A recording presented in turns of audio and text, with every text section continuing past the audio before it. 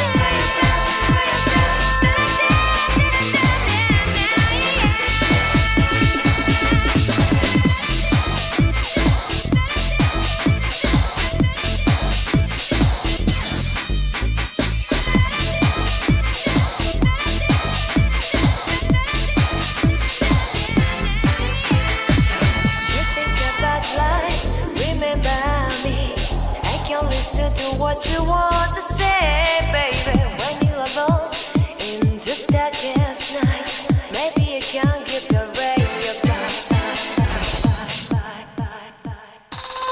open your heart and show your eyes and your destiny. And grow your love, baby. The future is waiting for you. And show your eyes and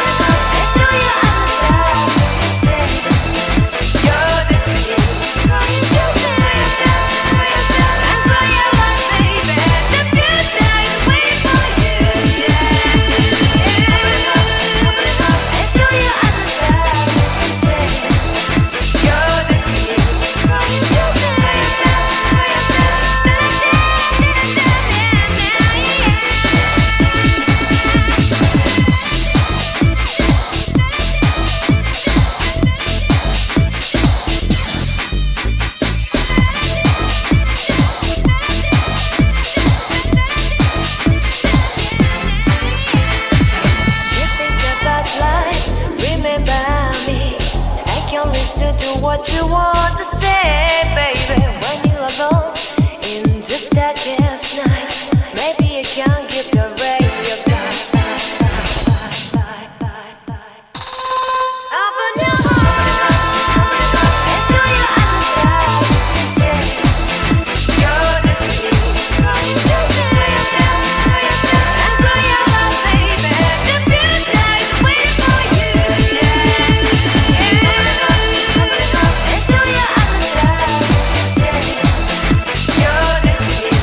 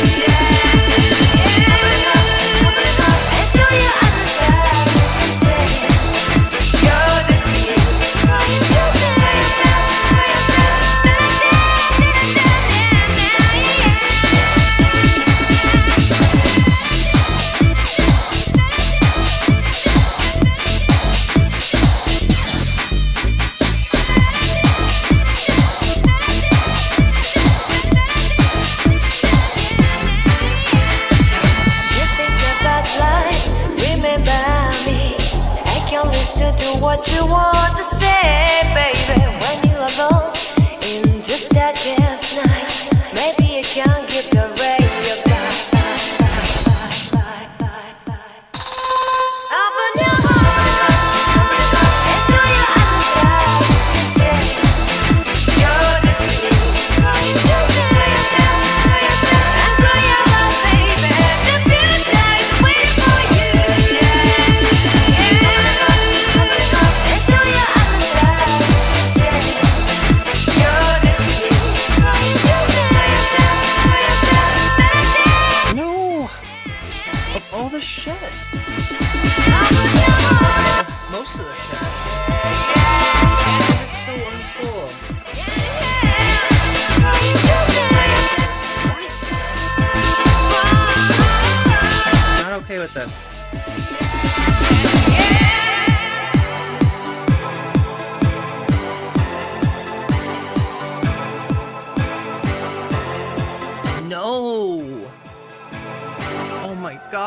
so much fail.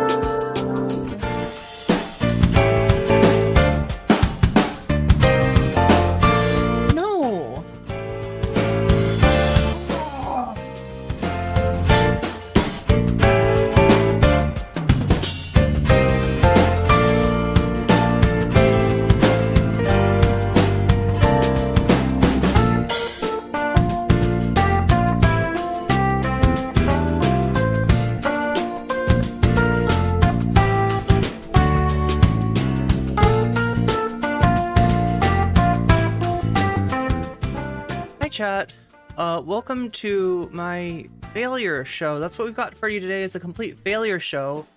The stream was scheduled for 1 a.m. and that is my fault. I don't know how.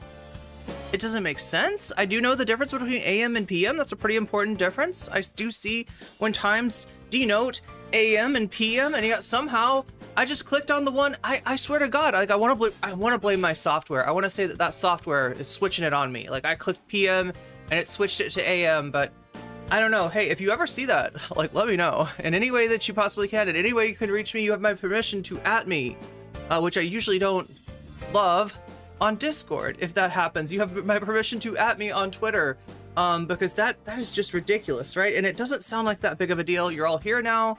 I'm here, we're ready to rock, we're ready to do the show. However, there's this little thing that YouTube does. 1 hour before a stream, YouTube promotes that stream heavily. 30 minutes before a stream, YouTube promotes that stream extra heavily. So there's like 2 levels of promotion that I just did not get for this stream. And I know this is interesting to people because I polled you on it.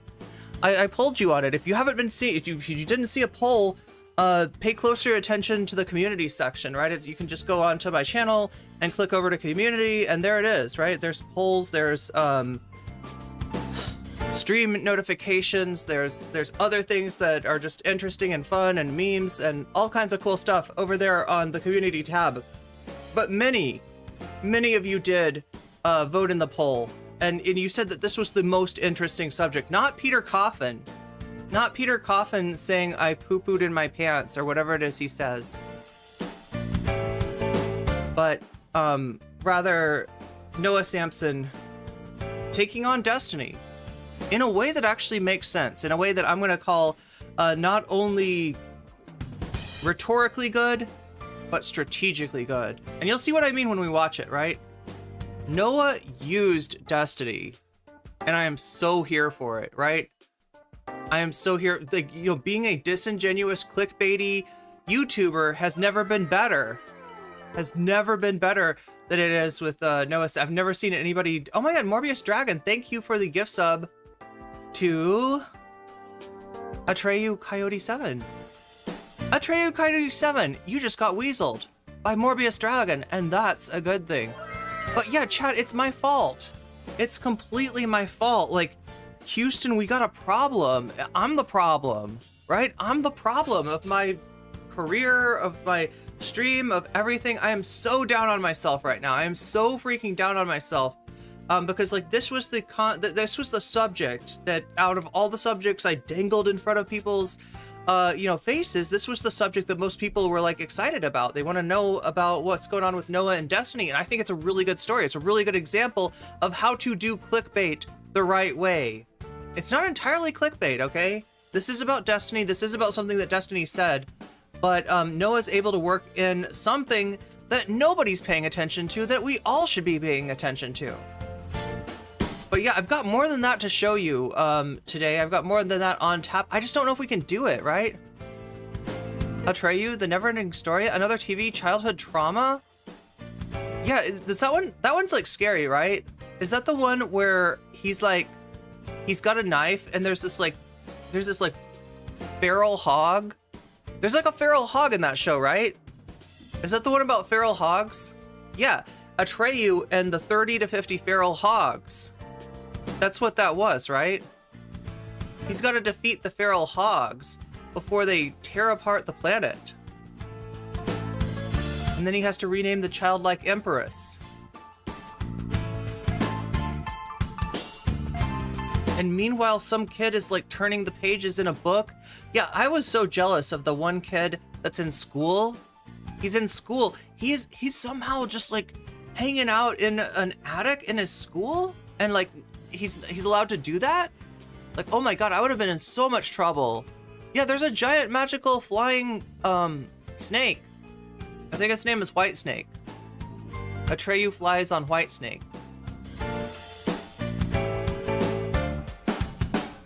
Its name is not White Snake. It's a dragon, right? It's a luck dragon. A fluffy dragon. That's what's confusing. I was like, that's not a snake. Snakes are a lot of things, but snakes are usually not fluffy.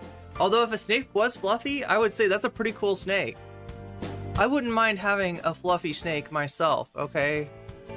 Like that seems like goals as far as stuffed animals for your bedside, right? Like I would love to. Why can't I get a stuffed snake? That sounds like a dish, but I'm not talking about a dish. I'm not a snake eater, chat. That's not my video game. I never played the Metal Gear Solid series or the Metal Gear anything. It's Falcor, thanks to Wikipedia. Yes, Wikipedia is magical, just like Falcor. But chat, now is the time that I need to be magical. Look at this too. Look at this. I got 2 lipsticks here, and neither of these are my favorite, right? My favorite lipstick, I don't know what I did with it. I must have knocked it off the table like a cat. Do you ever do that? Do you ever knock stuff off your own table like you yourself are a cat? That's what I feel like right now. I feel like a cat. I feel like a very naughty cat. I'm awesome? I don't feel awesome right now. Thank you for saying that though, Cool Bees. That means a lot to me. But yeah, I'm just like, I'm kind of trying to decide what to do right now, right? So like what I missed is attention, and I want attention, not just because I am a high maintenance bitch, which I kind of am, actually. That's not untrue. But I want attention because I gotta stream to people. I gotta... What good is a stream that everybody wants to see if nobody gets to see it? That's what I'm asking, chat. I feel like we need to do something. Like, I need to do something. I need to dive into the orchestra pit. That's the only thing I can do now is a Takemeister, chat. What's my Takemeister? I need to have a Takemeister, have a spicy take. Somebody clips it.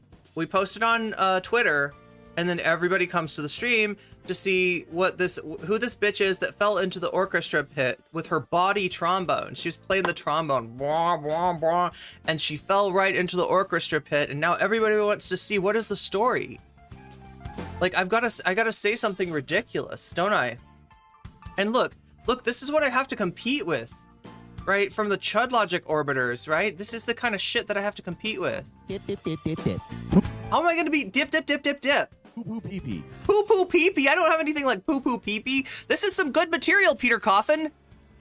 Where was this material when you were glazing up Infrared Haas? Where was this material? I got so much poo-poo in my pants. You should have always had poo-poo in your pants. You know what you are. You're a freaking, you're a clown, right? This is Peter Coffin. They got popular by kicking themselves literally in the balls in front of a television audience. What was it? It was not American's Got Talent, but it's the one with Steve Harvey. Like, Steve Harvey had to put up with Peter Coffin when he was young, which apparently was like 5 years ago. 5 years ago, this guy was young. He was like 20 years old. He went through his 30s and his 40s in the space of 5 years somehow. And I think it has to do with kicking himself in the balls on the Steve Harvey talent. What is that called, chat? Can somebody tell me? Is it America's Got Talent? Or is it something else? I never watched these shows, but I've seen the clip a million times. I just think that, like, I don't know. Like, how am I gonna contend with this guy? Yeah, I had so much poo-poo. I'm so stupid that He got the poo-poo in his pants. How am I gonna compete with that? then I was just so dumb. Dip, dip, dip, dip, dip, dip. I really gotta get the dip, dip, dip, dip, dip. I think that's the good shit right there. Dip, dip, dip, dip. Dip, dip, dip, dip, dip. Dip, dip, dip, dip, dip. Dip, dip, dip, dip, dip. Dip, dip, dip, dip. Dip, dip, dip. Dip, dip, dip. Dip, dip, dip. Dip, dip, dip. Dip, dip, dip, dip, dip. Dip, dip, dip, dip. Dip, dip, dip, dip, dip. Dip, dip, dip, dip, dip. Dip, dip, dip, dip, dip. This is so good. This goes so hard. Dip, dip, dip, dip, dip. Dip, dip, dip, dip, dip. Poo-poo pee-pee. I got so much poo-poo in my pants. He's got the poo-poo, chat. He's got the poo-poo in his pants.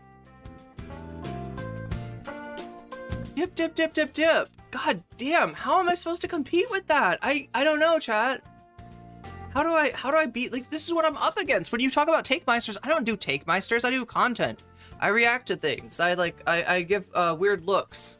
I hear people saying ridiculous things and I look at them weird. That's my specialty. That's what I'm known for. That's what I'm good at, right? That's what we call debate analysis around these parts. No poo-poo pants. One of the few ways in adult life is better than childhood. I mean, no poo-poo pants most of the time?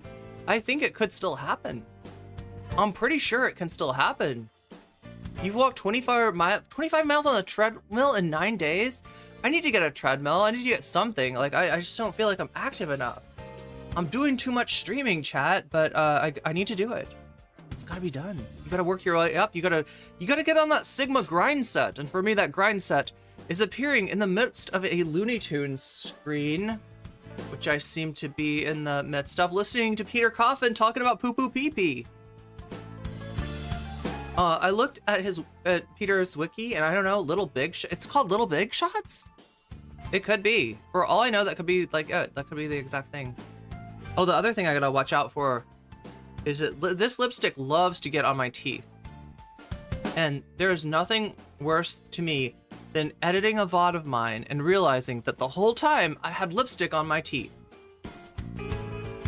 But yeah, I'm just frustrated at myself today, chat. Like, I missed a big opportunity to stream about something that people really want to stream about, and nobody's gonna know that it happened until after it happened. They're gonna be like, what? I thought that was at 1 a.m.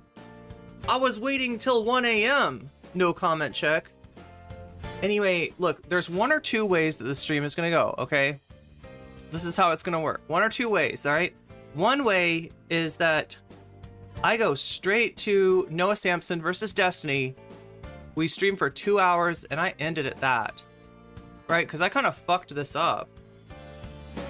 And the other is I figure out some way to get more people into here, because this is not... like, I am seeing now the boost that you are given by that 1 hour before stream and that 30 minutes before stream period by virtue of having now streamed without that boost. And it is terrible. I'm streaming and nobody knows that I'm streaming, and there's like a feedback loop that's happening too. Do you understand? That like they look at the stream and they're like, oh, less than her normal ones. She must be off her game today. And maybe I am off my game. But what is the game anyway? To me, the game continues and will always be...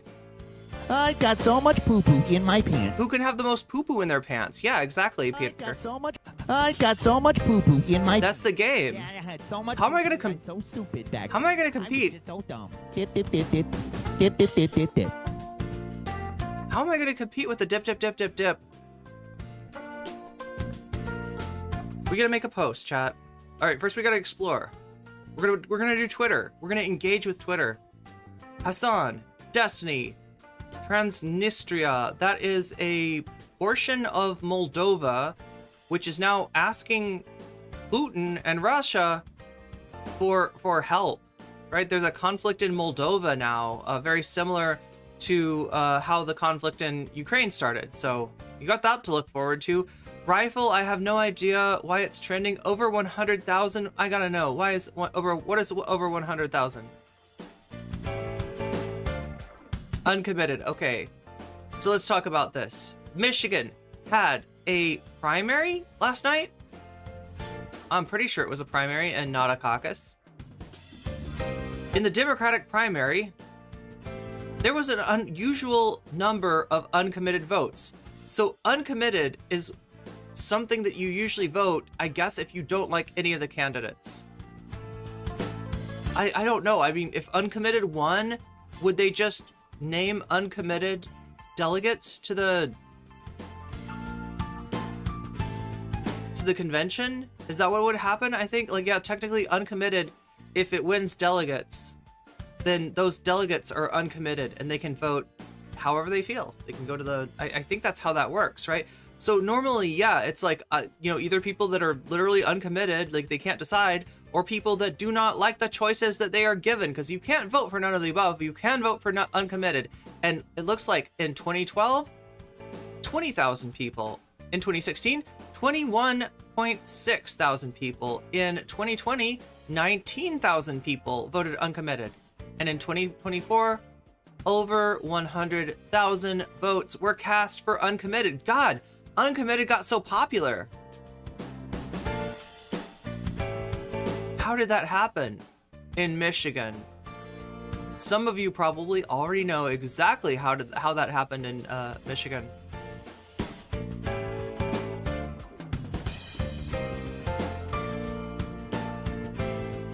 Joe Biden, 81.1%. Uncommitted, 13.3%. Gained 2 delegates. There's literally 2 uncommitted delegates. That's wild, chat. There's uncommitted delegates. Now, it's not going to change anything. Joe Biden's still, nobody's really running against him of any significance. Marianne, 3%. Dean Phillips, almost 3%, right? These are, candidates that aren't really going to get any delegates. So it's not going to matter that there's 2 uncommitted delegates, but the idea behind this vote, I think, is to send a message to Joe Biden saying that your stance on Israel-Palestine is unacceptable.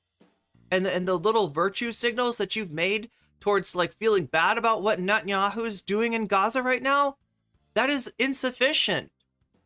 That is not enough. Joe Biden needs to take this message and realize that he's not doing enough to win Michigan right now.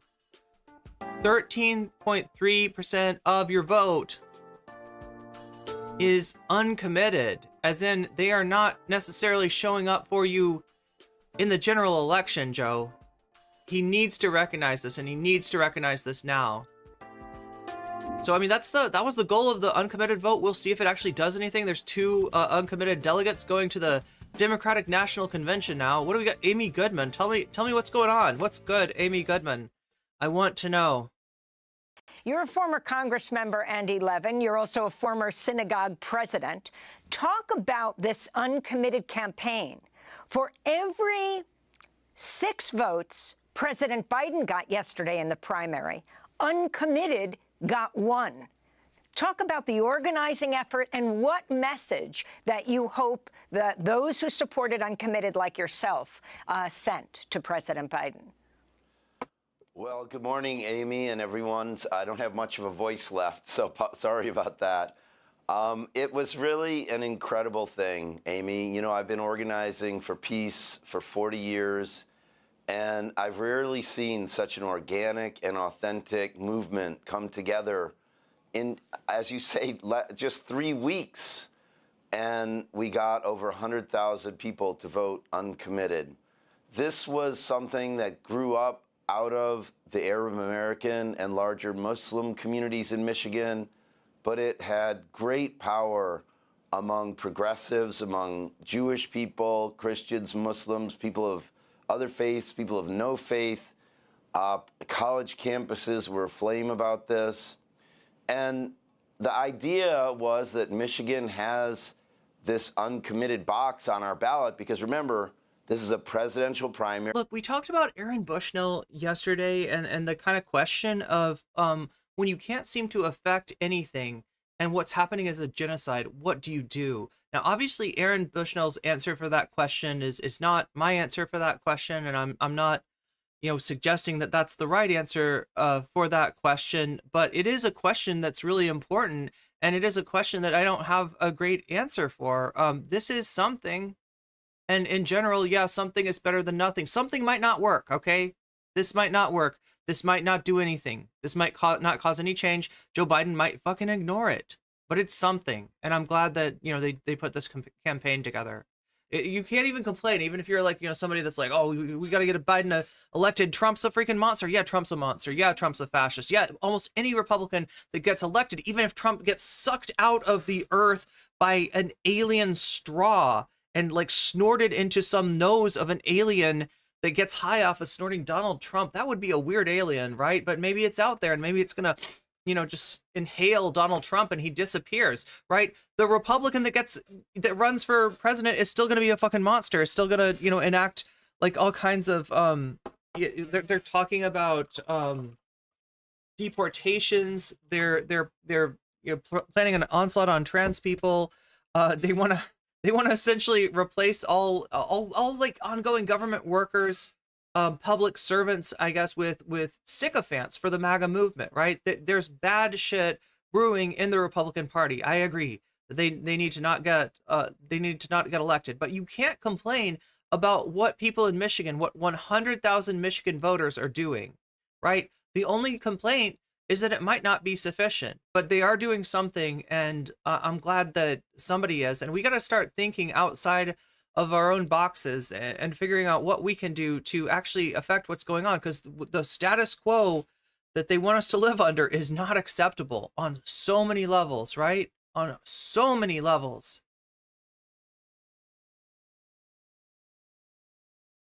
And some other states do the same thing. You're voting to send delegates to a convention, so you could vote to send delegates uncommitted. Yeah, so that's what I thought. Yeah, there are uncommitted delegates. So, Rotten Mouse, I am now looking at the APA adopting a policy supporting transgender, gender diverse, and non-binary individuals. That's an article in the Windy City Times. In advocate.com, we have world's largest psych association passes policy supporting trans youth care by a massive margin. So yeah, that's APA kind of sticking their necks out, and you know, this, I mean, of course, there's going to be a lot of blowback for supporting especially trans youth care, right? Is going to be, you know, considered controversial, but we'll look more into this. This is the first I've actually heard of that this was happening, but I'll take a look, see if I can bring you more about it. And in fact, we won so many votes, I believe we will send at least one delegate from 2 congressional districts, the 6th district represented by Debbie Dingell and the 12th district represented by Rashida Tlaib. I think the significance of this, Amy, is that the president's people, and maybe the president himself, there's a danger that they see this as sort of like a political problem. We need to send surrogates. We need better messaging. People just need. That is their, yeah, that is their tendency. That is their pattern. That is the most likely outcome, unfortunately, is they're like, we're gonna send somebody that this constituency trusts to go and say, don't worry, Biden's got it under control. He's working things out behind the scenes. He just can't say it. No, he's got to call for a peace. He's got to call for a ceasefire. He's got to call for an end to the genocide in Gaza. To realize what a disaster Trump. This is the thing with Biden. He's so reticent to actually change his policies in response to like the overwhelming majority of his voters. Which of course we can never let him get near the White House again. So they'll come around all of this. No, this is war. This is the killing of tens of thousands of innocent people, leveling whole neighborhoods, most of the Gaza Strip. I wouldn't even call it war, because war implies 2 state actors fighting, right? This isn't war. These are massacres, okay? We don't just want you to use a better message. You could not imagine a more asymmetric conflict. Message from us to the president yesterday was, you must change course. You must change course for the sake of your political reelection and because it's the right and necessary thing to do from every point of view, including U.S. national security interests, for God's sake. the message to the president is stop treating what Bibi Netanyahu says as the boundary of the possible. You've got to move towards an immediate and permanent. And honestly, Biden, stop playing us, okay? We know that you have power to affect Israeli foreign policy. We have seen other presidents do exactly that, change policy that's going on in Israel in regards to Palestine, you know, based on the leverage that the United States has on Israel, which is huge. Stop fucking playing us. Stop lying to us. Stop virtue signaling and actually do something, because you have the power. Ceasefire and an end to this carnage. Free all the hostages, free political prisoners among the Palestinians, including leading longtime prisoners who, if you don't like Hamas, free Marwan Barghouti, who's been in prison for so long, who many Palestinians might support to change the situation there. So we really need actual change in policy, and I think we sent that message strongly last night.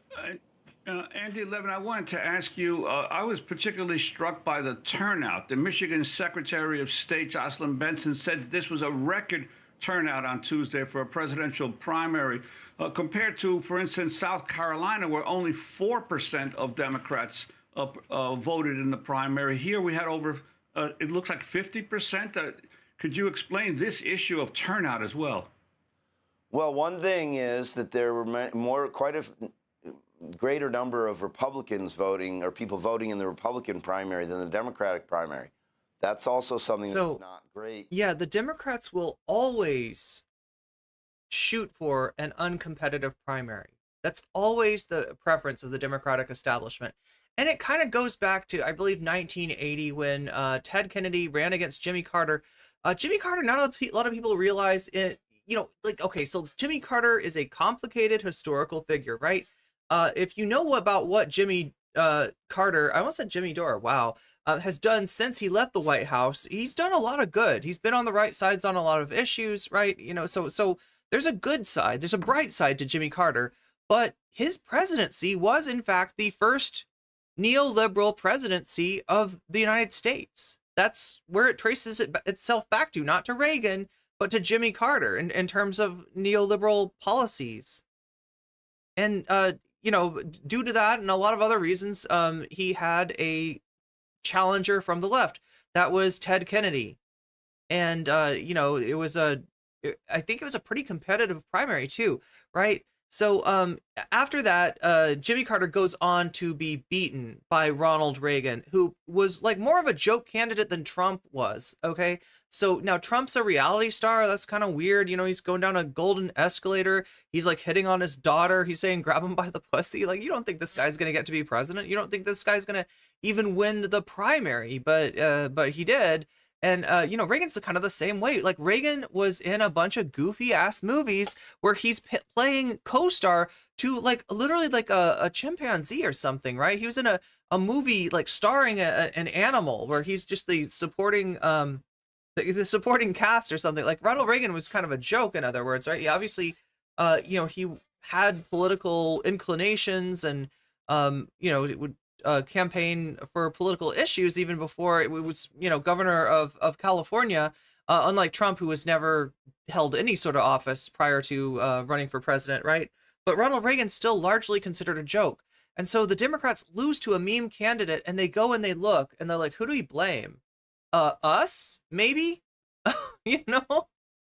Now, there is a lot going on during the 1980 campaign, including that's when Iran-Contra, that's when the first, you know, I don't know, part of Iran-Contra fell into place in terms of people in the Reagan administration talking to Iran and saying, hey, you know, I know you're about to release these hostages, but could you wait a minute?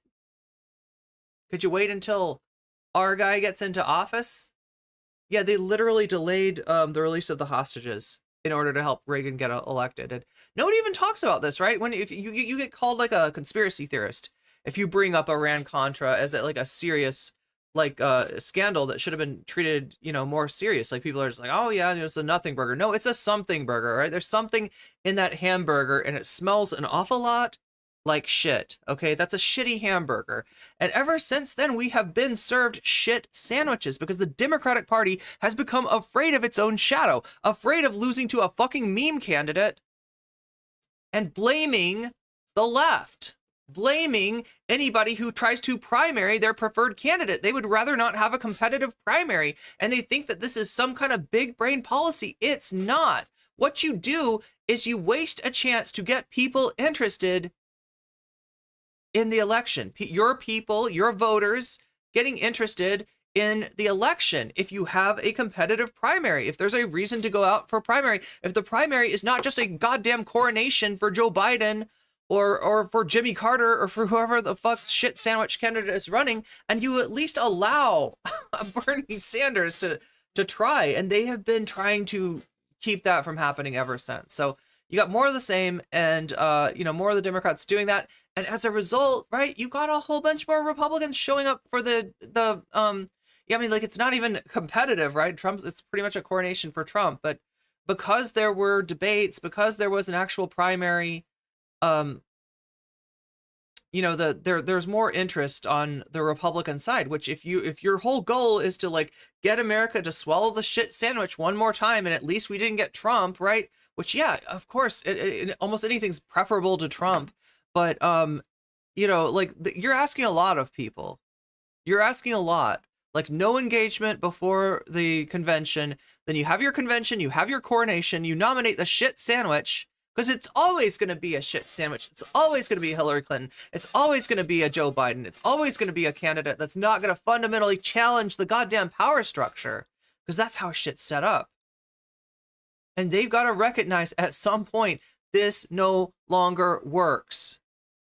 Trump, with all of his bullshit, is getting more attention than Joe. Well, and then when Biden does get attention, it's like oh my god, yo, chat, you know how I was complaining about my lipstick? It was like under the keyboard. This is the lipstick I always wear on stream, and I couldn't find it today, and I was freaking out. I was throwing, stuff around the room trying to look for it. And I ended up using old lipstick. But yeah, it was right here the whole time. It was right here. I should have grabbed it. I don't know. Does my keyboard have legs? Yeah, it does, but I don't ever put them down. Wait, I know what you're talking about here, right? So we're talking about like these things, right? Click, click. It's got legs. Okay, I mean, like that. I never do that. I know that that's there on a keyboard. I never do anything with it. Is that the third lipstick? Well, no, this is like the newer lipstick, and I had to look through my stuff for older lipstick because I couldn't find this. But yeah, it was tucked behind my keyboard is what it was. Bedtime for Bonzo was a 1951 where Ronald Reagan was the supporting cast to a chimpanzee. Exactly, right? Ronald Reagan was a joke, and he never should have became president. In a lot of ways, it's just like a lot of this you can actually blame it on the failings of the Democratic Party to be some kind of meaningful opposition, to actually be fucking progressive even, right? Because you're not going to get a Democratic Party to be revolutionary. That's not who they are. That's not ever who they are, right? That not even back, you go back to like FDR, and you don't have a revolutionary party. You have a party that's very much interested in maintaining capitalism, and the so-called revolutionary acts that they undertake in terms of the New Deal are more to save capitalism from itself than to try to challenge it and move it forward and right, because we look at what happened with the New Deal, and it just gets recuperated. You've got a crisis, things look bad, communists are winning, or not winning, communists are nipping at the heels of the Democrats, and so they say, hey, what if we do a few social programs, throw them a few crumbs, maybe they'll think things are getting better now. And they just they just sell you out after that, right? So that's the only time that democracy is even partially responsive to the needs of the people is when it absolutely has to be to forestall some kind of revolution. Reagan was the last great Republican president? Even that many debate against on the left? Oh my God. Yeah, I got a lot of bad things to say about Reagan too. right? But unfortunately, every Republican candidate since has been worse. So it's but yeah, Reagan was popular, strangely. Anyway, we're not trying to talk about Iran-Contra today. We got a lot of things to get to, chat, including figuring out how to, what the fuck I'm going to do with this stream now that I have scuffed it. Like, the stream is scuffed, I scuffed it. How do we get unscuffed? Okay, so two things that are trending here. Hasan, y'all know about what Hasan said about the tough life of a streamer. Let me tell you all about it. How tough it is to be a streamer. It's the hardest job that you've ever loved or hated. Yeah, I mean, he just, I don't know what. There is, like, there are two versions of what Hasan said. There's one that is a short clip, and there's one that is a longer clip. And in the longer clip, you see that what he's really talking about is his social battery being drained, and the way that being on stream for a really long time, which he is, he does like 10 hours, 9 hours, 12 hours, whatever. Why is he not wearing pants, though? Why are they letting Hasan walk around like this? No pants. Like Donald Duck. No pants like Donald Duck. Wait, is this somebody that's like seriously, like their name is Anti-Piker? I'm sorry, we're not trying, no hate towards that person, okay? I just looked at their name and I was like, oh, literally Anti-Piker. I don't know. It's probably a Hasan fan that's joking. But some people aren't joking. Some people like legitimately, wow, why are we posting this though? I don't know. I don't know about that.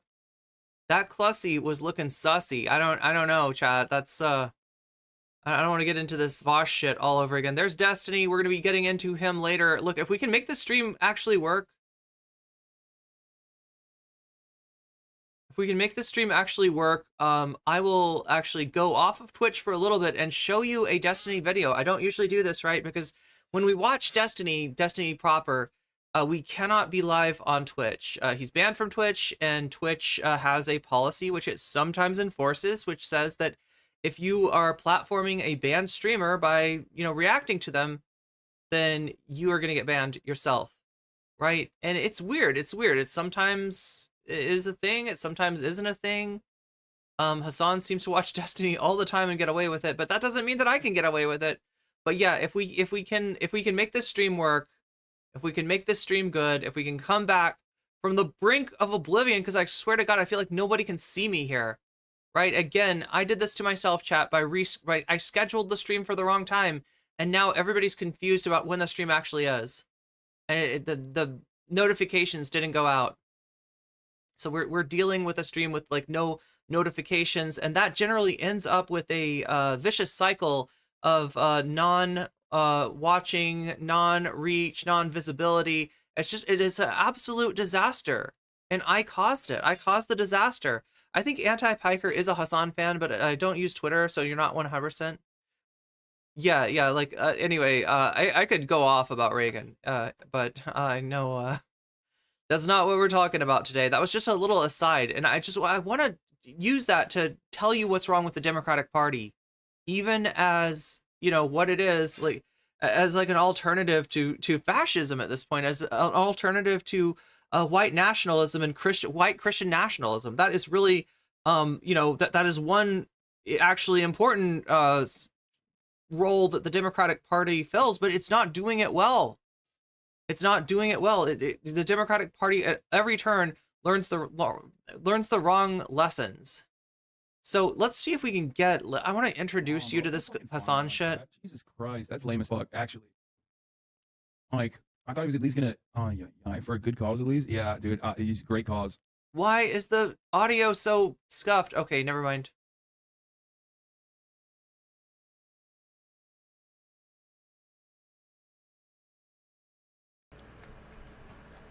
Get the fuck out of here. It's literally again and again and again and again. That's it.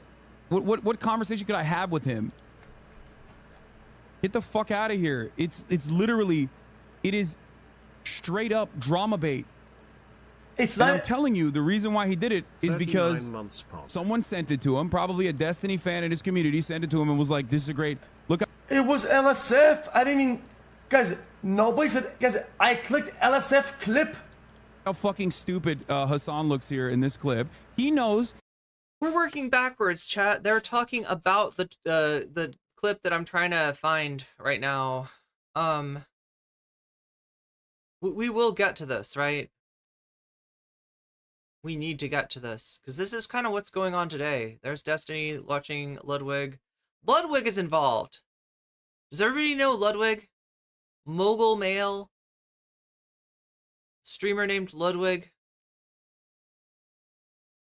Wait, why are we... That's Darkside Phil and Hasan. Why are we comparing Hasan to... Did Hasan, like, beat it in front of a live streaming audience? Why are we comparing Hasan to Darkside Phil? Darkside Phil is out there looking like Hasan's real uncle? I don't know about that. I don't know about that.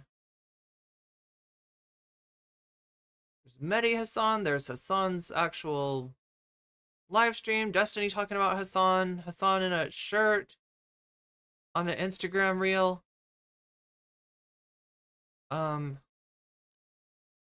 Okay. I don't know if Twitter's gonna be helpful for me today, but Hasan is trending. That's Destiny. God damn it.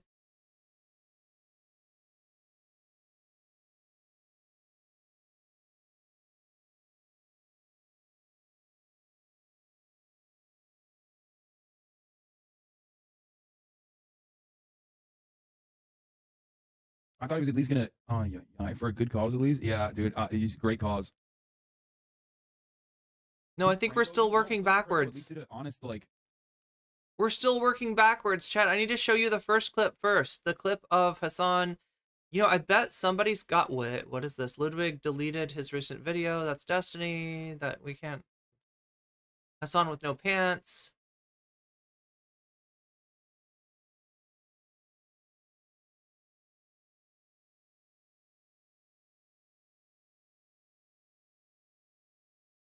There it is.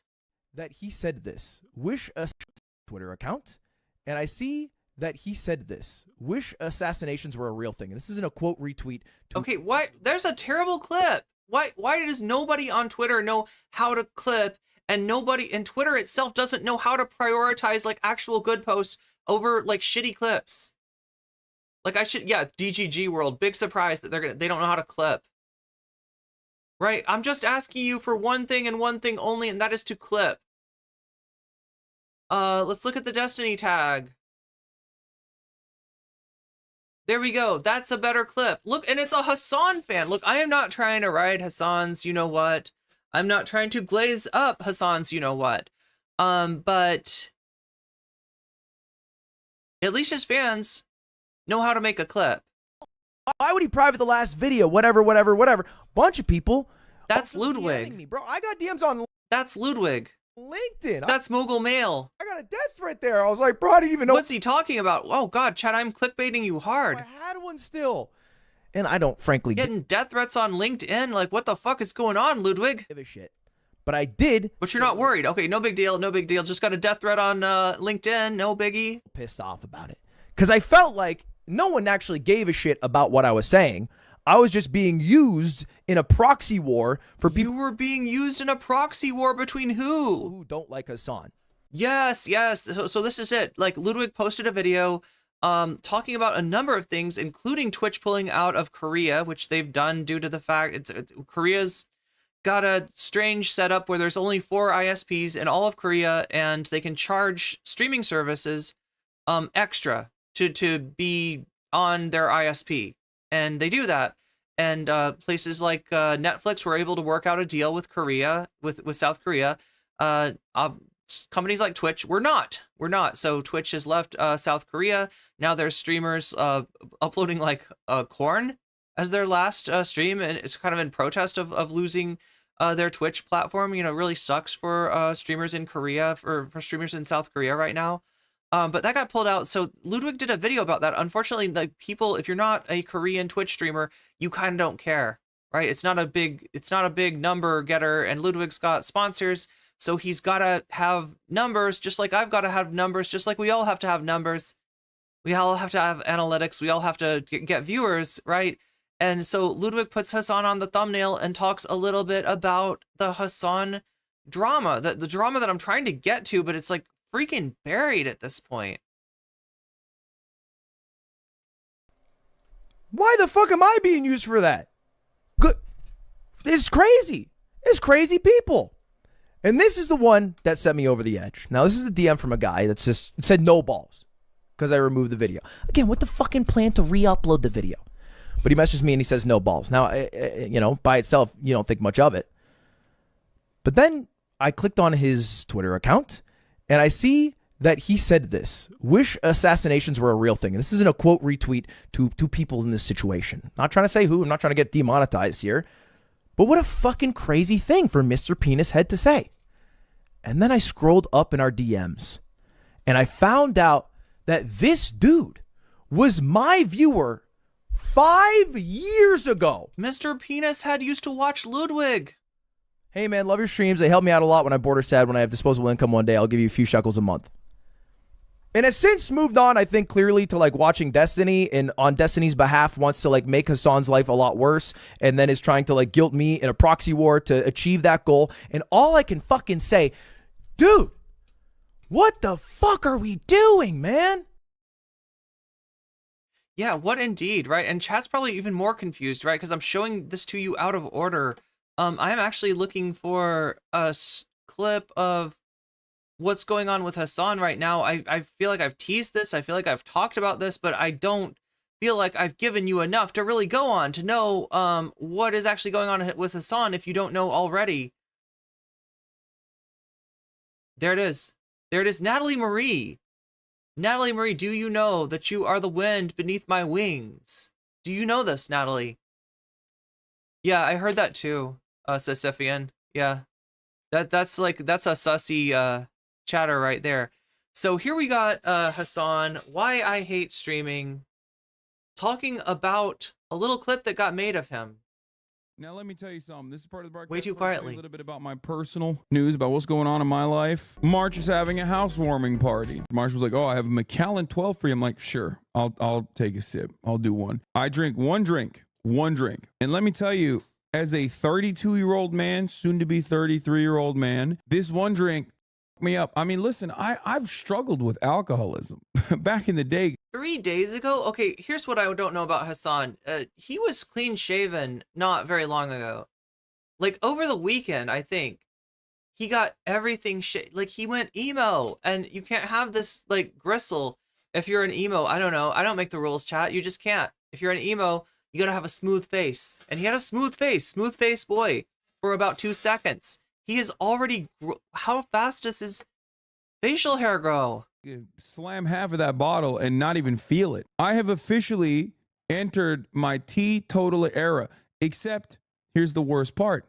I didn't even get drunk from that weasel one drink. I didn't even get drunk. I went straight to hangover. I'm so tired. 9 hours and 30 minutes of streaming. I feel like I'm probably such a curmudgeon. Like I'm probably okay. So do you get what's happening so far?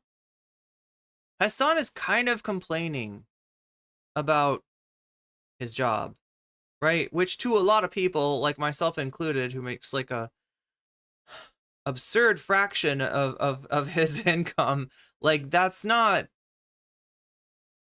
like why are you complaining, right? But there's a little bit more to it than the clip that's been going around. Nobody's making him stream. He makes his own schedule. I really want a Rolex hat now. Yeah, I mean, it's probably cheaper than a Rolex watch if you want to do some, what do you call it? Conspicuous consumption, I believe is the name of that. I think Anti-Piker, yeah, okay. They let their version of Agit Pie go even farther than ours. Nice catch, Spoops. That's South Korea that we're talking about. That's the reason that they pulled out of or Twitch pulled out of them. Twitch pulled out of that. Why is that funny to me? Everything is funny to me, chat. Everything is funny when you completely screw up a stream and you got no one to blame but yourself. and you've also got the wrong lipstick on, and you feel like a failure. Which I will complain about streaming, but I'll complain about the fact that I feel like a failure. Yeah, it's hard, but I'm not going to compare it to working at a call center, because goddamn, I've fucking done that before.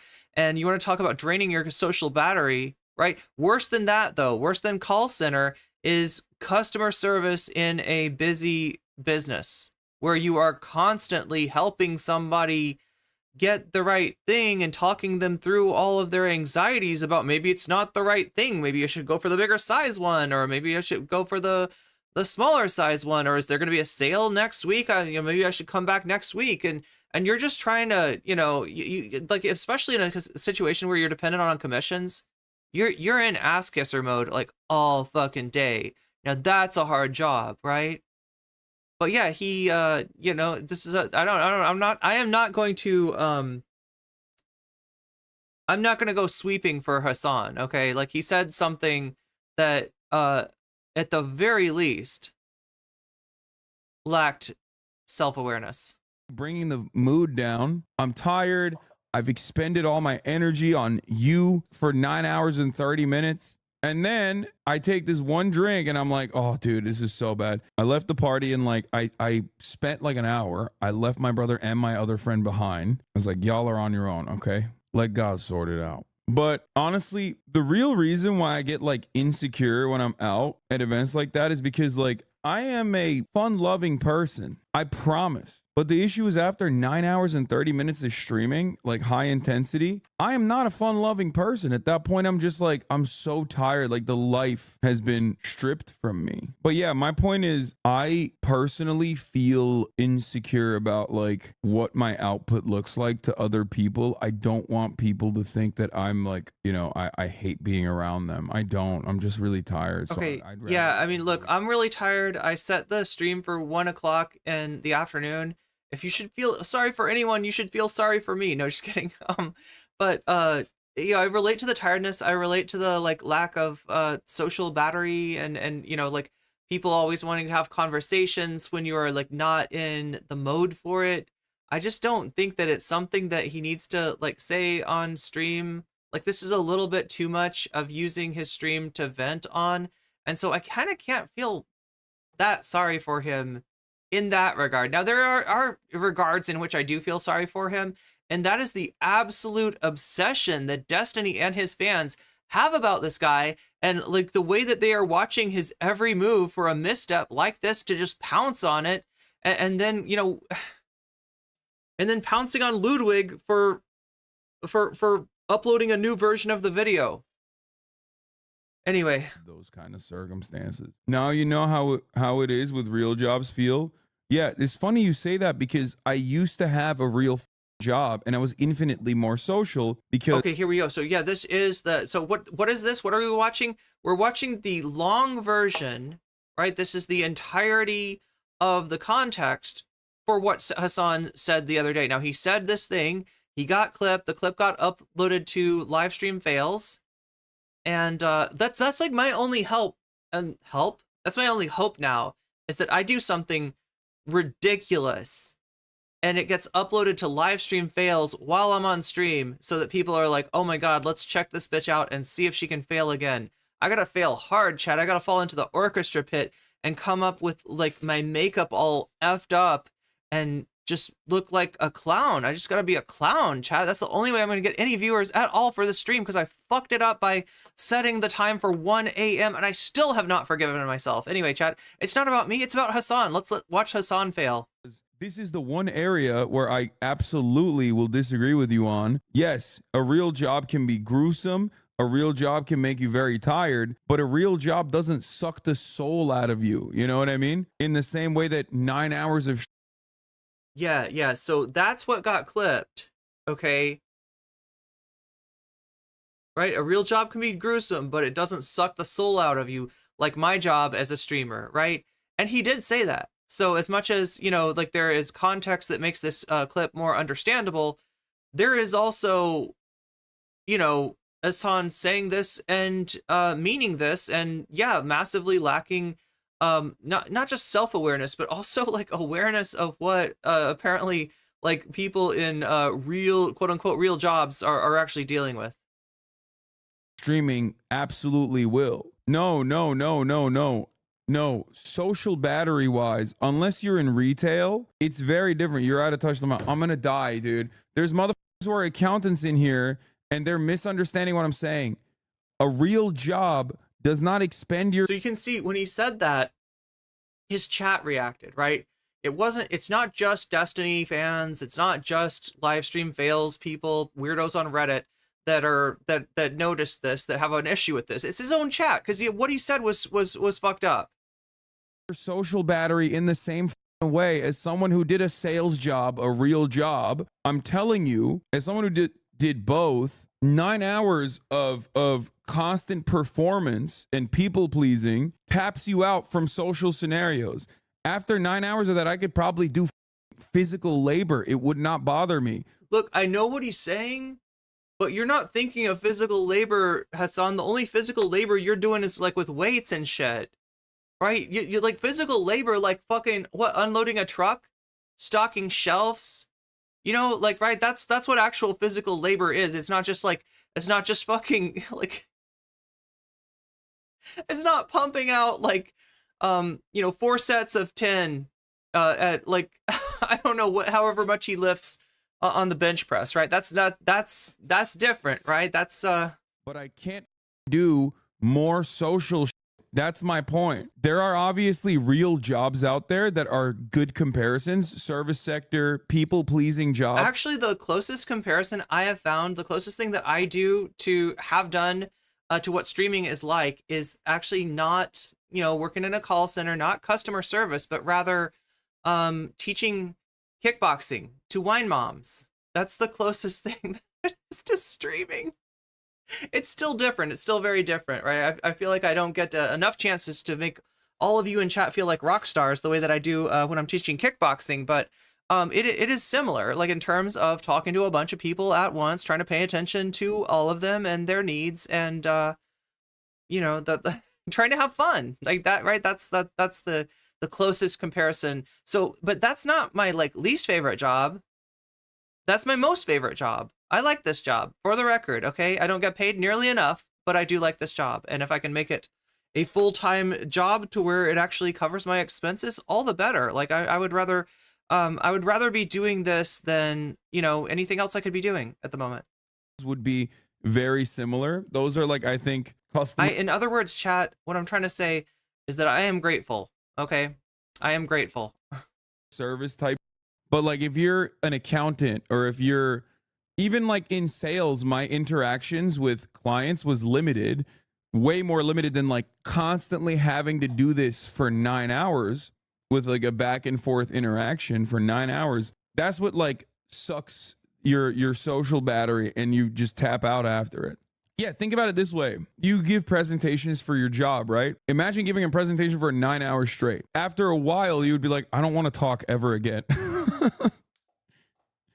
I call it the dead zone. When I'm done okay, I mean, that's a good comparison. It's giving a presentation for I usually not exactly though. Okay, so here's what makes it possible, right? So what I do is I guess demanding on a certain level, the back and forth, trying to keep the biggest demand for me is the ADHD, the demand of my attention, that there's so many things going on at once. There could also be weird things going on, some streamers got me pulled up and is stream sniping me and is talking shit, who knows, every day's different, right? So it's got its own challenges, right? But never held a job where I was the target of constant death threats that spread. Okay, well, I mean, you're making a decent point there. Just understand, I don't think that Hasan is the ungrateful bastard that he's being portrayed as, okay? But yeah, I don't know, what the way he's venting on his audience is it's kind of his own fault. But what you're saying is that, yeah, there's not just the back and forth, there's not just the paying attention to a million things at once, there's not just the constant threat of incidents with other streamers and interpersonal conflicts and all that, there's also, yeah, some weirdos out there that will take this into real life or threaten to take it into real life, and that's a whole nother thing. You're like, unless you're like, I don't know, a bouncer at a bar, you're probably not getting drama that follows you home. And even then, I've known some bouncers at bars, and generally they don't have anybody like confront them in their private life about kicking them out of a bar or something like that. But I mean, that's the only occupation where I could think of where that might happen. And obviously, this kind of thing is more common with a streamer, especially a streamer of Hasan's size. I've had a job where I was the target of harassment and retaliation if I didn't take it.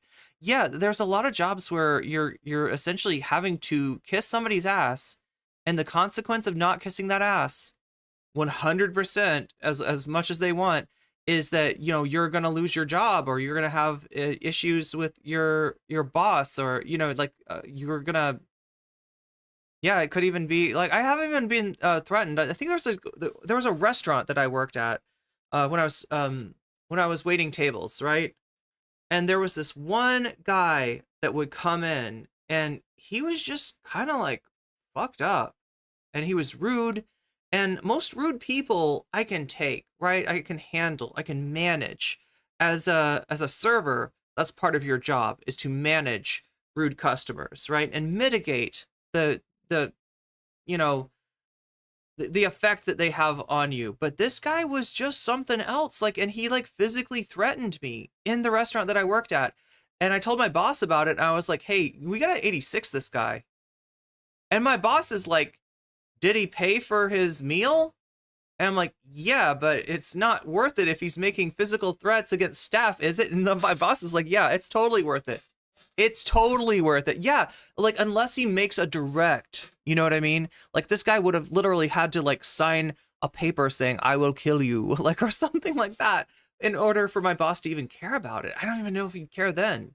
He literally like cares, yeah, more about paying customers than the people that are making his money for him. Russia has begun to mobilize its nuclear arsenals, according to local news sources. We have like at least a refractory period of an hour where I just sit there and silently stare at my phone. That was my point. And that decompression time period, if you're doing that in front of other people, it's like, it just sucks. You just are dead. You're hollowed out. So people probably think I'm a asshole. You've been clip chimped and people are acting like you said. Okay, so you heard what he said earlier, and you heard me freak out about it and say, like, this is a bad idea for him to say. Now, I don't hate his guts for it. I don't think that he is, like, you know, I don't think he, like, it's the wrong thing to say to a bunch of people who have jobs that are, you know, that don't pay as much as yours, and that are worse than yours, and don't have the flexibility of yours, and right, and I get what he was saying. It's more about the social battery drain thing. It's more about the inability to have like a social life after, you know, after doing stream. But yeah, it's just like, you know, I don't know, he shouldn't have said it. I don't know what to say. But he gets clip chimped. The clip gets posted to LSF, gets posted to Twitter, and it goes around the freaking world. Did he call it a refractory period? Yeah, that's also a name for a post-coital period. You know coitus, chat? One in chat if you know about coitus. Do we have any coitus knowers in here? Anyone out there with biblical knowledge? I'm waiting. Yeah, some people know coitus.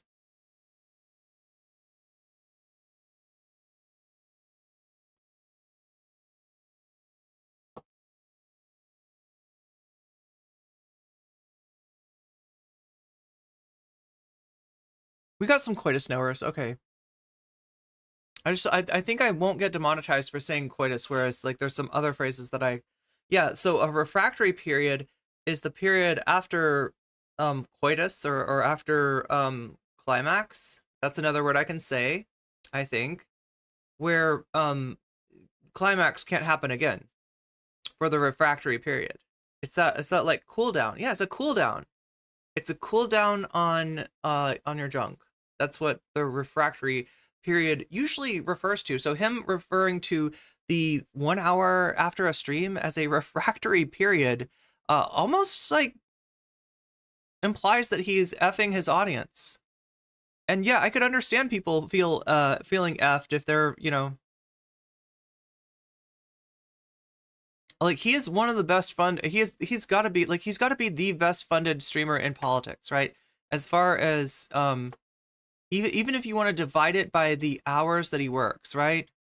He's got to be like the most, you know, like you know, his chat, like he's streaming and it's like, oh, thank you for the 50 subs, thank you for the 50 gift subs, right? You know, he's well taken care of, and it is kind of shitty of him to like kind of complain and vent on his audience when, like, you know, they're the ones you know, making him the best taken care of streamer in all of politics. As Ubafly said, I would agree.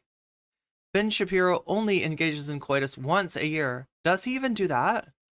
Like a good snack after coitus. That's why I've got my curry today, Chad. I made curry.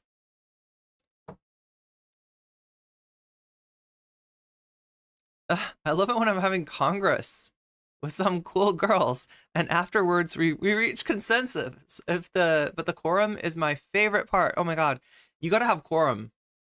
You gotta have quorum. Do we have quorum, chat?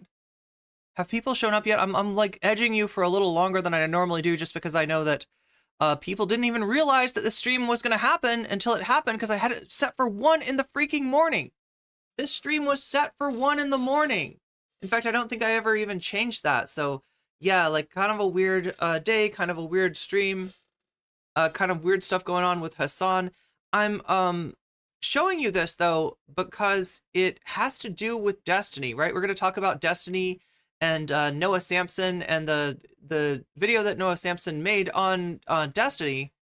But then we're also going to be talking about the continuing conflict between Destiny and Hasan. And look, as much as like I don't love what Hasan said or how he said it, and like I don't like, you know, he at some point he's got to realize that you don't want to fucking say like I've got a boohoo me, I've got a hard job to a bunch of people who invariably there's people out there that are working a lot harder for a lot less money than you are, right? But I what I really don't love is the way that Destiny and his community like target Hasan. Like the rest of the left is essentially you get targeted for being a leftist. That's kind of what Destiny and his community are doing, right? And it's not just through, you know, like I disagree with you, bro, let me epically own you on the battlefield of ideas, right? There's a lot of freaking harassment that goes along with it, as Ludwig has attested to, and we'll get into it more later. But I just wanted to start off with this. Then we'll go into Sean. Sean's got a video about Palestine. We'll try to watch as much of that as we can. It's a pretty long video, so I don't know if we'll watch the whole thing, but we'll see how it goes, okay? So, and then, yeah, we're gonna watch the Noah Samsen thing after the Sean thing, and then we're gonna get into this conflict between Hasan and Destiny, and we might actually, if the stream goes well, I'll do a little YouTube only section where you get to, we actually watch Destiny. We usually don't watch Destiny, and there's a reason for that, okay? Twitch will not allow me to react to a Destiny video. That, or like, I don't think Twitch will, right? Like their rules are very gray area and not super clear. But what I've learned so far is that like if a video has Destiny in it for a little bit in a clip, that's okay. If it's somebody else's video like that's got a little bit of Destiny in it, which Noah's video, you know, surprisingly little Destiny actually in it, so we can watch that. But as far as Destiny's response to Hasan, if we do that, we're gonna have to go to YouTube only format in order to enjoy that. But we'll see if we if I can get the view count up, chat, because it is not looking good today. Streaming is harder than other jobs. Here's what I need to do. Executive freaking decision right now. We're making a post.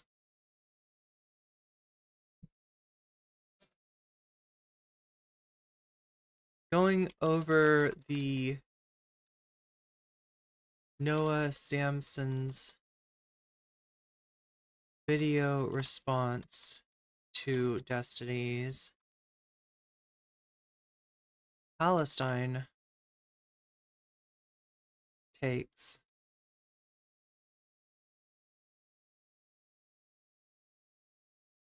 We'll also take a look at the drama going on surrounding Hasan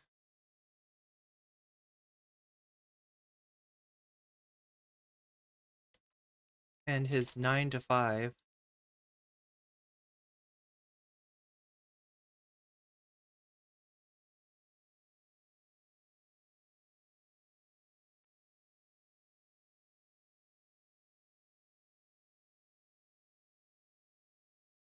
Grab your popcorn, Spice Cowboy. Okay. I don't know, chat. Like, I feel like the only thing I don't like about it is like referring to a group of people in like a gender Spice Cow B? No. We'll just take that off. Nobody gets that. It's a freaking reference to Cowboy Bebop, I believe. I believe Bop.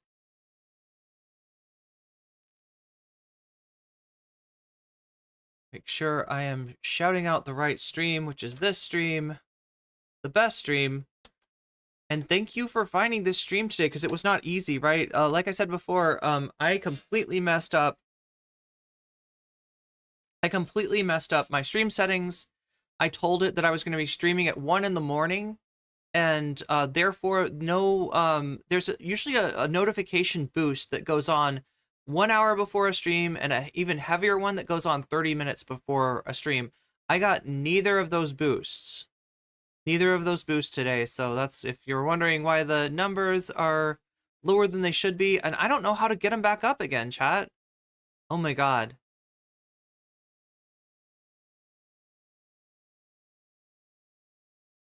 It's not, I don't know about scheduling, Soul Life. It is my fault that my viewer count is low today.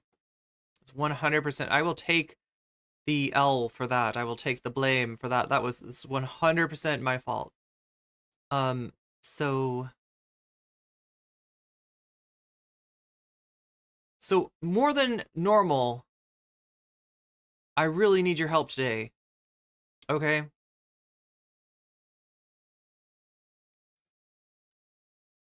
This is the thread, and I need you to boost it. I need your help more than normal. Is low views only a problem on Twitch? No, it's not. It's less of a problem on Twitch. Twitch never boosts your view. Like, there's no way to really schedule a Twitch stream. Oh my god, I'm unable to pen on Twitch.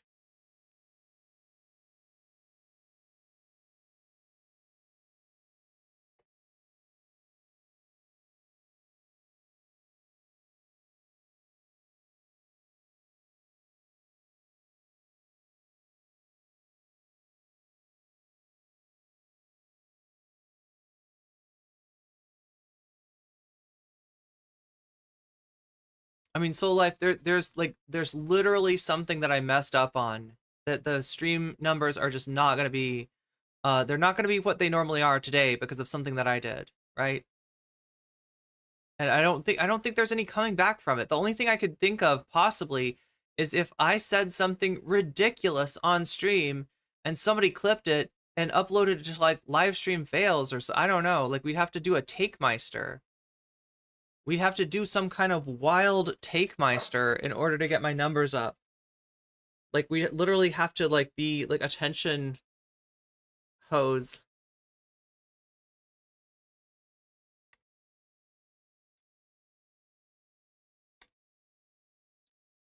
And I'm not good at being an attention hoe because I've been laying low for so long. I've had enough drama from the commentary community, from the Twitch politics community. Just a montage of Charlie breathing deeply into the microphone and saying at the camera. It's called a magazine. Oh, are we talking about the The annihilation of Sneeko. Wait, is that really all the video is? I mean, that could be all the video is. The curry is really good. Yeah, I outdid myself today in terms of the curry. Which is what I was doing when I should have been setting the stream for the correct time.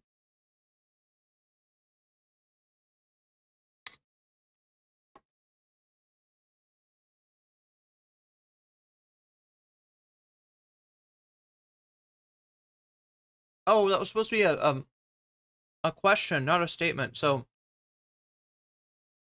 yeah, I was just thinking, Robert G, if that's what the video was, it's a good video. That's all you need to annihilate Sneeko is just Charlie saying it's a magazine, not a clip. Not a clip, Sneeko. This is a magazine. This is called Magazine.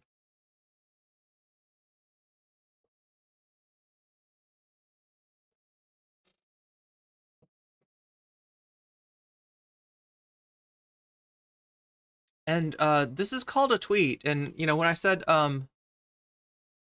please help me blow this tweet the fuck up, I did not mean with one like, which is what we've got now, because I can end the stream excessively early. All right.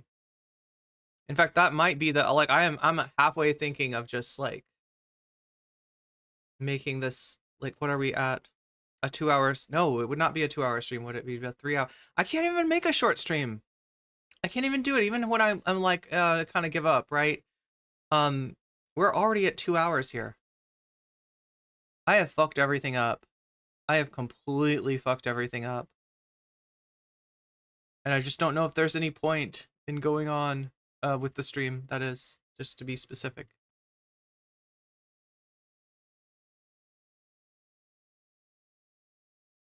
Are you going to be streaming for 6 hours? I don't think so. I don't think so. I think I fucked it up. I think I fucked the stream up already.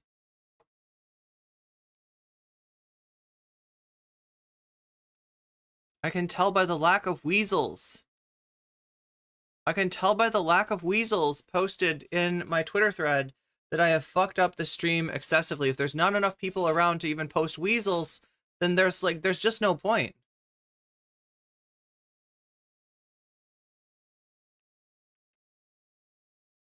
There's a weasel.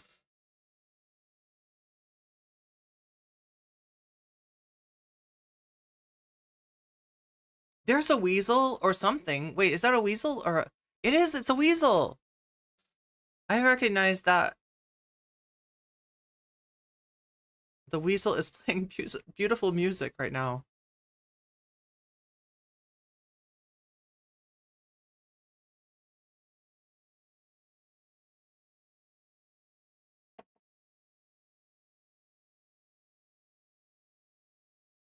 I don't know, chat. We'll see. Like, I have, oh wait, there's also,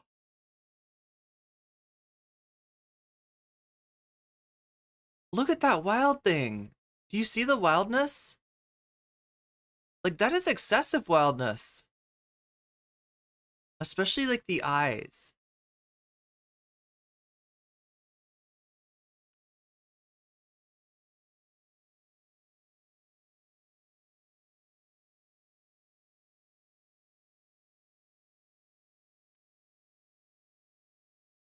I didn't know that weasels could be chill like that, though. Can weasels be chill like that? I thought that weasels were always doing weaselly things. You returned, Morbius, just in time for weasels.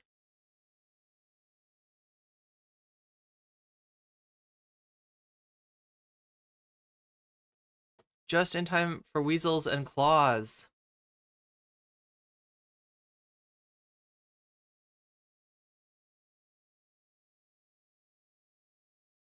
That cat looks like it's on a mission.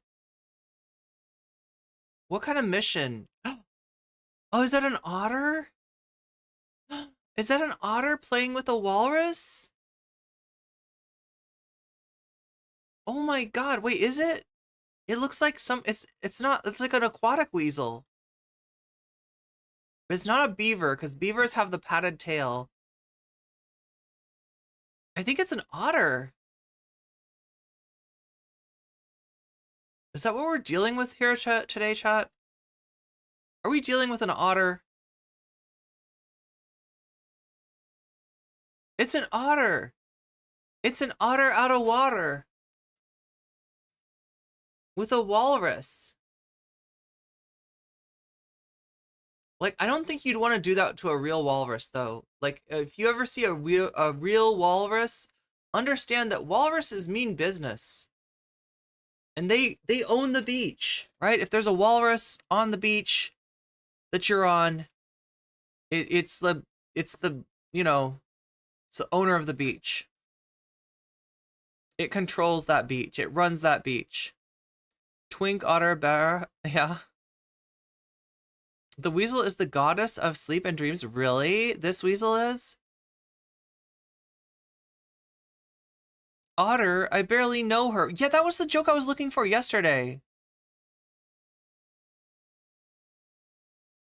The walrus is the beach master. Yeah, the walrus is basically, they're like, have you ever heard of the territorial surfers? Like, supposedly in some, like, maybe good beaches for surfing, like, the surfers are like territorial, and like they don't want a bunch of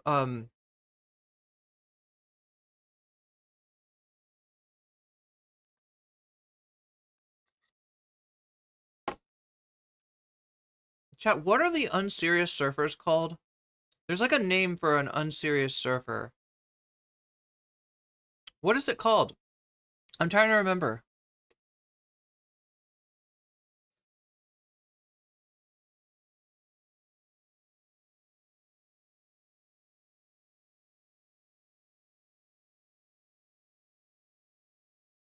Okay, we got Everyday California Complete Dictionary of Surf Lingo. Is it a kook? Is that what it's called?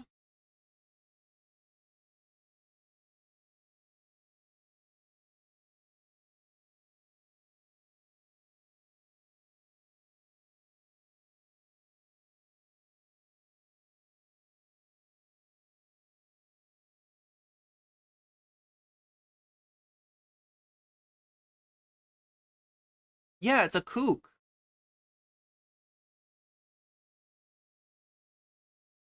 Right?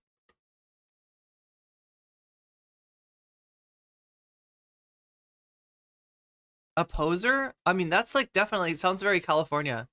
No, I think tubular is good. I think tubular is like a kook. No, it's a kook. Like a K-O-O-K is what you call a surfer that's not really surfing. Yeah, because they want to surf, but if there's like people that are inexperienced that are like in the way and they're trying to ride this big wave, and then the other surfer is like, oh, I'm gonna ride the big wave too, and they're really not gonna ride the big wave. They're just gonna get like bounced or something. They're gonna wipe out. That's the word for it. They're gonna wipe out. Then you don't want to be that surfer that's on the wave with the dude that's gonna wipe out, because they might wipe out into you, and then you can't surf the big wave. That's what the band name The Kooks is about? Maybe? I don't know if that's a surfing reference. I have got no idea.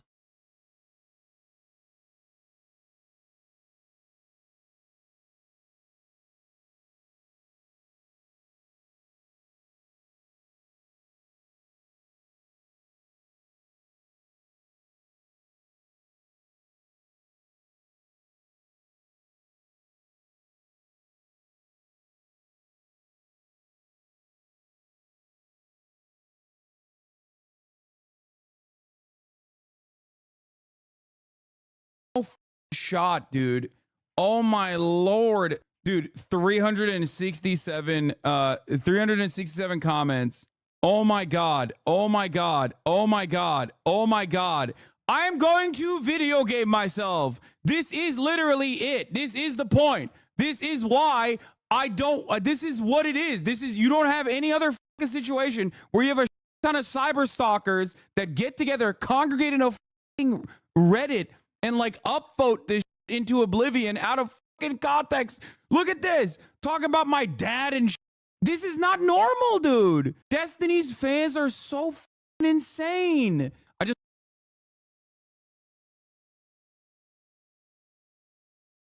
2 years ago, we watched Hasan's fan base realize in real time that he didn't understand geopolitics. Hasan, a real job doesn't suck the soul out of you in the same way that streaming absolutely will. This clip, of course, removed by the mods of infamous live stream fails.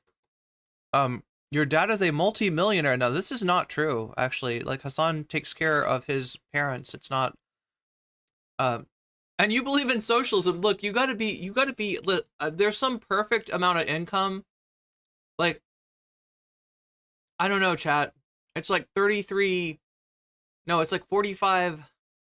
What would it be? Would it be like $55,000 a year is your income and you can be a socialist? I don't even know if that's true.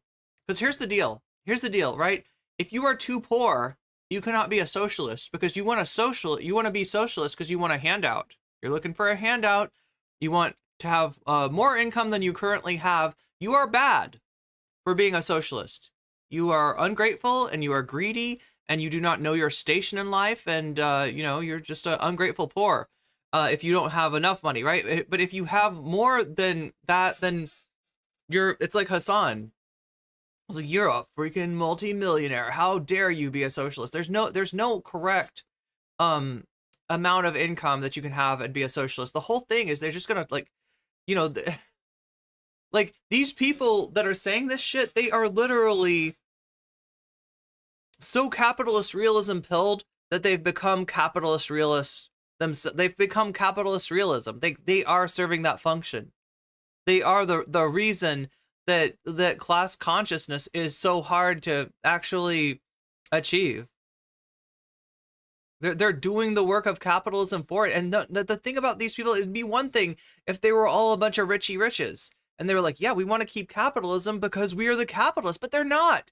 The people saying this often are doing, the same kind of soul-sucking jobs that Hasan is claiming are not, as soul-sucking as streaming, right? Like, it's like people doing the work of capitalism and not really benefiting from capitalism. But I know, you're so poor that if you were a socialist, then it would be cringe because you'd be wanting a handout. And you want to show the richy riches out there that you don't want a handout. You're one of the good poors. And I don't know, what's gonna happen? Are they're gonna pull you up out of poverty someday? They're gonna be like, you know what, you should become the CEO of the company. No, that's never gonna fucking happen.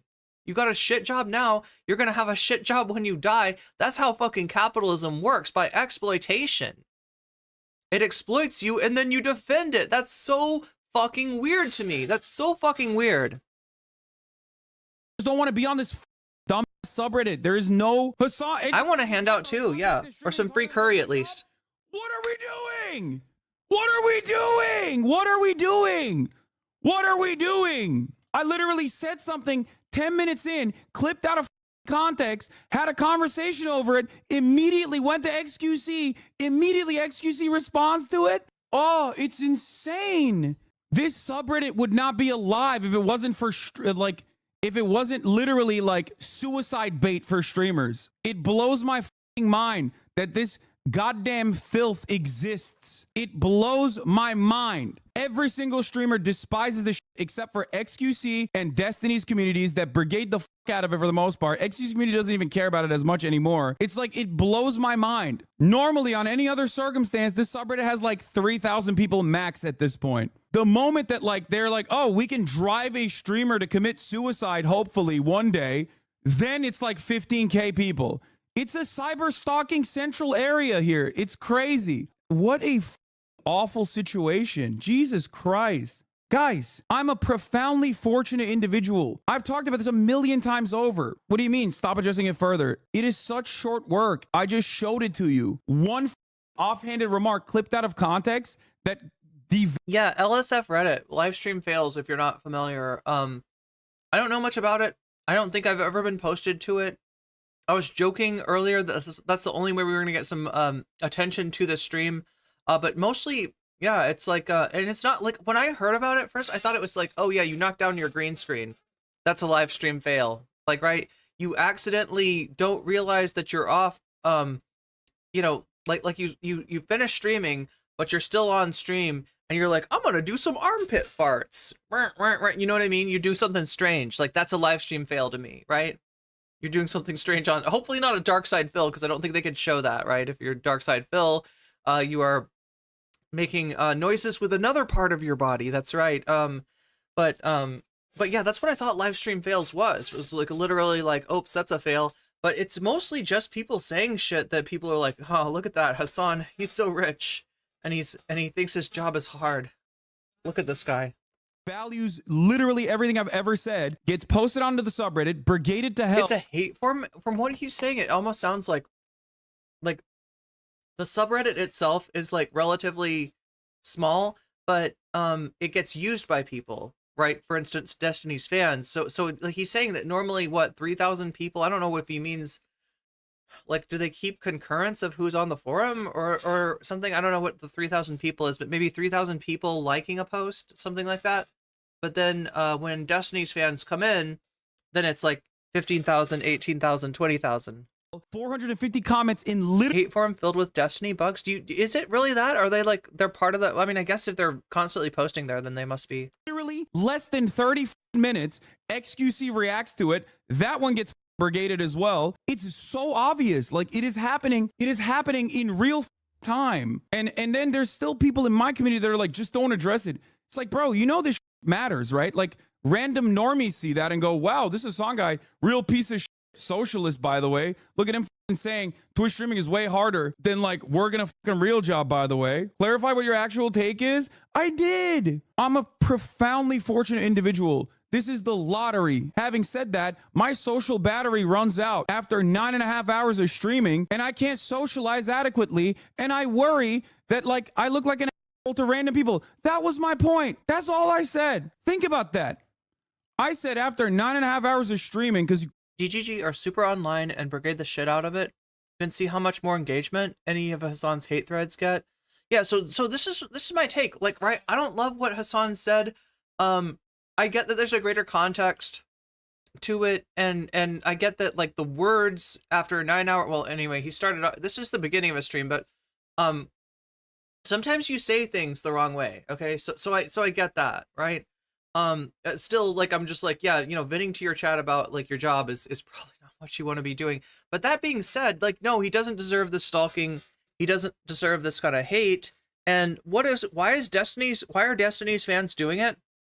Because they hate that there's somebody to Destiny's left that's making Destiny look bad, that has a multiple times Destiny's viewers, right?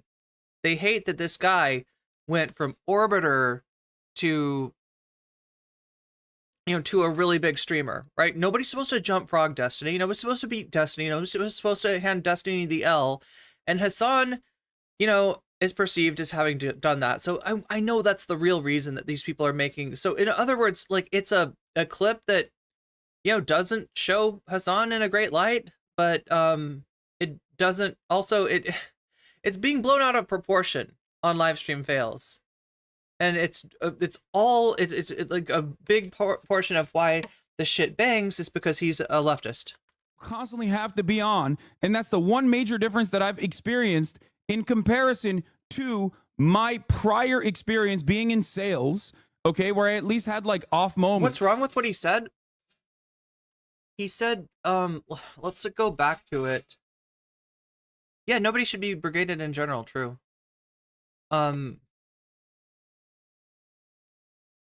People, I don't want people to think that I'm like, you know, I hate being high intensity. I am not a fun-loving person. Put it out. But honestly, the real reason why I get like insecure when I'm out at events like that is because but I'm trying to find the exact.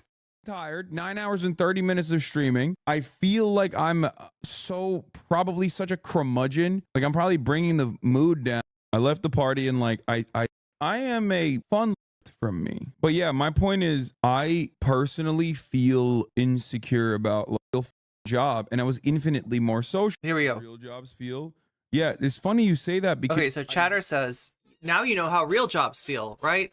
So he's complaining about his social battery being down. He's complaining about going to a party, and he's afraid that people think that he hates them because he's not being very sociable. He's not, you know, he's kind of keeping to himself, right? And so a Chatter says, now you know what real jobs feel like, and then here's his response. Used to have a real job and I was infinitely more social, because this is the one area where I absolutely will disagree with you on. Yes, a real job can be gruesome. A real job can make you very tired, but a real job doesn't suck the soul out of you. You know what I mean? In the same way that 9 hours of stream. A lot of real jobs do. So he's wrong there. He's wrong. And, you know, imagine being in Hasan's audience with a soul-sucking job and hearing your streamer say that, right? So that being said, like, you know, he's talking more about, what he's comparing is his experience with sales for, you know, TYT, which, you know, is being on the phone. There's a social aspect to that drains some of your social battery, right? But it's not constant. There's a lot of downtime. There's a lot of this. There's a lot of that. There's a lot of, like, you know, talking to, I don't know, I guess other people in the office, right? It's not this. It's not talking to chat for 9 to 5. So he's comparing those two things and saying, God, even though like sales does not sound like a great job, you know, it doesn't wear down my social battery. It doesn't suck my soul. So that's what he means by sucking soul. And here's where I think he made the mistake, right? That is a word that does describe a lot of jobs. However, to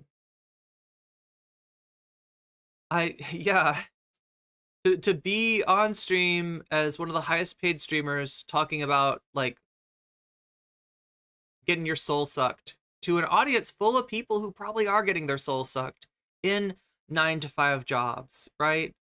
And his chat reacted, right? You know, when he says something fucked up, his chat reacts. He doesn't really, like, there is like accountability like baked into his community. So the whole idea that LSF and Destiny's fans brigading him is some form of accountability, it's just not true, right? He said something fucked up, chat called him on it, and but instead now it becomes this 5-day discourse. So that's where we're at, day 5 of the discourse.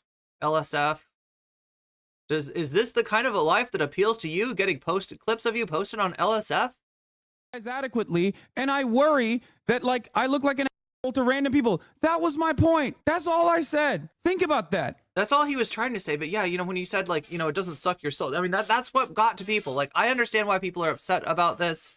I understand why this is a bad look. I even understand why it bangs as far as content, why it's getting views and stuff. But again, yeah, the brigading that Destiny's community does to like anything, any sort of misstep that Hasan ever makes is part of what makes it so difficult to take. I said after 9.5 hours of streaming, because you constantly have to be on, and that's the one major difference that I've experienced in comparison to my prior experience being in sales, okay, where I at least had like off moments, where at least I had moments where I could be by myself and not on camera. And it's weird because even him saying sales, like look, there's a lot of different kinds of sales. You know, he's talking about sitting at a desk with a phone and making sales calls, I guess. I don't know if any of them were cold calls or if it was mostly, what do they call it? In-house is the, or like, you know, to current clients. But yeah, I mean, sales can mean also being on a sales floor, which is completely harder than what he's describing. The same way, 9.5 hours of constantly trying to be on takes a mental toll on my social battery specifically. It's not as physically. The idea of fake jobs is a real issue. Oh yeah, I mean, that's part of our bootstraps culture. Yeah, good point, JC Ramirez. JC Ramirez says the idea of fake jobs is a real issue. In my opinion, I reject the framing. All jobs are soul-sucking, even the ones that are easy. Yeah, true. There is no ethical consumption under capitalism, and there is no good exploitation.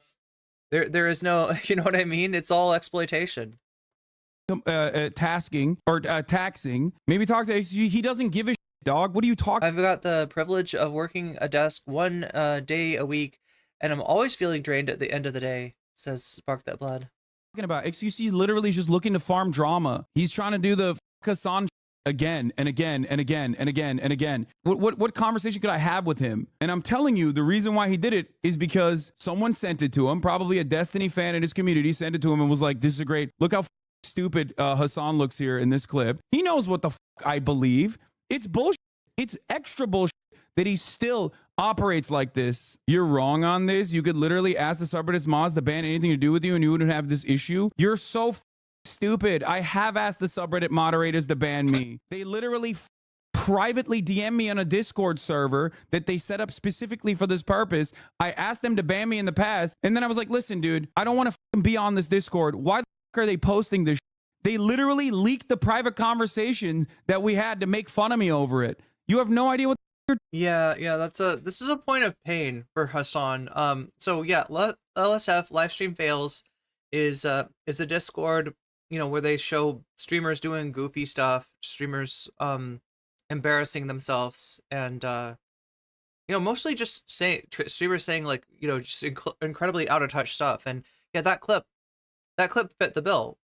But they have, like, Hasan has tried to, and maybe even successfully, gotten himself banned from LSF, right? So I think the idea is that, like, what is it? If somebody's trying to use it to promote themselves, ever since the Meat Canyon video, all I can think of, when you said Meat Canyon video, Robert G, you made me think of the Meat Canyon. Did you know that Meat Canyon did a video about Vaush?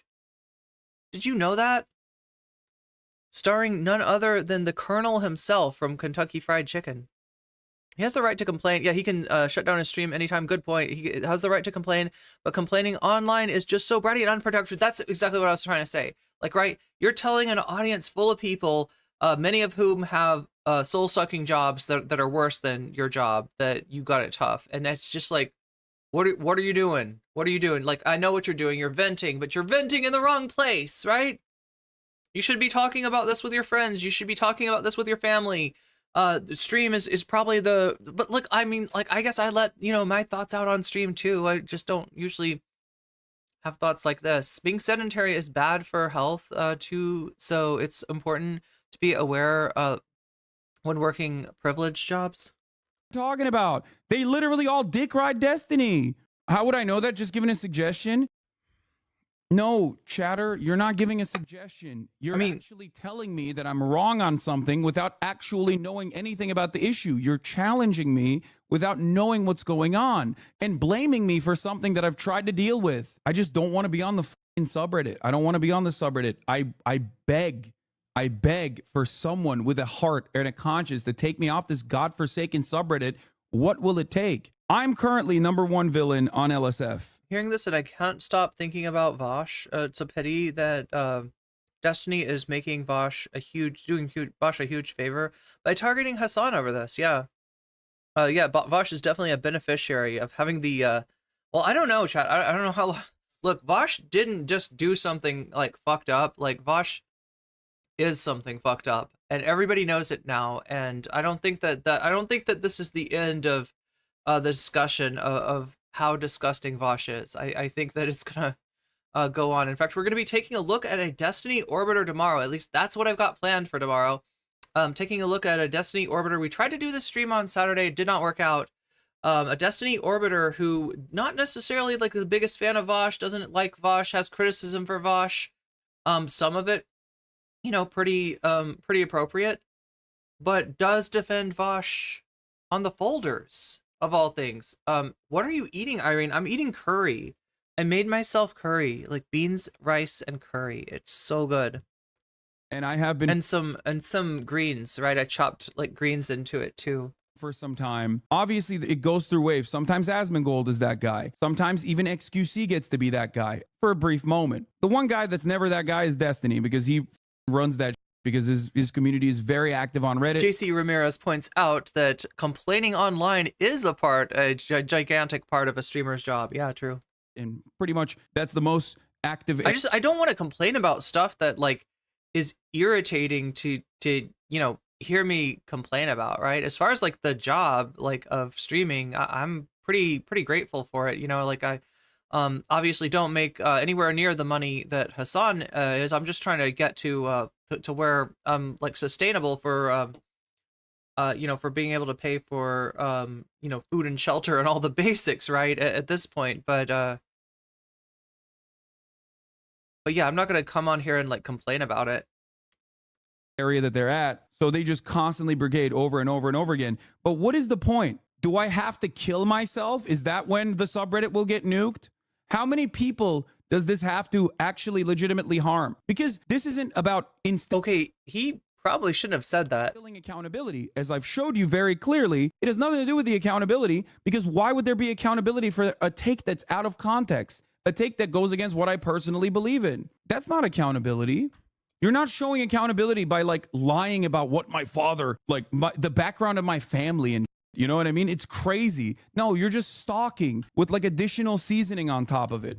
And it's so easy to sway opinions on Reddit, because guess what, dude? Post got removed. It'll be uploaded again at a more fortuitous time. Don't worry. I know how they fucking work. They do it all the time. Post will get taken down. It'll get mass reported. Someone will come in and they'll repost it literally at like the perfect time later in the day. It's just pure harassment. That's it. It's pure harassment by, unfortunately, really sad people that think that this is actually a good way to get accountability. It's not. You're not doing any accountability in this situation. Yeah, the point is the context. I think the context, you know, if you remove the clip from the context, if you show just the money shot of the clip, it looks like Hasan is like legitimately saying, like, poor me. I have like the hardest job out there. Nobody gets their soul sucked like me. And if you looked at the context, that's not actually what he's saying. In fact, even just a little bit later, there's like a point that he makes about customer service, I think, and how that is a worse job as far as just getting your social battery drained. And that's kind of what he's talking about. The context, he's complaining about the fact that he cannot socialize after streaming because he's been streaming for 9 hours, and then he goes out to hang out with friends and he's like not very talkative, and the friends are like, God damn, dude, do you not like us? And he likes them, but he can't show that he likes them. He can't be excited. He's a stick in the mud. He's a curmudgeon. He's hard to have around. He's dragging down the mood. That's the point of what he was saying, right? The overall point of what he was saying. The part that gets clipped is, it's a bad look and it's a fucked up thing to say, and I don't know why he fucking said it, but there it is. You have justified it personally. You think you're like morally righteous in your crusade, but you're not doing any fucking accountability whatsoever. Why do you keep calling them Destiny fans? Because they are all Destiny fans, every single one of them. It's the #1 community for anti-Hasan hate. Remember the big long post that LSF mods made when Rekful died? Really fun to see how far they moved into targeted harassment since then. Yeah, it's ridiculous, man. 4 years ago when Rekful died, they added this new dawn. Now there's 14,000 people on there, by the way. A thread posted yesterday opened up some dialogue between us and our users, which confirmed our suspicions of the subreddit needs drastic change. The first of these changes is becoming more transparent in the actions we take and why we take them. In all honesty, the mod team has been in shambles for a long time now. Moderator Morbius, I think I got you. Check now. Check the Discord now. Took a hold a long while ago. LSF used to be a place for PUBG car flips and like random funny moments on streams, and you know, the occasional new Korean Twitch streamer that's dancing. And then somewhere along the fucking way, it basically turned into this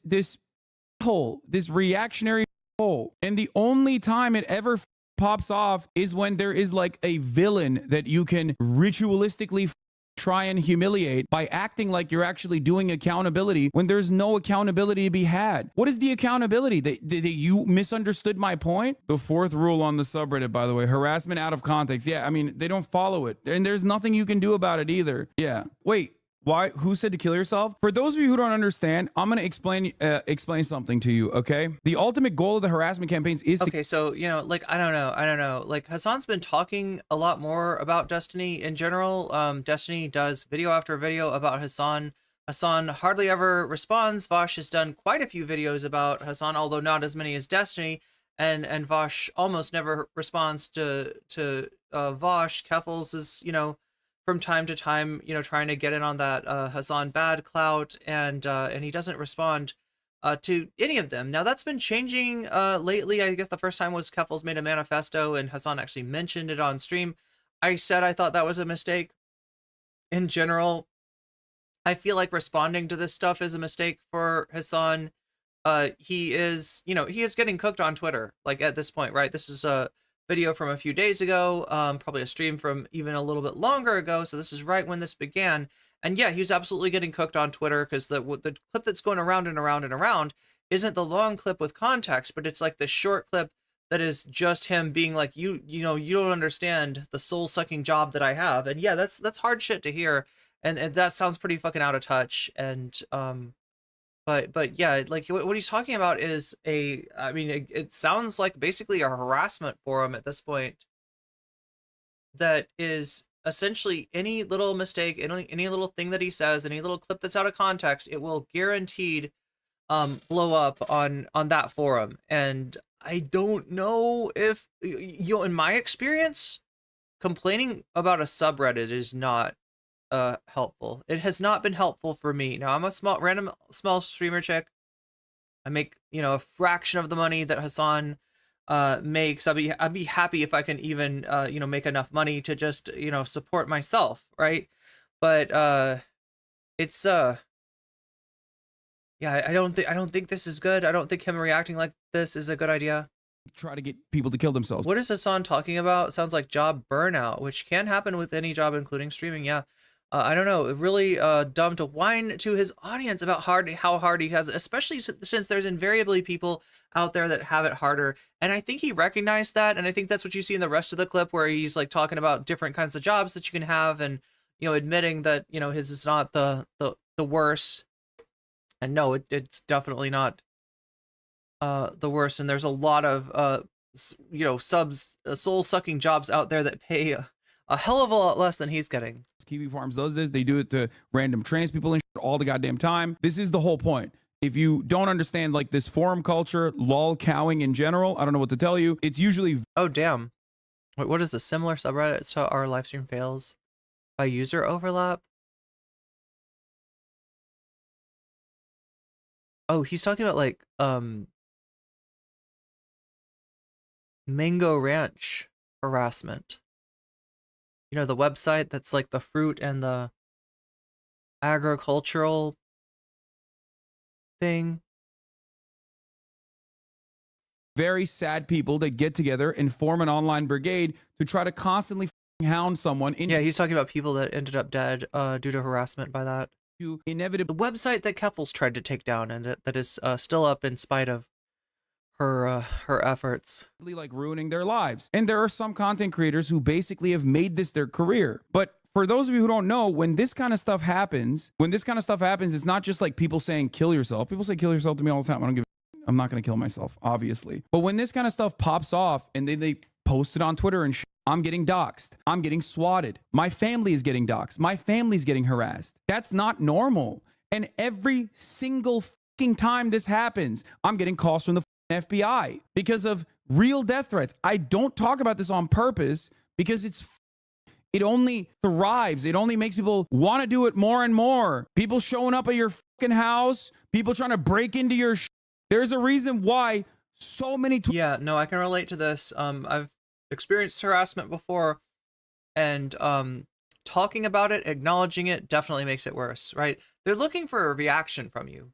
They're doing something to you, and then they're looking to see how you react. And the only way to get that harassment to stop reliably is to have no reaction whatsoever. And that's really hard when what's happening is like, I don't know, like your family members getting doxxed, you know, people showing up in real life, right? That's hard to like, and then you got this chat that you kind of have, you know, chat, you know, people in chat, you talk to chat every day. You want to sort of share with chat like, hey, sorry, I am so out of it right now, but I just dealt with a whole bunch of, you know, fucked up shit that no one should have to deal with. Push streamers never talk about this, and every single one. And that's a sad thing, right? Because you, I mean, like, I know that the audience like wants to know about like what's going on with you, but you're in this position where you know that there's also, in addition to your audience watching you, you've got, you know, the people that are making the threats, the people that are fucking with you, the people that are trying to get a reaction out of you, looking at you and seeing if there's a reaction.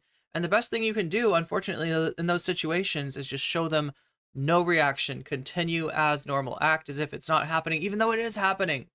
And it's a tough thing to deal with. So, including XQC, goes through this on a regular basis, which is why I have no interest in dealing with someone like XQC in this situation, because he gets it so hard. So he knows not to egg it on, but he does it anyway because he wants drama. It's bullshit. LSF has turned into Kiwi Farms for Twitch. This dog subreddit was built on the backs of streamers and their communities making funny clips, and it has turned into a Kiwi Farms cyber harassment Reddit for 4 to 5 streamers they despise. Yeah, the irony is that this exact cycle of hatred is unironically something that you can't deal with, by the way. There's no legal way to deal with this, so everybody calm the down. The internet is too new. We're legislated by boomers. There is no boomer that fucking understands this process until enough people either kill themselves or get killed by stalkers as a consequence of this. No change will come. And even then, no change will probably come because it's too complicated. You're in here. I just want you to be able to see Waluigi's eyes. It's a bunch of people who legitimately think that they're not cyber stalking, but actually holding accountability too. But I can't even talk about saying like my social. Oh God, that is like the worst. More than it did when I used to do a sales job, because at least on a sales job, I had like off moments. You know what I mean? A little bit of time off from like immediately communicating with people. And the only exception I would make to this is like a service sector. A service sector job would be like worse than this, of course. And then okay, so there we go. Yeah, like that's how he feels about it, right? Service sector. Yeah, customer service. That's a worse job. Thank you, Hasan. Right? Because the way that you say it, you know, it almost implies that, you know, the clip that got taken, right? The way that he was saying it almost implies that he really thinks that like he's got a more soul, because that's what a soul. I mean, that's what a lot of people think of. That's what I think of when I think of a soul sucking job. I think of a customer service job where you are dealing with people that know that they can get you fired if they call your manager. So you have to kiss their ass. You have to get them everything they want, even if it's like against the rules of the company, right? Even if you're not supposed to give a refund on this merchandise without a you know, without a receipt, right? You if that person runs away, you know, mad about the situation, they are going to try to make your life fucking hell, and they're able to, and there's nothing you can do in return. You cannot clap back at them. You cannot like appeal to your you know, management. Like the management is going to take the customer. I've had it myself. Like I said, when a customer at a restaurant threatened me and my manager was like, well, is he a paying customer? Then yeah, we're not 86ing him. Like, we need that money. Like, you know, get back out there and get him his eggs and hash browns, because we're not gonna 86 him even though he just made a fucking threat to you, right? Yeah, I mean, like, this is what a lot of people deal with. This is what a lot of people think of when you're talking about soul sucking. There's probably worse jobs than that too. There's probably worse jobs than that. I mean, there are. I know for sure, right? Imagine working at like a slaughterhouse or something. Like, imagine, like, there's a lot of agricultural jobs that are, you know, incredibly exploitive of their workers. Yeah, there's a lot of bad jobs out there. So yeah, it's not a, but that's what he really means, right? That's what he really thinks. Does he think that, you know, his job is harder than service sector? No, he doesn't.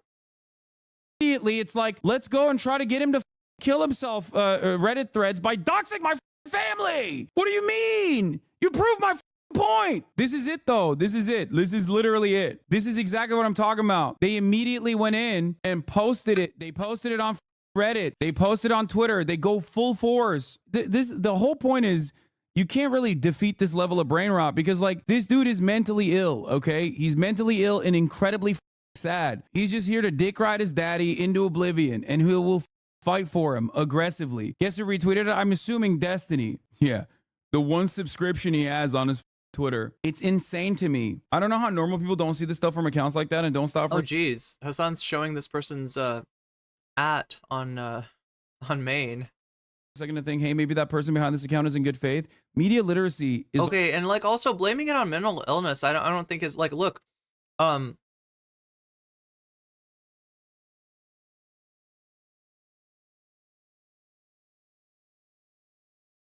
like, you know,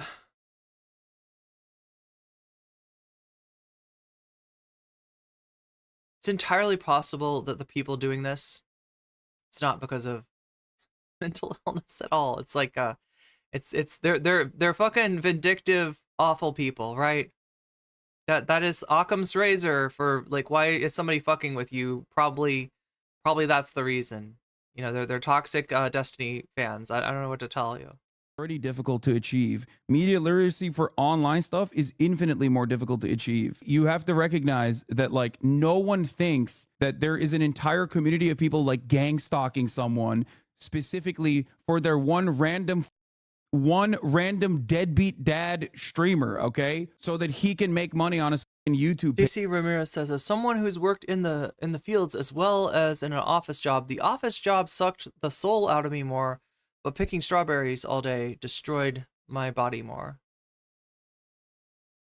Yeah, and like has been brought up earlier, like everybody's getting exploited out there. You know, if you're not controlling the means of production yourself, you are by the very nature of capitalism, you are getting exploited. Clear he needs a break. He called like anyone is entitled to one. Yeah, true.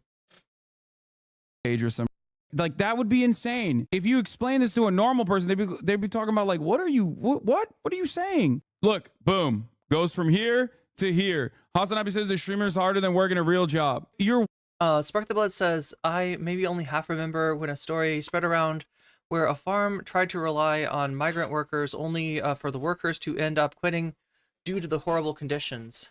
Most because of what quite a few people took away from that was Americans are too damn lazy these days.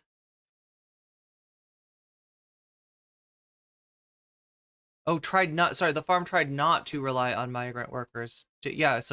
When they brought workers who had a choice of like taking that job or not taking that job, workers that aren't in a situation, you know, where they need somebody to overlook their immigration status in order to be able to work, then those people quit. Those people did not want to stick with the job. Like that's a job that was, you know, where they were being treated so bad that the only reason that their normal workforce was sticking around was because they just didn't have much of a choice.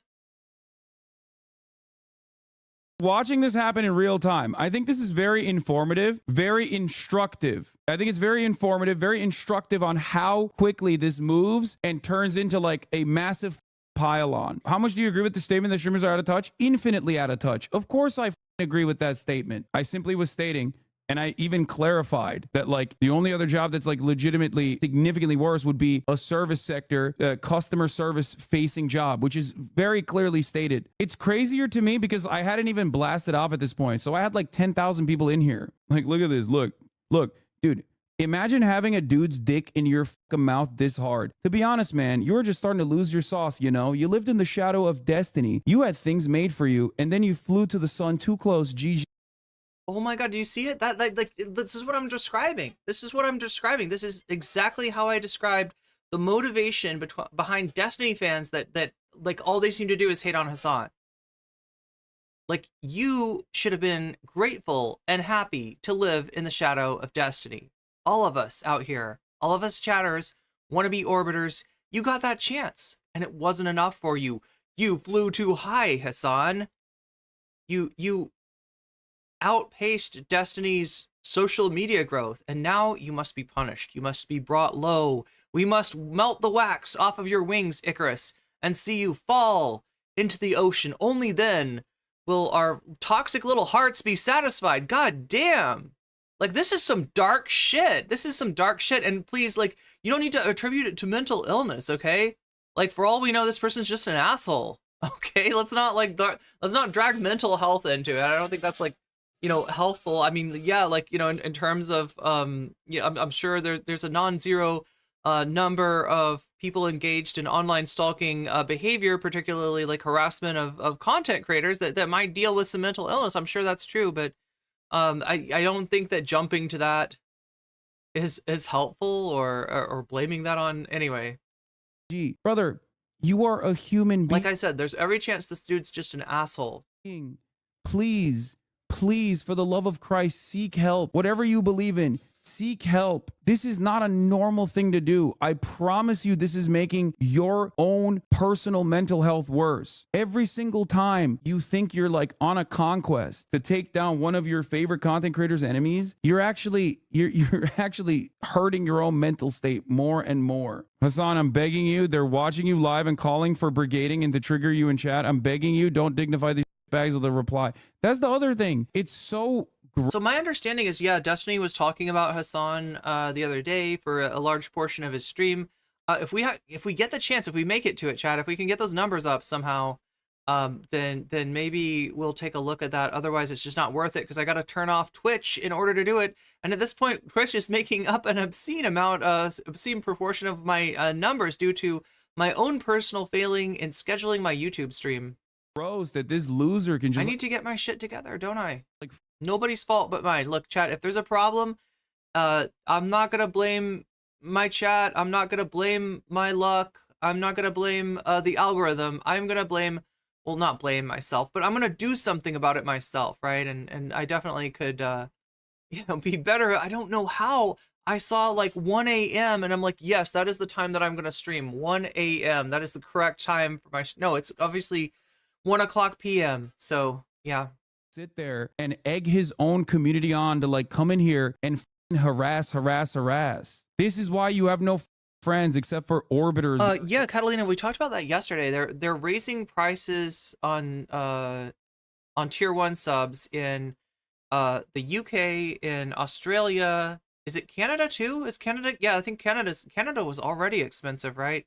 And they're raising the prices in Canada and also Turkey. Is that right?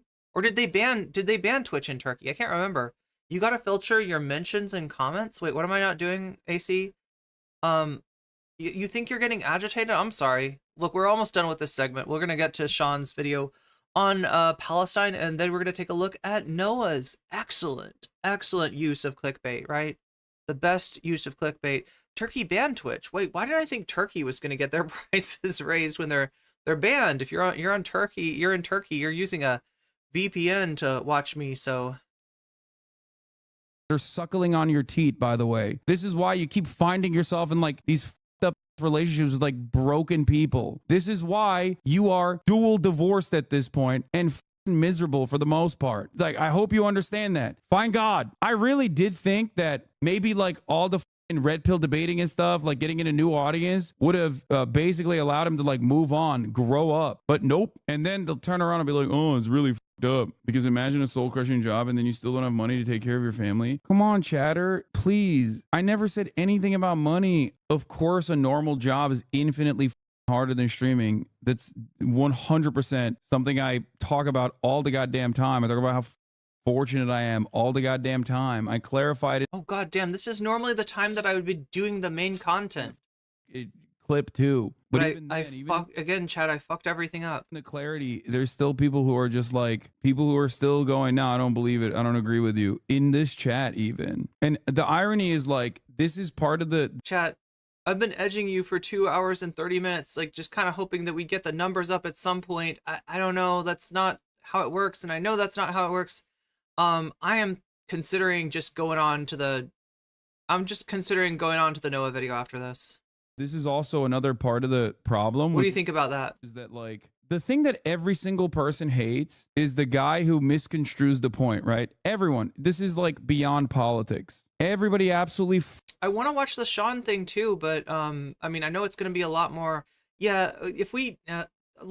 Despises the guy who goes, oh, I guess you hate waffles, buddy. And yet that's what like 95% of what I do is nowadays, is just like having to deal with people who are constantly going, oh, you said you like pancakes? Why do you hate waffles? I hate you. I love waffles. And you said you hate waffles. Also, Chad, all I ever said, as far as spicy food takes, is I hate raisins. Terrorist now. And even that is a take meister. And then as you guys experienced, Sean's is way longer, yeah. Sequence of like 30 minutes. It goes from something being clipped out of context to being posted on Reddit, being reacted to by one of the largest content. Now you want waffles. What I love about waffles is how they have the little squares and you can fill them up with just the right amount of syrup. And then they distribute the syrup evenly across the waffle. On the platform, literally every single drama peddler posting it on Twitter. You experienced it in real time. It's just like an organized hate raid. Just whatever you do, make sure you're hitting that like button, okay? Because that's the only chance that I have of anybody watching this, right? I fucked it up and I didn't get the bump that I normally get from the notifications because of the way that I calculated the time of my stream, so the only chance I even have is for you to hit that like button. Day that I have to deal with, and it very quickly spawns into like real world issues for myself and my family. That's the other part of it that's like annoying. It's just like, and for the record, it doesn't even matter. This happens to everyone and anyone. It happens to normal people as well. It happens to like people who randomly go viral. It's really crazy how much this is normal now. You know how the like a lot of the red pill 4chan terminology, like looks maxing, has made its way into TikTok, and people just like normal people know about those things now, those concepts now. I feel like the other part of this that feeds the algorithm, especially on Twitter too, and even on TikTok to a certain degree, is like these hate campaigns. Oh, like we caught him saying something. Doesn't matter what the context is. This makes him look bad. Basically, the lolcow culture has now become super normalized. It's front and center in the way that like so many people fucking operate. Even when people just pop off with one small TikTok video, they can garner a vicious crowd of hate and harassment. Yeah, like that librarian guy. He's such a kind soul. And like he got ritualistically humiliated by some fucking Nazi in his fan base. Like people were calling him a pedophile and he's now taking like he's just leaving the library. It's so heartbreaking that people, just like normal people that get like a touch of fame, even they legitimately experience this like psychotic backlash, and it's so fucking normalized at this point. It basically is the same principle as trying to act like I am anti-trans. You know what I mean? It's like if there are a couple things that I advocate for every day, it's like workers' rights. You know what I mean? It's trans rights. To turn around and be like, oh, dude, this guy's transphobic and anti-worker is so dumb. It's like, you're insane. You're delusional. Twitter and Reddit are the two platforms. All right, we're just going to go to Destiny, and I might end the stream early. The history books. Okay. Yeah, so we see what's going on there. So that's a wild fucking openly oh god, that's right. I'm like, wait, why am I watching Hasan still? There's a reason though. There's a reason, okay? And here's the reason. Noah Samson's got a new video about debunking Destiny on his lies about Gaza, okay? Important video to make. Great use of clickbait.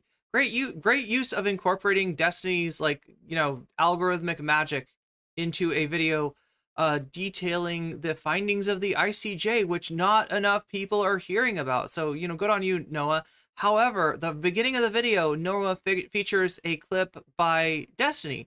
Like I said before, Destiny's banned on Twitch. They've got sort of a vague rule where they don't want you like platforming somebody that's like been banned. Now, what exactly that means is a little bit of a gray area, right? But we got Hasan here streaming on Twitch, watching Noah's video, and he's going to watch through the Destiny segment.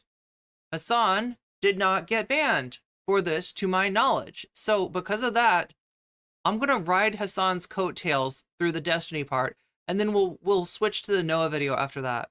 But you won. Sound good? In the most annoying and inconsequential way possible. One wonders how someone like this ends up getting divorced very publicly and then making hours and hours of content talking. Oh no. Oh no. Oh damn. Dude, you don't understand. He was making phenomenal content, owning his ex-wife in the marketplace of ideas.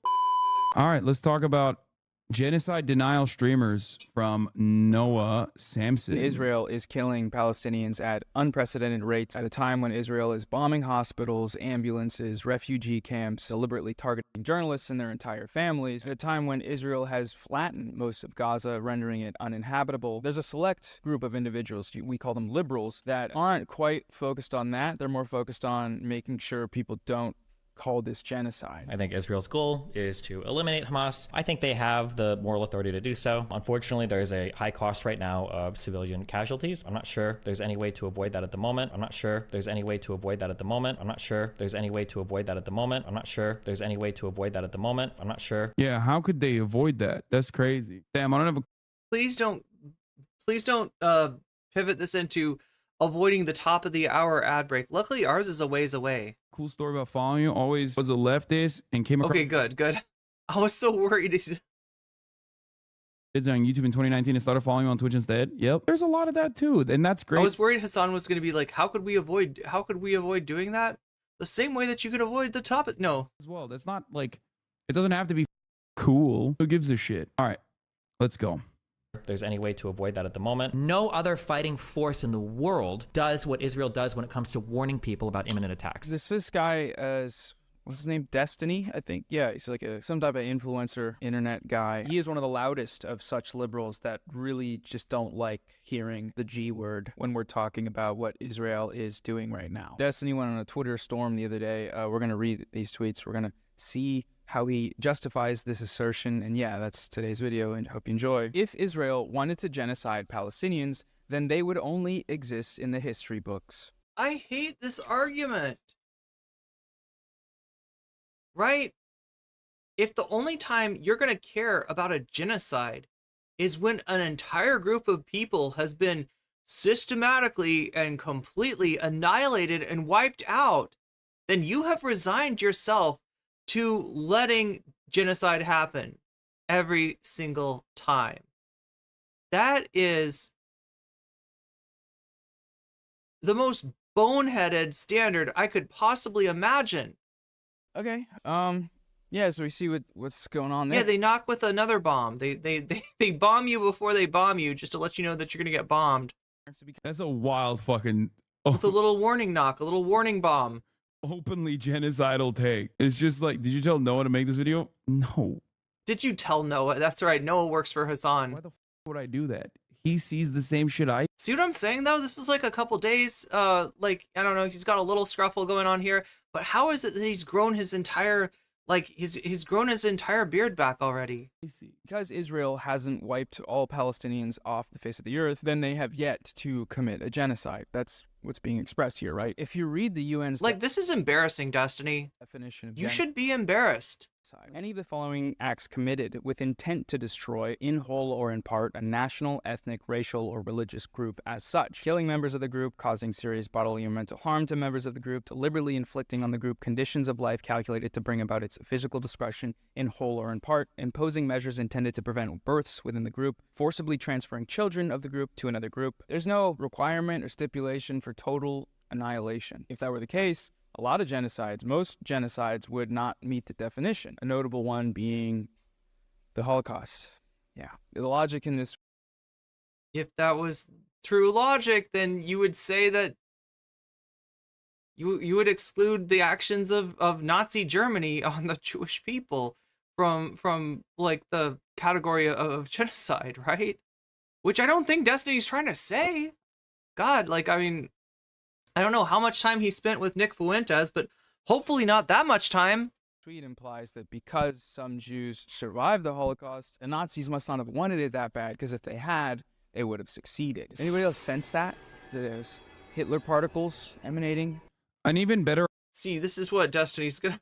I want to know, though, did Destiny respond to this? argument, in my opinion, is the Armenian genocide, because famously, the Armenian population transfer and subsequent genocide that happened was not conducted in the same severity in other areas that weren't in the eastern part of Turkey at the time. So it's like the counter to this always going to be, hey, like, well, we stopped them. We stopped the Nazis from doing a genocide. That's bullshit. Like, blah, blah, blah, blah, blah, right? But with the Armenian genocide, there was no such interference, I would say.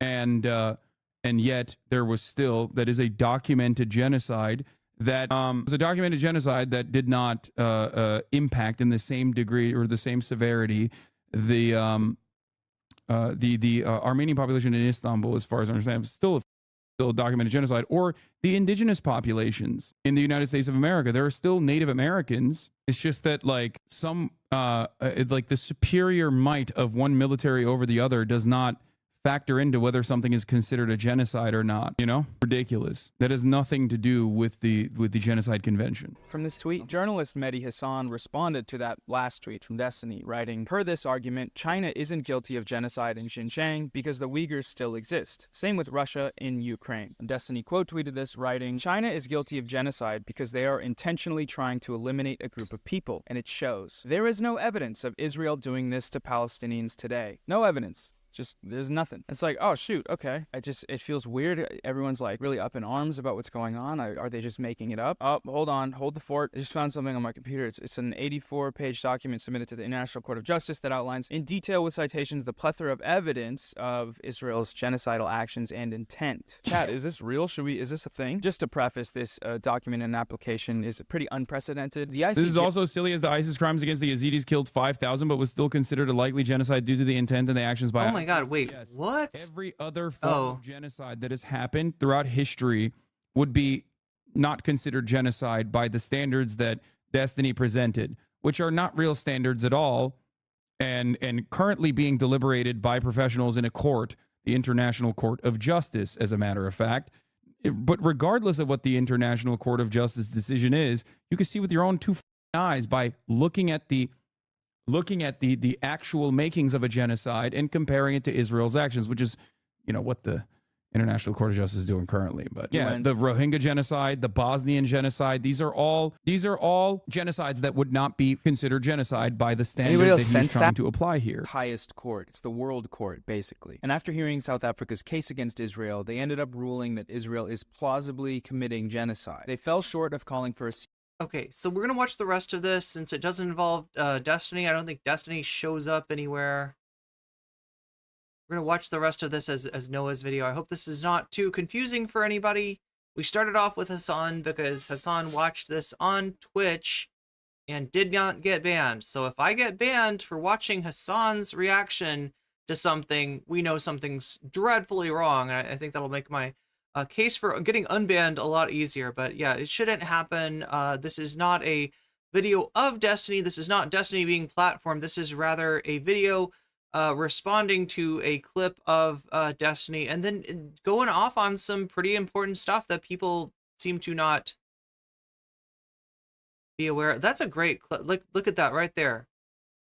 That's the like game face of like, I'm going out to fight Destiny today. I'm taking on Destiny. I just found something on my computer. It's an 84-page document submitted to. Isn't Noah's other channel like a fitness channel? The International Court of Justice. That's why he's wearing the fitness gear. Outlines in detail with citations the plethora of evidence of Israel's genocidal actions and intent. Chat, is this real? Is this a thing? Just to preface, this document and application is pretty unprecedented. The ICJ is the UN's highest court. It's the world court, basically. It's also a very wide court. Look at that. And after hearing South Africa, that court has some girth to it. Africa's case against Israel, they ended up ruling that Israel is plausibly committing genocide. They fell short of calling for a ceasefire, but they did order, with near unanimous approval, that Israel must halt any actions in Gaza that could constitute genocide, which, according to the ICJ, they are currently plausibly undertaking. There is no evidence that Israel has changed anything about their rhetoric or military strategy in the months since this ruling, so, by the court's logic, the final verdict should be obvious, but unfortunately, we likely won't see that conclusion for at least another few years, because we live in hell. Okay, enough yapping. We're starting on page 30, section C. Genocidal acts committed against the Palestinian people. This section provides an overview of the acts in which Israel has engaged that are genocidal in character, having regard to their nature, scope, and context. These acts are ongoing in a conflict context, where Israel is deliberately imposing telecommunications blackouts on Gaza, and restricting access by fact-finding bodies and international media. Section 1 outlines the actions defined as killing Palestinians in Gaza. It goes over the death toll, which is actually out of date. Currently, it's sitting at 28,000, not 21,000. The percentage of women and children killed, which is 70. The 15,000 people that are reported missing, probably dead under the rubble. Palestinians have been killed in their homes, in shelters, in hospitals, in schools, churches, mosques, literally just trying to find food and water for their families.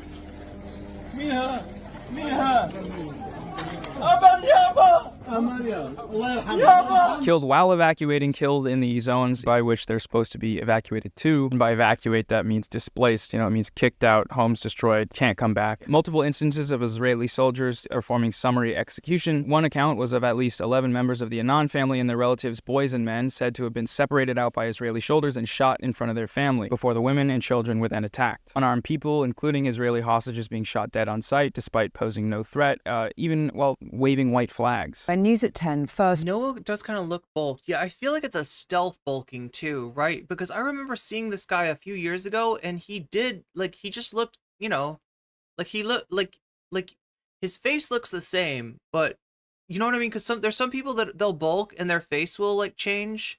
Noah's face didn't change, but his body seems to be. Broadcast pictures of a Palestinian man in a group carrying a white flag in Gaza who was shot dead. The Israeli military told us it was not aware of the incident. It then said we had edited the pictures. They knocked down the front wall and entered the house. We were sitting down having lunch at the time. Then my brother Mohammed was shot. He was at the front, waving a white flag. For Palestinian children in particular, death is everywhere and nowhere is safe. A total of over 7,729 Palestinian children have been killed in Gaza to date. The scale of Palestinian child killings in Gaza is such that United Nations chiefs have described it as a graveyard for children. Indeed, the unprecedented rate of Palestinian child casualties has prompted UNICEF's spokesperson to call Israel's attacks on Gaza a war on children. Doctors, journalists, teachers, academics, and other professionals are also being killed at wholly unprecedented rates. To date, Israel has killed over 311 doctors, nurses, and other healthcare workers, including doctors and ambulance drivers killed on duty, 103 journalists, which is now closer to 120, amounting to over one per day, and over 73% of the total number of journalists and media workers killed globally in 2023, 40 civil defense workers responsible for helping to dig victims out of the rubble killed while on duty, and over 2 Israeli weaponry. Palestinians in Gaza are also at immediate risk of death by starvation, dehydration, and disease as a result of the ongoing siege by Israel, the insufficient aid being allowed through to the Palestinian population, and the extreme difficulties in distributing such limited aid that is permitted to enter the territory due to the decimation of Gaza's infrastructure in Israel's military attacks. Israelis sitting in front of the aid trucks to block them from entering Gaza is also not helping. Surprise, surprise. Celebrating too. Laughing what happens. Absolutely fucking depraved. Dozens of protesters have demonstrated outside a major Israeli seaport opposing the delivery of humanitarian aid. Oh my God. Hey, we're going to take a break from this very upsetting material real quick to talk about today's quite relevant Okay, like this is, yeah, Ground News sponsorship. Look, Hasan does ethical reacts. I would accept that. Like, I don't like where that one was placed. Dropped on the refugee camp, and articles on the right tended to lead with this, you know what I mean, conflict's effect on Israelis and the Israeli hostages. Most people never read beyond article headlines, so the ability to compare the framing from hundreds of news outlets all at once with tools limited access advantage plan by you about bodily and mental harm to Palestinians in Gaza. Mind you, this and doing important work that no other news outlets are doing. So I encourage you to check them out. All right, now let's get back to the video. Section number 2, which is about bodily and mental harm to Palestinians. Yeah, we're doing an unethical react just because of where the freaking sponsorship was placed. Palestinians in Gaza. Mind you, I mean, there's not like there's a good place to put a sponsorship in this video, but this is 2 of 8. And yeah, we're going to go through them all because I feel like I haven't seen that done in any like major Western media outlets or content. I'm sure it has been, but you know, just in case, if you haven't seen it, we're doing it. 55,000 Palestinians have been wounded in Israel's military attacks since October 7th. The majority of them women and children. Burns and amputations are typical injuries. There's an estimated 1,000 children that have lost one or both legs. Reports of Israeli forces using white phosphorus in densely populated areas. Even small amounts of white phosphorus can cause deep and severe burns, penetrating through the bone and capable of reigniting after initial treatment. There are no functioning hospitals in the north of Gaza, soon to be none in the south as well. Of the 12 that existed, only 7 are operational, such that injured persons are reduced to waiting to die, unable to seek surgery or medical treatment beyond first aid, dying slow, agonizing deaths. In Gaza suffered severe trauma and bombardment to their families. On the second, so there's some stuff that Twitch is iffy about showing, and you know that includes injuries. Floor, there's a 5-year-old boy who was hit by a grenade. A fragment passed through his eye and lodged in his brain. But that's just part of Mumin's story. His brother and sister watched it all. It was lunchtime. We were sitting down. 11-year-old Ahmed Hattab was in the kitchen when Israeli soldiers broke into the family home. They raided our house and they shot our mum and dad. Then they started shooting at us. His sister, Buthaina, is 9. We went to another room, hiding from the soldiers. they started banging on the door, and then they blew it up. Point 53 gives examples of actions taken to intentionally cause psychological distress, specifically with regards to education and how the system is being completely disrupted by the bombing. It's even worse in reality than it looks. It's the amount of suffering is just something incomparable. It's really unbearable. I'm speechless when I try and think of the future of these children. It's generations of children who will be handicapped, who will be traumatized. The very children in our mental health programs are telling us that they would rather die than continue living in Gaza now. Large numbers of Palestinian civilians, including children, have reportedly been arrested, blindfolded, forced to undress and remain outside in the cold weather before being forced onto trucks and taken. Israeli media on Christmas Day appeared to Palestinian detainees. Careful about the images that we show. Sorry about that, chat. Detainees. Images of mutilated and burned corpses alongside videos of armed attacks by Israeli soldiers, filed as exclusive content from the Gaza Strip, are reportedly circulated in Israel via a social media Telegram channel called 72 Versions Uncensored. Yeah.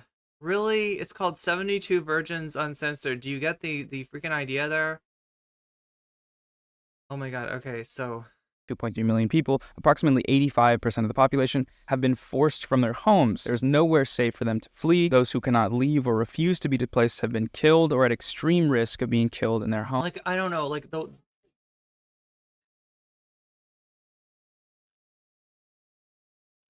homes. Israel is repeatedly issuing evacuation orders demanding that Palestinian civilians in certain areas of Gaza leave their homes for other areas. The first such order, issued on the 13th of October in 2023, demanded that 1.1 million Palestinians living or otherwise present in the north of Gaza, including Gaza City, move to the south of Gaza within a 24-hour window. The International Committee of the Red Cross warned that the evacuation directive, impacting approximately 36% of Gaza's territory, combined with the complete siege of Gaza, was not compatible with international humanitarian law. The World Health Organization warned that it could be tantamount to a death sentence for hospital patients. The evacuation was, however, maintained and has been reissued on a number of occasions, including on the 28th of October 2023, ahead of the Israeli announcement of ground operations in northern Gaza, and again thereafter. Shelling and bombardment along the evacuation routes and at the destinations of the evacuation routes, leaving quote-unquote evacuation maps that have no designated areas to which they need to evacuate. We identified 208 of these craters in satellite imagery and drone footage, indicating 2,000-pound bombs posed a pervasive threat to civilians seeking safety across South Gaza. Not to mention near total internet blackouts at the time, preventing most Gazans to even see these maps. Point number 4 is deprivation of access to adequate food and water to Palestinians in Gaza. It is now literally impossible to effectively deliver this humanitarian aid. The late December UN Security Council measures were bogus. They were not going to work. They were never going to work. The watered-down resolution fails to properly address the 4 elements identified by the United Nations Secretary General as necessary following effective aid capable of assisting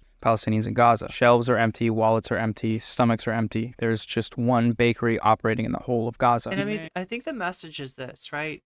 You know, when I proposed this subject on the poll that I did, the community poll that I did, right, to some people it sounded like drama. Oh, Destiny versus Noah Samson. What is the tea, sis? What is the tea? Well, I'll spill the tea for you, but you're not going to like it. This is the tea. This is the drama. This is the shit that Destiny is grifting off of. What an absolute fucking weasel this motherfucker is. Seriously. You want to fucking do drama? You're making Waluigi upset, okay? And when Waluigi gets upset, bad things happen. But anyway, chat, this is just...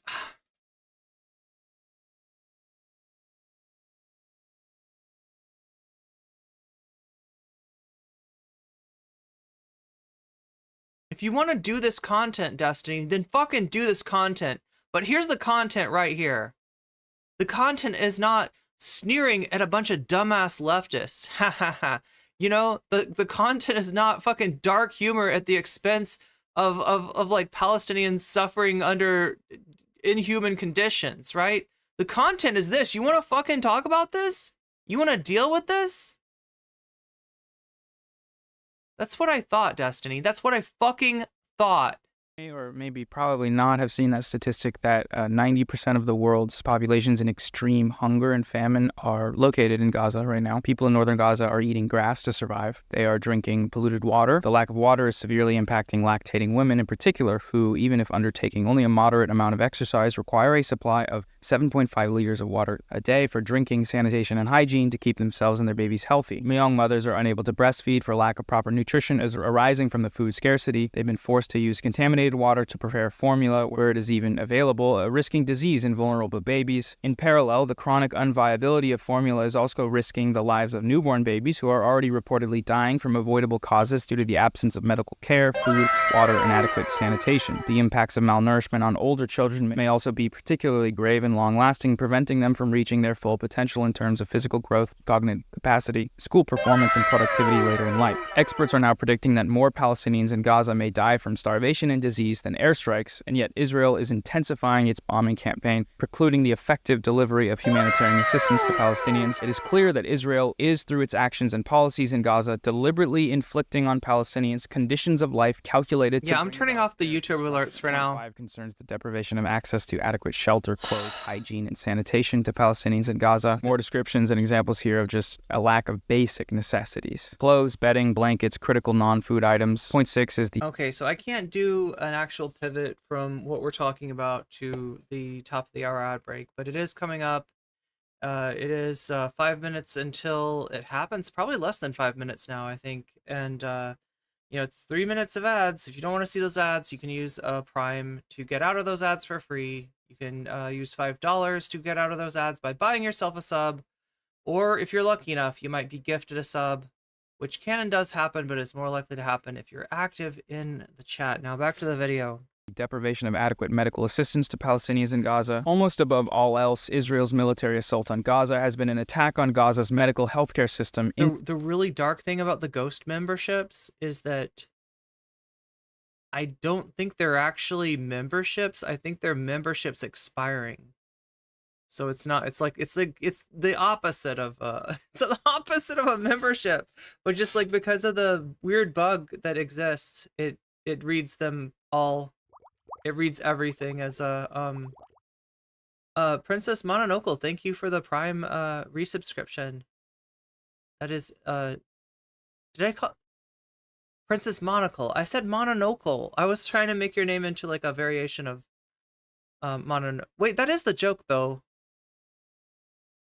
Isn't it? I don't know, chat. Sometimes I feel like I missed the point. But regardless, thank you for the Prime sub. And thank you for invading into our chat today, Bo Hiller. It's good to have you along for the ride. Indispensable to the life and survival. I'm turning off the alerts right now, just because what we're talking about is so serious. Of the Palestinians in Gaza. Israel has declared an unrelenting... But I do appreciate your support, believe me, especially on a day like today. ...on the health system in Gaza, as observed by the United Nations Special Rapporteur on the right of everyone to the enjoyment of the highest attainable we gotta make sure mental health. In a statement issued on the 7th, she warned that we are... Noah's blurred a lot of the stuff, but I just want to make sure that we're not showing anything that Twitch is going to get mad at. Is Destiny in the chat? Is Destiny in the chat? Is there a reason that... In the darkest time. Look, we do get people in the chat.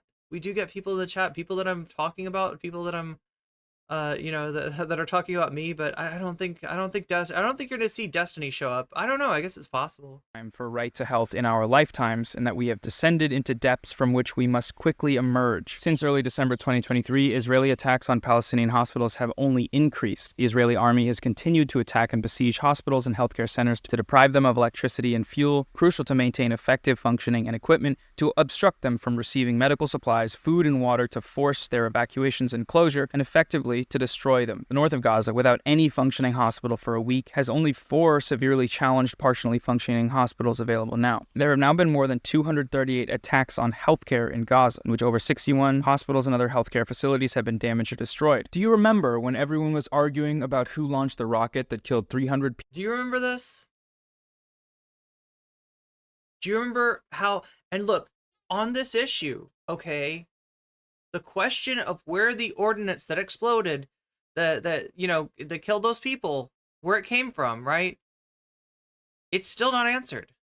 It's still not answered. And how many times have you heard assholes, you know, like unsympathetic, monstrous assholes act like this is this huge own. Yeah, everybody said that this was Israel's ordinance. It turns out it was Palestine that did it. It turned out it was like, what did they say like Muslim, like the oh my god, I can't remember, but they blame it on some group, some militant group other than Hamas in Gaza, right? And, like, we actually don't know that. They are out on a limb speculating when they say that shit. And they tried to use this to prove that, like, Israel's not doing anything bad when it comes to hospitals.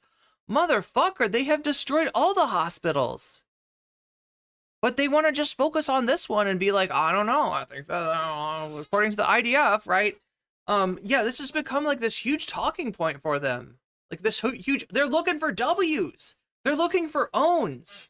And they're not looking at what's happening every day in Gaza. People at Al-Ali Hospital. Islamic Jihad. Thank you, Shakespeare. So much time and media coverage dedicated to something that is literally 1/50th of the damage and destruction wrought by Israel against Gaza's healthcare system. It was all a distraction meant to get the conversation shifted over from literally everything is being destroyed and everyone is being killed to we need the New York Times to develop a 3D diagram and diagnose exactly what happened here and argue about this for 3 weeks while every single day a hospital is being destroyed. Bombed or attacked or starved of resources. At least 570 Palestinians have been killed at hospitals. It was a huge distraction, but because of jokers like Destiny, that is all anyone was talking about.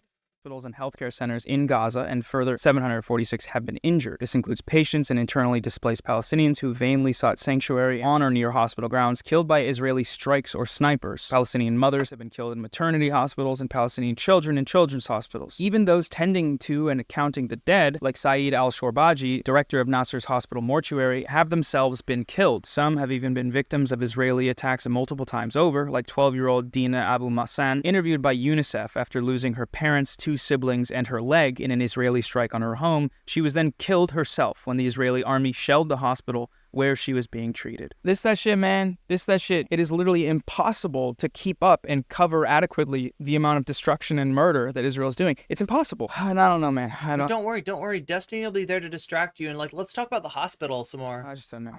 Let's talk about this one hospital rather than all the other hospitals that are getting blown the fuck up. Fucking Jesus Christ. Those wounded by Israel and Gaza are being deprived of life-saving medical care. Gaza's healthcare system, already crippled by years of blockade and prior attacks by Israel, is unable to cope with the sheer scale of the injuries, now at 55,243 injured, including at least 8,663 children. There were reports of severely injured patients walking for miles trying to find help. UNICEF highlighted the case of a boy from the north whose leg had been blown off in the violence, who had spent 3 or 4 days trying to reach the south, delayed by checkpoints. The smell of decomposition was clear, and that boy had shrapnel all over. Potentially he was blind and had burns to 50% of his body. I was forced to do dressing changes on massive wounds, excruciatingly painful wounds. There was a girl with just her whole body covered in shrapnel. She was 9. I ended up having to change and clean these wounds with no anesthetic and no analgesic. I managed to find some intravenous paracetamol to give her. Her dad was crying. And paracetamol, I think is that like Tylenol or is that Advil? I was crying and the poor child was screaming. Similarly to famine, the possibility of disease killing more Ibuprofen? It's ibuprofen, right? Palestinians than the bombardments is approaching. Doing surgery with vinegar if they can even find it. The final point in this section of it's Tylenol. Okay. Document concerns the destruction of Palestinian life in Gaza. In November, 21 members of United Nations working groups warning of a genocide in the making in Gaza observed that the level of destruction that had been by then taken place of housing units as well as hospitals, schools, mosques, bakeries, water pipes, sewage, and electricity networks threatens to make the continuation of Palestinian life in Gaza impossible. As they note, Israel has in its bombing campaign against Gaza used powerful weaponry with inherently indiscriminate impacts, resulting in a colossal death toll and the destruction of life-sustaining infrastructure. Israel has destroyed not only individual homes, houses, and whole apartment blocks, it has destroyed entire streets and entire neighborhoods. Shujaiya, a suburb of Gaza City, once home to approximately 110,000 Palestinians, appears to be now a vast wasteland, entirely flattened as far as the eye can see. Its shops, schools, vibrant marketplace, family homes, doctor clinics, historic streets, and in Uthman Mosque, and everything that once sustained Palestinian life there has been damaged or destroyed, along with so many of its people. Other areas in Gaza appear to have experienced a similar level of destruction, including Beit Hanun, Beit Lahia, Gaza Old City, Al-Ramal, and Nusayrat refugee camp in the south. Israel's targeted the Palace of Justice, the main Palestinian court building in Gaza, housing the Palestinian Supreme Court, as well as an archive of court records and other historical files. Israel has also significantly damaged the Palestinian Legislative Council complex. It has targeted Gaza City's Central Archive building, containing thousands of historical documents and national records dating back over 100 years, forming an essential archive of Palestinian history, as well as more modern records of Gaza City's urban development. Israel has left Gaza City's main public library in ruins. It has also damaged or destroyed countless bookshops, publishing houses, libraries, and hundreds of educational facilities. Israel has targeted every one of Gaza's 4 universities, including the Islamic University of Gaza, the oldest higher education institution in the territory, which has trained generations of doctors, engineers, amongst others, destroying campuses for the education of future generations of Palestinians in Gaza. Alongside many others, Israel has killed leading Palestinian academics, including Professor Soufiane Taye, the president of the Islamic University, an award-winning physicist and UNESCO chair of astronomy, astrophysics, and space sciences in Palestine, who died alongside his family in an airstrike. Dr. Ahmed Hamdi Abu Absa, dean of the software engineering department in the University of Palestine, reportedly shot dead by Israeli soldiers as he walked away, having been released from 3 days of enforced disappearance. Professor Mohammed Aid Shabir, professor of immunology and virology and former president of the Islamic University of Gaza, the airstrike on his home killed him, his wife, their daughter-in-law, and their eldest son. Those who survived the bombing and tried to walk to Al-Shifa Hospital nearby were shot dead by Israeli forces besieging the hospital. Professor Rifat Al-Arir, poet and professor of comparative literature and creative writing at the Islamic University of Gaza, Professor Al-Arir was a co-founder of We Are Not Numbers, a Palestinian youth project seeking to tell the stories behind otherwise impersonal accounts of Palestinians and Palestinian deaths in the news. For more than 16 years, Al-Arir worked as a professor of English literature at the Islamic University of Gaza, where he taught Shakespeare and other subjects.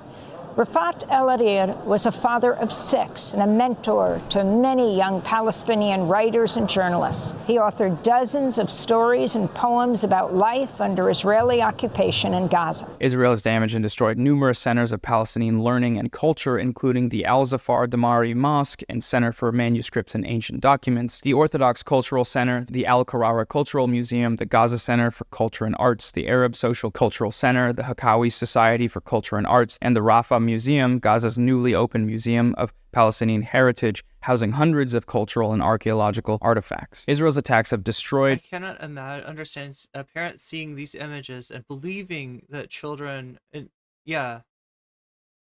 as collateral damage is fine. Gaza's ancient history. 8 sites have been damaged or destroyed, including the ancient port of Gaza, known as Anthedon Harbor, or Al-Balakia, the archaeological site of a 2,000-year-old Roman cemetery listed on both the Islamic Heritage List and tentative UNESCO World Heritage List. Israel has also destroyed Gaza City's Old City, including its 146-year-old historic houses, mosques, churches, markets, and schools. It has also destroyed more recent history of more hopeful times, including the Rashad Al-Shawa Cultural Center, site of the historic meeting between United States President Bill Clinton and Palestinian President Yasser Arafat 25 years ago, and an important cultural hub for Palestinians in Gaza with its theater, library, and event space. And Israel is destroying Gaza's future academic and cultural potential. Alongside the 352 Palestinian schools, it has damaged or destroyed the 4,037 students and 209 teachers and educational staff it has killed, alongside the other 7,259 students and 619 teachers it has injured. Israel has damaged or destroyed an estimated 318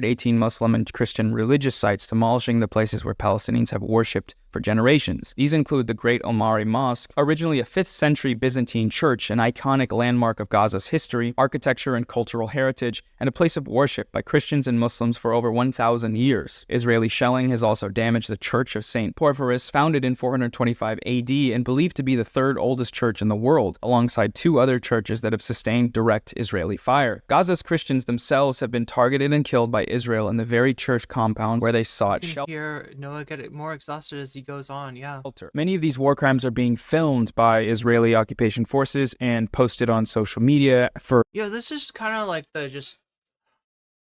don't know what you want to call this, right? On a cake, this would be the icing, but obviously this isn't a cake. Like, this is the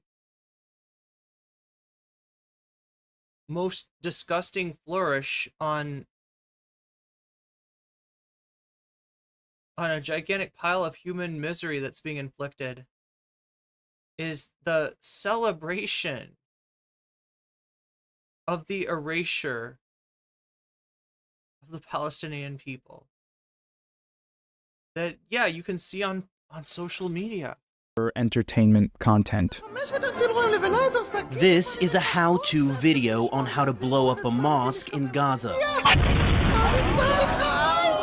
Format is internet fluent. The content is very real. Filmed, edited, and posted on Instagram by an Israeli soldier. It's one of dozens reviewed by CNN. Friend of the show, Ugopnik, had a great video on this topic specifically. You should go watch that. Israel has killed and is killing Palestinian storytellers and poets, Palestinian farmers and fishermen, alongside Gaza's local legends. Pastry chef Masoud Muhammad al-Qahtadi, killed in an Israeli airstrike on his house on the 3rd of November 2023, whose shop's motto, "Let the poor eat," and reputation for giving away the popular Palestinian treat kanafa to indigent customers. Is that kanafa?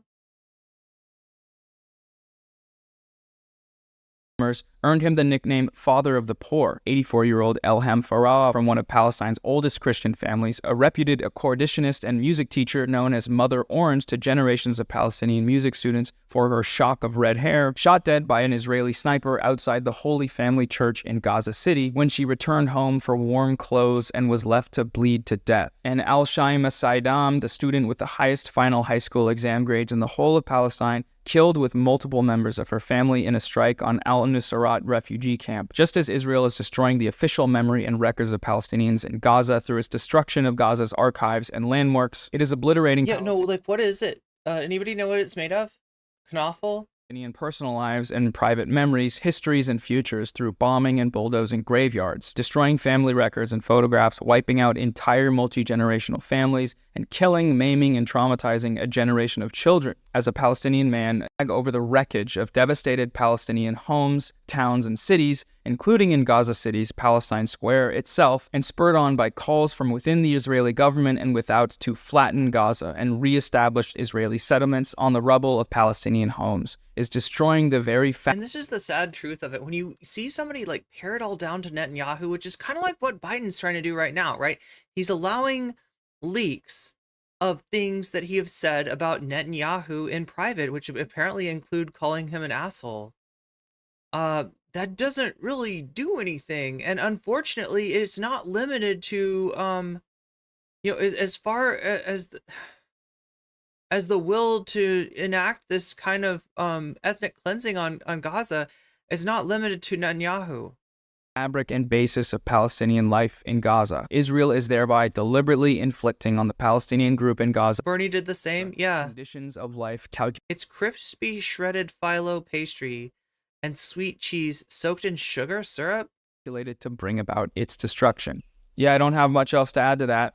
The final point, point 8, is imposing measures intended to prevent Palestinian births. As set out above, Israel's actions are impacting Palestinian women and children in Gaza especially severely, with 70% of those killed estimated to be women and children. 2 mothers are estimated to be killed every hour in Gaza. Over 7,729 children were estimated to have been killed by December 11th alone, and at least 4,700 other women and children are reported missing, believed to be buried under the rubble. There are multiple eyewitness accounts of pregnant women being killed by Israeli soldiers, including while trying to access healthcare. Pregnant women and children, including newborn babies, are also particularly impacted by displacement, lack of access to food and water, shelter, clothes, hygiene and sanitation, and lack of access to health services. These effects are severe and significant. An estimated 5,500 of approximately 52,000 pregnant Palestinian women in Gaza giving birth each month are doing so in unsafe conditions, often with no clean water, much less medical assistance, in shelters, in their homes, in the streets, amid rubble, or in overwhelmed healthcare facilities, where sanitation is worsening and the risk of infection and medical complications is on the rise. Where they are able to get a functioning hospital, pregnant women are having to undergo cesarean sections without anesthetic. Given the lack of access to critical medical supplies, including blood, doctors are being compelled to perform ordinarily unnecessary hysterectomies on young women in an attempt to save their lives, leaving them unable to have more children. The Minister of Health for the State of Palestine, Dr. May Al-Kaila, confirms that the only option facing Palestinian women in Gaza who bleed out after giving birth is to undergo a hysterectomy in order for their lives to be saved. Premature births have reportedly increased between 25 and 30% as stressed and traumatized pregnant women face a myriad of challenges, including being compelled to walk long distances in search of safety, attempting to escape from bombs, and being crowded into shelters and often squalid conditions. Particularly in northern Gaza, cases of placenta abruption, a serious condition that occurs to pregnant women during childbirth, which is potentially life-threatening to both mother and baby, have more than doubled. An ever-increasing number of Palestinian babies in Gaza are reportedly dying from entirely preventable causes brought about by Israel's actions. Newborns up to 3 months old are dying of diarrhea, hypothermia, and other preventable diseases without essential equipment and medical support. Premature and underweight babies have little to no chance of survival. Palestinian newborn babies have died due to the lack of fuel to supply hospital generators. Others have been found decomposing in their hospital cots, medical staff taking care of them having been forced by Israel to evacuate. On November 3rd, the World Health Organization warned that maternal deaths are expected to increase given the lack of access to adequate care, with deadly consequences on reproductive health, including a rise in stress-induced miscarriages, stillbirths, and premature births. The reproductive violence inflicted by Israel on Palestinian women, newborn babies, infants, and children could be qualified as acts of genocide under Article 2 of the Convention of Prevention of Genocide, including imposing measures intended to prevent births within a group. She stressed that states must prevent and punish such acts in accordance with their responsibilities under the Genocide Convention. So if after hearing all of that, you still don't think there's any evidence of Israel conducting a genocide, I just want to ask how? How and why? I mean, his tweet did say intentional, maybe all this stuff was on accident. Wait a minute, hold on. It's all a big coincidence. There's another section here. Expressions of genocidal intent against the Palestinian people by Israeli state officials and others. Evidence of Israeli state officials' specific intent to commit and persist in committing genocidal acts or to fail to prevent them has been significant and overt since October 2023. Those statements of intent, when combined with the level of killing, maiming, displacement, and destruction on the ground, together with the siege, evidence an unfolding and continuing genocide. This part of the document contains statements from basically every single person that works for the Israeli government that are genocidal in nature, if not overtly genocidal. Benjamin Netanyahu, Israel's prime minister, notoriously described their military campaign as a struggle between the children of light and the children of darkness, between humanity and the law of the jungle. Later on, in a letter to Israeli soldiers that was also posted on Twitter, Netanyahu said that this is the war between the sons of light and the sons of darkness. We will not let up on our mission until the light overcomes the darkness. The good will defeat the extreme evil that threatens us and the entire world. Later, we're facing monsters. I feel like I've heard this language of sons of light or children of light and children of darkness before, and it's most often meant to describe a flawed philosophy that somebody's pushing, right? Like, if your mission statement relies on, like, we are the children of light, and we must oppose and extinguish the children of darkness, for it is they who wish to bring darkness upon the land, and we believe in light and goodness, and like that is the sign of a evil person, right? Just using this fucking bare bones, mythology to justify the unjustifiable. And Netanyahu's like literally saying this shit.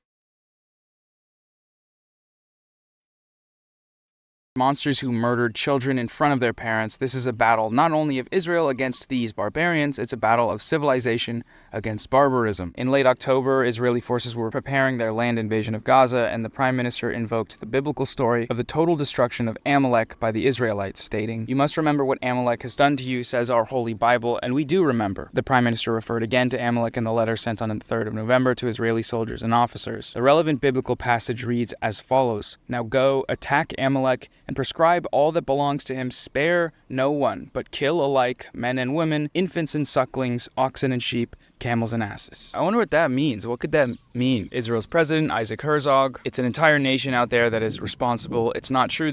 Yeah, and people are trying to prop Herzog up as the reasonable leader of Israel. I mean, like, very likely, or at least somewhat likely, chat, Netanyahu will be removed from power. There was a movement to remove him from power before October 7th happened, and a lot of why he's still in power is due to this perception of him as a war prime minister, and so as problematic as he is, there are others waiting in the wings much worse than him. and the problem of this, you know, ongoing genocide against the Palestinian people does not begin and end with Netanyahu. And Herzog. Rhetoric about civilians not aware, not involved. It's absolutely not true, and we will fight until we break their backbone. He's also one of the many Israelis to signing bombs that are being dropped have on. handwritten messages on bombs. So that's who the U.S. is trying to prop up as the alternative to Netanyahu. To be dropped on Gaza. The minister Everything will be better. of Defense said that they were imposing a complete seizure No, on it Gaza. won't. No electricity, no food, no water, no fuel. Everything is closed. We are fighting human animals, and we are acting accordingly. He also informed troops on the border that he had released all. This is the person they're trying to prop up as the Defense Minister Yoav Gallant. The restraints, saying that Gaza won't return to what it was before. We will eliminate everything. If it doesn't take one day, it will take a week, it will take weeks or even months. We will reach all places. He further announced that Israel was moving to a full-scale response and that he had removed every restriction on Israeli forces. When we say that Hamas should be destroyed, it also means those who celebrate, those who support, and those who hand out candy. Same as how Bush was able to win 2 terms. Yeah, same sort of... They're all terrorists and they should also be destroyed. That was the Israeli Minister for National Security. All the civilian population in Gaza. Wait, Delinchkin made a video about why having meme and signed bombs was good somehow? I'm assuming he meant in relation to Ukraine. Gaza is ordered to leave immediately. We will win. They will not receive a drop of water or a single battery until they leave the world. No electrical switch will be turned on, no water hydrant will be opened, and no fuel truck will enter until the Israeli abductees are returned home. Humanitarianism for humanitarianism, and no one will preach us morality. This is the continued logic to justify war crimes, right? Taking civilian hostages is a war crime. Does that mean you can do war crimes to undo that? No. That's literally that. No, you can't. And what's being described there is a war crime, and they're doing it. They're doing that, and it's a war crime. We need to deal a blow that hasn't been seen in 50 years and take down Gaza. That was the Israeli Minister of Finance. The north of the Gaza Strip, more beautiful than ever. Everything is blown up and flattened, simply a pleasure for the eyes. We must talk about the day after. In my mind, we will hand over lots to all those who fought for Gaza over the years and to those evicted from Gush Katif, which is a former Israeli settlement. He later argued against humanitarian aid. We wouldn't hand the Nazis humanitarian aid, and there is no such thing as uninvolved civilians in Gaza. He also posited a nuclear attack on the Gaza Strip. The Israeli Minister of Agriculture invoked the Nakba, said they were doing it again for Gaza. We all have one common goal: erasing the Gaza Strip from the face of the earth. That was the Deputy Speaker of the Knesset and member of the Foreign Affairs and Security Committee. It's not just politicians, though. Of course, it's also military officials. Hamas became ISIS, and the citizens of Gaza are celebrating instead of being horrified. Human animals are dealt with accordingly. Israel has imposed a total blockade on Gaza. No electricity, no water, just damage. You wanted hell, you will get hell. That was the Israeli Army Coordinator of Government Activities in the territories. We cut the supply of energy, water, and diesel to the Strip, but it's not enough. In order to make the siege effective, we have to prevent others from giving assistance to Gaza. The people should be told that they have 2 choices: to stay and to starve, or to leave. If Egypt and other countries That's ethnic cleansing, at the very least. Prefer that these people will perish in Gaza, this is their choice. When you are at war with another country, you don't feed them, you don't provide them with electricity or gas or water or anything else. A country can be attacked in a much broader way to bring the... That's literally not true. Oh my god. I mean, in the United States, with the United States military history, I guess this is what was called the pottery shop doctrine. This is something proposed by Colin Powell. The idea that in the pottery shop, what is it called? Pottery. There's a store, the Pottery Barn. Yeah, Pottery Barn principle. And the idea is if you go into the Pottery Barn and you accidentally kick over a vase, right? You didn't just have an accident and like help. Yeah, we need to clean up on aisle 4. No, you bought that vase. You pay for that vase. You go in there, you break something, you bought it, right? That's what the doctrine that Powell was trying to point out in terms of Iraq. You know, if you break Iraq's government, if you break Iraq's society, then you yourself have to provide that government. You yourself have to provide that society, right? And this is like, I mean, this is somehow worse than the Bush administration's military doctrine.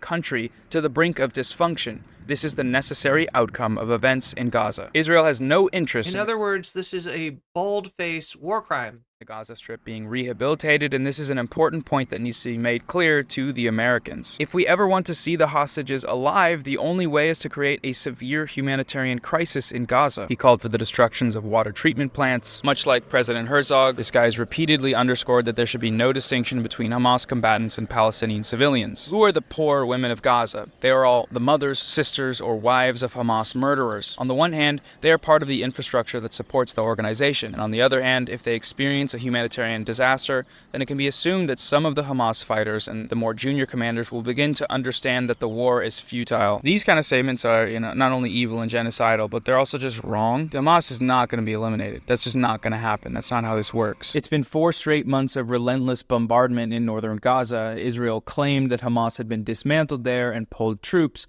but they have continually resurfaced. The last thing I want to read here is a quote-unquote motivational speech that an Israeli army reservist made that's just, I don't know, it's just fucking sickening. Be triumphant and finish them off, and don't leave anyone behind. Erase the memory of them. Erase them, their families, mothers, and children. These animals can no longer live. Every Jew with a weapon should go out and kill them. If you have an Arab neighbor, don't wait. Go to his home and shoot him. We want to invade. Wait. This motivational speech, right? A 94-year-old Israeli army reservist Ezra Yakin, veteran of the Deir Yassin massacre during the 1948 Nakba, reportedly was called up for reserve duty to morale boost amongst Israeli troops ahead of the ground invasion. This was broadcast on social media, inciting other soldiers to genocide as follows, while being driven around. Yeah, so the Nakba, the thing that supposedly did not happen, if you listen to revisionist historians, this is a veteran. This is somebody who did the Nakba. And they are calling him up for reserve duty to give a pep talk for fucking genocide.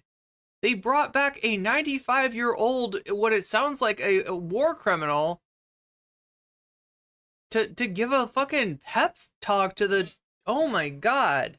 Not like before, we want to enter and destroy what's in front of us, and destroy houses, then destroy the one after it. With all of our forces, complete destruction, enter and destroy. As you can see, we will witness things we've never dreamed of. Let them drop bombs on them and erase them. This guy was called up by the army to give motivational speeches. This was broadcast on social media. It's just incomprehensible that it's just that mask off, It actually really isn't, though, when you understand how Israeli soldiers and settlers talk about Palestinians and the sorts of evils they've afflicted upon them in Deir Yassin massacre was also horrific, kind of shit they accuse Hamas of in the past, and will continue to do so in the future. שלקחו את הלוויורים ורדפו אחרי חבר'ה ושרפו אותם.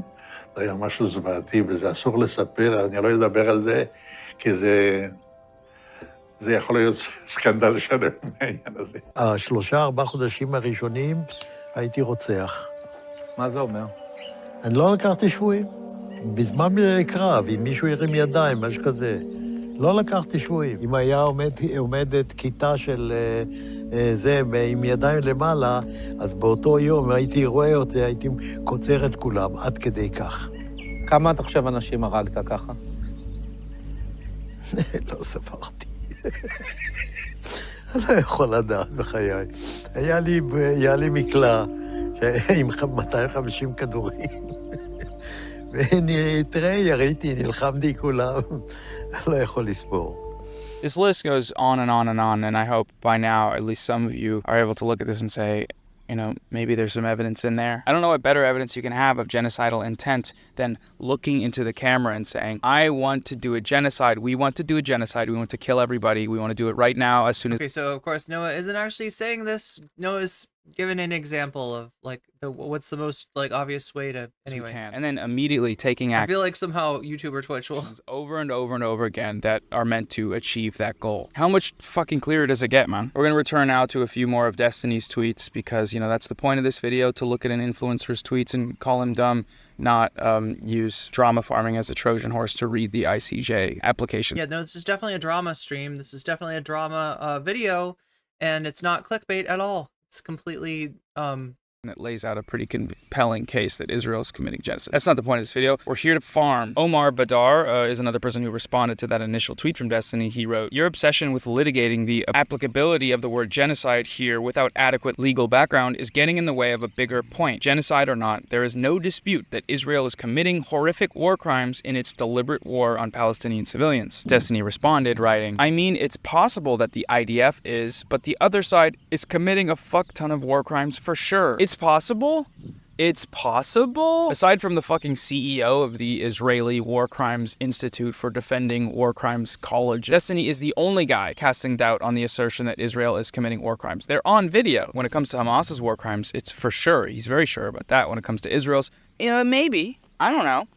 Who's to say? Who's to say? The other absurd part about this tweet is him saying that no one cares about holding Hamas responsible. My brother in Christ, what do you think Israel thinks it's doing? Literally, the only reason this genocide is still going on is because Israel is saying that they are, quote unquote, large quotes, holding Hamas responsible. Also, the United States, virtually every Western media apparatus. That's why every major interview has to start off with 12 minutes of the host telling the guests to condemn Hamas, condemn Hamas, condemn Hamas. Come on, do you condemn Hamas? Another person responded to that tweet writing, "Since when does death toll in an active war not count?" Destiny replied saying, question mark, "Going to war is not genocide. People die in war, that doesn't make it genocide. Civilians die in war, that doesn't make it genocide. Even if you commit war crimes and target civilians, that's not genocide." So here's just sort of milking the one thing he's been technically correct on, which is that death tolls alone are not the same thing as genocide. They're not, but also no qualified commentator in this discussion is saying that. I personally don't consider a random 700 follower Twitter user to be a qualified commentator, but that's just me personally, I guess. He likes to do this thing. He does a few other tweets. Somebody wrote, paraphrasing him, "If you commit war crimes and target civilians, that's not genocide. Lamau." He responded writing, "How fucking stupid are people? Hey, come on, man.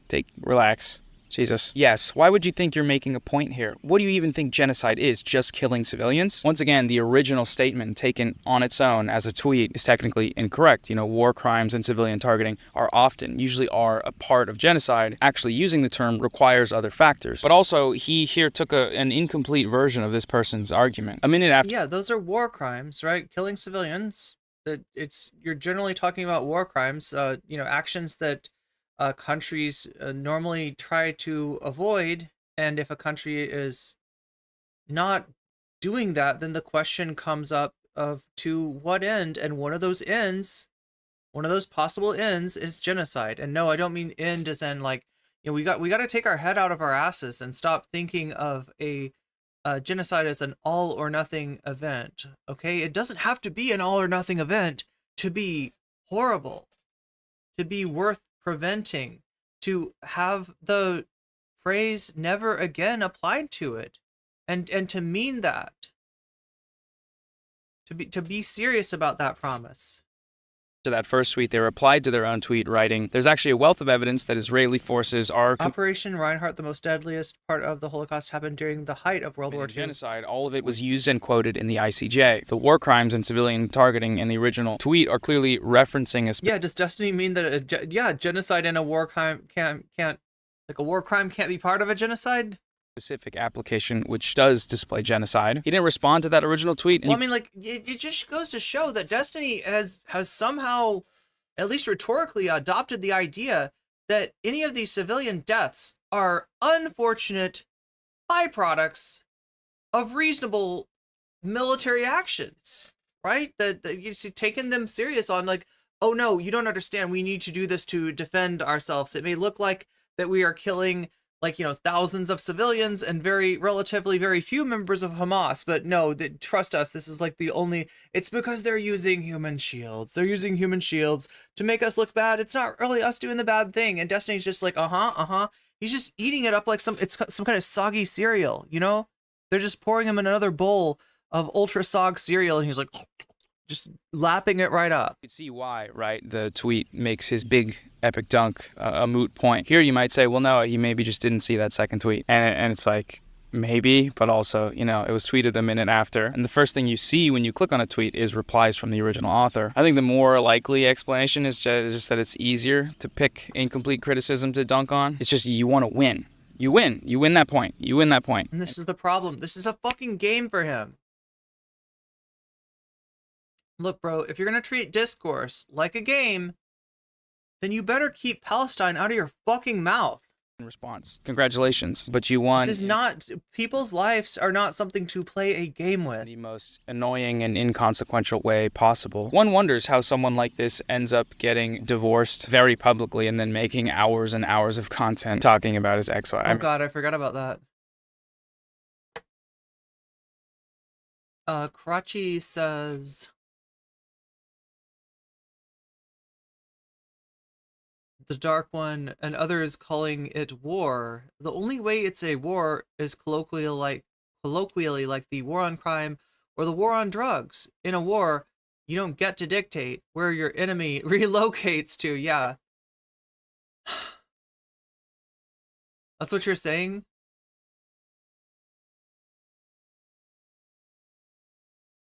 I mean, yeah, like Destiny, there is something profoundly unserious about all of your rhetoric, and it's got no, I mean, there you go, debate, bro, you're freaking, you know, And it's just, normal stuff, cool significant other stuff. Another response to that first tweet was someone saying, if Nazi Germany wanted to genocide all the Jews, then they would only exist in the history books, Destiny circa 1943. And he's just quoting the logic back to, we did that earlier, How does Destiny respond to this? Well, he does it by doing a sneaky little switcheroo. The Jewish population still hasn't recovered from the Holocaust, a genocide lasting a few years that's some 80 years old. Israel has been continually genociding Palestinians for decades, and yet their population continues to grow every single day.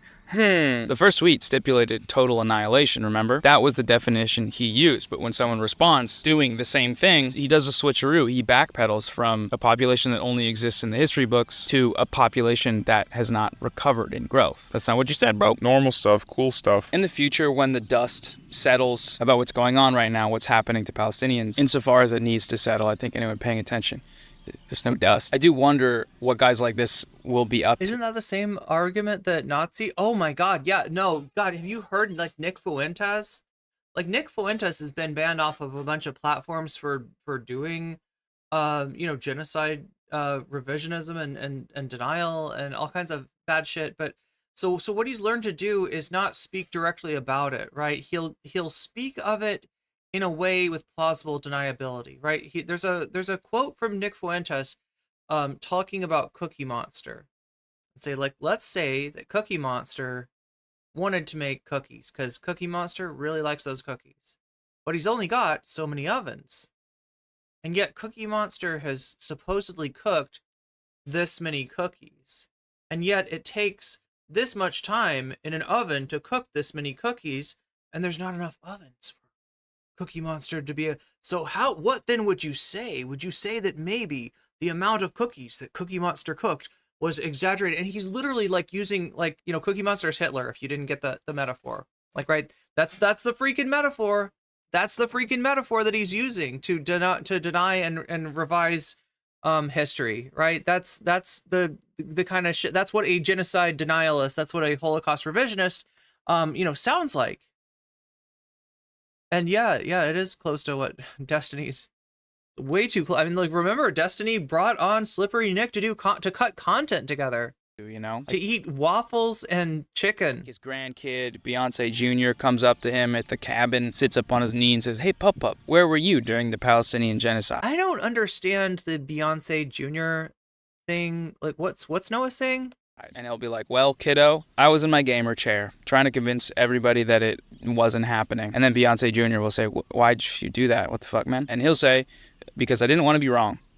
So, also it helped me pull 20 million views a month, so there's that. He'll be fine, though, big fan base, following the pathway of warmongering liberalism. Every lib journalist that foamed at the mouth to invade Iraq. The modern-day Robert Heinlein. They're like tenured professors, and they work at the Washington Post and write op-eds for that War Crime College Institute place we talked about earlier. No, I'm not coming on your stream. I don't want to get destroyed in the marketplace of ideas, but also that's probably a good thing. The last guy I debated live on stream ended up having animated child porn on his computer. I don't think anyone wants to be exposed for that. So lose the battle, win the war, so they say. Anyways, see you guys. Have a good one. Bye. God damn, that's true. Noah did get the last laugh on Vaush as well, although it's not a very funny laugh when it comes to what's actually on Vaush's computer. So look, chat, we got along the same lines, we got Sean's content And we got not Jon Stewart's, we got Cody Johnston's content. I do want to watch the Sean video. That's probably how we're going to end things today. But I feel like you need something like a different kind of presentation. Look, I don't know if Cody Johnson can make a horrible subject like this, like, more tolerable, but I'm willing to give it a try at this point. At risk of just, you know, putting you through like a whole bunch of content that, I don't know, either fills you with rage or despair or hopelessness or all three. Let's give Cody a try. What do you say? It's time for the Sneeko documentary. Can we even do a Sneeko documentary? Why do I feel like Sneeko's like banned? What's in the Sneeko documentary, Shakespeare? Some more news. The zany comedy news show where we talk about war crimes and genocide. Fun stuff. I'm Cody Comedy Johnston, and today's zany Israel and Palestine episode is brought to you by nobody. Really? No sponsor? No one wanted to hop on with some branded integration? Jimmy John's Genocide Jaunt with genocide spelled with a J. Oh no. Send the idea to them. Oh no. Okay, no. Oh no.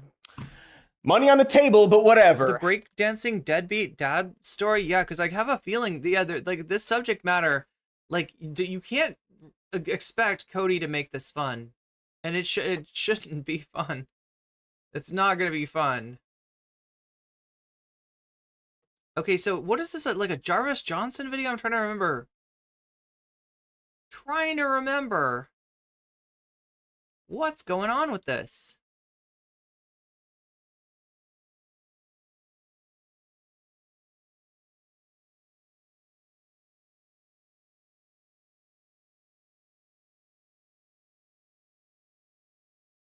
Why can I not find breakdancing? Wait.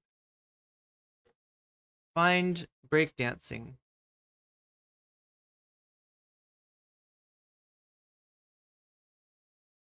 The breakdancing dad. Curtis Connor. Did I say Jarvis Johnson? God damn me. It's Curtis Connor. Who knew? I just put out some new merch. Check it out. It's awesome. It says, please be nice to me. It looks really cool. I love it. I'm obsessed. And on top of the new designs, we've also got the silly tee, but now as a crew neck. So the funniest thing probably ever. So we've all heard the statistic that 50% of marriages end in divorce, right? Which unfortunately means the other 50% ends with someone dying. So I guess there's both. There's really no chill way to end a marriage. But as a child of divorce, this is a subject that hits close to home for me. Or I guess it hits close to two separate homes for me. And going through a divorce as a family is hard enough as it is. There can be a lot of resentment between family members for a variety of reasons. But hey, at least you never have to argue with your estranged father publicly over the internet, right? Well, that is the case for most people, but unfortunately for writer and comedian Maddie Hart, that is exactly what happened. So a little bit of backstory, Maddie made a TikTok with this opening line. What's a piece of trauma that you have that's funny? It has to actually be funny. Great topic of discussion, right? Trauma is traumatic inherently, but some of it can be hilarious. Trauma is good. No, trauma's also. For example, one time usually not when good. I was a kid, my older sister held me down and sprayed Lysol on my open eczema wounds. Was that traumatic for me? A little bit. Was it hilarious? Not for me, but my sister was laughing while she was doing it, so I guess it was. Maddie's funny trauma is pretty unique, though. My dad abandoned my family when I was 5 years old. That is a wife and 4 kids. He abandoned us and then pursued amateur breakdancing. And he got really good. Okay, so right off the bat, wow, that's hilarious. I think that's just objectively funny. I think we can all agree on that. Like, abandoning your family to pursue breakdancing is crazy because, like, you could do both, right? You can easily do both. You can have a family and also breakdance in your spare time. I'm sure that's possible. Like, most people, before they have a kid, they're like, am I going to be a good parent? Is this, like, the right time to bring a child into this world. If you're a dad who's like, I just don't know if I'll have time for my breakdancing, don't have a kid, okay? Then again, you know, they always say starting a family, you know, being a parent is one of the most rewarding things you can do as a human being. But obviously those people have never tried spinning around on some cardboard in an alleyway. Back to the video, this breakdancing apparently wasn't just a hobby for the dad. He like blew up. Like he became like a D-list celebrity status, like viral breakdancer. He became like the oldest actively competing breakdancer in the world. Then he got on Good Morning America and talk shows, and Washington Post wrote about him, and he went super viral, and he did all these interviews, and he danced with Paula Abdul. And here, I'll show you. To see, take a look at this 60-year-old breakdancer. Yes, 60 years old. Amazing. Yo. That's Ben Hart. He's competing at a break dancing competition in Philadelphia, and he may not have won, but I tell you what, he is winning over a lot of people on the internet. Shit, he really dude. is. Yep, he's winning over a lot of. I'll say it, dude. He is fucking up the dance floor, dude. I mean, he's fucking up fatherhood as well, but I gotta respect the moves, man. Also, I love in that YouTube video at the bottom left, it says breakdancing dad goes viral, because like, not really. The dad part of that implies a man, like, taking care of his children, you know? I would actually love a dance competition show about deadbeat dads. And they all fucking have dance-offs with each other, and they call it So You Think You Can Dad. Okay, let's keep watching the video. This guy wouldn't pay my medical bills. Yeah, I mean, tough to pay for your sick daughter's medical bills when you're already fucking sick, you know what I mean? Worst part, damn it, he's good. I should not be able to move his body like that. It could have been anything else, man. The fact that the dad chose breakdancing would send me over the edge. Like, honestly, I think a dad abandoning your family to, like, play professional Fortnite would be better than this. For some reason, though, the image of a breakdancing father is so funny to me, dude. Probably because dads are usually, like, dorky, right? They're not, like, fucking busting moves, right? I just can't get the image of a breakdancing father out of my head. Dad, can you just please make me dinner? I'm starving! Just take care of me! Okay, let's keep watching. He may not have paid for some of my medical bills growing up, but he did give me this breakdancing merchandise. So that's Sick. him. He's on his head. Benihana is his b-boy name. You know, I'll get texts like this. Happy birthday, question mark. Yo. And then like links to his breakdancing videos. Jesus. What a piece of shit, dude. Happy birthday with a question mark is crazy rude. Happy birthday? I don't know. I mean, on second thought, can you blame him for being a little lost? He's been spinning. Well, yeah, no, it's like, you got to understand the question mark is there for, like, you know, if it is your birthday, then happy birthday. If it's not your birthday, then forget I said anything. And I will say happy birthday question mark next time. So that way I know that every time that at some point I will be close to your birthday. And at some point you can just like take that question mark off in your mind and be like, happy birthday. That's a happy, that applies. Thank you for the happy birthday. You're a great dad. How is your breakdancing going?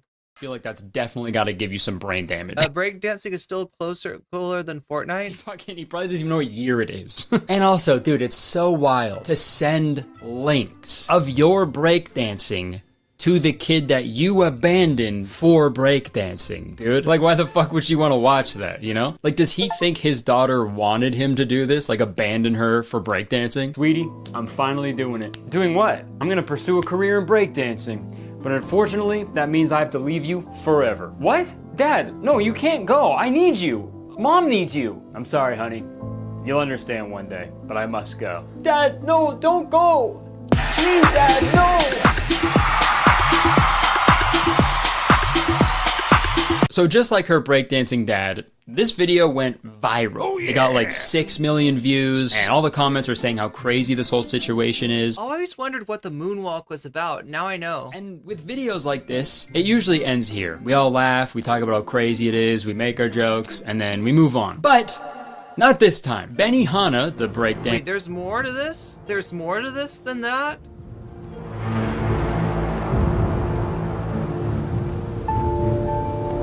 There's more going on. There's epic music going on. What's going on here? Oh no, okay. Oh my god, chat, there's more to this? Dad was apparently receiving a bunch of hate comments from people who saw that video. So he decided to make a response video to his daughter's video and post it on Twitter. And I gotta say, right off the bat. Before he says anything, I already have one pretty large criticism, and that is his button-up, all-over print Bitcoin shirt.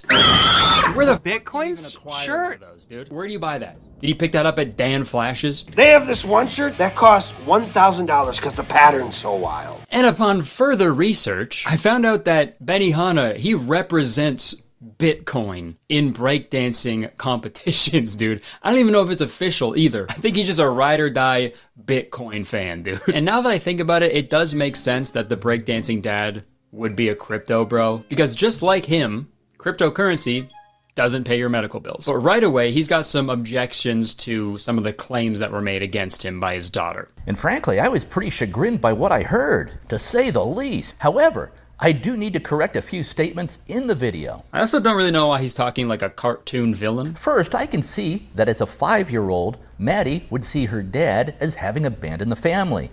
One day I was living there, the next day I wasn't. And that will look like abandonment to a child. But married couples do get divorced about half the time in America. And I was just living a mile or so down the street in LaGrange, Illinois. Okay, so I made the same point at the beginning of this video. A lot of marriages end in divorce, and it can be a confusing thing for children, I'll agree with that. But like, your kids wouldn't say you abandoned your family if you didn't abandon your family, dude. Why would you lie about that? Like, if your parents went through a divorce and you still have a good relationship with your dad, you know, he's actively trying to be in your life and always reaching out to you and stuff, then you would never use the word abandon. You would just use the word divorce. That must have been tough, dude. That divorce especially must have been really tricky. I can only imagine what it was like getting divorced by a fucking breakdancer. Hey, sorry I have to do this, but my lawyers say it's a formality. I mean, he's gonna moonwalk, isn't he? I know, just give me the papers. Papers?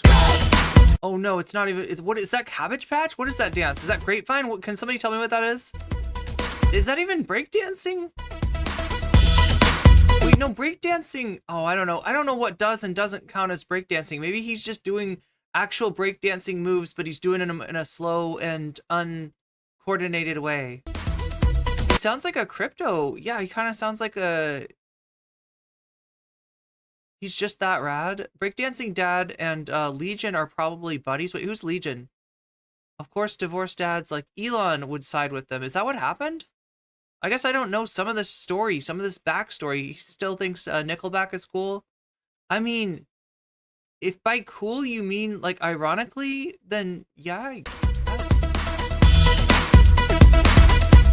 What the fuck is happening? I don't think this is breakdancing.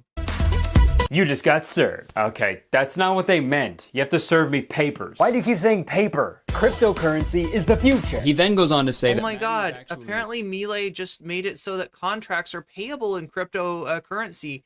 So if you contract breakdancing dad to do your birthday party, if you get him to come out and breakdance, then you can pay him in Bitcoin. Lying about the financial situation, and he says he was actually paying like a bunch of money in child support. Now, about not paying medical bills. That's just not correct. Maddie's mom, my ex-wife... Wait, is that the breakdancing dad? Got $2 million at the get-go. Plus, I was paying her $18,000... Is this real? ...per month in child support. Wait, this sounds like a parody. Is this a parody? Is this a parody of the breakdancing dad, or is this the actual breakdancing dad? I was like looking away when they introduced what he looks like now. I only saw what he looks like years ago. Chat, is this real? I want to know. Chat, is this real? The Nickelback song comes on and catches you off guard. What does Nickelback even sing? I don't think I was around for Nickelback. What is Nickelback like? My Nickelback was Imagine Dragons. Does that make sense? Is that an apt substitute? I feel like it's a pretty good substitute, right? I don't know really what Nickelback was, but I do know Imagine Dragons, and from what I hear about Nickelback, it sounds like how I feel about Imagine Dragons. It's the real dad. That's the real dad, and he's really trying to give his... He's trying to give his story. He's trying to make us feel like agree with his side. Like, oh yeah, no, of course you like left your family to go breakdancing. And alimony. And if that's true, fuck yeah, dude, that's awesome. So he's saying he does really pays the bills. In all, I paid out about $5 million to my ex-wife. And then the dad drops another bomb on us, dude. He says that he didn't abandon the family for breakdance. Oh no, did the family abandon him? They abandoned him, didn't they? They didn't believe in his dream. I did not abandon the family for breakdancing. Apparently he just had a regular job and just accidentally started breakdancing. I have a career. I'm in the advertising business. That's how I was able to afford to pay Maddie's mom $5 million. I took up breakdancing entirely by accident in 2012. Nobody accidentally starts breakdancing, dude. Like when I think of accident, I think of like, you know. No, it's like the way he moves is just breakdancing. He didn't realize it, and then somebody was like, yo, you're a pretty good breakdancer. And he's like, what are you talking about? He's like, the way you move. Show up for this competition. We're having a competition. Be there. And he is there, and he wins. And he doesn't. He's like, oh, I wasn't dancing though. This is just how I move. You're clumsy, you knock stuff over, you fall over, or something like that, right? Like, did he just like... You end up accidentally doing helicopters on your head? Trip on something and then immediately like start doing the worm. Oh my god, The worm! Can we do the XQC worm though? Sorry, this is so embarrassing. I'm not trying to do this at all. So after this video came out, Maddie made a response to it, pretty much disputing everything he said. I know my dad posted like a 10-minute video or whatever being like, you know, my daughter's lying, we have a great relationship, I have a great relationship with all my kids. That's just objectively not true. Like, guys, we're all freaking out about this in my family group chat right now. We're being like, he's so unhinged and delusional. And the contradictions continue. We don't know if he actually believes his own narrative or if he's lying on purpose, but he's just like a weird guy. Yeah, he said he lived down the street from us. And I was just living a mile or so down the street in LaGrange, Illinois. That's not true. Or like if he did, it was only for a few months maybe, but actually for most of my childhood, he lived in Florida with his new wife. Like basically like he left us, immediately married another woman. We didn't hear from him for years. I saw the kids all the time. He truly had no hand in raising us at all. We don't speak with any sort of regularity. He doesn't know when my birthday is. I saw the kids all the time. But I do know that several times I've asked him for financial help with medical expenses, like especially like in college, and he wouldn't help me. Now, about not paying medical bills, that's just not correct. That's what I was referring to in my video when I was like, he wouldn't pay some of my medical bills. I don't know what to believe. I don't know the truth. I am at liberty to believe her, the person. I mean, look, as much as like I don't think Destiny epically owning his ex-wife in the marketplace of ideas is very cool. I do kind of like the idea of epically owning your dad in the marketplace. Like, there's something kind of cool about that. I don't know, chat. What do you think?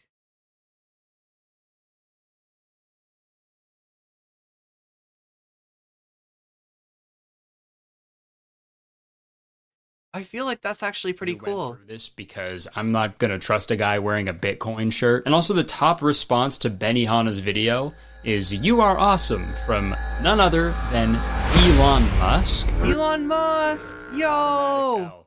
If I posted anything and Elon Musk responded to it agreeing with me, oh my god, that's how you know you're on the wrong side of history, dude. It's also really funny for famously deadbeat dad Elon Musk, whose own daughter changed her last name so she would never be associated with him, is applauding another deadbeat dad. And on top of that, most of the people like hyping this dude up. Okay, wait a minute. In similar so look, I did this as a, what do you call it, a palate cleanser, right? We just watched some really real stuff from Noah Samsen in response to Destiny and his lack of ability to engage with what's actually going on in Gaza. His just like ghoulish edgelord humor, like when it comes to that. And I clicked over to Curtis Connor because I thought it would be a relief, that it would be non-political. But actually, this is very political.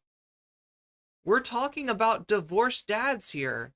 And if you don't know, being a divorced dad in some cases, not in all cases, okay, not in all cases, but in some cases is a radicalizing event for some men, right?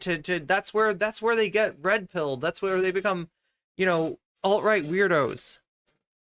That's where they start using really weird dog whistles. Situations. This guy Douglas Carr said, "I've been trashed on social by my daughter. You've set an example on social, strive to follow in the future." Praying emoji. Dude, In the future? So you know your daughter is gonna do it again? Hey, here's how to stop that. I think the best way to ensure your daughter won't Your daughter's gonna on social dunk on you. is to be a better father. But no, this guy's gonna do just exactly what Benihana did instead. If my daughter is clout chasing me. Ever trashes me on social media again, I will simply spin What a on little clout goblin my head. I will simply spin on my. Okay. Sorry I did this, but I didn't even show you the end of Benihana's response.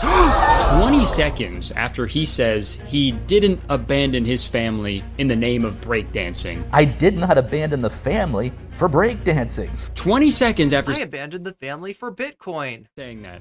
And 3D printing. He does this. Now, some of you might be wondering, can he still breakdance at age 60? How did you read my mind? 66. How did you read my mind? Well, I don't know. Let's see. I'll give it a try. Okay, Maddie, let's see how the old man does.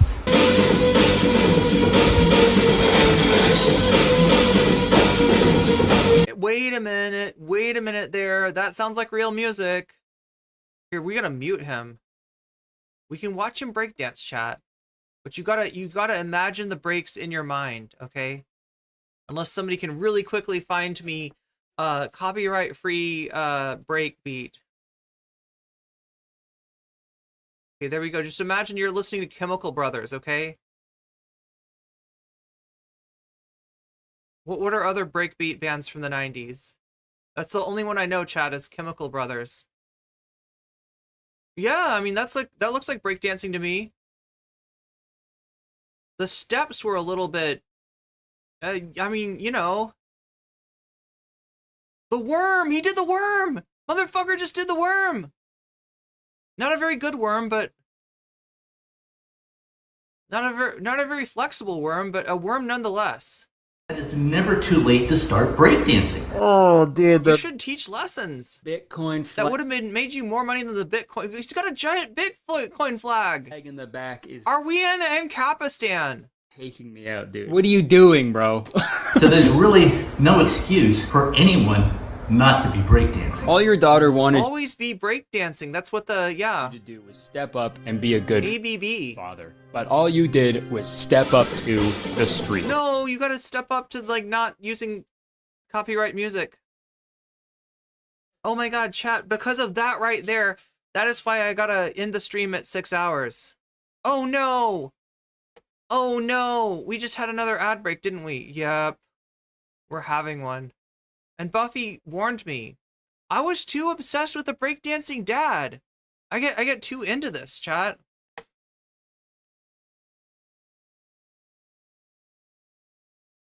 Therapist in the world, I think. How do you just go on living a normal life after seeing that, dude? Also to be like, I never abandoned you for breakdancing. Now check this out. And that's why it's totally acceptable for no one to make any sort of donations, any sort of super chats, any sort of memberships, gift memberships, donations, signing up on Patreon, just buying a Twitch sub, using a Twitch Prime sub, or gifting subs on Twitch. No bits, no none of that. I deserve none of it, chat, because I forgot to tell them that at the top of the hour there's an ad break, and now they're watching the ad break. They can't even hear me.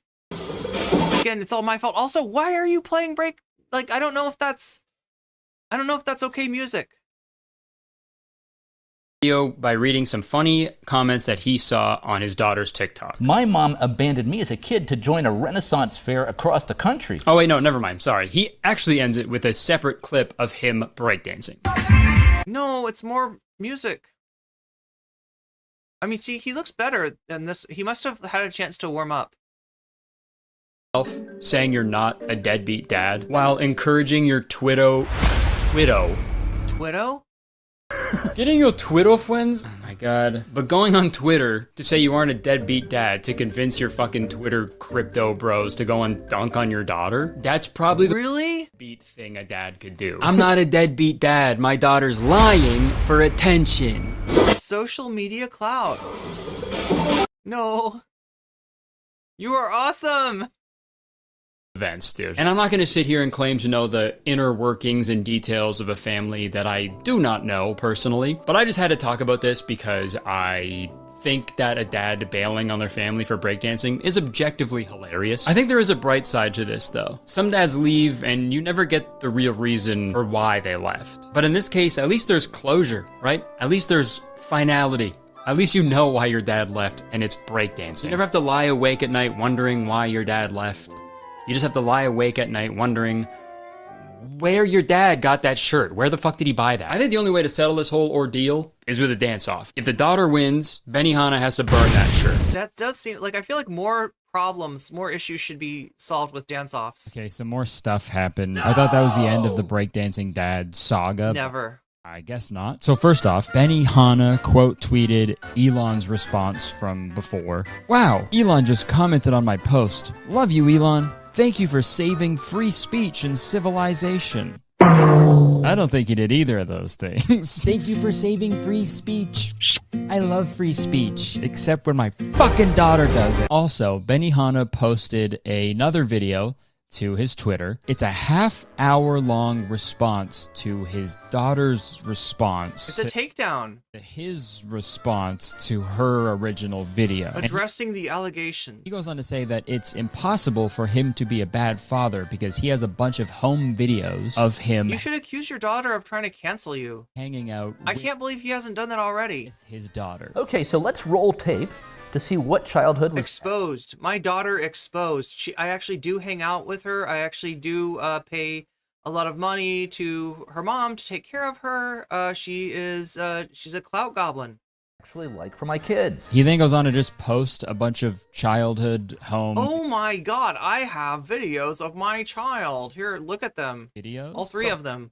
Bold strategy, Cotton. Let's see if it pays off for him. In this video, he denounces the people who are harassing his daughter. He tells them to stop, which is good. I don't want anyone attacking or bullying Maddie. And then he says that he suggested to fly out to LA to visit his daughter so they could collab. I also Oh my god, this is such a social media situation. Suggested to her that after my response... Like, you're fucking... that's wild. That's so wild. Like, Elon quote tweets this guy, and then all the toxic blue checks, they go after his daughter, and he has to be like, now don't anyone harass my daughter. She's wrong. She's a fucking liar. And, you know, let me show you the video that I have of her to prove that I'm actually a good dad, unlike what she says, which is a lie. All of you dads out there that, you know, your children don't love you enough, you can relate. You can relate to me, and they all do. They all do. Like the Elon divorced dad army comes through and dunks on his daughter, posts his daughter to live stream fails. Video, I could fly out to Los Angeles. We could then do a collaboration video, sitting down together and hash out these issues. People would love that, I said. But like, my man, how do you not see that suggesting a collab before suggesting just a regular private conversation with your daughter to go through the problems you guys are clearly having within your relationship? How do you not see that that is a red flag in itself and pretty telling about your character? I really want to fix this relationship. Like, is this guy a poster or something? I don't understand. He's acting like a poster. He's acting like some kind of a YouTuber or a streamer. Like, I don't understand this. Only if Elon Musk can see. And the rest of the video, he pulls up like a bunch of receipts and he scrolls to It's like Connor O'Malley? between them and Oh, a stuff. Connor O'Malley character. He's been helping her out financially, even like up until recently during the writer's strike that just took place. So Wait, please tell me that this pickled egg only diet is real. You know, honestly, I think I used to like pickled eggs. I don't eat eggs anymore, but I remember I've had like what? That's terrible food, isn't it? Like bar food. A pickled egg is like something that you'll find not even at a good bar. Like, right? You'll find at a dad bar. You'll find a pickled egg. They will have, you know, you like are like you want something to eat, and they're like pretzels, peanuts, pickled eggs, $1. That's what you got. You got a $1 pickled egg.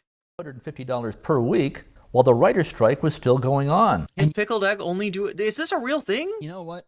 He almost had me for a Like, only bar food diet. That could be sick. He almost had me on his side for It sounds like a real thing. I mean, there's some pretty unhealthy diets out there for sure. But then out of nowhere, he kind of went into some really extreme diets that weird rant about how men should. They become an aesthetic in their own, and people follow them after, even when the diet's like ruining their life, and they somehow think, no, this diet's keeping me pure. Get married? And when you think about it, it really makes no financial sense anymore for males to get married. And then he says that his daughters were brainwashed by their mother, and that's why they feel that way towards him. Breakdancing dad is what? Donald Trump Jr. I always get them mixed up. There's Eric Trump, and then there's Donald Jr. Eric Trump is Beavis, right? And Donald Jr. is Butthead. That's how I keep them straight. There can't be any other reason. Yeah, like Moe's Bar. That's right. Homer Simpson eats those eggs. Barney eats those eggs. Barney eats a lot of those eggs. That's like 90% of... I think Barney's the one who invented the pickled egg diet, actually. Has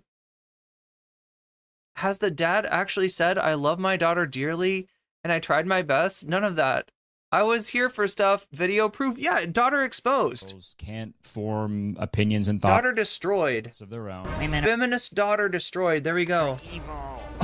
Yes, Maddie was brainwashed. Feminist daughter tries to cancel awesome breakdancing dad. Elon comes to his rescue. Against her dad by her yeah, light hair, so he's Beavis, right? Mom for 19 years. That's true. In a divorce situation, the mother is the one who really... Not to be confused with Bevo. ...ends up raising... Should we see what Bevo's up to? Do we need to drop in on Bevo?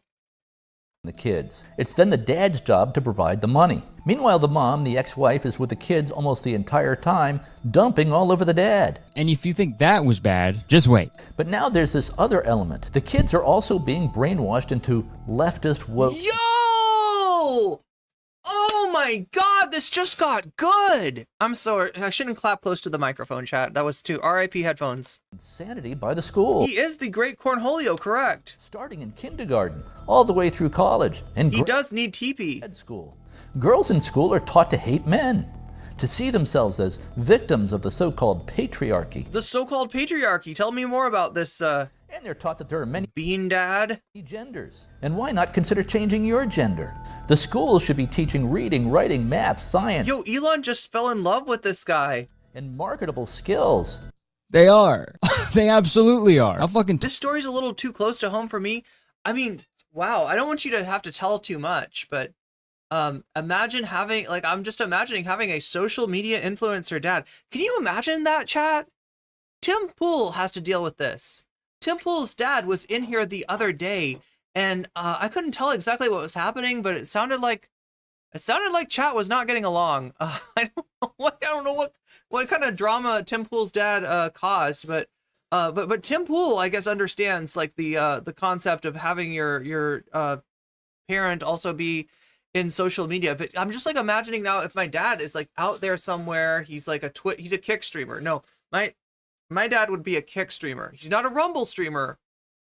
Like breakdancing dad. Breakdancing dad definitely on Rumble. But my dad would be like on Kick. My dad would be an edgelord. Twitter pilled do you have to be to genuinely think that kids have like gender homework? Like, what the fuck are you talking? That's right. You gotta do your gender homework. There's no reading, no writing, no arithmetic. It's all gender studies now. About yeah, I've got woke math later. I forgot to do my estrogen homework. Fuck are you talking about, dude? This guy's so lost. To unironically be like, from a young age, girls are forced to believe in the so-called patriarchy. And literally... Yeah, isn't this wild, V? He's bringing, like, gender... Like, he's bringing trans people into this. Before saying that, Trans people made your kid hate the fact that you're a breakdancing dad instead of a be-at-home dad? Complaining about how in divorces, it's usually the mothers who get full custody and the fathers are the ones stuck just paying for stuff. And it's like, dude, why do you think it works that way, dude? Why do you think it's been that way forever? Drum roll, please. The patriarchy, you dumbass. It's right, like he's so close to getting it, dude. This is like that fucking... It's like his take, but turn it 180 degrees in the other direction. Yeah. That Eric Andre meme.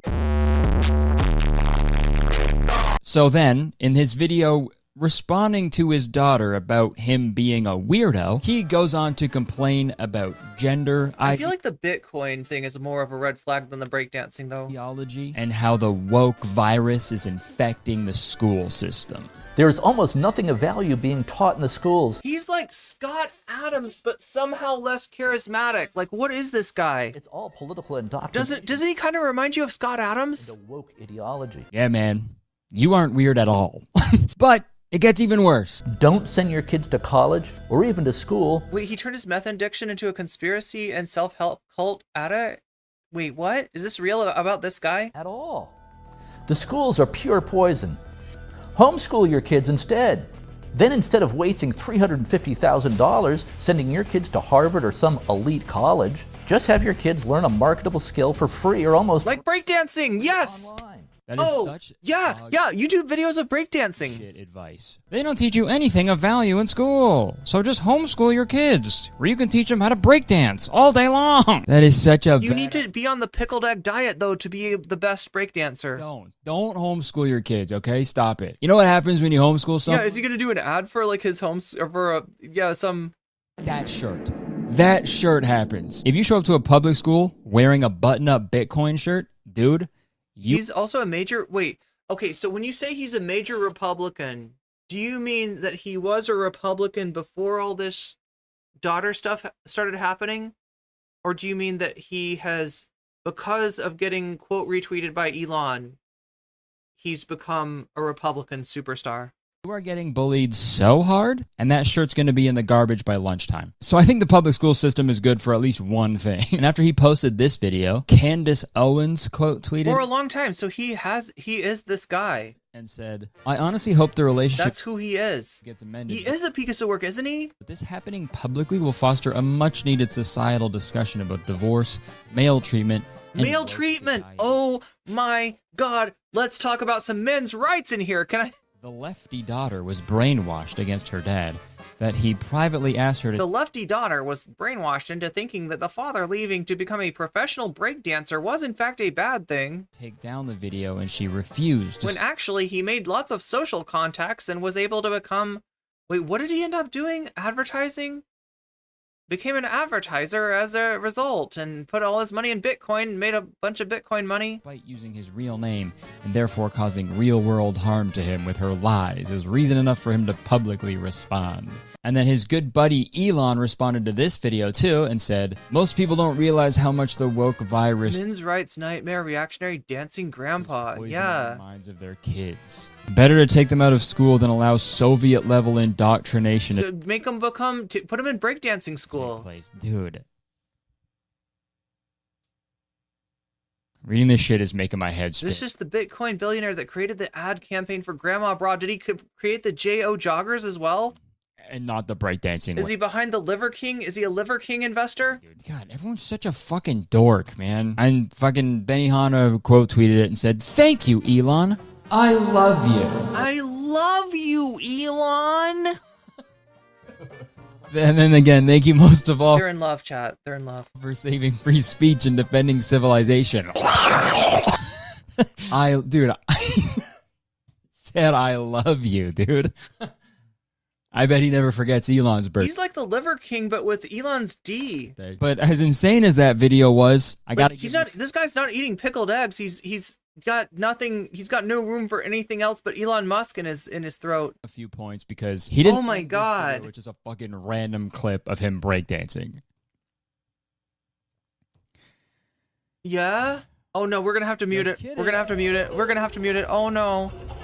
So in conclusion, okay, good. It was too short to get me in trouble. Opinion, anything that he said throughout his videos that could have been used to show that he was a good person kind of went out the door after going into that weird misogynistic, transphobic, stupid fucking... Just like his daughter's not even talking about this, right? They are on social media. They are beefing, I guess. Dad and daughter beefing on social media, but the subject is like, I think my dad left me for to pursue a campaign in breakdancing. The dad's like, of course not. I left you to pursue a career in sales, and it's okay because I sent your mom $5 million for no reason. So Benihana, how about you stop the breakdancing? You take a break. And I've got 3 videos of you proving that I am actually a good dad. From dancing, remove Elon's dick and balls and butthole out of your mouth. Oh and my then god. Maybe you'll be able to communicate better. And that's really all I have to say. So I don't know how to end the video now. Oh yeah, there we go. Alright, that's it. I wanted to just goof around, sort of silly style on this, because I thought it was really funny. Don't send the daughter or the dad any hate or weird comments. I never want that to happen, so just fucking don't do that, please. That is not cool. That's not very b-boy to do that. Alright, thanks for watching. If you enjoyed this little... This is wild. Okay, so now there's something else that's wild.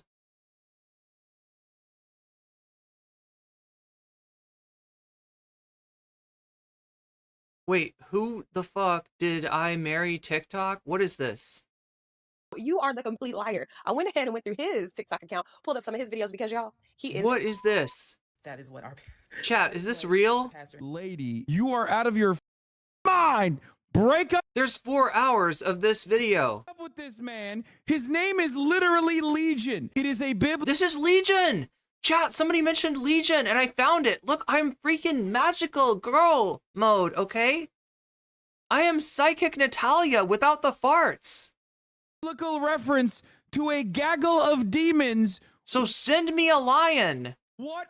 Oh shit, we're not streaming on TikTok. You can't. What are you doing? Remember when your tire popped? Remember? Send me a Kaya. When you had a miscarriage? Think about all the times we gave you out. Will you be covering the TikTok Who the Did I Marry lore? What is that? Please give it to me. Okay, I need Hasan to guide me through this. Right now. Or chat, if you think I should I watch Hasan react to this? Or should I do I need to watch this like on its own? Yeah, we got a lion. Thank you, Danarchus. Thank you for the lion. Chat, you support me so much. Thank you so much for that lion. You know, chat, you can actually send me all the TikTok emojis that would cost you lots of money on to send on TikTok for absolutely free, since we're not on TikTok. I heard about this already. Northern like on TikTok, instead of doing like a membership or a gift membership or a super chat or a super sticker or straight up donation, which you can find down in the description, or any of the other myriad of ways that you can support me on YouTube or on Twitch, right? Instead of that, you send like stickers, and the stickers are worth money. The stickers are a currency. The lion, I think the lion is like $200, right? That's wild for somebody to ask for a lion. But yeah, there's like a TikTok universe. There's like a rose. Is a rose like $20 or something? Like all of the different stickers represent like money that you are donating to the TikTok streamer. That's how TikTok works. Right, yeah. It's 8 hours? No, it's not. He's got 80 TikTok episodes. Just give it to me. Do I go all the way back down in the bottom and start there? Like, oh my god. Look, if we're gonna watch this, what is happening? Where does this? Then I'm gonna play some Valheim. 4 hours and 50 Wrong. minutes, dog. Is this a condensed version? What? Oh wait, no, we're good. Part 33. It started off with part 30. Oh my god. Hi, and welcome. We all know why you're here. You're here for part of the new series that I am calling Who the Did I Marry? I'm going to create this playlist. Who the F did she marry? Okay. I'm going to tell the story of how I met, dated, married. How I met your father? A real pathological liar. Okay, I'm already invested. Let's watch the summary first. Summarizing all 50 parts of the Risatisa Who the F Did I Marry videos in one singular part. Let's flow. Damn. Risatisa and her ex-husband, who she calls... We're getting into some content tonight, Chad. I didn't even make a plan for this. 2 different dating apps, which was the first red flag. One was his real name. Valheim looks like Tampa Bay, Florida. Is it dark there? At her house, which she agreed was a little fast. Not long after, she gets pregnant. They decide they need to get married. During all of this, they decide they want to buy a house. He can't show proof of funds. Unfortunately, she miscarries the child, and he doesn't even go with her to the surgery and says he has an important meeting for work. Allegedly, at this time, he works as a VP for a condiment company and leaves the house at 6:15 a.m. every morning and comes home at 3:34 p.m. Eventually, they continue the house search and she wants to see his accounts. He shows her a Chase savings account and a Chase checking account where he has money in it, but says he also has money from playing arena football in a U.S. bank account. Okay, this is full of spoilers. Arena football. This is my introduction / disclaimer video. First and foremost, I'm going to be truthful, even if it makes me look bad. I'm going to be honest, but I'm also not going to be disrespectful to anyone that was involved. I'm not going to use people's real names because I don't have their permission to do so, and the sister does not want any sort of litigation. I will tell you off the top, I have a sense of humor and I have sarcasm. So things that you see me laughing at, none of this is funny. But in order to get through it, I have to laugh. If I cry, I cry. I'm human. I'm a woman. This was traumatic. I don't know what's going on with Valheim. To upload as much of the story as I can. Because it's like not responding. With the follow for part 4. Follow me for part 17. I'm just going to. There it is. There it is. There's something. Each at a time. Right. Degree in the mail. So here we go. Here we go. Time to cover. Please give me the grace to just get it out. It may not be all in one day. It may not be all in 2 days. Okay, some of this stuff I can. Long ago, in a galaxy far, far away. But I'm very comfortable saying that he was a pathological liar. He was a narcissist, and yes, there was some in my opinion, mental health issues going on. Pathological lying part. Absolutely. Okay, so this is what? This is like Valhalla? I probably think, what in the world? There's no way this happened. Everything you're going to hear me say, actually. Did they say something about weasels? I swear to God, it said something about weasels. I was. So, I will read the comments as best I can.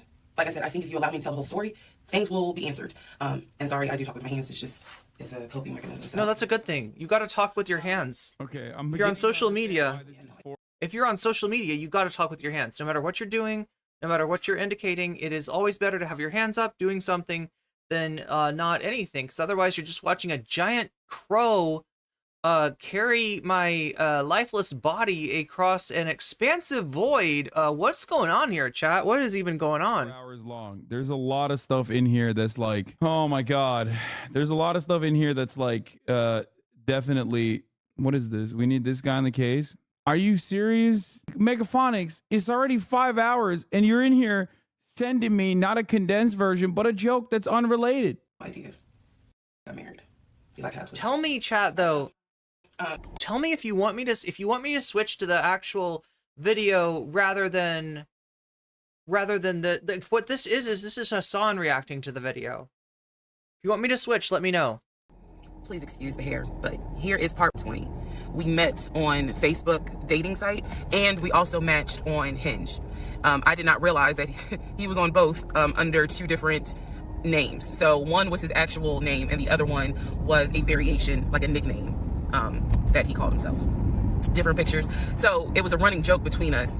Oh, you ain't even recognize. What's happening on the top of her head here? What is that? What is happening at the top of the hour? I'll tell you what's happening at the top of the hour. An ad break. It lasts for 3 minutes. And if you are not subscribed, you will see that ad break in all of its glory. Now, 3 minutes doesn't sound a lot to you. Doesn't sound like a lot until you actually have to experience it. Some of you may have experienced it already. It does feel like more than 3 minutes, and it does sort of take you out of the stream. It does make for a less than optimal streaming experience. So if you want to restore your streaming experience to optimal, you can use a Prime sub for free, no cost to you, and you no longer have to see that top of the hour ad break. You can also possibly pay for a sub for yourself. It is $5. In the US, it is $6, I think, on mobile, and you know, your mileage may vary depending on what country you're in, or you might possibly be gifted a sub. That can happen. That does happen, but it's more likely to happen to you if you are active in the chat. Pick up A. Okay, I need to know how to hit things. Oh, I can kick. Look at that, Fussroda. Fussroda! How about punch? Can we punch? There's the punch. Punch. Punch. Kick. I didn't know you could kick in Valheim. Anyway, let's get going. What do you think, chat? Should we just watch the Hasan version? Recognize that you had matched with me on Hinge. No, I didn't. And also that should have been a red flag. By the way, you will notice in this Valheim just means the home of the fallen, fall home. I called it fail home. That's why I'm playing it, because it's fail home. And I failed today, and that's why my numbers suck, and that's why everything sucks, and that's why my entire day sucks, right? Of red flags. It is so many red flags that, I mean, you would have thought I was colorblind because I ignored all of them. So, anyway. back to the story. We met around March 4th. Oh, I see. We exchanged phone numbers. He called me and we talked on the phone for the first time. In the first phone call, he told me that he had just moved to Georgia from California from San Diego. His job had transferred him because he was being transferred in as the new regional manager for a major condiment company that is based here in Georgia. I'm not gonna say the name. And so we also talked about his childhood. He told me he grew up in Philly. He's from Philly. Both of his parents were deceased. This is the first phone call. Both of his parents were deceased. His father was a Philadelphia police officer. His mom was a teacher. He also told me he briefly lived in Augusta with his family. He had 2 brothers and 2 sisters. He also had 2 half-brothers on his dad's side. First phone call. So I'm just giving you guys the backstory. This was the first phone call we had. So we talked about family, we talked about friends, we talked about our jobs. At the time, I was working at Georgia State Patrol. And he knew this, and he just thought that was like, wow, you know, so you work with troopers all day. Yes, I did. Also in that phone call, he explained to me that he used to play football. He explained that he used to play arena football. I know nothing about arena football. Yeah, what is arena football? Can somebody explain? Go Dogs. But I don't know anything about arena football. Yeah, arenas, it's different. He used to work at Apple in the off season of arena football. And I remember thinking in that phone call, oh, okay, you know, like, good for you. I don't know anything about arena football. And I believe I did tell him that I don't know anything about arena football. That'll come into play later on. So he told me, you know, I just moved here. My job is paying for my housing and they are helping me to look for a house. He was like, right now I'm in Gwinnett County, but I'm trying to look for a house, ideally in Atlanta, like Brookhaven, Sandy Springs. He was like, I really would like to move out there. And so I thought, you know, that's great. You know, you're looking to get a house. You just moved here. He was like, I don't really know too many people here because I spend all my time at work and, you know, this job is really demanding. So that was our first phone call. We talked more. He talked a lot, which took me by surprise because I'm not really used to men talking more than me. He eventually asked me out on a date. That's shocking. Our first date was set for Saturday. Because I can tell she's a big yapper. So it is genuinely shocking to me right off the jump that the dude was talking more than her. March 7th, 2020. He asked me what was my favorite restaurant. I said Cheesecake Factory.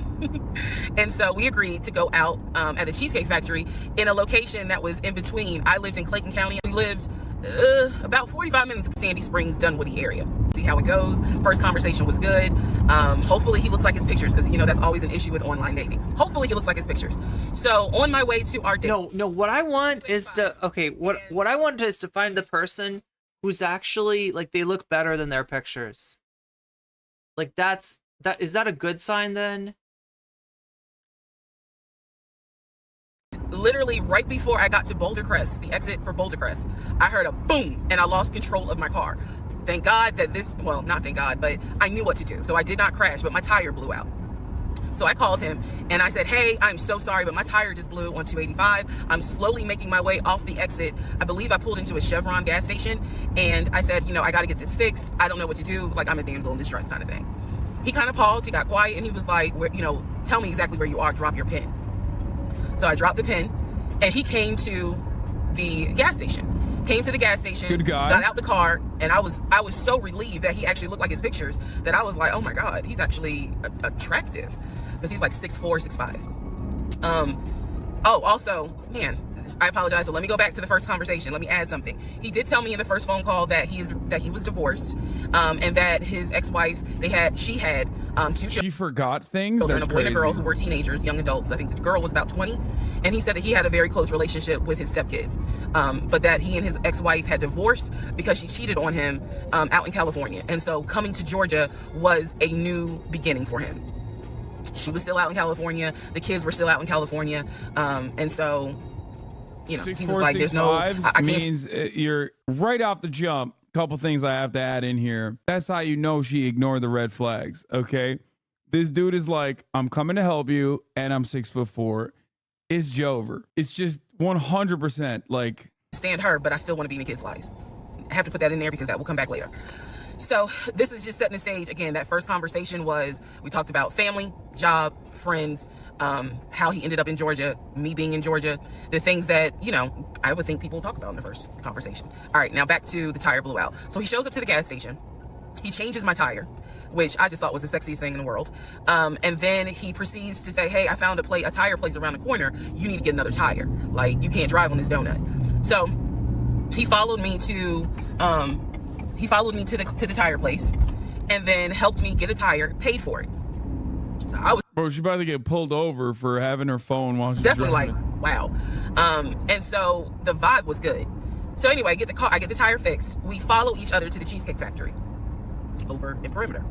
We hold hands walking into the Cheesecake Factory. So in my mind, I'm like, this is just this. Oh my God, I had butterflies. That's the look of a woman who had butterflies. So I had butterflies. And we go in, there's a long wait. And so we sit outside and we just talk. And the conversation's great. And this is where he tells me what it is he's looking for. He tells me, you know, I believe at the time he was 42.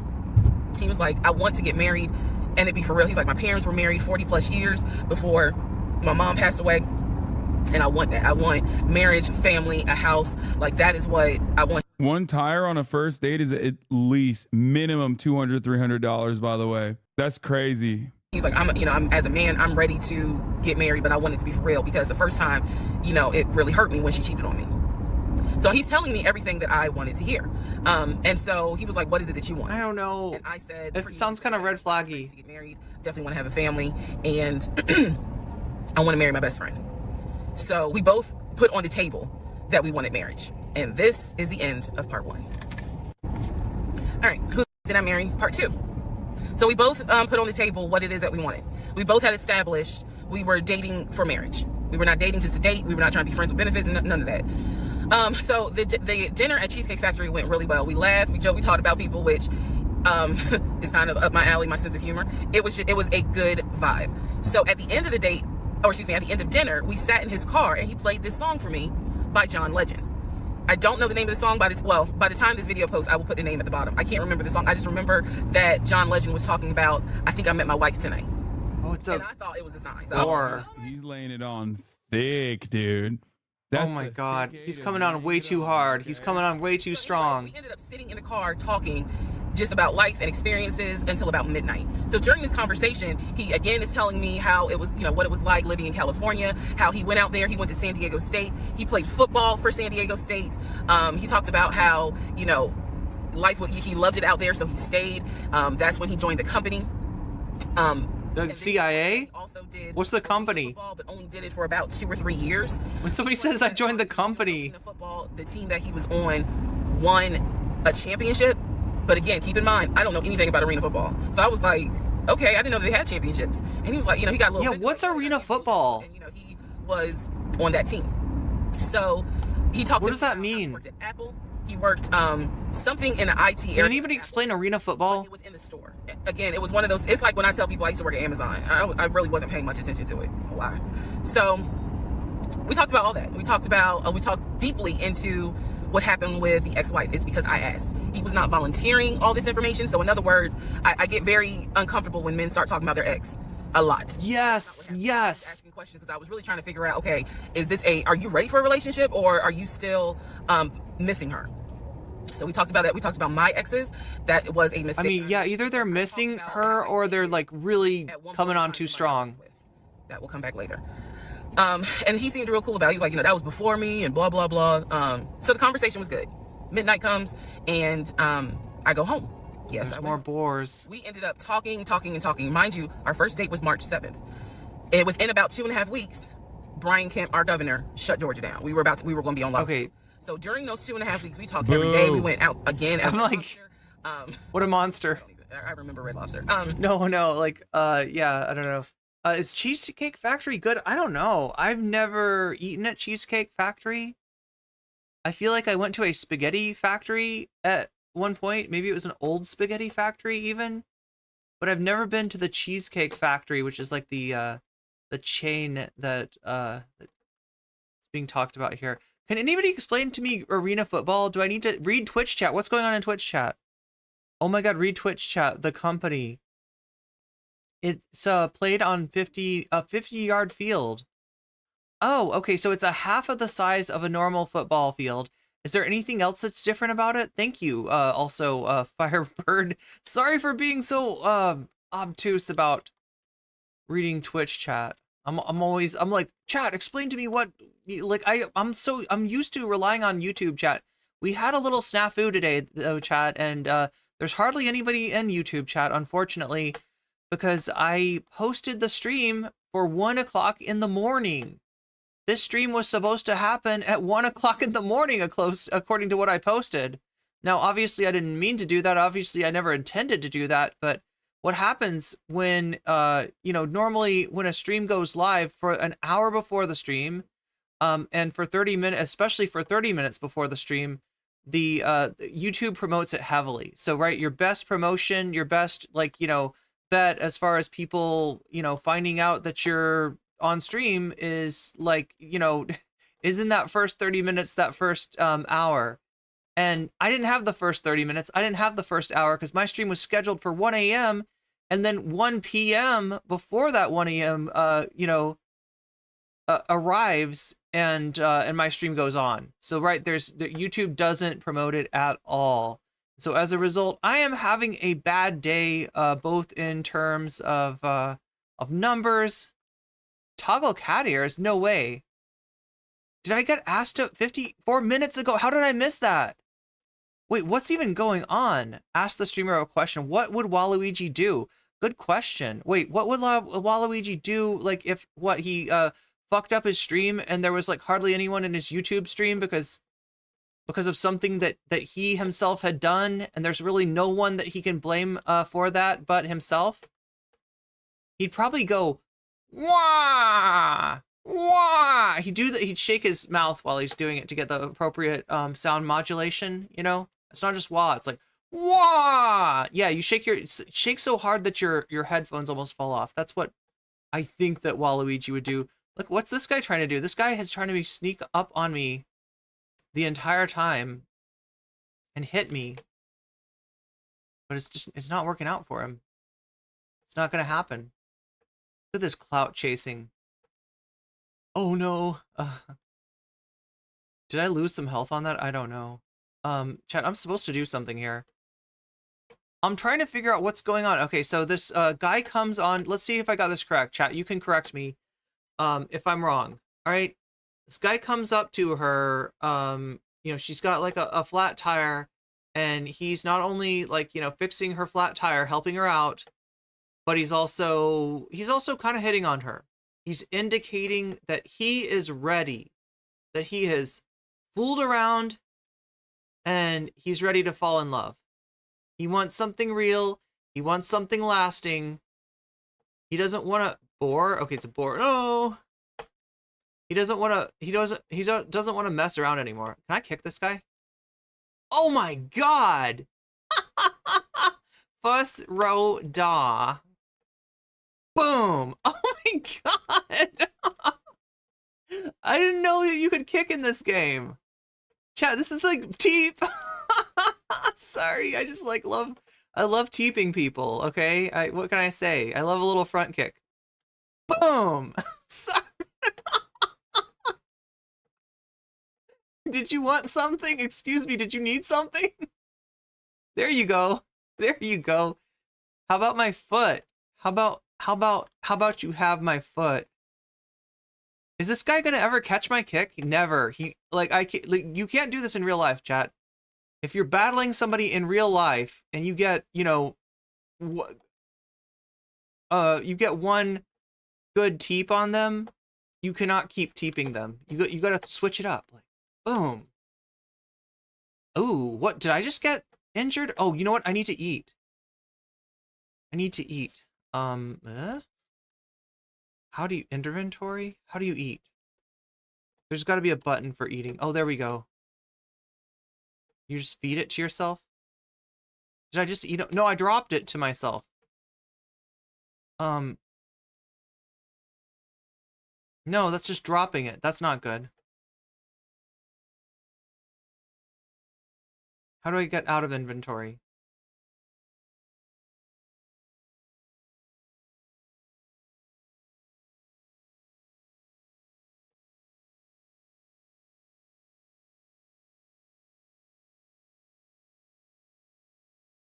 There's got to be a way that I can eat. Did I kill the little dude? Oh, he dropped something. Excuse me, sir, you dropped this.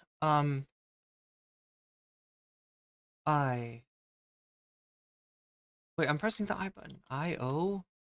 U? No.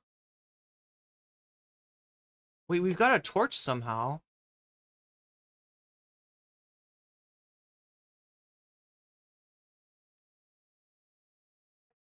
Okay, that's just wearing down my stamina. Okay, do I understand this right? Though, so yeah, the guy's plays arena football. She doesn't know what football, or she knows what football is, but she doesn't know what arena football is. So she's trying to like understand, you know, what exactly he's talking about. Is that like that's like a island, isn't it? We got to go out and check out that island, but the first thing we need to do is find a like house here, and that's a boar. The boars will attack you sometimes. We don't have any weapons. What is the button? Secondary attack, block, dodge. Dodge is mouse 3. What the fuck is mouse 3? Mouse 3? Mouse 3? That's block, mouse 3. Dodge is also mouse 3? What? How is dodge also mouse 3? Plus space, okay. That's dodge?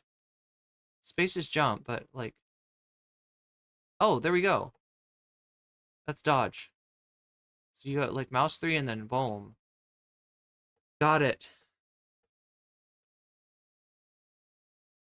I just need to make sure that I understand what's going on in this situation here, chat. Do you think I do? Does it sound like I understand? So, like he is being, you know, she's in that place where she wants a real relationship. There's a deer. He's in that place where he wants a relationship, or at least that's what he's saying.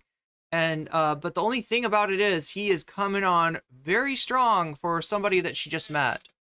Risa is lucky that there were numerous people that could confirm that Legion is no good. It would have been worse if Risa had only encountered people that sided with him instead of her. The story of Risa is describing sounds unreal. Oh my god, we got another visitor here. Boom. Boom.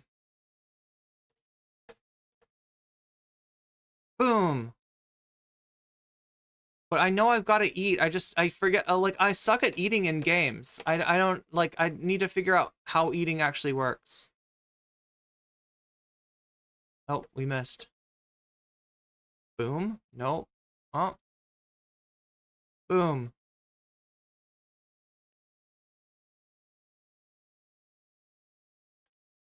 I was hoping this would be like a secret. We're getting good at fighting.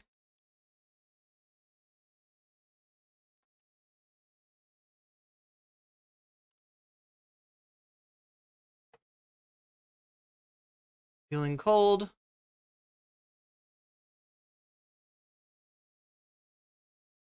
One more kick, and he's gone. Okay, cool. Register location. Nice. Well, this is not great. He is laying it on thicker than cheap icing. Yeah, I'd say so. But everything was going great. The issue was, where are we going to quarantine? So the question was, are we going to quarantine at his place, which he had like a studio type of situation. Like it clearly, where he was saying, I was like, it's like a studio apartment, but he kept telling me like, this is temporary because I'm looking for a house. Like he showed me the email from a woman who worked at the company where she was out on maternity leave, but she was putting him in contact with a realtor to help him find a townhome or a single family house. So I was just like, okay, this is definitely temporary. Like he's not trying to. The chatter I banned was being really annoying nonstop. That's why I banned him. Stay here long term. And she was apologizing in the email. I'm so sorry, you know, this should have been taken care of before you got here, but it wasn't. What's wrong with the studio? I mean, dude, are you kidding me? Cabin fever? You'd lose your mind if you're quarantining inside of a fucking studio apartment with a dude that you're like kind of dating when you first started. I saw the email. I read it. I read the email. So the decision was one room. We're going to quarantine at the studio, or are we going to quarantine in my house? First mistake I made. Well, there's a lot, but this was a mistake I made. So ladies, caution moment. During one of our dates, Because keep in mind, in those 2 weeks, we were seeing each other quite a bit. Nothing physical or anything like that. Just two people who I thought were really on some. All right, let's see if this is going to grow into something. Big mistake. Can't do that during quarantine. You can't be like, let's test this relationship out by maxing out the amount of time. Like, because even if you move in together, that's one thing. Moving in during quarantine, holy moly. Came to my house. When he came to my house, I had a 3-bedroom, 2.5 bath. Bro, the moral of the story is being 6'4" fucking tab. goes such a long way. It's crazy. Okay, being 6'4" goes the longest of ways. Like, there is no way, dude. There's no way. What? I mean, he's like nice on top of that too, seemingly. Oh, Like, there we he's go. selling Right himself click. as like a nice guy on top of that. I hate tall people. Me too, man. Straight up. Townhome. He was in the studio. Now, I'm telling you guys all of this in order of how it happened. So some things I'm probably going to insert what I was thinking and the mistake I made. No matter your height, though, you will still see the top of the hour ad break at the top of every hour. If you no longer want to see those ads, you can't grow it inches, but yeah, like what he's saying is true for us as well. Our ad break is coming up in 10 minutes, and yeah, your height will not help you in that situation. That is a situation where the only things that could possibly help you is if you have Prime, connecting that to Twitch to get a sub for free, in which case you will no longer see the ads in my channel, or possibly buying yourself a sub, which costs $5 on mobile, on desktop, and $6 on mobile, which will also keep you from seeing the ad break. Or possibly, if you're lucky enough to that somebody is feeling generous and they're giving out gift subs, you might also miss the ad break, although don't count on it is one thing, and the other thing is it's more likely to happen if you're active in the chat. you can subscribe for $5 or for free with a Twitch Prime by connecting. Quarantine and chill. I remember that. Where you get one free Prime. I mean, like, to be fair, okay, as much as this might sound ridiculous, and as much as, you know, like, there's red flags, yeah, I'll agree. There's red flags. This guy's laying it on thick. This is just like this, you know, everything about this is a giant red flag. But I can kind of understand, because I mean, like, on some level, quarantine is not easy, and there's like a big difference between like quarantining with somebody that you are in a relationship with and just like, do you know what I mean? Like, I can kind of understand where she's coming from. I you know, it's not wise, it's not good. There's all kinds of red flags, but I guess what I'm trying to say is I understand her a little bit. Red flags are always brighter in hindsight, true. You could also get, and they're also like always they're always more visible when you're looking at somebody else. So if you're lucky, use the 3-minute ad break now. Now that 34 MKD 50 can't sign on to the website because he's blocked, because Recep Tayyip Erdogan saw how much he was gifting subs. Can I turn this on? No. Okay, so like that. And I say that to say that I did not realize inviting him to my home probably made his eyes go, oh shit, she's a keeper. She got this 3-bedroom, 2.5 bath townhouse, and I'm in like a little studio. Yeah, let me go ahead and pursue this. What I need to do to quarantine here. The decision was made, quarantine at my house. So the state went on lockdown. He came and stayed with me. I mean, this isn't good. In my home, and for the most part, in the initial beginning, it was fine. It was fine. The reason why I hesitate is because I grew up in the church.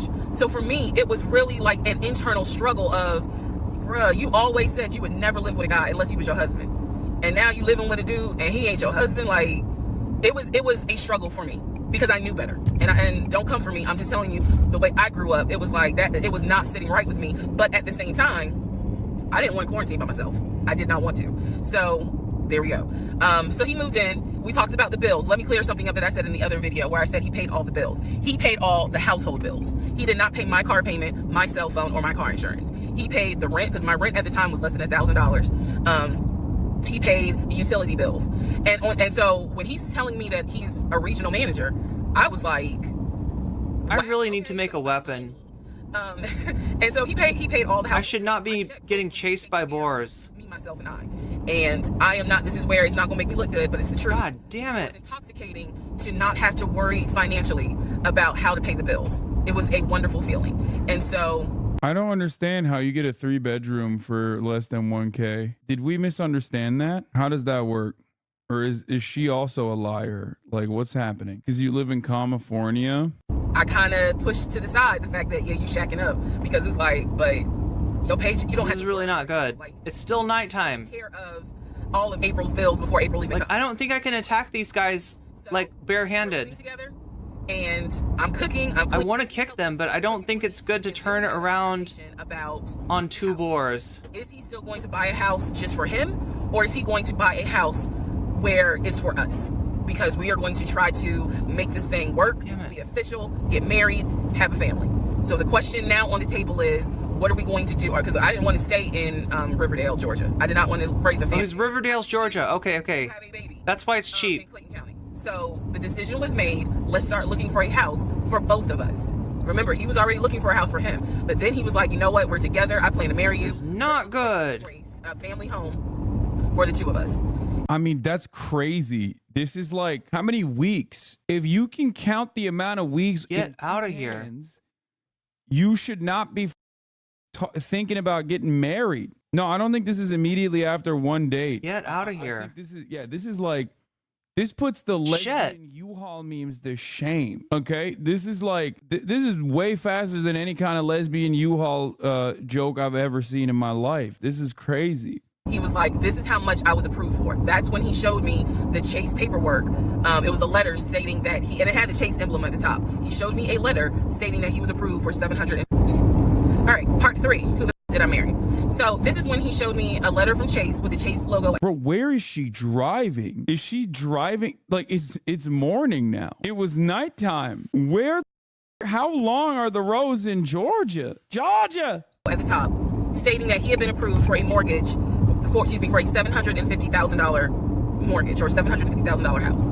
So there we go. We got the rag tunic. Can't go over $750,000. And I said, I remember asking him, can you afford the mortgage on a $750,000 house? Because I know I can. This is when he explains to me, I told you how I played arena. Okay, this is better than, this is like a weapon.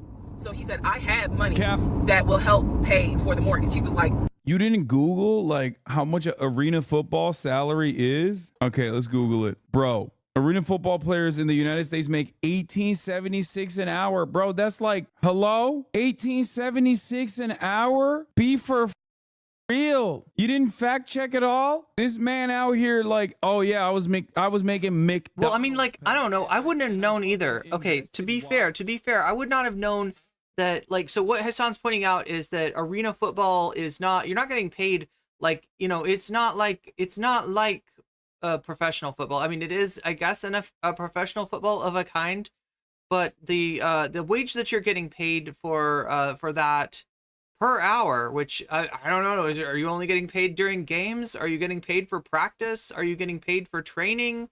You know, like, right, I don't know how it is. It's like, apparently it's a lot less professional or a lot less, you know, of a stable income than I would have thought. Because, you know, you tell me you play a professional sport and I'm like, okay, that's actually pretty amazing. Anyone that says, oh, they have tryouts for the public, don't worry about the so like I could play arena football finances. I invest, not the lesbian U-Haul joke, right? Wisely. That's how I made my money. Know that they're lying to you. Okay, Hasanabi rule: there is no such thing as investing wisely. Unless you're just rich already, you are not investing your way up. We're good. Like, I'm financially, I am okay. He was like, that's why I'm able to get approved for $750,000 mortgage. So he told me that his money was in different savings accounts. He said he had an account with Chase Bank, he had an account with US Bank, and he had an offshore account. This is what he told me. Arena football player with an offshore account. Okay, so we can make a hammer. We can make a stone axe. Something about, oh, the U.S. the U.S. imposes taxes on. Yes. When you have a certain amount in U.S. banks. Raft. Like, so everybody knows that it's smart to have some money in an offshore account. Hammer. Y'all, look, I live paycheck to paycheck. I was like, okay, that's whatever. I said, so you have the money. Raft club. to pay for a home. I'm also holding in my hand. Also, no, you don't need to do that in the United States of America, okay? For the record, like, United States of America, I always mention this, All right. already has, like, offshore states, okay? This dude is just saying things he's heard. Like, so there ain't no that's reason to go offshore axe. unless you're talking about the shores of Delaware, okay? Unless you're talking You can about use that as a South weapon. Dakota, there ain't no That, goddamn unfortunately, reason to go right there is offshore. food. A letter from Chase saying that he was approved for $750,000. So, or we are food. I don't know which one, chat. We'll find out. I won't say his name, but man, if he ever sees this TikTok, I owe this man such an apology. But we contacted a realtor who was based in Cobb County because I was very adamant I wanted to move back to Marietta, Smyrna area in Cobb County, Georgia. There we go. He was fine with that. His whole attitude was, you know, you're gonna be my wife, happy life. So we met a realtor. I would find houses that I wanted to tour. Keep in mind that this was COVID. So at the time, we could not tour a home. It would have to be a virtual tour. So brother, what you just described doesn't make sense. It might make more sense to go offshore when you're poor in America because loopholes are for the rich. First of all, offshore accounts are for the rich. That's number one. And number two, if you're a broke boy, then like there is no like what if you're too broke, then you don't need a offshore account. There is no offshore account anyway. What are you talking about? If you're a broke boy, just say so. this particular realtor, we found a house in Douglasville, Georgia. Not Cobb County, but nevertheless, it's in Douglasville. I was fine with Douglasville. So we found a house in Douglasville, Georgia. The realtor did a FaceTime tour of the house. The house was really a nice home. 5 bedrooms, 4 baths. So we did a FaceTime tour of the home, and the home was listed, I believe, roughly $400 and something thousand. I really like the house. I could see myself living there. I could see us living there. I could see us with the kid there. This is now April, just for timeline purposes. This is April. I'm in awe of how long she is driving. Okay. So he really liked the house. He was like, you know what, we'll put an offer in on the house. He was like, if you like it, because again, it was COVID, we weren't gonna be able to see the house in person because the family still lived there. So he said, I'll put an offer in. We'll see if it's accepted. I said, okay. So he puts an offer in. He's telling me he put an offer in. I need to clarify some things he told me and the things that I actually saw. So for this house in Douglasville, he told me he was putting an offer in. The realtor would call me because one thing that the realtor told us, he was like, if the woman likes the house, typically the house is going to get bought. So he kind of dealt with me a bit more than he did my ex-husband. And again, this is April 2020. This is before we got married. So at the time, he was my boyfriend. So the realtor was calling me and was like, hey, you know, I put the offer in, and what they're asking for is proof of funds. And I did not know anything at this time about buying a house. So I was like, hey, you probably need to talk to him because I'm not even listed on the mortgage. Like from the paperwork I saw, it was only in his name. So he called him. I guess they talked. I was not there, but I'm assuming that they had talked. So the boyfriend is coming, my ex is coming home saying, yeah, I talked to so-and-so. I sent him over the paperwork. The offer was approved, and they are going to try to do a virtual closing. First, we got to do an inspection. If the inspection goes all well, then we have to do a virtual closing. He also told me that he put down earnest money on the home. She never steers. It's amazing. Yeah, I'm beginning to feel like Georgia is just like one straight interstate. Like it just keeps going and going and going. Someone who's like more autistic than me has to. Oh my God, come on. She's going 60 miles an hour, judging by the cars that she's passing. How long? What is the mileage here? Like, how many miles did she drive straight? What the hell, dude? He put down, I believe, $5,000. He said, I just transferred the money over to the realtor's account or whatever, so that it could be earnest money for the house. So I'm just like, okay, great. He was like, so realistically, this is April. We should be able to get in that house by June. Okay, no problem. So this is what he told me. About 3 or 4 days later, I get a phone call from the realtor. And the realtor is like, hey, I'm just checking to see what you guys want to do about that house. So I was confused. I'm at work. And I said, oh, I was told that he put an offer in. And the realtor was like, he did? I didn't know that he put an offer in. And I said, well, why wouldn't you know? Like, he told me he put the offer in, and he had paid earnest money, $5,000 earnest money. And so the realtor was like, well, let me call him and find out what's going on with that, because I didn't know anything about it. So red flag, of course. So I call him, and he in true narcissistic nature. Uh-oh. And he like goes off. He's like cussing, going off, like he shouldn't. Excuse me, I have the hiccups. He shouldn't be calling. So here's the deal. Like I don't know. Narcissism should just be a word that describes characteristics of somebody's personality. Unfortunately, there is a very unhelpful discourse that has started up around the idea of narcissists being the boogeymen and women and envies of society. Like, right, of like, there's like disreputable psychologists out there that will talk about because like, look, I mean, like I said, narcissism is a personality trait. It's not a very good personality trait. It's not great to be dealing with somebody who is narcissistic, right? But when you start saying a narcissist, right, I start getting worried that you have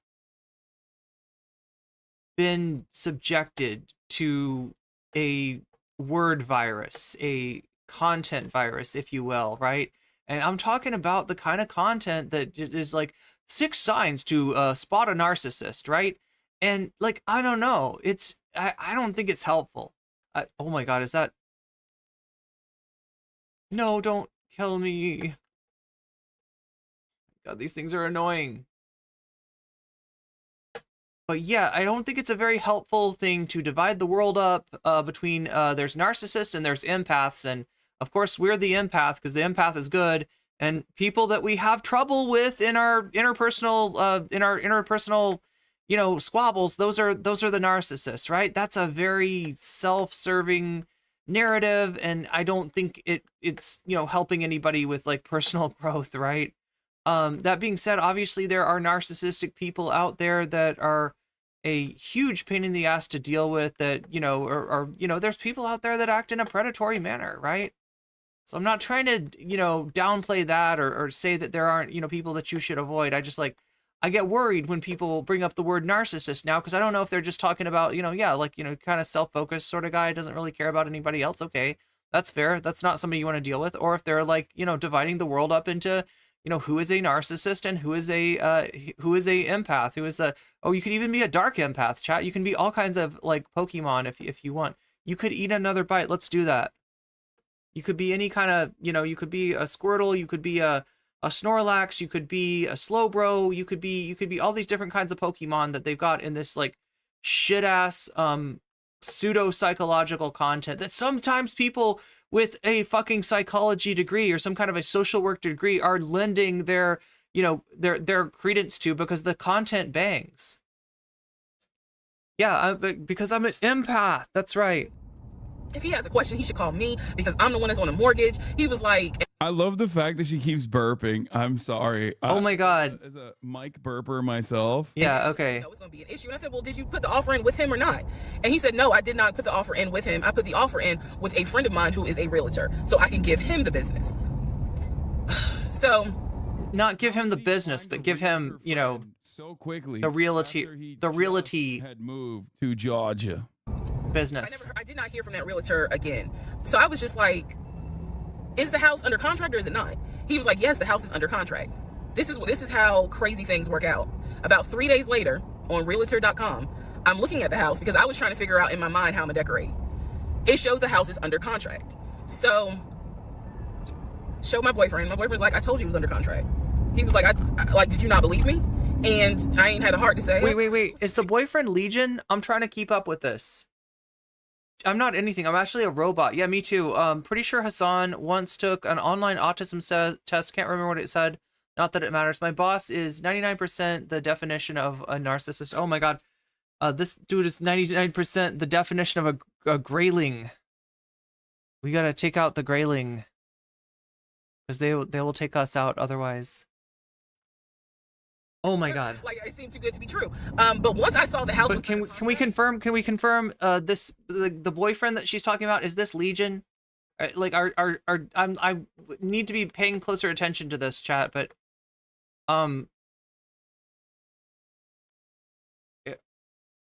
the guy that she's together with, right, is Legion, right? It's the guy that she was gonna buy the house, quarantine and chill, etc., right? Just making sure I'm understanding the story, because otherwise I might say, you know, like things that aren't applicable. I don't correctly understand the story. I absolutely believe that, okay, it's under contract with him. Legion is the boyfriend. Reese is talking about, okay, her ex-husband. Okay. Inspection, we are about to move. And so we had driven by the house because, again, keep in mind, the family's still living there. So we had driven by the house. At this point, he was like, I want us to start looking for furniture so that way we can go ahead and order it. So when it's time to move, the furniture is ready, because, you know, it takes like 6 to 8 weeks sometimes for furniture to be delivered if they don't have it in stock. Like, he was very methodical in planning and saying, this is what we need to do. So we started going to Home Depot, Lowe's, because we had a printout of what the sellers were going to take. They were going to take the appliances. He had a printout. Let me be clear. He had a printout. So it said on there that they were going to take the appliances. So we needed to get a new stove, new refrigerator, new microwave, all that stuff. So we went to Home Depot and Lowe's, and I went ham. I chose all these new appliances, and here's where we get into the shopping. All right, part 4. So we go to Home Depot, we go to Lowe's. I'm choosing all these appliances. He's taking pictures of the SKU number. We have representatives helping us, and he basically explained to them, hey, we're buying a house. We should be closing sometime in June. Can we order this stuff now? Can I put a hold on it? Like, what can we do? Because we're not ready for delivery. I stood there. As the Home Depot rep said, we can hold it in our warehouse. Like, you can buy something and we can hold it. People do it all the time, especially with COVID. So I watched him pay. I want to say it was about it was either $350 or $500. I watched him pay a deposit on a whole new set of appliances for them, and they were going to hold it until we were ready for delivery. I watched this. So I was like, okay, good deal. Like, we got the appliances. Next, let's go to Rooms to Go and Ashley Furniture and find actual furniture. So we went all around Rooms to Go. We went to Ashley Furniture. We went to American Signature. And I saw all these things that I wanted. Again, he's taking pictures of it. He was like, I can go online and order it. I didn't think anything of it because, again, I just saw that we held the appliances. So I was like, okay, that's fine. So April turns into May. May 2020 comes. This is where things start to get a little interesting. A little dicey. May comes, and obviously we had not done inspection. And I'm asking him all the time, what's the deal with the house? He was like, well, because of COVID, they're trying to get someone to do the inspection. But the guy that it was always something. The guy they had caught COVID, so they're going to Bro, there is no house at this point. Like, there is no house. It's completely made up. At this point, I'm trying to figure out, like, how he's even, like, going along. Like, what the man thinks is what I want to know as a misogynist. Like, how does the man in the situation even think he's gonna get away with it? I mean, obviously we know he did, but like, it blows my mind that he thought that he could get away with it, which, I mean, I guess he did, once again, for a long ass time, it seems. But like, how do you develop that courage? 6'4". I had to get somebody else, and he's like 15 houses backed up, so it'll be a while. So at this point in May, I know I look crazy. In this point in May of 2020, I started recording audio diaries. I don't know why. It was something just made me just start recording my thoughts in an audio diary, and I still have them. And I would save them by the date, and I would just start talking about what's on my mind. So I was like, I knew there was something was nagging me, like, but I kept pushing it out of my mind. I was like, you saw, this is what I reminded myself. You saw him pay for the appliances. You know the house is under contract. You know that he told you that he's the one who put the house under contract. Why would, like, I remember saying to myself, why would he lie about that? This is so easy to verify. Why would he lie about that? Have you caught him in any other lie? And at the time, the answer was no. So I really was like, maybe you just oh my god, I need to pee. Guy who actually does what he's supposed to do. We'll be back. I was questioning myself right away and answering my own questions. So inspection didn't happen. Around mid-May, I found out I was pregnant. May 2020. When I found out I was pregnant, he was ecstatic, and I was like, oh shit. The reason why I was oh shit is because, number one, I'm plus size. Number two, because of my age, I felt like it was probably gonna be a high-risk pregnancy.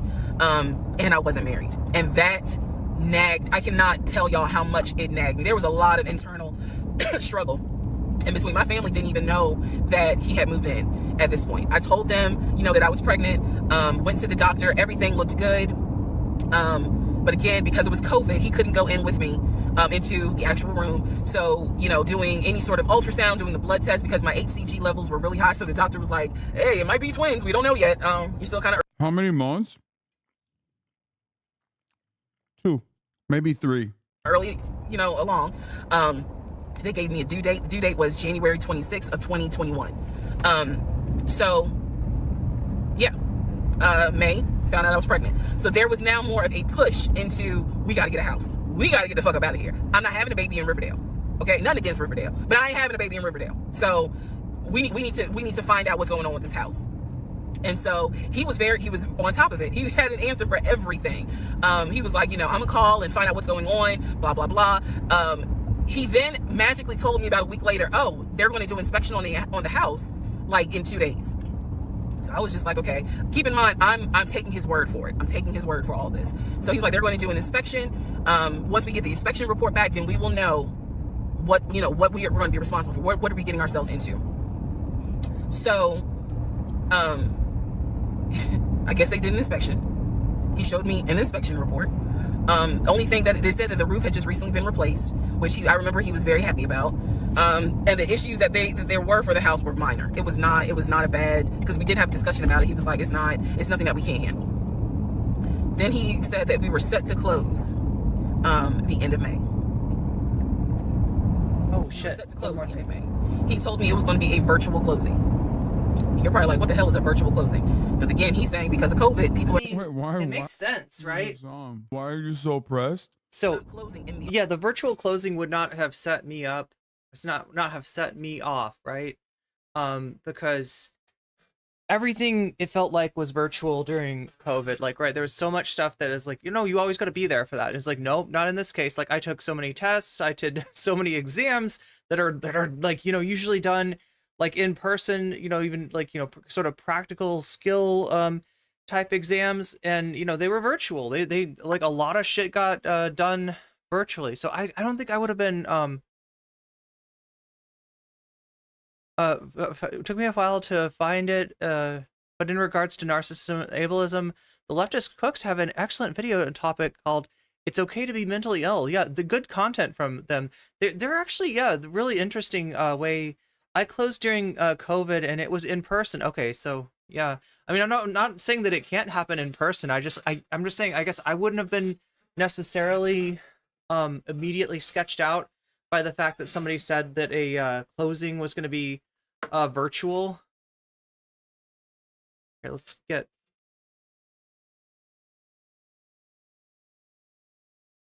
Office. They're doing a virtual closing where you would need to electronically sign the paperwork. This is what he's telling me. And so he was like, we're set to close like just before Memorial Day. And so for some reason, again, there's still that nagging part. For some reason, I didn't start packing. Anyone that knows me will tell you I hate moving. I've done it enough in my life. I hate moving. But I did not start packing up that house at all. I was just like, you know, I'm pregnant. My body was changing so fast that it was like I can barely keep my eyes open half the day. And so, no, I didn't start packing. And I remember I did record, again, I was recording audio diaries just about every day. When something didn't sit right, I would verbally record it in the audio diary because I was like, I don't know what it is, but there's something. That was the theme of our relationship. I don't know what it is, but I know there's something. And so I remember talking to myself in my little prayer closet. I don't get it. Does she not have like any friends? Why is she talking to Jesus when she should be talking to I mean, it's COVID. You know what I mean? You don't have one friend that she could be like, hey, this smells a little funny. What's going on? It makes no goddamn sense. That's where I would do my recordings. And I remember thinking, what if we don't get this house? Like, what if we don't get, what if he's lying? But again, there goes that thought process of, why would he lie about this? Like, who makes up that they're buying a house when in fact they're not? And then he's showing you all this paperwork. Like, come on, you can't be that jaded that you don't even believe what's in front of you. All right? So now we're going to go into part 5. Okay, part 5. Who did I marry? So I'm questioning all this stuff in my head out loud on my audio diaries. And then once again, I'm like, but look at what he's giving you. Like, he's paying. It wasn't a question about money. it was just a question of, are we really about to move into this house? And keep in mind, he's paying all the household bills. He still is. So we were supposed to close before Memorial Day. We didn't. There was an excuse. There was always an excuse with him. Always an excuse. I can't be the only one that's like phenomenally invested in this, right? Like, I get why people watch through this entire thing. She does have a very long-winded way of describing these stories, but like, it is captivating. I'm hooked. I'm locked in. And I didn't know enough about the process to question stuff because I really wasn't involved. I'm sitting my white ass down and I'm listening, okay? The way I should have been. And it was giving me a lot of anxiety. So I'm pregnant with a lot of anxiety. And if I'm gonna be 100% honest with y'all, I was not expecting that I was probably going to have a healthy pregnancy because I was stressed. And what I was stressed about is I didn't know what was going on because I wasn't really involved the way that a normal relationship would be involved. Just being honest. So we did not close. We moved now into June. This is now going into June. Around June 5th, I looked at the house again on realtor.com. 4 months in. I don't know what made me do it other than, and I don't mean to sound super spiritual. I know that people are like, you know, you may or may not believe in God, but I'm telling you, I believe with all my heart, probably the Holy Spirit was like, look at that house on realtor.com. So I looked at the house on realtor.com. This was around June 5th. It showed that the house was off the market. It took you months to look at the house on realtor.com? You weren't checking it? It took you a month to look at the house? That's insane, okay? Even the enthusiasm of getting a new house, like you didn't check? No, I'm sorry. When I bought a house. I bought this house that I'm sitting in. And I would still like check, not because like there's some discrepancy, just through like interest, pure interest in the house. Or you show it to other people, like your friends or something. Yeah, like, damn, am I really doing this? Am I really owning this shit? That type of thing. And I remember being like, okay, wait, what does that mean? What does that mean? Because ex-husband is telling me we're about to close on the house. We're about to close. It's our house. We got furniture, da-da-da, da-da-da, da-da-da. He's also telling me that he's been in contact with the realtor, his friend, who was telling him, you know, this is what was happening next. Here's what's going on. So the guy that we initially worked with apparently is completely out of the picture. But again, I was not heavily involved. So I'm just like, let me look at the house. I see it's off market. What the fuck does off market mean? Like, now I'm really freaking out. So it shows the name of the... It means it's sold quite recently, as a matter of fact, to whoever actually bought it. That's what that means. Real estate agent for the seller. I don't remember her name. I called her and I said, you know, excuse me, I said, my husband and I, even though I wasn't married, my husband and I were looking at this house at 123 Main Street. And we really wanted to tour it, but now I'm showing it's off market. Is it not available? Or, you know, I pulled that card and she was like, oh, no, ma'am. The home closed yesterday. It closed June 4th. Again, there are certain dates I just remember. And I said, oh, it closed June 4th? I was like, really? And she said, yes, ma'am. She was like, my sellers sold the house. And I was like, oh, man, okay. Well, I said, my husband and I really wanted, you know, we love the pictures of it. And God made Reese's car break down on her way to her first date with Legion. That should have been the first sign. Getting ready to start a family, so I would have loved to have been able to. Obviously, she felt something was wrong. I've stayed too long before. I thought I was being cuckoo bananas. Oh my God, yeah, no, totally. There's so much second guessing. And yeah, it's also easy. Like Hasan's all like, you know, you look at the house, you're gonna get that house. You're gonna look at it. You're gonna keep checking, right? Is there any, like, you know, basically not even like that you're suspicious that something is off, just because you're like excited about getting the house. And like, I don't know, it depends on how busy you are, doesn't it? You know, have the opportunity to see it. I asked her something. I don't remember the specific question I asked her, and I know why I asked the question, because I was anticipating that my boyfriend at the time was going to have some sort of excuse. So I asked her something about the buyers, and I remember, and somehow, again, forgive me, I don't remember the question I asked her, but the answer was that it was an older white couple. So I get off the phone with her, I record an audio diary, and in the audio diary, I specifically say, okay, there is no house. He's going to have to get out. This dude is 6'4", and I kept writing the audio diary. He's 6'4" over and over again. I kept saying it, and I kept forgetting all the other very obvious red flags. Out of this lie. God damn. Is that... By the way, Chad, I don't know. At this point, you have to understand, she hasn't married him yet. We know that there's no house. It's been like a couple months at this point, and she still married him. Because now I realize, at the very least, he was lying about him being the one who was under contract. I knew enough about that. So I was like... No, you didn't. I'm going to be honest. You did not know enough about that, okay? It feels like you did not understand the situation if you still ended up marrying him. What, how is he going to get out of this? Again, I've listened to the audio diary in 2024. I literally said in that audio diary, how is he going to get out of this lie? And I was trying to think of ways on how he's going to do it. And something said to me, because I say it on the audio diary, I said, he's going to say it's a bad deal. And he's going to say he wants to pull out. Y'all keep in mind, I am pregnant. So I had a decision to make.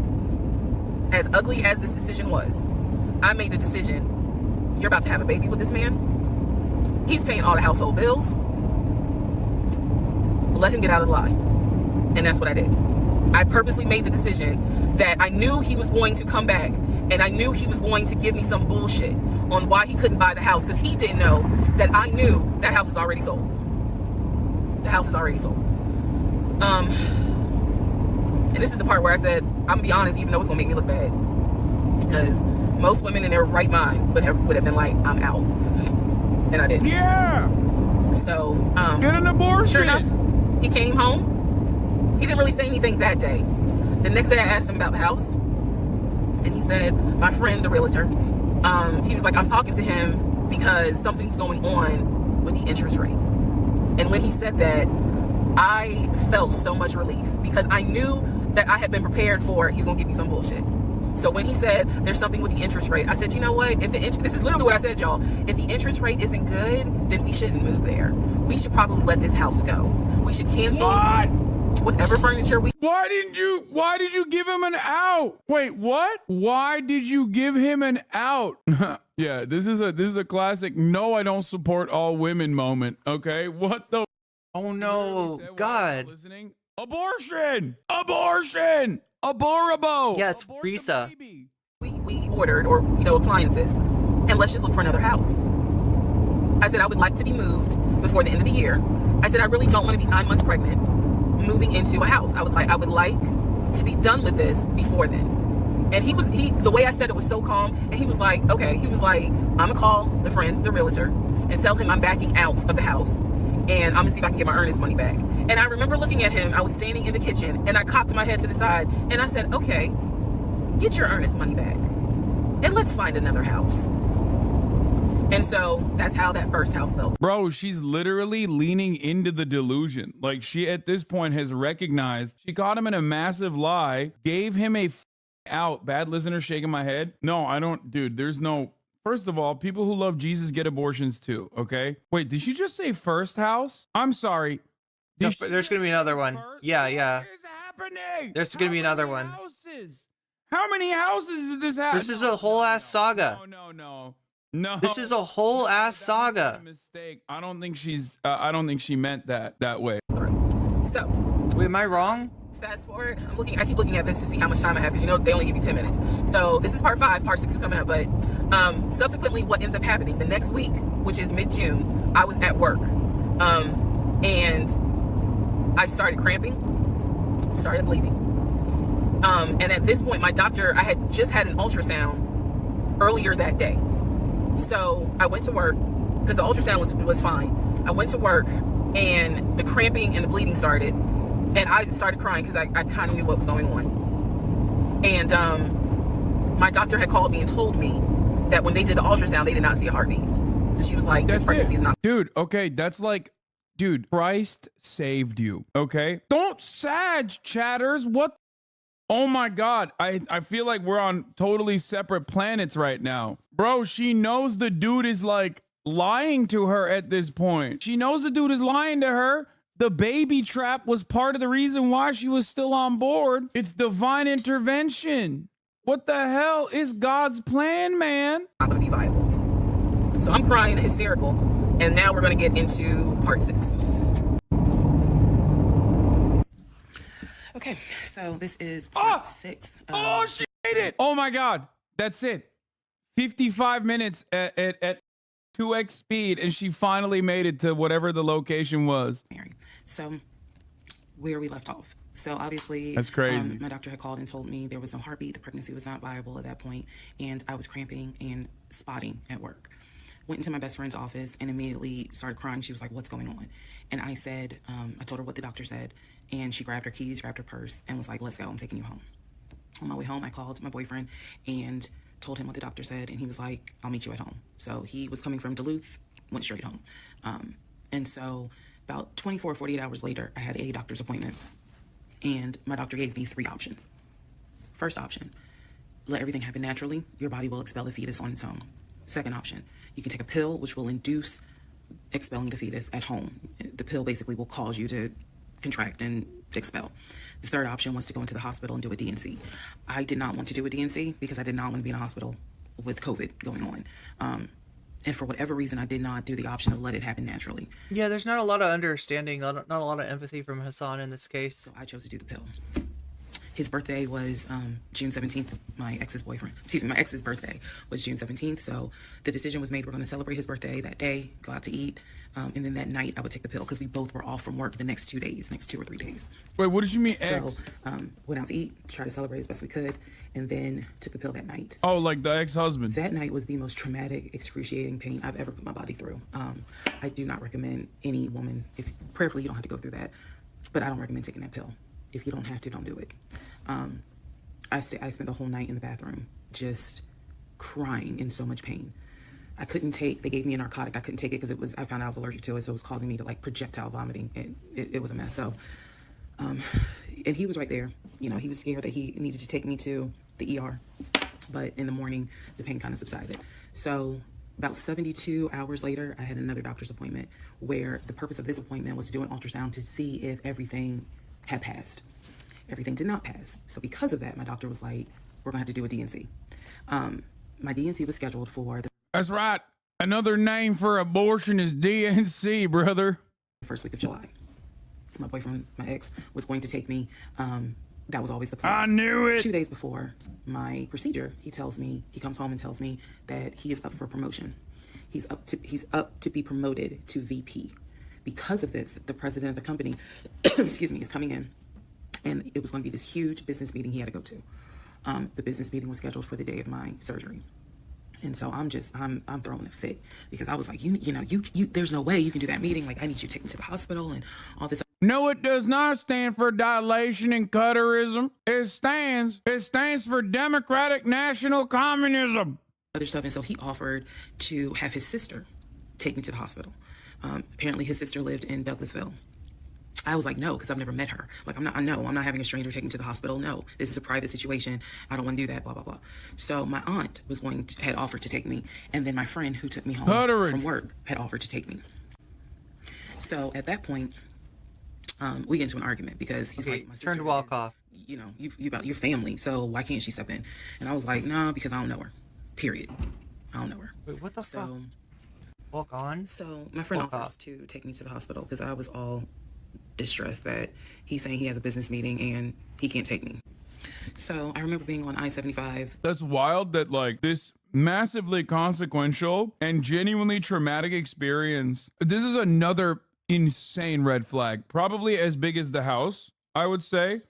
When you have a situation like this and your partner that put the baby in you anyway is literally like, yeah, let's have a stranger take you to this medical procedure. Like, get the out of here. On the connector, on the phone with her crying because I was so embarrassed that he wasn't going to be the one to take me and that I was needing to rely on someone else to take me to the hospital in order to get a D&C done. And she was really great. She was like, girl, this is why you have a village. Like, it's okay. Things happen. The world is crazy right now.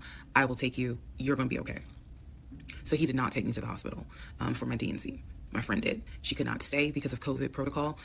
So when they wheeled me into pre-op after I got checked in, I texted him and was just letting him know, hey, here's the update. I'm about to, I'm in pre-op. They're going to get me prepared to go back to the surgical ward or whatever. And the response I got was from his new executive assistant named David. Now, when he told me he was up for the promotion, he did tell me that part of getting this new job would be that he would get an executive assistant named David. And he did tell me, I'm going to make sure that I inform David, if you get a text from this number, meaning from me, pull me out of the meeting, because, you know, my fiance's having a procedure done and I'm picking her up. So it's important that you come get me if it's something serious. So I text him. David responds. He said, yeah, Mr. Blah Blah told me that you are having a procedure done. If you need me to get him, I can go get him. He's in a meeting. Just let me know what you need. And I just said, no, don't bother him. I'm just giving an update that they're about to take me back. And David responds and says, I'm so sorry you're going through this. Please let me know if there's anything I can do. So I have the procedure. I wake up and I am now in recovery. I should be in recovery 45 minutes up to an hour and a half.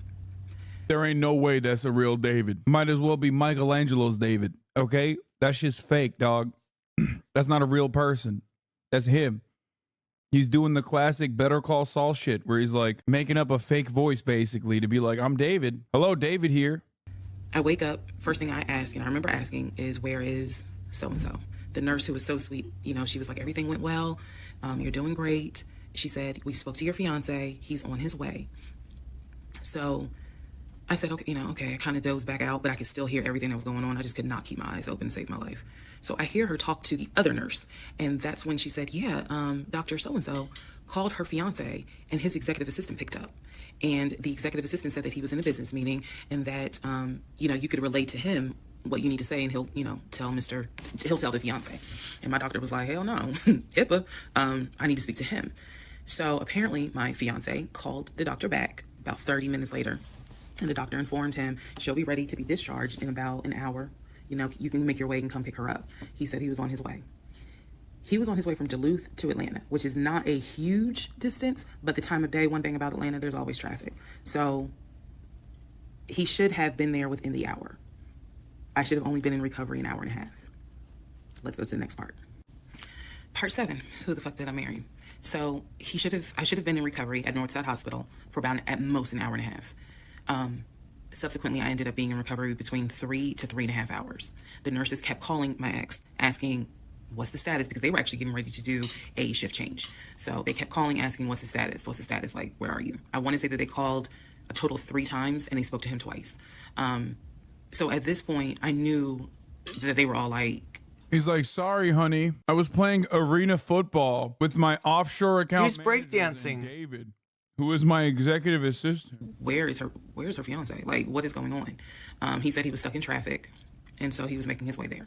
He eventually did get to Northside Hospital, and they wheeled me down, because again, he couldn't come in, just because of the protocols. So when I got in the car, and I'm in pain, but yet drugged up. Bro, she married him after this, by the way. That's crazy. Couldn't keep my eyes open, couldn't really, I was just out of it.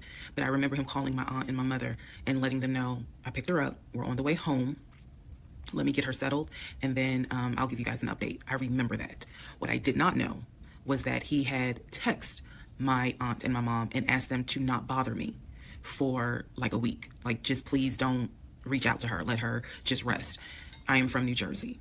I am from an African-American family. You don't tell my black mama or my black aunt that, please don't bother her for a week. I didn't know this at the time, but I'm just interjecting that part. I'm trying to stay in the timeline, but he did apparently do that, and my aunt was like, "Why will fuck you up?" Anyway, so go home. He waits on me hand and foot. I recover. Just needed about 24 to 48 hours to just get my mind right. I mean, that's what I was asking earlier, chat. Do you want me to watch, like, should we just find this content, like, without Hasan? Like, if Hasan is impediment, I could probably get through it quicker with,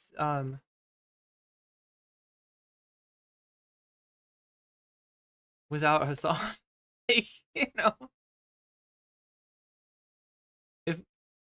Because, yeah, like, I get that there's not a lot of empathy in like, Hasan's, oh no.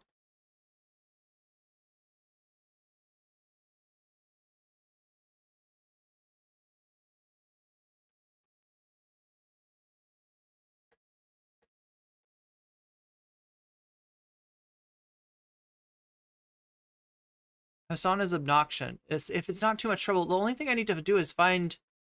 All right, let's look for this content. Who the fuck did I marry? TikTok all parts.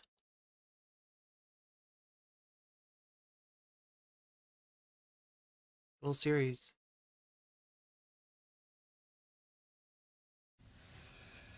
Hi, and welcome. Let's try to get where we're at. And I was like, oh shit. The reason why I was oh shit is because number one, I'm plus size. Number two, he was like, I'm as a man, I'm ready to be. In the initial beginning, it was fine. He could not tour he had a printout. Let me be clear. He had a printout. So just about where we're at. That they were going to take the appliances. So we needed to get a new stove, new refrigerator, new microwave, all that stuff. So we went to Home Depot and Lowe's, and I went ham. No, we've been these new appliances, we're past this. And I said, I said my husband and I, even though I wasn't married, my husband and I were looking at this. Wake up. First thing I ask, and I remember asking, is where is so-and-so? The nurse who was so sweet, she was like, everything went well. I think we're past this. Doing great. She said, we spoke to your fiance. He's on his way. Are we? Maybe we haven't seen this yet. Okay, I kind of dozed back out, but I could still hear everything that was going on. I just could not keep my eyes open to save my life. So I hear her talk to the other nurse. And that's when she said, Dr. So-and-so called her fiance and his executive assistant picked up.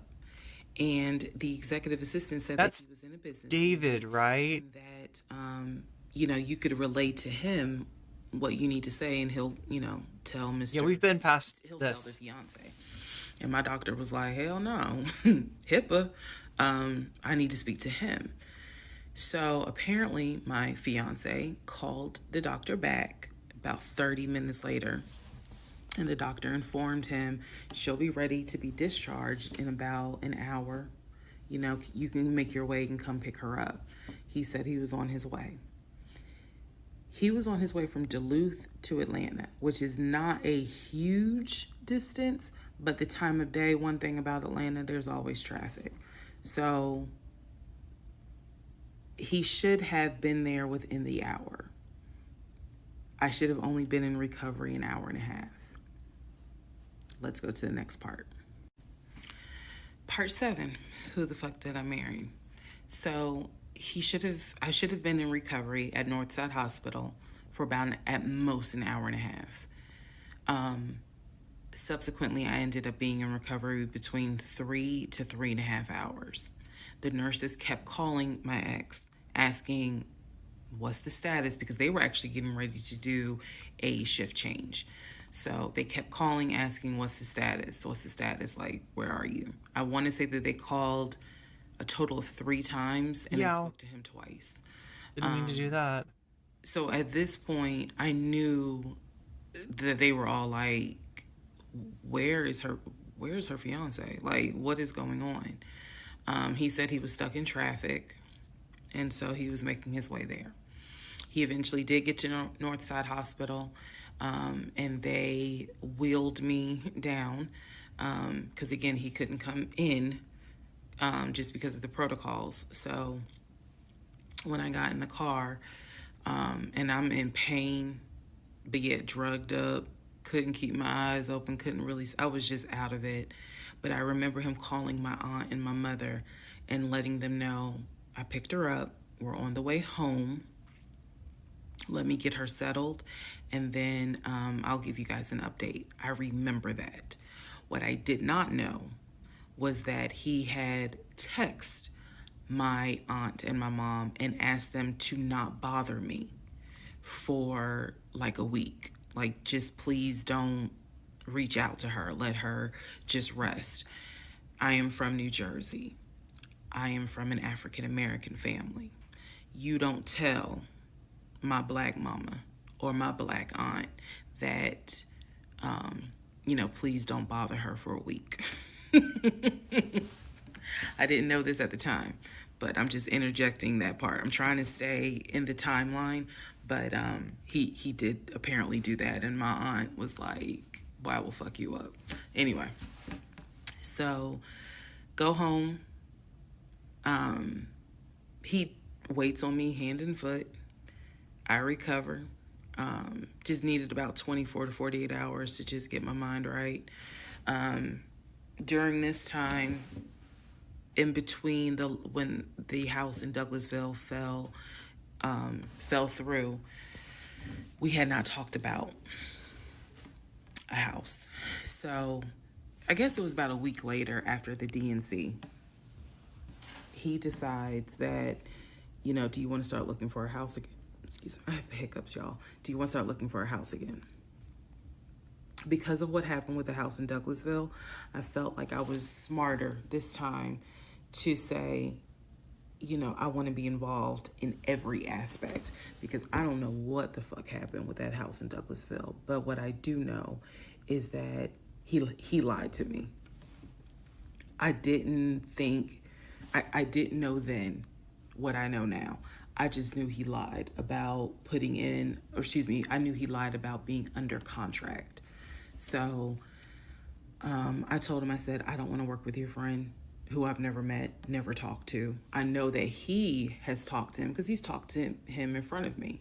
And I'm going to demonstrate on one of the videos how he used to do his phone calls. Don't worry, it's coming. So we found a new real estate agent. Really nice guy. His name was Scott. I am using his real name. Really nice guy. And we told him what the budget was.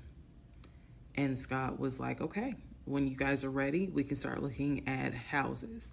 Try to look for houses that are empty because you can actually tour those. If it's a house where someone's already living in there, chances are it's going to have to be a virtual tour because of COVID.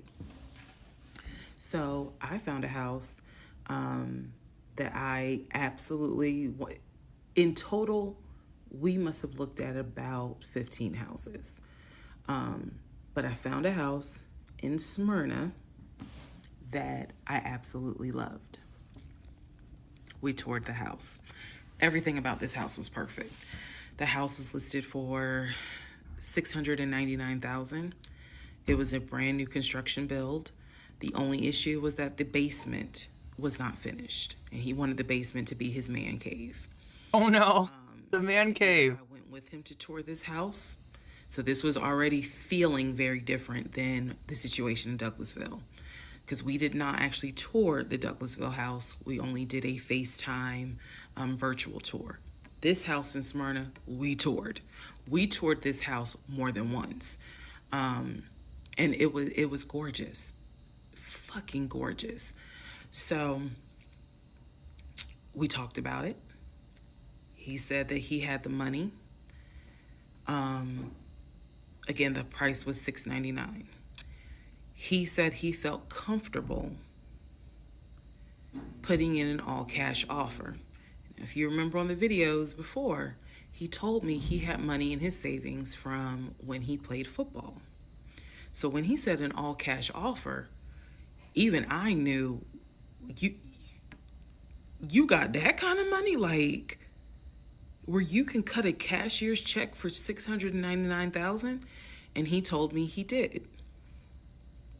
He had money in savings from when he played football, and he was very comfortable paying all cash for this home.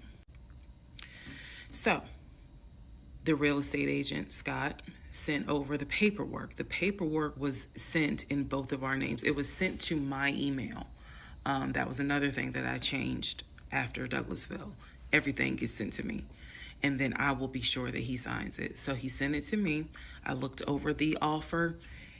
We were going to put in an all cash, full price offer with a request to have the basement finished. Also, we were requesting for the seller to give us an answer within 24 hours. We were requesting a quick closing. These are just some of the things I remember. I remember 24 hours, like I didn't want to wait on, y'all think about it. 24 hours, let us know if you're accepting the offer or not. And then also a quick closing because it was a new construction. So we didn't have to wait for the current tenant to move out. We didn't have to do that. So I watched in our bedroom as he pulled it up, because it was a electronic document. He signed his name to the offer for $699,000 cash. He requested again the seller let us know in 24 hours if they were accepting the offer. So we submitted the offer at around 6 p.m. We were requesting that by 6 p.m. the next day, they let us know if the offer was accepted or not. I watched him sign the offer. I sent the offer back to Scott from my email. All parties had signed. Scott texted us and said, I got it. I'm submitting it. I will let you know what they say. Let's go into part 7. Sorry. Let's go into part 8. We're in part 8 now, okay. Getting along. Okay, so I just want to clear up some things that I realized is kind of creating some confusion. So just allow this video to serve as a stop sign. Let's clarify. First of all, the story, background. He was born in Philly, raised in Philly, and moved to Augusta. Story is that he moved to Augusta for high school. After high school, he went to college at San Diego State. Enjoyed San Diego State, stayed in San Diego for quite a while. Got married out in California, had a house in California, played arena football out in California, but his family was back here in Augusta, Georgia. He still had a lot of family up in Philly, but for the most part, he had a sister in Augusta, he had a sister in Douglasville, he had a brother in Baltimore, he had another brother in Philly, and he had a brother in Nashville. So I just want to clarify that in terms of not the demographics, but the geography. Born in Philly, came to Augusta for high school, went to San Diego State for college, played football, stayed at San Diego, got married out there, but still had quite a bit of family here in here in Georgia. He also had a sister, I think I said, who lived in Douglasville. I have physically met his aunt who lived in Augusta. I've met his brother who lives in Augusta. I have spoken on FaceTime with a brother who lives in Baltimore. And then I will demonstrate how he used to talk to the brother that lives in Philly. That's coming up. You haven't missed that. In terms of the proposal, you did not miss the story of the proposal. I simply didn't want to share it because it was embarrassing. Basically, he gave me 3 ring options. We went to a jeweler at the Mall of Georgia. He had me pick out 3 rings. I told him which one I liked the most because I knew it wasn't a romantic proposal at all. I knew which ring I liked the most. I told him which one. He basically said, when I'm ready, I'll give you the ring and I'll propose. Fast forward about, I guess it was summer because I was actually pregnant when the ring came. We were sitting at the dinner table. He took the ring box out of his pocket, slammed it on the dinner table, and I was like, what is this? He was like, open it. I opened it. Inside was the ring that I had wanted, that I had chosen at the jeweler. And he was like, all right, so this means that you're going to be my wife. I was pregnant. So, again, when I asked y'all to give me grace, it's because there are certain things that's just like, girl, what was you thinking? Trust me. There's no excuse. So there was crap. Will you marry me? It was more of a, we're living together, we're having a baby together, we need to get married, because the backstory also was that his dad was a retired police officer. Chat, here we go again. Maybe he was really good player and won a bunch of super small bowls. Is that what they call it? The small bowl for arena football?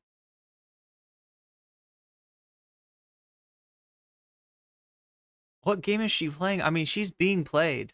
It sounds like, right? That's what I've garnered from the story, you know, so far. This is a story about her um experience during COVID, meeting a guy that, you know, seemed ready to settle down. Now there's a lot. So what she's doing here is a clarification video, right? Because there's a lot that we're not clear on. I'm not entirely clear on. I'm assuming that the baby was Legion is the boyfriend at this time, eventual husband, I guess, and you know, the person she's planning on moving in with. I feel like they meant, what game are you playing? Oh my god, I think you're right, Molten Panda. I mean, what game are you playing? But thank you for explaining. Yeah, no, I thought you were talking about what game she's playing. Yeah, you mean me? She is playing. I am playing Valheim. This is Valheim. So I also did want to know about yeah, like this video is complicated. So this is a multi-part video. I think there's like 50 like little TikToks, right? All put together, and it tells the story of this woman's experience with this guy named Legion. And I don't know what to do, chat, because like I'm kind of okay. So like technically I got 4 minutes to keep this street. Yeah, I got to. I gotta cut the stream off at 6 hours this time. I'm gonna be playing more Valheim. Would you all wanna like come over to my gaming channel and we can watch the rest of this story, or like at least part of the story, because I'm not going anywhere. And if you're not going anywhere, right, we could do this we could do this on the gaming channel. But I gotta make this stream. I gotta at least end the YouTube stream, because otherwise, it's gonna be over 6 hours. And I think I unfortunately got some breakbeat, some Chemical Brothers, some kind of something that is not allowed, that will get me copyright stricken. So that means I need to take it out of the. What if I set up a stream? Oh my god, I don't even know. I know I've got like a Valheim somewhere. A Valheim thumbnail. Valheim? I also know it's been like a hell of a long time since I played Valheim. Valheim. Come on, show me the Valheim thumbnail. Do I have it? Do I have to look in downloads for it?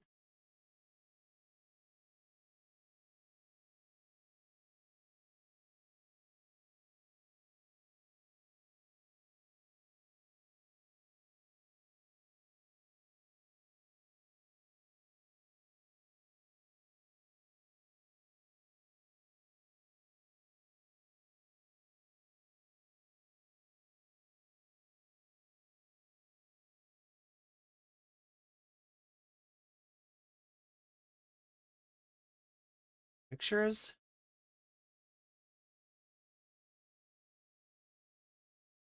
There's the logo for Valheim. That's not helping me.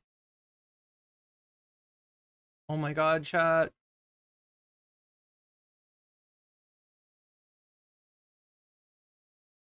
I'm kind of on a... Look, this PC, search out Valheim. We have 1 minute and 30 seconds left. God damn it.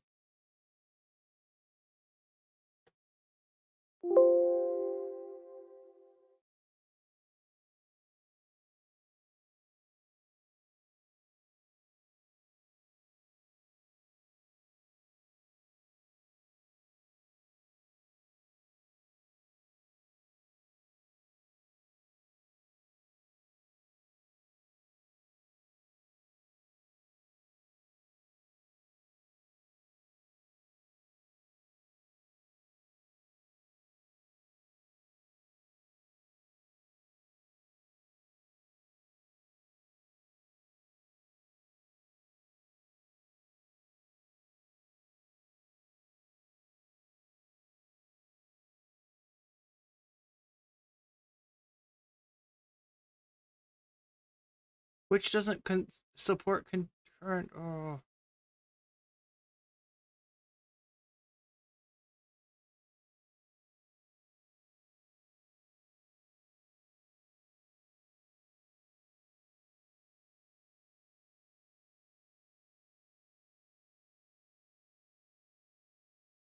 We're creating event. Oh my god, chat. No, it's at 6 hours. Oh my god, we're fucked.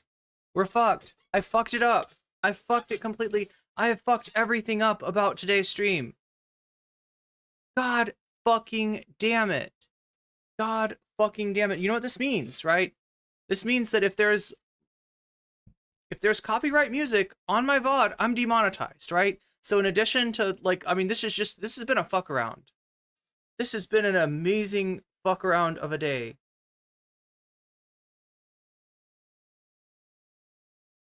I'm not getting paid at all for, you know what?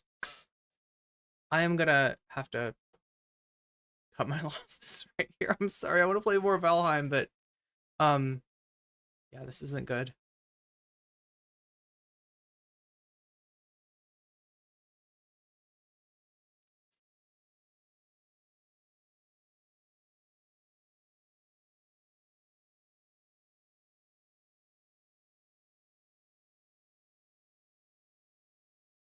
Everything about today has completely sucked.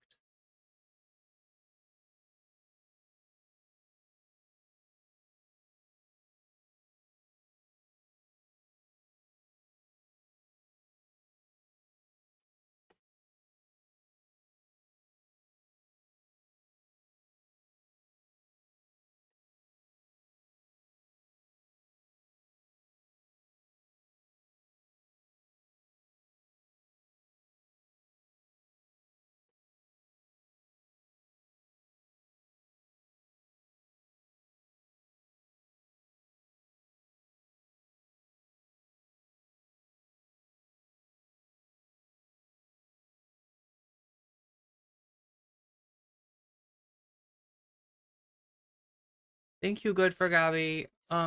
Look, I'm just like, it's all my own fault. It's my own fault, okay? Like, I don't want chat to think it's anybody's fault but mine, because it's not. I am the one who sets the time for the stream, and obviously the time for the stream is not 1 a.m. in the morning.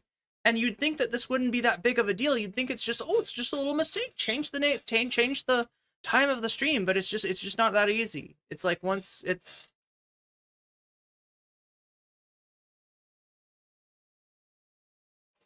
complicated YouTube stuff that I feel like I've tried to explain, but I can't explain. Wait, oh, you know what else? I turned the YouTube... Like, I turned the... I turned, what's it called? No, the alerts are on. I don't know why your alert is not playing. Good for Gabby. It should have, oh, and we got an ad break that ends in 3 minutes on Twitch, and I haven't mentioned that. God, I am sorry. I don't want to vent on you, chat. I'm just mad at myself here, you know. That's okay. Wait, what happens if we go over here and we click YouTube goals, YouTube alerts? Where's YouTube alerts? YouTube alerts. Can I get it back?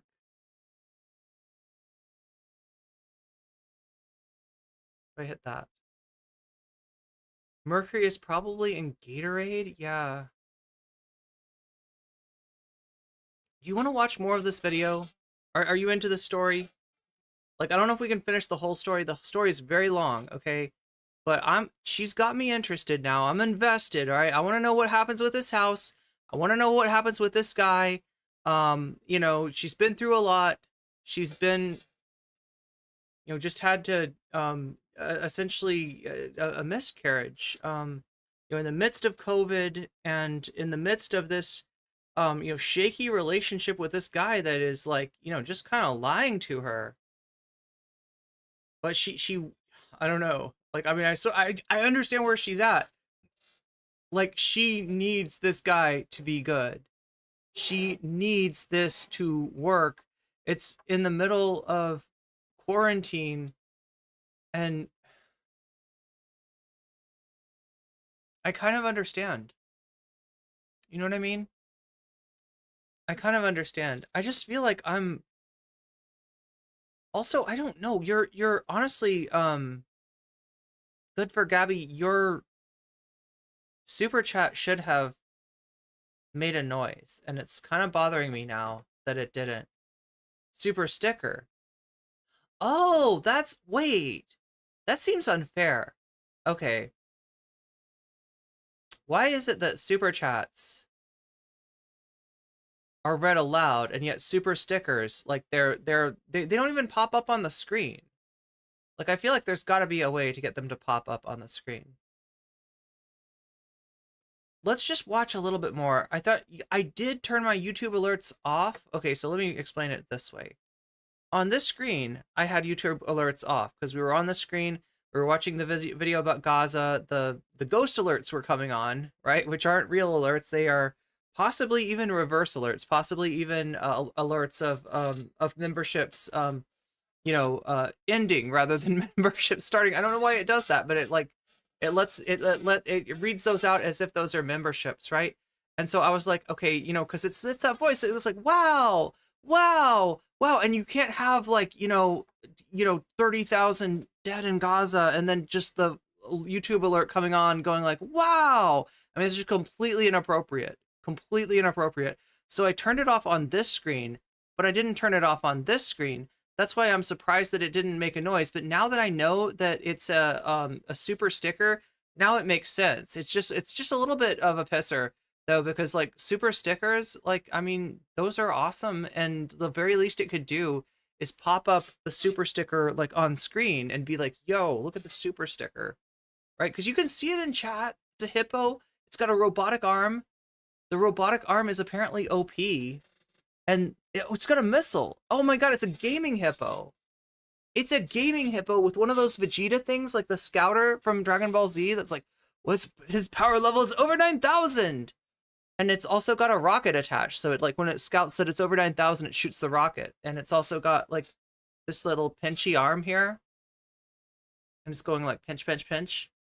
So it's a hippo, it's a gamer hippo with a Vegeta Scouter, a rocket, and a pinchy arm. And it says OP.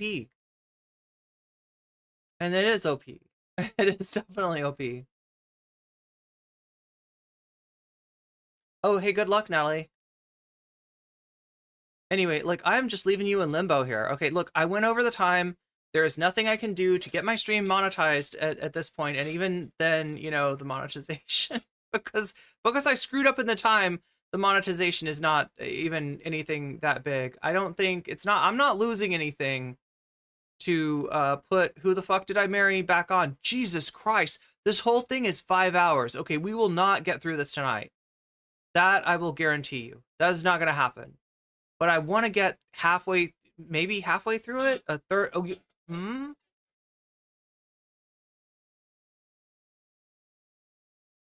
can get 40% of the way through it tonight.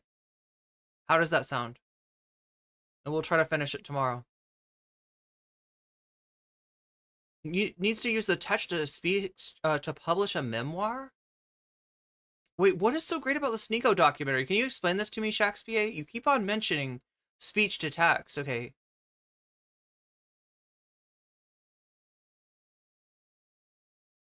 Officer, but at one point his father was a pastor. Okay, so this is the background. This is the background on the guy. The guy that she met, changes her tire, says he's ready, he's interested in her, says he's looking for something real.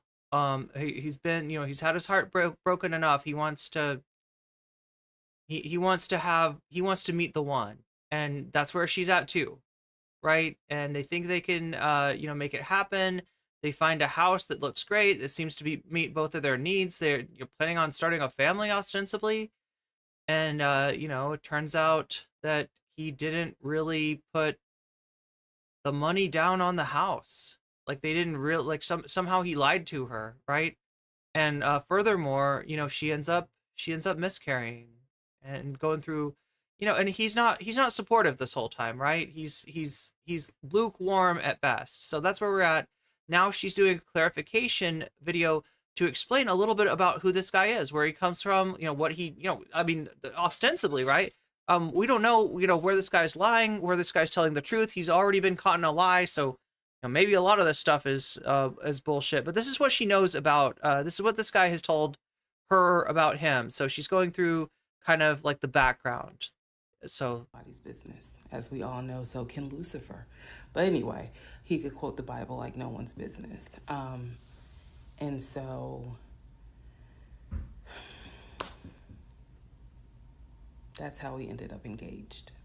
And I was wearing a ring. I will find a picture and I will try to post it. But I was wearing the ring. Don't worry, there's more to that story as well. So just wanted to clarify some things for the people who were like, wasn't it weird that he had a sister who lived close, but he's from Philly? So I just wanted to definitely bring clarity to what he told me was the backstory. Born in Philly, came to Augusta for high school, went to California for college, played football at San Diego State, played football and arena football, worked at Apple, and then joined the condiment company in California, who then transferred him back to Georgia. He was married in California, and he told me he got divorced in California. That is important as well. That will come up again later. And so the ex-wife, at this point in time, at the time that I'm telling you, part 7, which is the last video I just posted, the ex-wife lived in California with her 2 kids, his 2 stepkids. oh no, we're stuck in the house. You barely get out of the house. It's so small. 20 or 21, but they were that age group. And he was saying that he was very close with them, so he wanted to keep a tight relationship with them. And he talked to them, if not every day, every other day. When I say, when I say this, I need y'all to understand. When I say that he talked to someone, it means that he was on the phone in front of me talking to the person.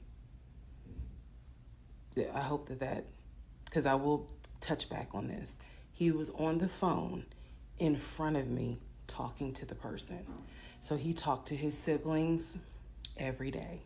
He talked to his aunt almost every day. He talked to his family the way I talk to my family almost every day. And again, I will demonstrate how he used to do the phone calls. I will also demonstrate how he used to do the work phone calls, because he called me every single day from work.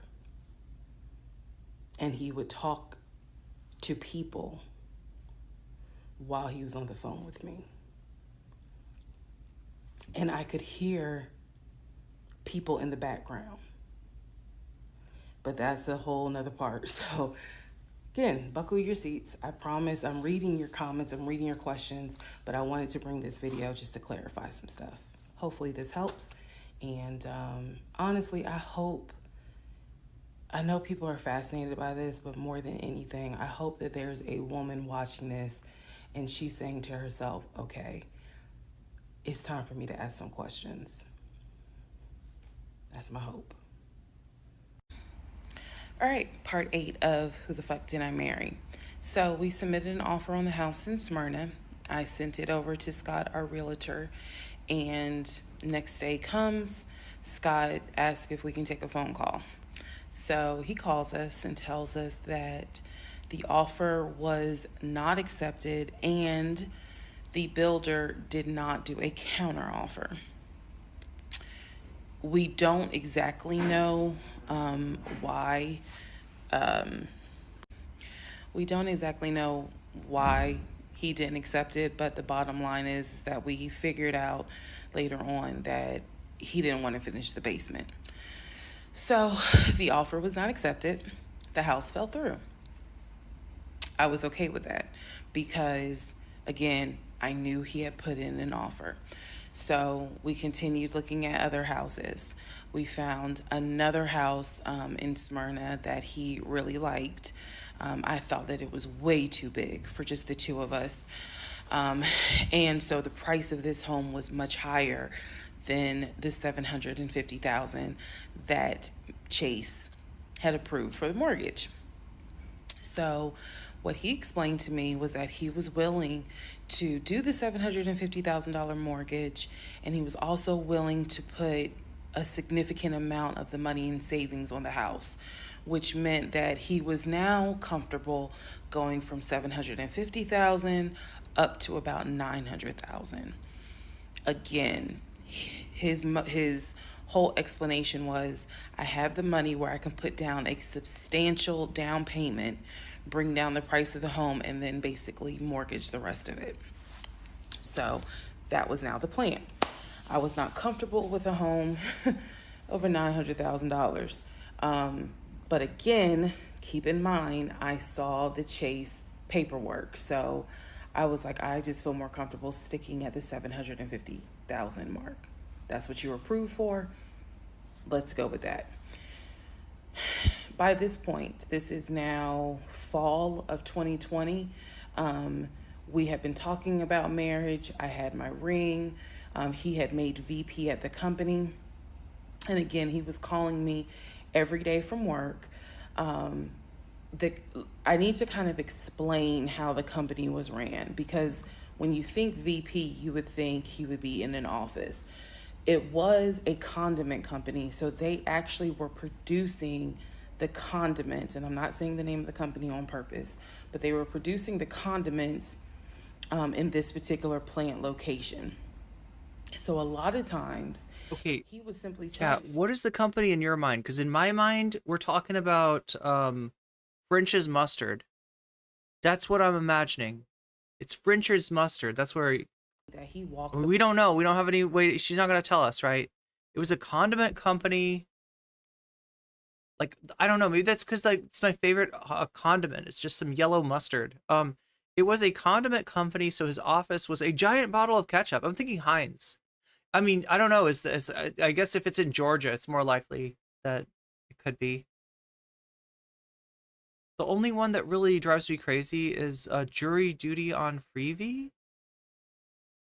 $1 million for a studio. No, I don't think it's a studio apartment, right? Isn't it like it's a house? She's looking for a whole house. Yeah, exactly, Dusty Den. Yeah, we're looking for a house here.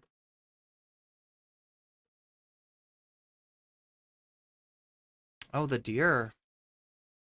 Floor, checking in with his subordinates, basically. His subordinates. Now, how did he go to work? For the most part, it's a pretty good place to work. He left before I woke up. However, pretty much he wore dress pants, kind of like a dark navy blue cargo pant, and he had a polo shirt with the company logo on it. What I saw a lot of times is that he would not wear the polo shirt to work. He would wear like a company t-shirt. He would wear rubber sole shoes and the navy blue cargo pants. I didn't think it was a uniform, but it reminded me of what someone would wear when I worked at Amazon, if you're going to be doing manual labor. He didn't go to work sloppy looking at all, but it definitely was not suit and tie. Nowhere near suit and tie. It is fair to note that outside of work, he was a man who he loved to dress. He loved to wear the latest Jordans. He loved to collect watches. He collected a lot of Invicta watches. He loved to collect hats. He wore hats, baseball caps everywhere because he didn't like the shape of his head. So in terms of how he dressed casually, the man, he could dress. In terms of how he dressed for work, yeah, he didn't dress like a VP. But his excuse was, I'm constantly walking the production floor, and I can't be in a suit and tie walking the production floor where they're creating the condiments that we're selling. So by this point, again, this is fall. We're still looking at houses. We're still touring houses as much as we can because it is COVID. We had found another house that we really liked and a house that I really, truly wanted to put an offer in on. This was now going to be the second house that we put an offer on. He put in the asking price, I believe, was about $700,000. He put in under asking an offer for about $650,000. I'm guessing, but I'll try to find the house and put it on the story. The reason that house fell through, we found out that the home was sitting on a septic tank. We found out that the septic tank had an issue, and it would have taken about $15,000 to $20,000 to fix the septic tank. The sellers were not willing to fix the septic tank. Personally, I didn't really care for the house that much. I'm the one who was like, I don't really want it. So even though we put an offer in, we had 24 hours where we could pull our offer back. And so we did. Once we found out, I believe it was in the disclosure. And if you're a realtor, please feel free to tell me if I'm using the wrong terminology. But I believe it was in the disclosure that they told us the septic tank needs to be replaced. That's when I was like, nah, I don't want that house. So we pulled out. The house fell through. And so I was fine with it because, again, I was heavily involved. I saw him sign the offer. I knew every step of what was going on. Our real estate agent, Scott, was amazing, but you will see when I get to it where he made a mistake. Oh, we can't care anymore, can we? So, nope. House number 2 fell through. We then moved on, saw a few more houses, and then we get to house number 3. I'm going to pause talking about the houses because now I need to introduce what happened with the cars. Stay tuned. All right. Part 9 of Who the Fuck Did I Marry?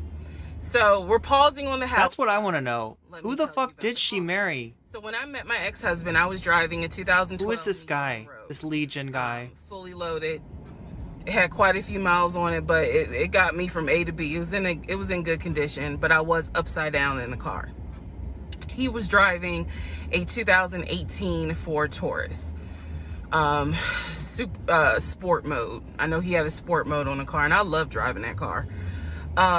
When he told me how he was a regional manager, he told me that one of the perks that came with the job was that he would be getting a company car.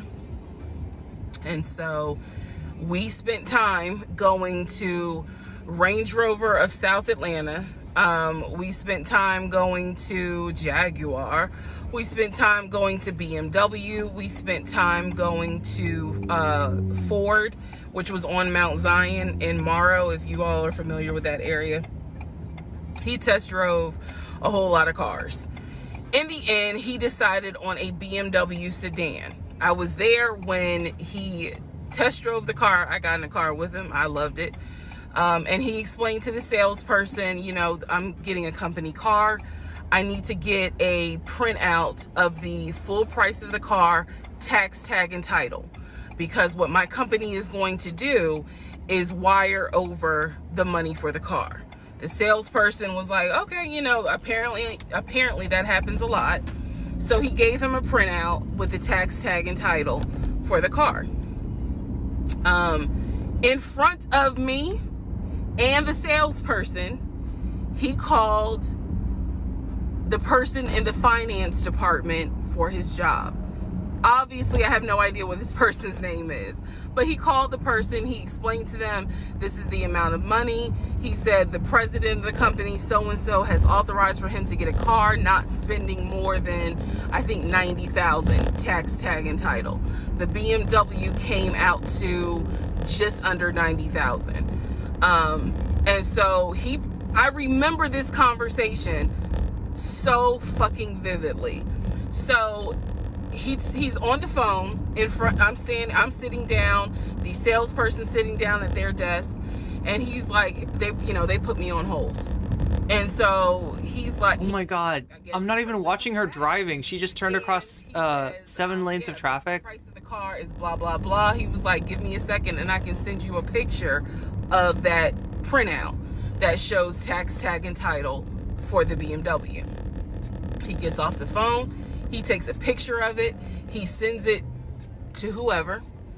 He waits about 10 minutes. He calls the person back. He says, did you get it? Apparently the person did get it. But the person who can actually physically do the wire transfer had gone home for the day. So what he says to the BMW salesperson, he's like, okay, we're going to have to do this tomorrow because so-and-so went home for the day. I don't know who the salesperson is. I can only tell you from my viewpoint what I thought. I had no reason to think this was a lie. I really didn't. Because again, you got to please keep in mind the circumstances that all of this is happening. We're inside the dealership. We're sitting at the desk of this person. He gave us the printout. He's on the phone, doing business, basically saying, look, this is how much money the car is going to cost. He's taking a picture of it. He seemingly is texting someone saying this is how much, this is proof of how much it is. Then he asked the BMW salesperson, I need your wire transfer information. The guy got up, rushed over to, I guess, their finance area to get the bank wire information, because obviously you have to wire it a certain kind of way. Rushes back over, gives it to my ex-husband. My ex-husband's like, okay, first thing in the morning, we will get this wired over, and then, I'll come and pick up the car. My fiance, will drive me up here to pick up the car. So we leave. He felt like, because at the time that this all happened, I was pregnant. So he felt like, look, we're about to have a baby. I don't want you driving that Nissan Rogue. I want to get you something. I want to get you something more secure, something new. I really wanted a Kia. I really wanted a Kia Telluride.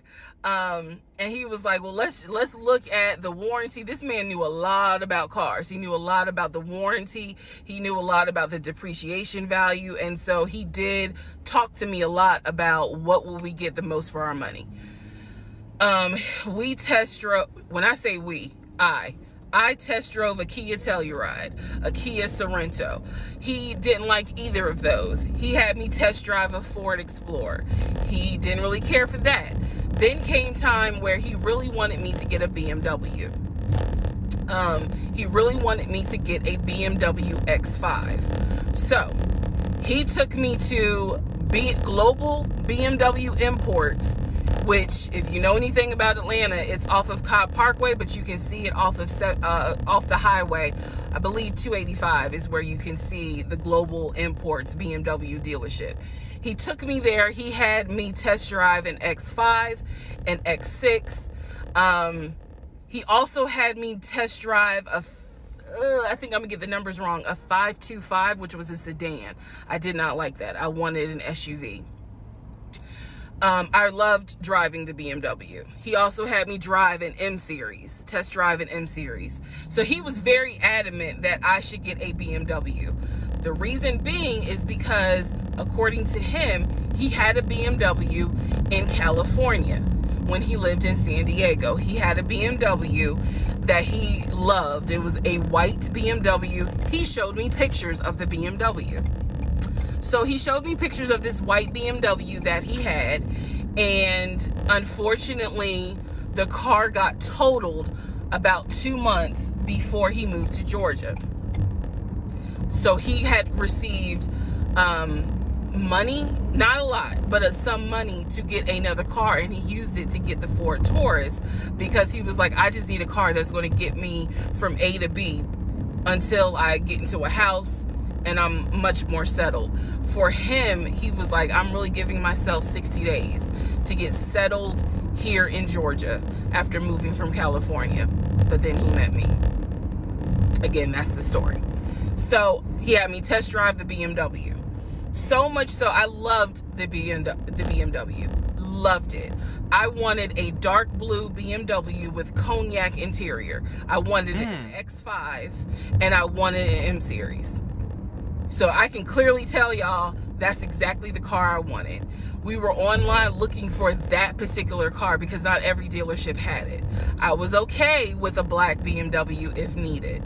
But I really wanted dark blue. Wait, I really wanted that. when they were searching for that dude in the school bus? I got a really nice coffee table at Treasure Island Flea Market. Once I had to take it home on the ferry and the BART. Imagine filming your memoirs while you're test driving. Wait, is she test driving right now?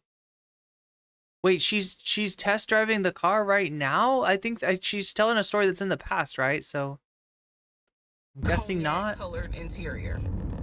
So he felt like, I want you to consider all of a sudden an Audi Q8. Let's just see how you like it. If you don't really like it, then we will go back to the BMW. I cannot tell you why he switched up. I can't. But I can tell you he took me to an Audi dealership on Peachtree Industrial. He test drove an Audi and I test drove an Audi Q8. I loved the Q8. Loved it, loved it, loved it. But I was tired of test driving cars. By this point, I had test driven so many cars. Our weekends were spent either looking at a house or test driving cars. And I was picky, I will admit that. So he had me test drive the Q8. I really liked it. I finally just told him, look, I'm good with either the BMW or the Audi. Because I'm tired of test driving cars. He told my family he was buying me a new car because, keep in mind, let me let y'all know. He had met my family initially on Zoom because, again, we were locked down. He had met my family.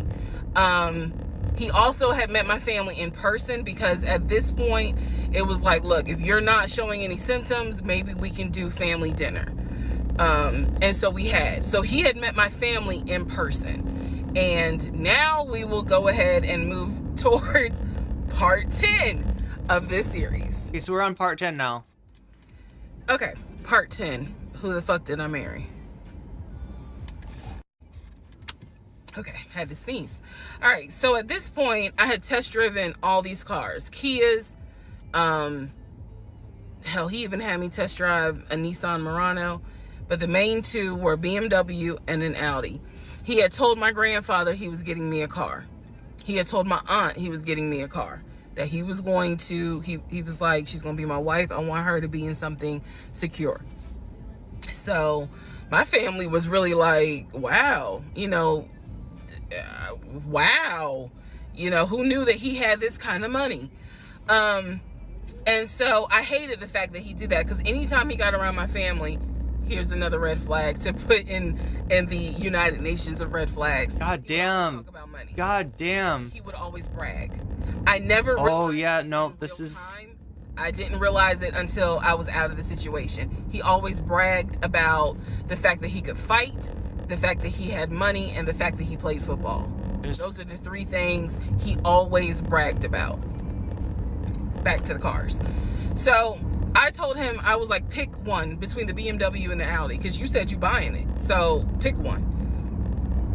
So this man chose the Audi. So he takes me to the dealership. I wanted a white Q8. He does give me the printout of how much it's going to cost, tax, tag, and title to get this Q8. Gentleman who's helping us gives him the printout. He's saying he's going to pay this money for the car out of the savings account that's offshore.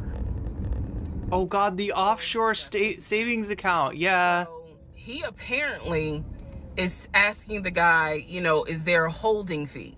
Can I pay a holding fee to secure this car while I'm working to get the money transferred? Because obviously with COVID, it's going to take long for the banks to transfer the money. Side note, I need everyone to understand, one of the reasons why he was able to get away with the stuff he got away with is because we were on lockdown. It's crazy because it's now 2024, but I don't know, do we all remember how it seemed like a lot of stuff stopped in 2020? Now, keep in mind, that's not an excuse I'm making because shit still got done.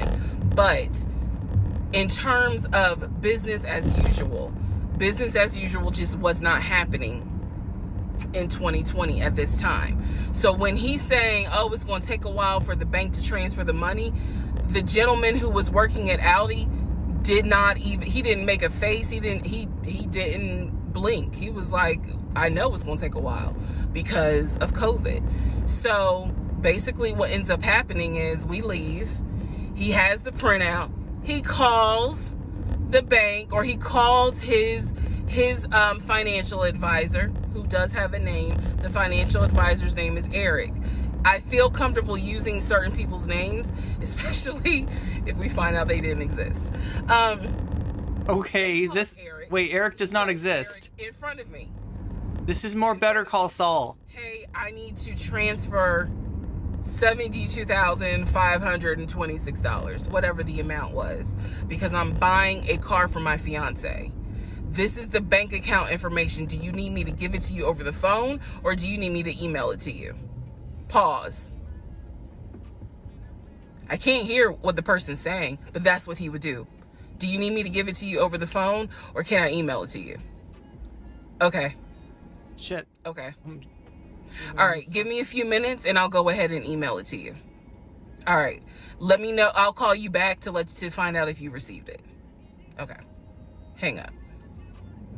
So I'm hearing this because, again, I'm not paying attention to, did I hear anybody on the other phone? Did I hear anybody on the other end? So he proceeds to type up an email, type up something, telling him this is the information that we need. I didn't think anything of it. He called me at work the next day to tell me that the money was sent to Audi, that he called Audi and he confirmed with Audi that they received the money. What he told me is that the car is going to be delivered to the house. Y'all, it's not that I lived in the hood, because I didn't, but I did not live in an area of Clayton County where you would have a brand new Audi delivered to your house. So I remember saying to him, I don't want that car delivered to the house, not yet, because I need to put that car in the garage. And my Nissan I only had a 1-car garage, so my Nissan was in the garage. So he said, okay, well, let me call them back and change the delivery date. Can you be home, or can you do a half day? So he's asking me, can you work a half day so that they can deliver the car and you will be home for it? I said, yes, that's fine. Because again, it's COVID. I'm working from home anyway. I only had to go in the office 2 days a week. So I'm at home the next day. He told me the car would be delivered between the hours of 1 and 3. Obviously, between 1 and 3, nothing happened. So 3 o'clock, I called him. He's at work. He sends me the voicemail. He calls me back. I said, it's 3 o'clock. No one ever came with the car. What's going on? And then I remember I was like, well, do I need to call Audi myself? Because I thought that you handled it. But if you didn't handle it, do I need to call them? And so whenever I would suggest I will handle it, he would get very, very defensive. Red flag number 472. Does not want you to handle it, yeah. Don't do anything, I'll call Audi and find out what's going on. Okay. So I'm at home chilling, cooking dinner, normal night. He calls me back and says, yeah, the car was stuck on the truck in Spartanburg, because apparently that's where their deliveries come from. So when he told me this, I was in the kitchen laughing, because by this point, I will be honest, and I told y'all I'll be honest even when it makes me look bad. I was guilty of, on one hand, I believed him, and on the other hand, I was like, let me see what lie he come up with. Let me just see. But keep in mind, my brain was really not rationalizing, not comprehending how deep the lie was. I just thought that no one told him the car was going to be delivered, and he made that up. I had no idea how deep the lie went. So he said, the car's in Spartanburg. It should be delivered this weekend. The weekend came, he had a whole other excuse. I don't remember what the exact excuse was as to why the car was never delivered.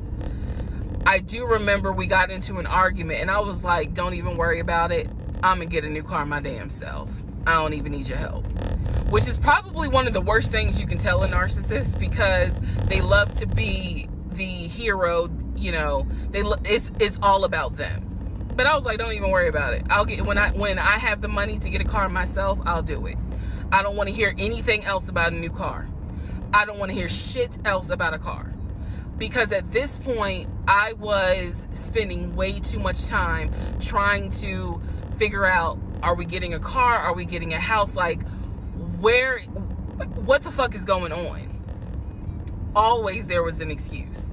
So when I told him I don't want to hear anything else about a car, and I am not going to a dealership to test drive another car, that ended that whole discussion right there. So this is where I'm going to interject what I believe was happening. I believe that my ex-husband is the type of person, he gets off, nut. He gets off He nuts on from you being excited about something that he knows you will never get. So I believe that he enjoyed going to car dealerships. He enjoyed watching me test drive a car and get excited about it, knowing I was not going to get it. It is the level of cruelty. He likes frustrating stuff that I found out way later on. It is the level of cruelty that I still cannot comprehend. So the whole issue about the BMW and the Audi, I think he just enjoyed seeing me get excited and then pull it away. Part 11 coming up. All right, part 11. So for this part, I'm just going to give you some backstory on the family. Pause all the stuff about the house, pause the stuff about the car. This is backstory on his family, my ex-husband's family. All right, follow me. My ex-husband's parents, mom and dad, are both deceased. Mom passed away from cancer. Dad passed away shortly after her. I'm not sure what he passed away from. So he has a number of siblings. He has two, with his parents, he has two brothers. One is older, lives in Philly. One is younger by 2 years, lives in Nashville. He has two sisters. One, Shantae, is older, lives in Douglasville with her husband and two kids, a boy and a girl. Younger sister, Kim, is the baby, lives in Augusta with her husband, worked at, I think he told me, Procter & Gamble. That was the story. He had two half-brothers that were through his dad. One brother lived in Baltimore. The other brother lived in Augusta. The brother that lived in Augusta, I have physically met in person, shook hands, hugged, all that. The brother that lived in Baltimore, I have FaceTimed with, talked to him. The brother that lived in Philly, the older brother that he looked up to, I have never talked to him on the phone. I would always talk to him through my ex-husband. So the conversation would be like, hey babe, brother so-and-so said hey. He didn't call him brother so-and-so. We'll call him John. John said hey. Hey John. I would be in the bathroom doing my hair, brushing my teeth. Hey John. And he would be like, did you hear? He said, how you doing? I was like, I'm good. How's he doing? Because that's just me. So the reason that she's saying it like this, just so we all are on the same page here, is that this guy has maybe made people up that don't exist, right? So she's going through like people that she knows exist. She's met these people, and the people that, you know, he's told me about, he's been on the phone with, but never seen him, and in this case we're kind of like unsure, of these people, like how many of them exist, right? Where, at what point is he making up like relatives, making up, like, I think he said he had an executive assistant that didn't seem to exist, right?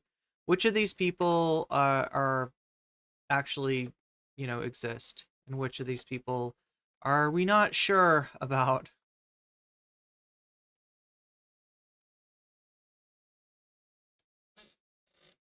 Play back and forth. He talked to Are they Stater brothers? every day from starting around July after the grandmother passed away. He would talk to John every morning.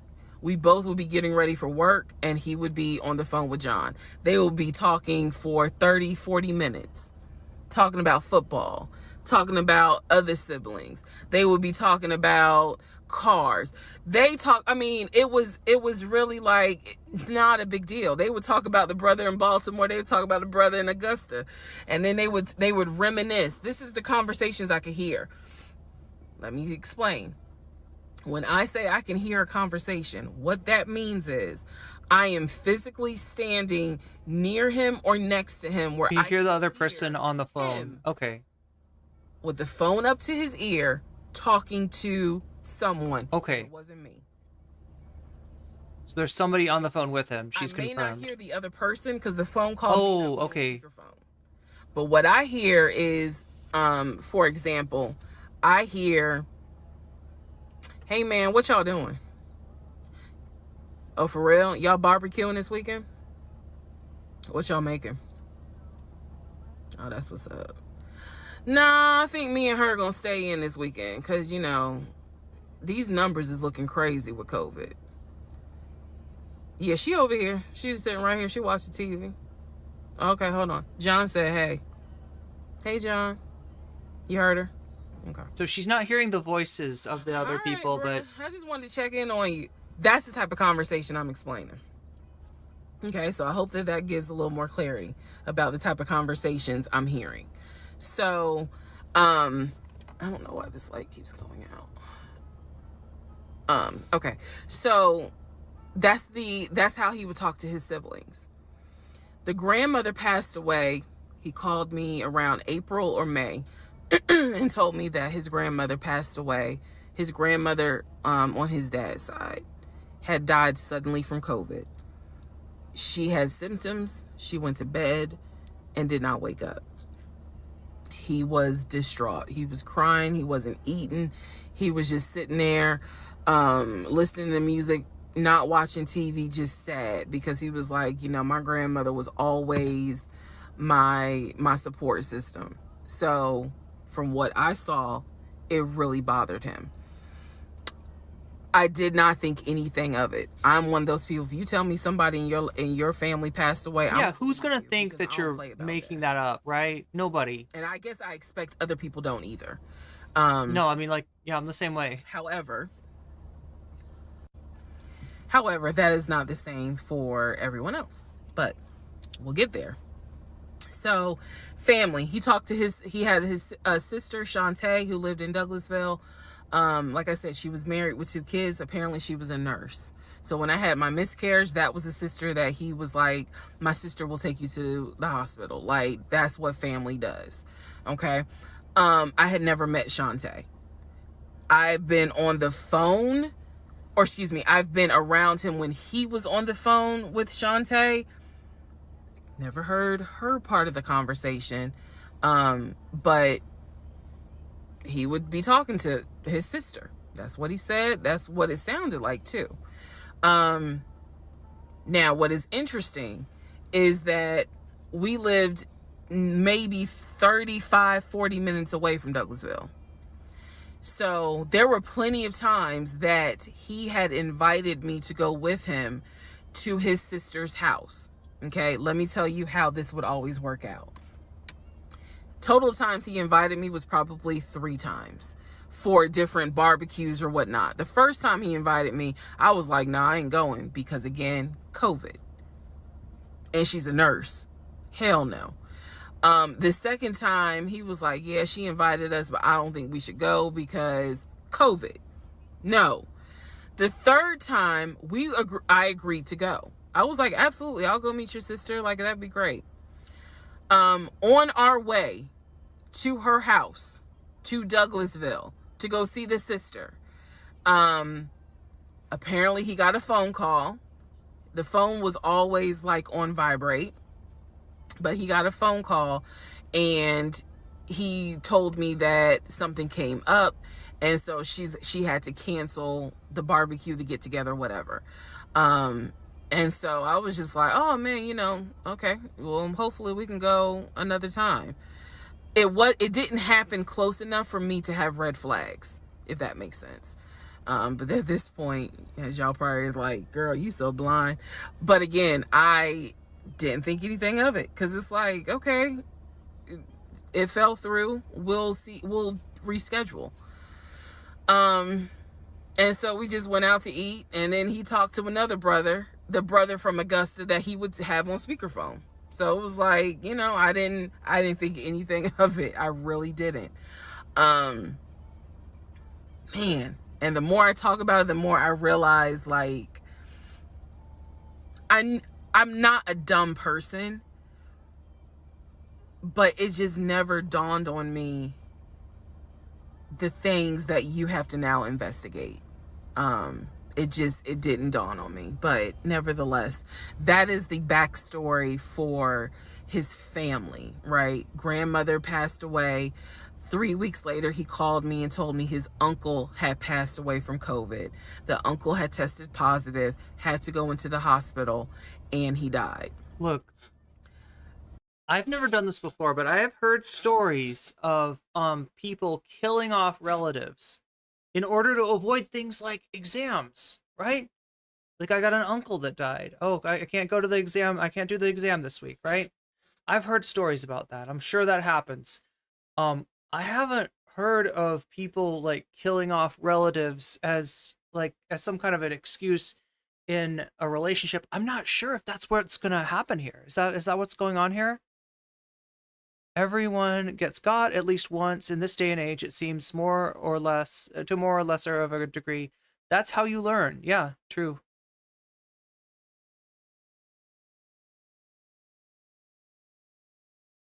We are on part 11 now. We're well into this. We're getting it, like,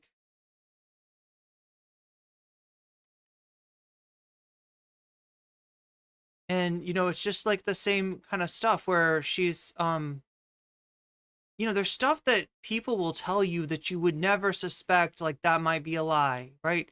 You don't expect people to make up friends, make up relatives. You especially don't expect anybody, and like, I don't know yet, but the way she's talking about this, it sounds like this guy's about to kill off relatives, by which I mean say that relatives died of COVID, when in actuality maybe there was no relative. Like, it's an excuse. Like, everything this guy says, like, you can't necessarily trust. So that's where she's at. She sort of knows that he's lying to her about some stuff, but she's just like, on one hand, she's like, I don't want to be all paranoid like that, and on the other hand, she's like, I want to see what's he cooking. You know what I mean? What is he gonna make up this time? Like, right? Because it's like somebody starts lying to you, and then there's this impulse to just gotta, I don't know, see where is he going with this, right? So more almost like a morbid curiosity going on here.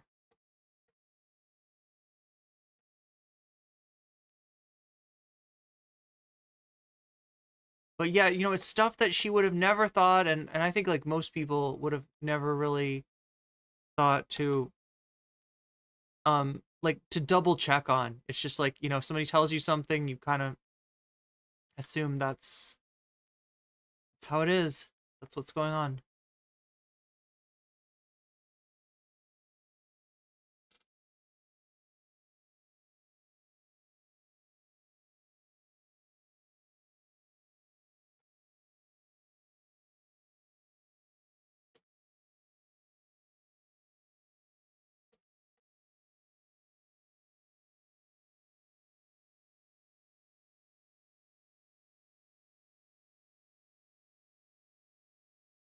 I don't remember, you can level the ground like this, but how do you get rid of like... No, I'm hitting the workbench. That's terrible. There's a way to get rid of this stuff in here.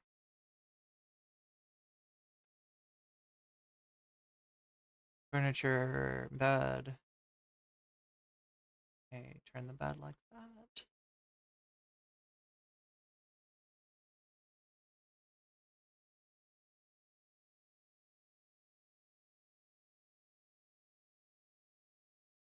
We're just gonna sleep in here. Spawn point set. There are enemies nearby.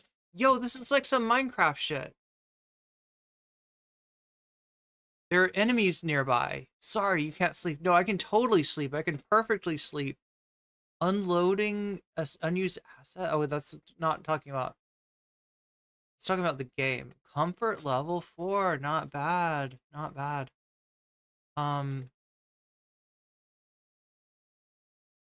Okay, there's a little dude.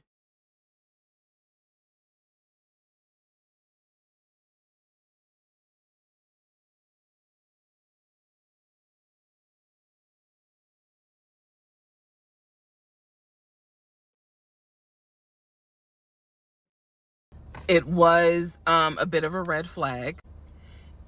It was a bit of a red flag, but like I said, I don't play about death. So I was just like, wow. Because of these 2 deaths, he became a stickler about COVID.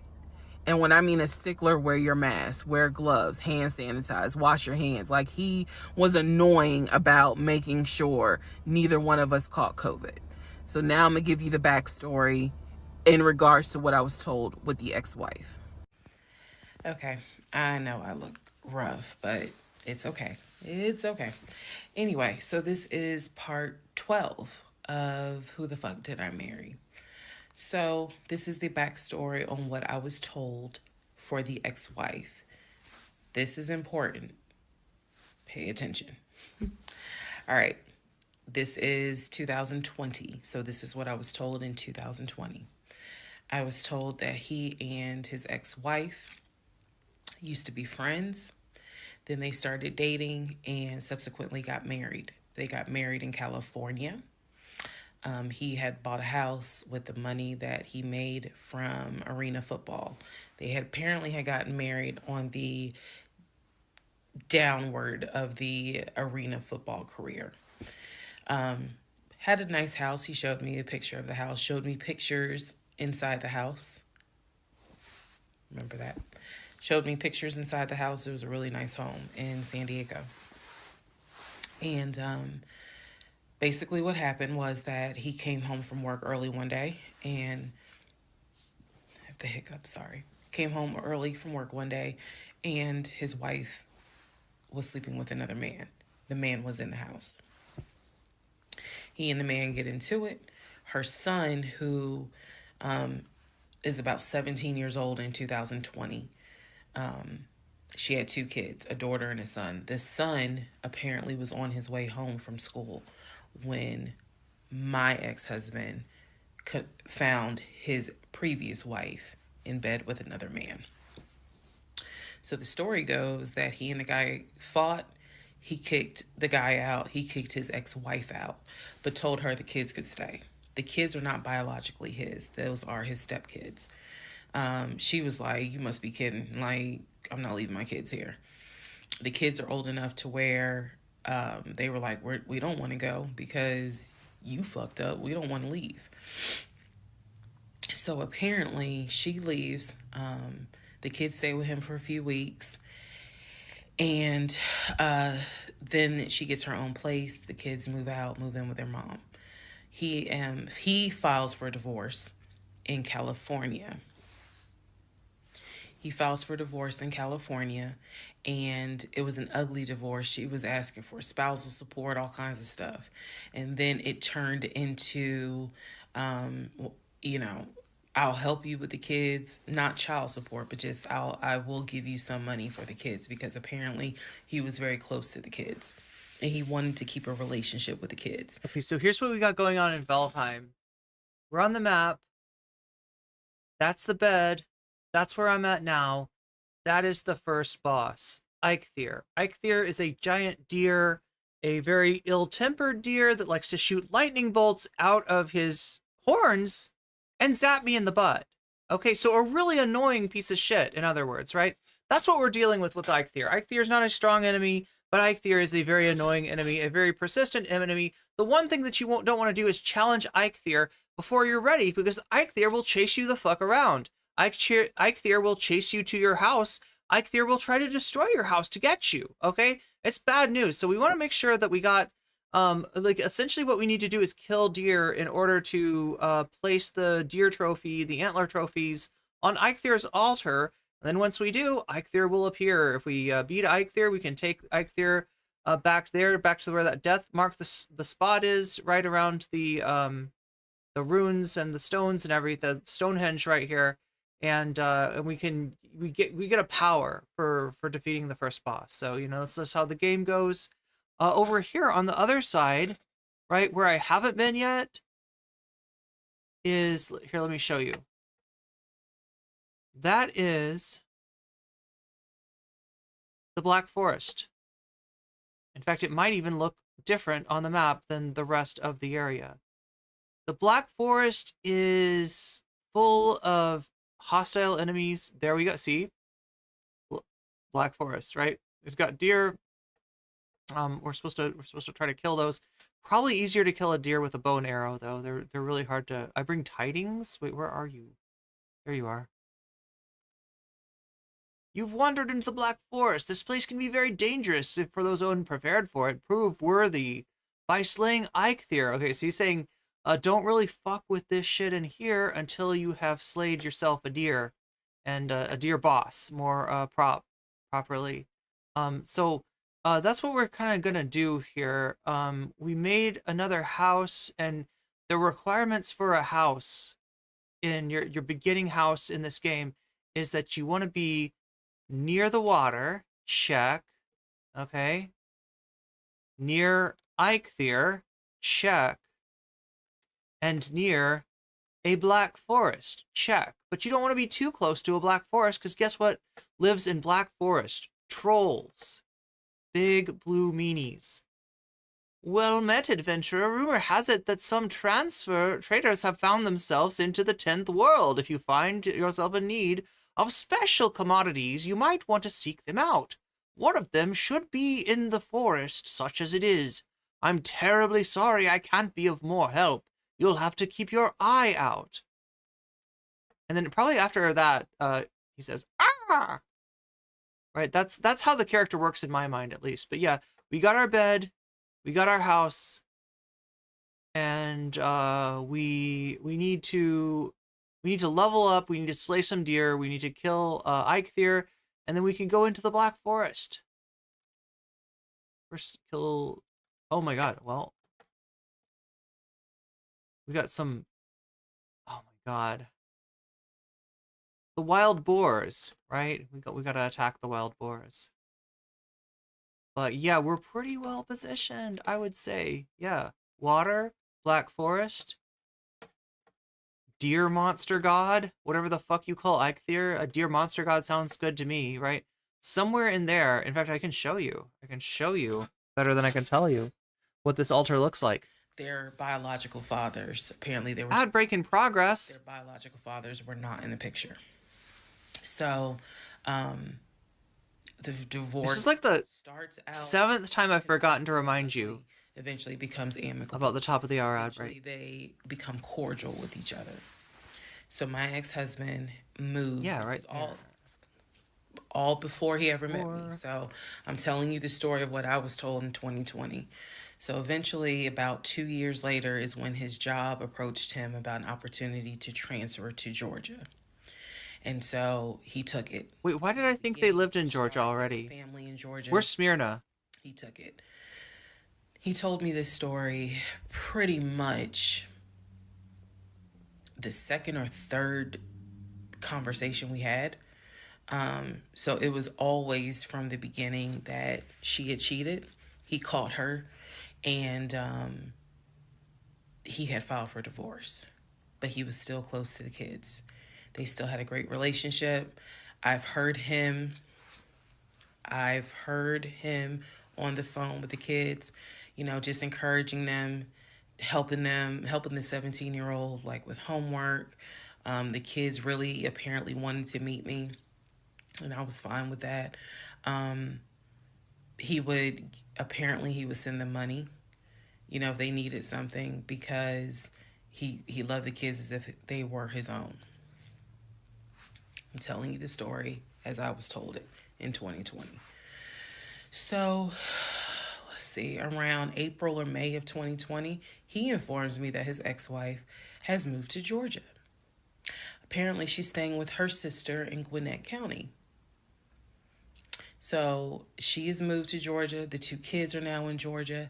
And so when he tells me all this, I'm like, so what's that supposed to mean? Now, I will say this. He never made it seem as if she wants him back. He never presented that. It was always, no, we're cool for the kids. We're cool for the kids. But he's never presented that she was trying to get him back. I feel like it's fair to her for me to say that. And again, stay with me. It all comes out. But that was the backstory in regards to the ex-wife. That they got married in California, they divorced in California, and then she eventually moved to Georgia, to Gwinnett County, after he had transferred to Georgia for his job. He did tell me that, every now and then he'll get a text message from her. He told me that he, told her when I was pregnant, he felt like she needed to hear that from him instead of hearing it from the kids. And we got into a bit of an argument about that, but honey, in the big scheme of things, anyway, so we got into an argument about that. I felt like that's none of her business. But that's the overall backstory of her. So remember, because there will be a quiz, but just remember, there will be a quiz. Met her in California, married her in California, divorced her in California. She moved to Georgia, to Gwinnett County, after he moved to Georgia. Are we clear? Okay. Which again might sound kind of random. Who the fuck did I marry? Might sound kind of random, but remember, this is COVID, and there are a lot of people actually making moves like this. So, a little random, a little disconcerting, if you're trying to start a life with this guy, but at the same time, not completely out of the question. And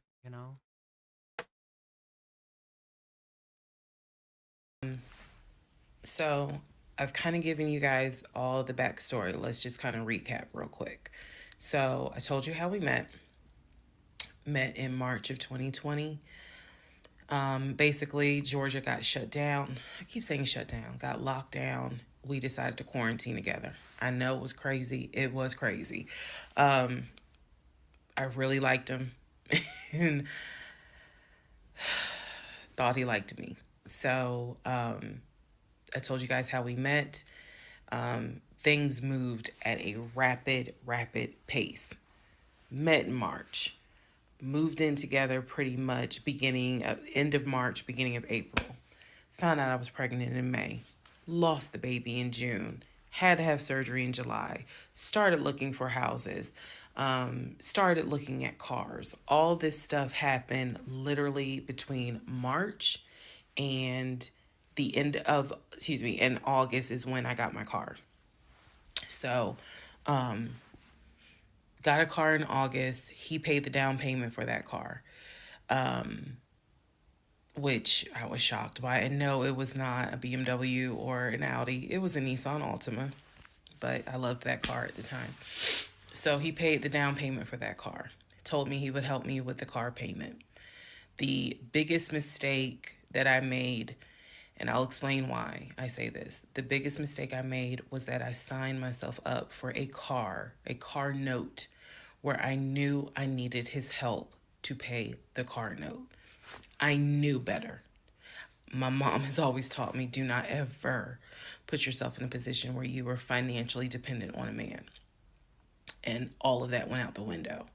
And the reason why I say that was the biggest mistake is because when I have pulled back the layers of this whole monstrosity of life that I lived for 2020 and 2021, it really does boil down to the fact that I truly ended up marrying him more out of fear than anything else. And I'll expound upon that later. But I got the car in August. And by this point I was exhausted of looking at cars. I was mad that I didn't get a BMW X5 dark blue with cognac interior. And I was tired of looking at houses, getting my hopes up, looking at a house and picturing myself in the master bedroom, the kitchen, the island, all that stuff. I'm a visual person, and I was tired of getting my hopes up. So now we're going to segue into fall, going into the holidays.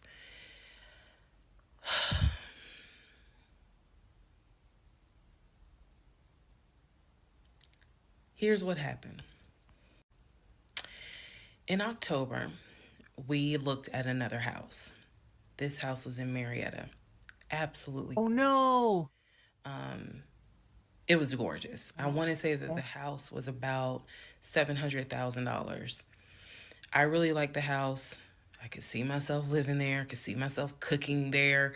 That's what I'm trying to do. So subsequently, my ex-husband put in an all-cash offer on that house. I watched him put an all-cash offer in on the house. Our real estate agent, Scott, called us about 24 hours later, and he said, the sellers love your offer. The offer was an all-cash, full asking price offer. $700,000. Let that sink in for a moment. He said the sellers love the offer. They are asking that you show proof of funds so that they can accept the offer. My ex-husband said, I will show proof of funds when they accept the offer. The seller said, great, we'll accept the offer when you show proof of funds. So basically we got into a standoff. And if you're a real estate agent or you work in real estate, I would love to know your thoughts on this. I had asked people in my personal life, like, have you ever heard of this before? And I've had plenty of people who said, I side with the ex-husband.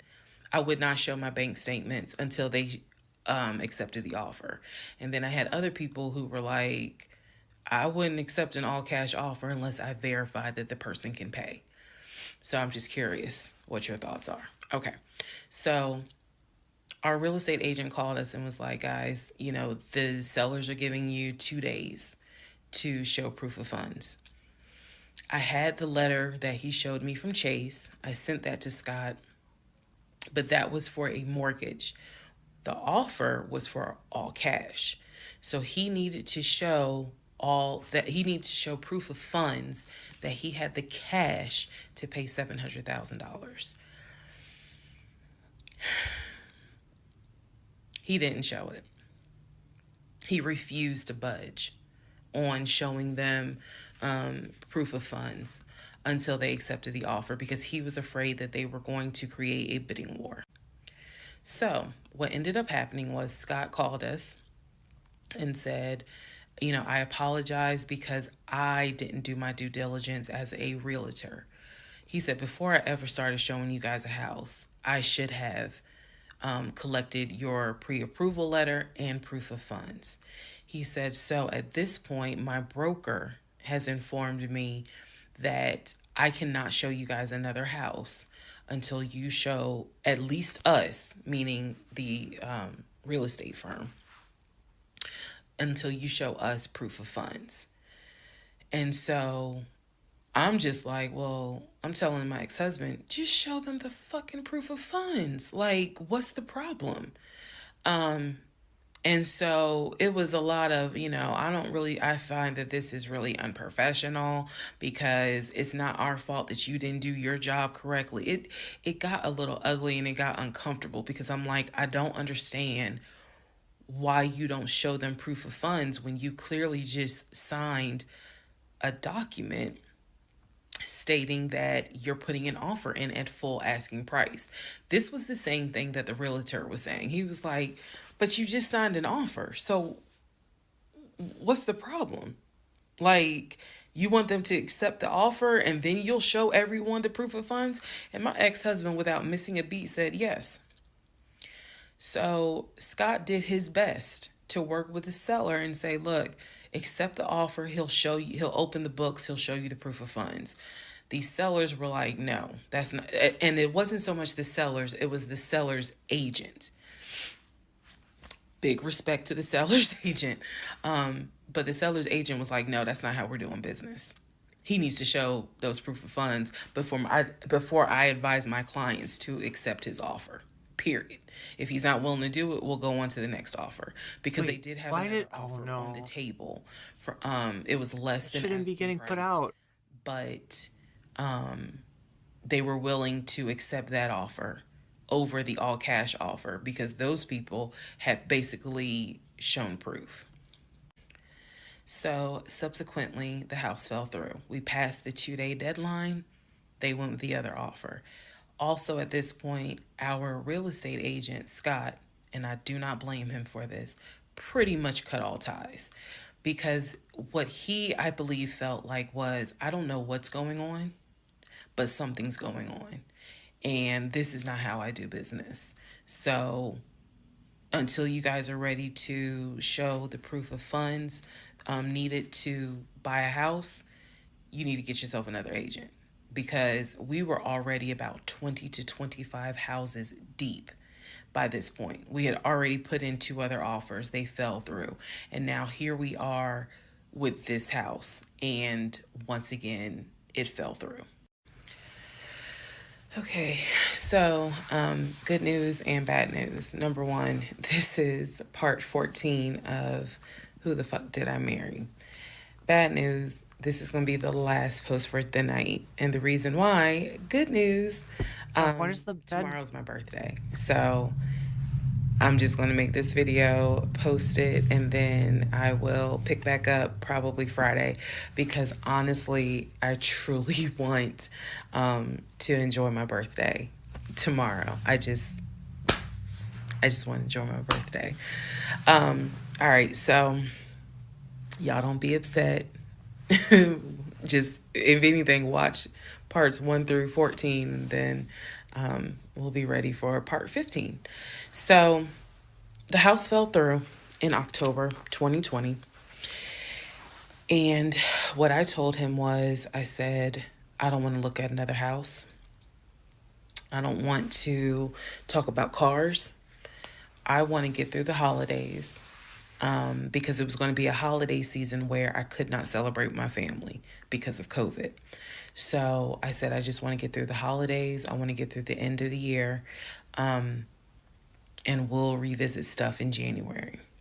I was very calm when I said it. No argument, nothing like that. And he said he understood. A lot of what fueled me staying in this situation really was the fact that, number one, I didn't want to be alone.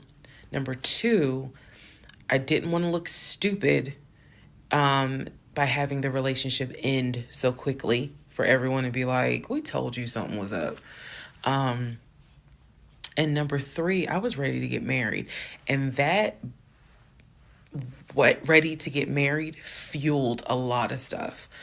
And again, I was still making my audio diaries. So listening back to it, I knew something was wrong. I admit that. I knew something was wrong.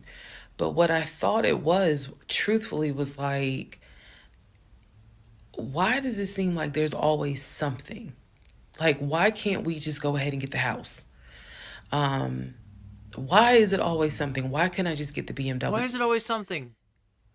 That's the question. It still didn't dawn on me how deep this something went. And for the people who keep asking, I'm going in order of events. So yes, there will be a video where I explain how everything came out and what came out, what was true, what was not true. It's coming. I'm just getting all of this out in order. So I told him I didn't want to look at a house no more. I want to talk about houses. Do not mention the word Zillow. Do not mention the word realtor. Nothing.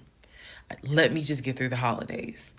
And for myself, the question was, what do you want to do? You want to stay with him? Or do you want to cut your losses? And the part that kept me constantly second guessing myself was, what if he's not lying?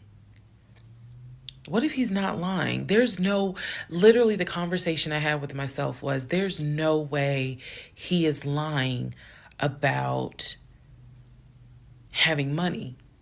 You saw the paper from Chase. They don't just approve $750,000 for a mortgage for anybody. I've seen his checking account. You see how much money's in his available checking. Like I don't think he's lying. I don't think he's lying about that. But what is it? Is it that he doesn't trust me? Like, I second guess myself so much. Is it that he doesn't trust me? Is it that maybe he doesn't really want to get married? Like, what is it? Because I know what I saw. I know what I heard. I know that he's having conversations about move the money from this account to that account. I know he's paying my car note and all these bills. Like, clearly this man is making money. I know that I saw the letter from HR that states his new salary is 200 and something thousand. And I remember thinking, like, God, what am I missing? I'm missing something, but what is it? Because I know what I've seen. I know what I have touched. I have physically touched these papers. Like, I know how to read. So what is it that I am missing? He's close to his family. He talks to them all the time. He's just a regular guy that just likes to watch NFL football. He leaves me alone when I want to watch Georgia football. He's paying the bills, groceries. I haven't had to worry financially since I've met him. And as a woman who had lived on her own, paying her own bills, my God, that is the most intoxicating feeling when you meet a guy who just takes your stress and your worry away financially. But the downside is he took away the stress and the worry financially away and instead brought a mental fuck job I've never in my life had experienced. And I could not put my finger on it. I couldn't really talk to anybody about it because I'm a big believer in what happens at home stays at home. So I didn't talk to my girlfriends about it. I didn't talk to my family about it. But I just remember being like, what am I missing? What am I missing? So we did not talk about houses. We did not look at cars. We didn't do any of that for November, December. And he came to me like around Thanksgiving, and what I thought was a very open, loving conversation. And in that conversation, he was like, okay, I know I have fucked up. I know that things are not feeling too strong right now. He was like, I want us to get married. I want a home. I will show you whatever you need to see to put you at ease. He was very contrite. He was very just like, what do I need to do to put your mind at ease so that you know I'm in this and that I want this and that I love you and I want you to be my wife. So I was like, show me your accounts. He showed me his checking. He showed me one of his savings. He showed me a Chase savings. He did not show me the offshore. And he did not show me the U.S. bank. So he showed me those two accounts, checking and Chase savings. So I knew that there was money. What I saw in those accounts, there was money.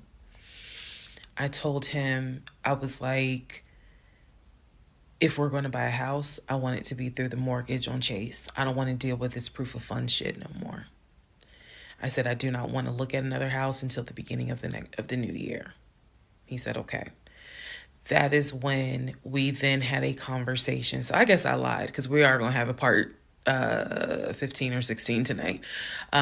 But that is when we then had the discussion about marriage. And that is where religion came into play. Yeah, I'll give y'all the other part tonight. Stand by. Okay, part 15. Can you imagine watching this on TikTok and like as it comes out? 2020, around beginning of like this is like Dragon Ball Z shit. You know what I'm saying? This is Dragon Ball. This is next time on Dragon Ball Z. That's what this feels like. Like you're like, I'm pretty sure they're going to fight and kill Frieza in this episode, right? They're going to fight and they're going to kill Frieza and we're going to get off planet Namek.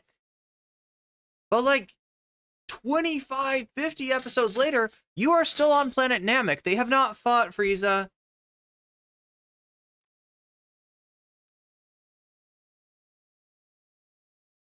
Like you're still waiting for Goku to recover. I don't know. It's very much like serialized anime vibes, right? Anyway, at least we're not dealing with a filler arc, right? Now we got religion. Now religion comes into this. Translates to waterfall. Wait. What? Polis like, oh my god. Come to Jesus heart-to-heart conversation.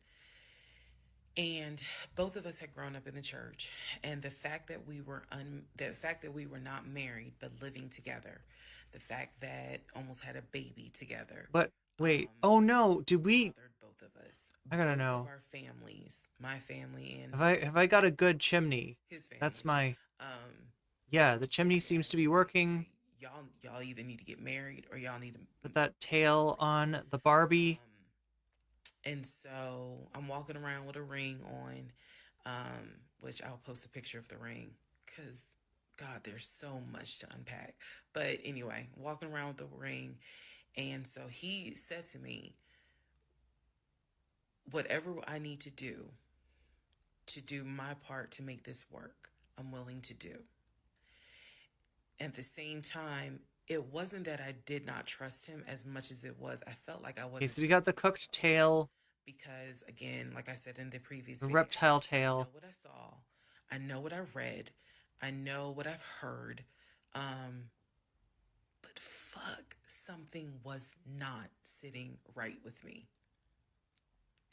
And every time I would question it in my head, the other side of me was like, okay, you know he ain't lying about the money. Because you saw it. So you know he ain't lying. Girl, are you that... Like, I remember saying to myself, are you that jaded? Yeah, you want to tell yourself, when you're second-guessing this... A decent man? You want to tell yourself that you are just being paranoid. I really had the audacity. Especially if you have those tendencies to kind of second-guess yourself, and usually they're wrong. You just try to self-talk yourself and tell yourself, like, this is just me being anxious. And I need to not be anxious. We're going to get married. It's still COVID. Because there's nothing to be anxious about. And sometimes, chat, that little voice in your back of your mind is actually... is not just paranoid. Sometimes that little voice is... You could not get an appointment in Clayton County to save your life. So we followed... I feel like... did her volume turn down on us? It asked the number of previous marriages. He said 1, I had 0. Part 15. It asked for our social security numbers. Religion. Next time on Dragon Ball Z, Goku and Vegeta find out they're not the same religion. Down his social security number. and I did a background check. Will they still be able to fight Frieza together? Tune in for the next exciting episode. I had filed a marriage license. Yes, I know, but I did. The background check, nothing came back. It was like no results found. I did a criminal background check, nothing. Oh shit, wait. Is this good or is this bad, though? Either I had the wrong social, meaning I wrote down the wrong social. Yeah, that's what I'm thinking. Or my paranoia was unfounded. There's nothing wrong with him. Because he has been always throughout the relationship a big stickler about law enforcement, following the law, because his dad was a retired police officer. So this is someone who has been, this is a guy who would check to make sure my tail lights were working, make sure my signals were working, make sure my oil was good, make sure I had enough gas in the car.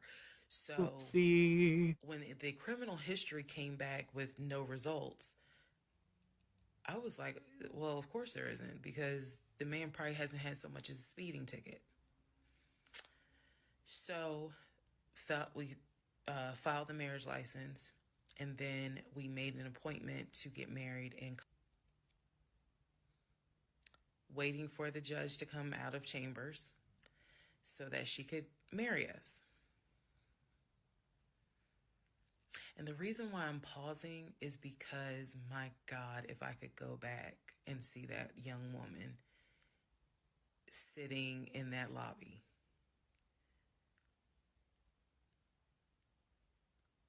Wow. I know we can't go back in time. But damn, if I could go back in time, I would.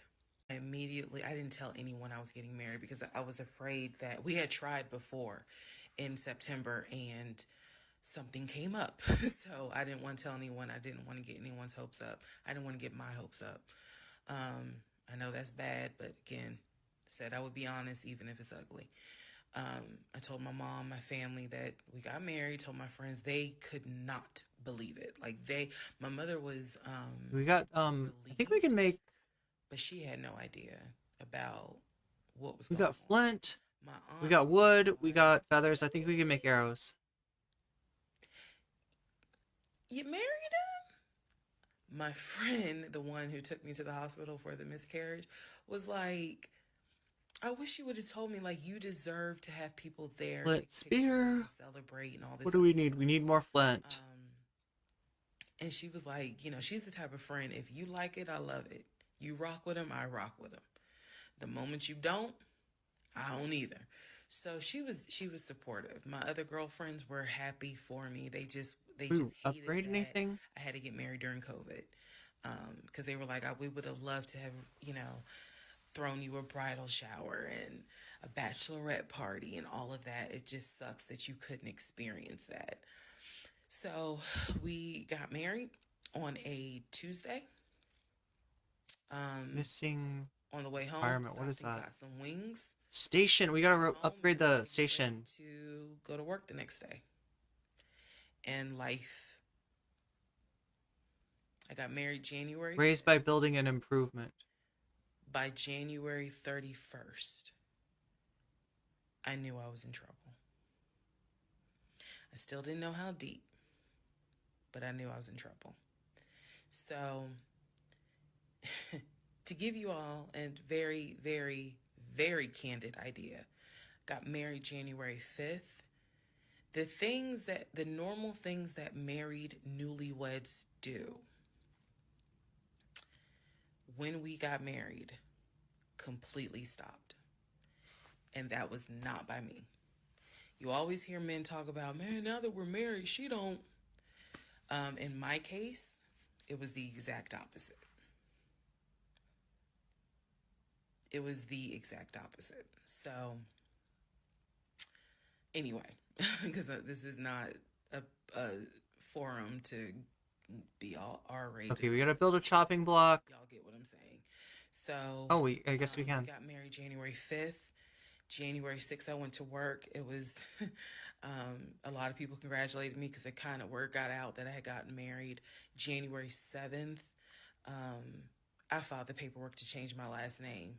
And if you were following me, you can go back like 15, 16 videos, and I talk about how I had to change my name back to my maiden name. Okay, But missing I changed my requirement, name Flint. We need about Flint. 3 days That's what we of need. getting married.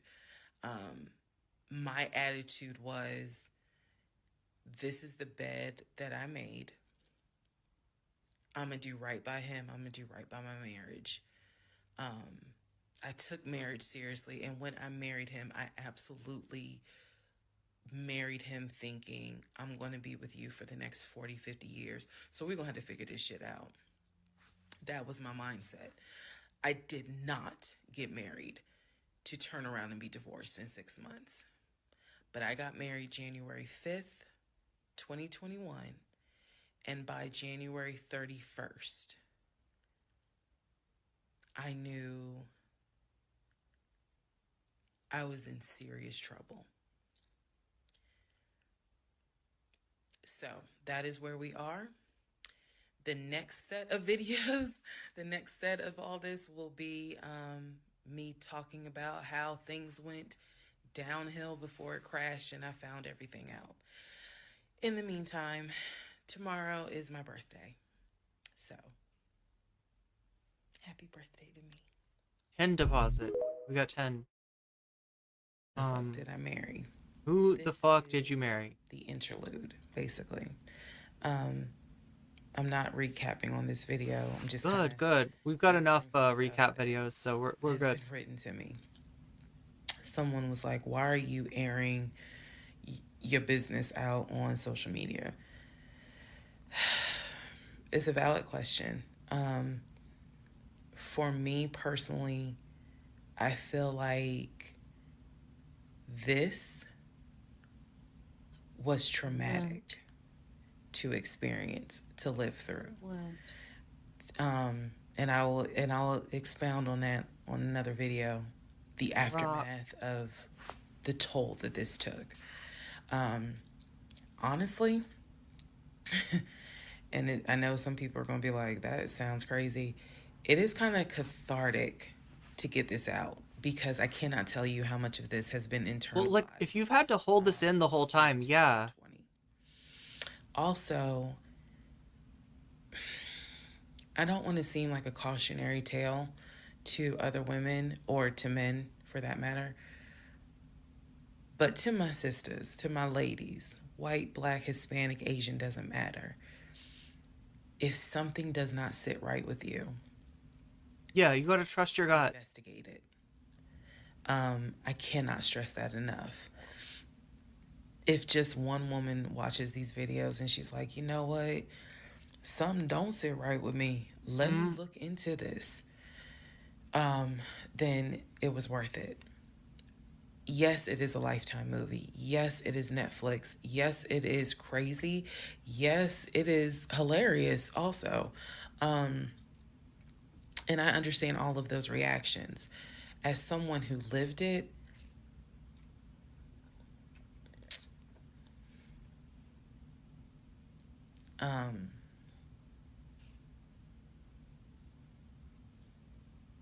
it was traumatic. But I feel like, God, it feels good to finally admit what the fuck I went through. And again, by the time this is uploaded, I'm only to January of 2021, right after getting married. So when I think back on it, there's things that I'm very, very grateful for. There are things that I'm just like, why did you not pay attention? Why did you not question? And the sad part is, I can't even begin to tell you, I don't remember the woman I was before I met that man. Yeah, God, it sounds like she's been going through, like, ever since COVID. She's been in another world. It changes you. And she's been in another world, and she can only come back to her world. She can only come back to herself through you know, even if it's just making a diary, even if it's just putting it down, like even if nobody's hearing it, through at least like saying it, through talking it through with herself. You know, like, cause like, I don't know, like it sounds like the whole time she felt like, am I imagining this? Is this like, you know, and she wasn't at the end of the day, she was not imagining it at all. No, I mean, this is like, she's been through a lot.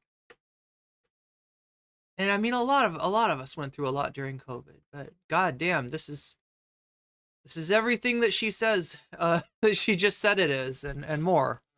I've seen some women in the comments who were like, I was married to a habitual Americans are funny. That's probably true. liar. My baby daddy's a pathological liar. And my heart goes out to them, because until you have dealt with someone so depraved, you really don't quite know how bad it can get. So I'm fully aware that this was a risk, putting this out on social media, telling my story, my truth, and really kind of being like, look, this is what I went through. Seven super chatted $20.21, $30.99 from Seven. Tough day, meow.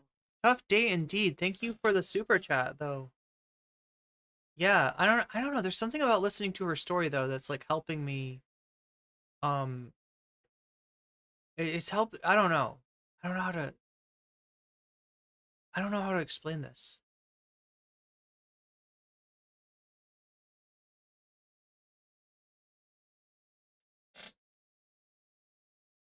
Audio diaries help so much, yeah. And I mean, even though it's like it's her story, it's not my story. I don't know. It's still I don't know. Overlook things I should. I find it helpful. I hope you find it helpful too, chat. Things I should not have argued away. I can pinpoint exactly the moment I should have left. I still feel like God is sitting on the throne and he's like, I never planned for your monkey ass to marry him. I never even planned for you to go out and date with him. That's why I blew your tire. But you hard-headed and you went anyway. And then I tried to go ahead and show you signs. You ignored them. Like, I feel like God did everything to help me as his child be like, this is not who I created to be your helpmate. And I was like, God, you taking too long. I want to get married. You taking too long. I want to have a family. You taking too long. And these are the consequences that I am paying for basically telling God, you took too long. I mean, look, I don't relate to the religious stuff at all, but what I do relate to is like having to kind of like sit on your story for so long and not having anybody to like, you know what I mean? Like having something crazy happen to you and not being able to make sense of it, not being able to tell it to other people, feeling like, you know, that what happened just broke you, and like to put yourself back together, it takes some storytelling. It takes, you know, you need to make something out of all that pain. You need to make the pain mean something. I'm sorry, Chad, I shouldn't be getting choked up about this playing Valheim and watching TikToks, but if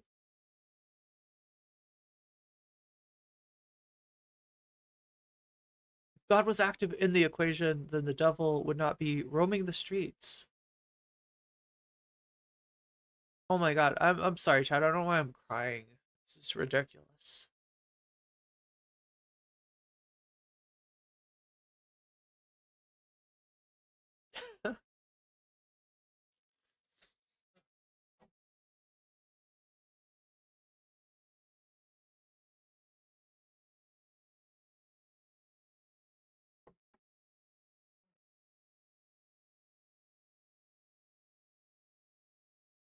You totally get it? Okay, I don't look as silly as I feel then. And I feel like God's grace is sufficient. It is. But at the same time, and I'm not perfect. I mean, not perfect at all. None of us are. But I do feel like when I sit back and I replay the events that happened, I truly cannot believe that was my story.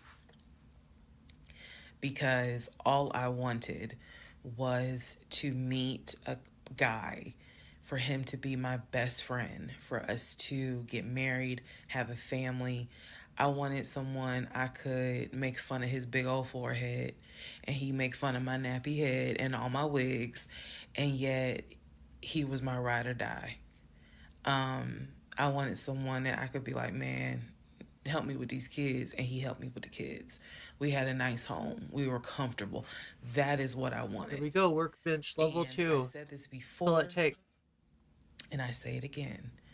I truly thought, I truly hoped it was my turn. You see the women who are, so happy and, they're in these loving marriages and life just looks good. I really, really wanted it to be my turn.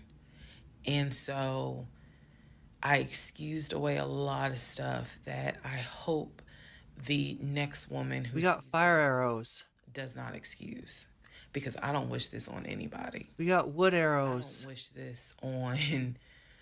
We got wood arrows. To feel our wood. The way I felt the moment I discovered the whole truth. So I just wanted to say Upgrade the stone axe. because I think it's important to try to answer the why is she posting this? Upgrade the hammer. Honestly, I was tired of holding it in. Upgrade the hoe. I was tired of holding it in. And I hope it helps somebody. Okay. Let's all take a deep breath. Seriously. Let's all get some sleep. If you don't have anything to do and you just want to wish me a happy birthday, wish me a happy birthday tomorrow, February 15th. Shout out to Team Aquarius. Good night, y'all. Part 17. Who the fuck did I marry? So, for context and just to clarify some stuff, going forward, I'm going to now call my ex-husband, I'm going to use the name that I call him in real life. So that way it clears up the whole fiance, boyfriend, husband, ex-husband thing. So, his name is Legion. Anyone that knows me will tell you that is what I call him. So, Legion and I, when I left off at part 16, part 15, Legion and I got married January 5th of 2021. For the first 2 weeks, we need a bow. Things were fine. We need a bow. We got into like a routine, basically. I would go to work, he would go to work. He was still leaving the house at around 6:15 every morning. He was still on the phone with his brother, the one that lived in Philly. How do we make a bow? They would that was their time to talk. From what I was told, the brother got off work. I guess he must have worked the fire third arrow, shift. flint arrow, wood arrow. And so he was getting off work as Legion. Crude bow. Yeah, we need wood and we need leather. Okay. He would talk to. We gotta attack boars. His brother in Baltimore and the brother in Augusta. Pretty much, just a quick phone call here and there, if not every day, every other day. So everything was pretty much the same. I would talk to my mom almost every day. I would talk to my aunt almost every day. So it was nothing to kind of, that's weird. That's what the morning routine was. He would talk. So I worked at Georgia State Patrol. And I said this in a previous video, but again, there were things I said in previous videos that I remember saying, hey, remember that because it's going to come back later. So I worked at Georgia State Patrol. I had been working there for almost 8 years, 7 or 8 years by the time Legion got into the picture. He was fine with the fact that I worked within law enforcement. I'm not a trooper. I'm not a sworn officer. I'm a civilian. However, he, again, his dad was a retired police officer. So he was perfectly fine. in the beginning with the fact that I worked for Georgia State Patrol. He had been to my office before. He had met some of my co-workers. Obviously, even with COVID, because I still had to go into the office 2 or 3 days a week, he had been up there. So the friend who took me to the hospital when I had my miscarriage has met him. He and I have been to her home with her and her significant other before. So again, even in the world of COVID, when there were little times where you could get together with people, he has met people in my life. He has met my friend, or that particular friend, and he has met some of my coworkers. So when we got married, the first 2 weeks, like I said, God, are we getting raided by these little dudes? And then it's as There's if a lot of these. Something snapped. Something just changed. What was totally acceptable before, suddenly little comments were made. Why are you wearing that to work? You get off at 3:30, so you'll be home by 5, right? Things that had never happened before. He had never questioned. Oh, you can't hit. It's birch. You can't knock it down because it's too hard. Question it because when I'm off work, I leave. So it was never a situation of, oh, I'm gonna just sit around at work and just run my mouth because I have nothing to do. And then it turned into, he would call me every day from work, and I'm going to demonstrate how those phone calls went, but he would call me every day from work. And if he even so much as heard a male voice in the background, he would have little comments to me. Who was that? Oh no. Your office? Oh, this is yeah. Man. These red flags are coming around you, because it seemed like every time I call you, closer together now. It seems like every time I call you, there's some man around. And I'm just like, at first I kind of shrugged it off. I laughed it off because... So, yeah, you notice the difference between how much she's trusting him, right, against her better judgment, and how little he's trusting her, right? There's like a trust deficit there, and that says something. It truly was absurd to me. But then it became a bit more frequent. And so I really just didn't feed into... Wait, what happened earlier? I don't know if this is some insecurity. I don't know if this is jealousy, because nothing has ever been done to make you feel any sort of insecure type of way. I've never entertained another guy, never flirted with another guy. Like, I don't know where this is coming from.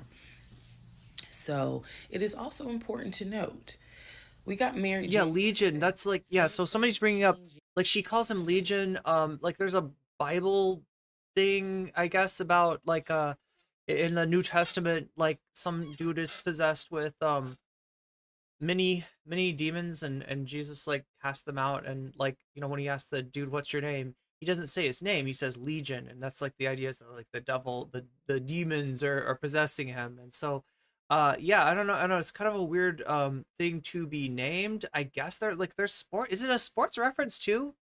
Yeah, like the Roman Legion is a thing, and like I feel like are there sports teams called that? That's the only reference I have for that, other than just the Bible, and it's not like a biblical name that you would think you'd want to, like name something or some. It is a strange name to have, but I don't know, like is a nickname.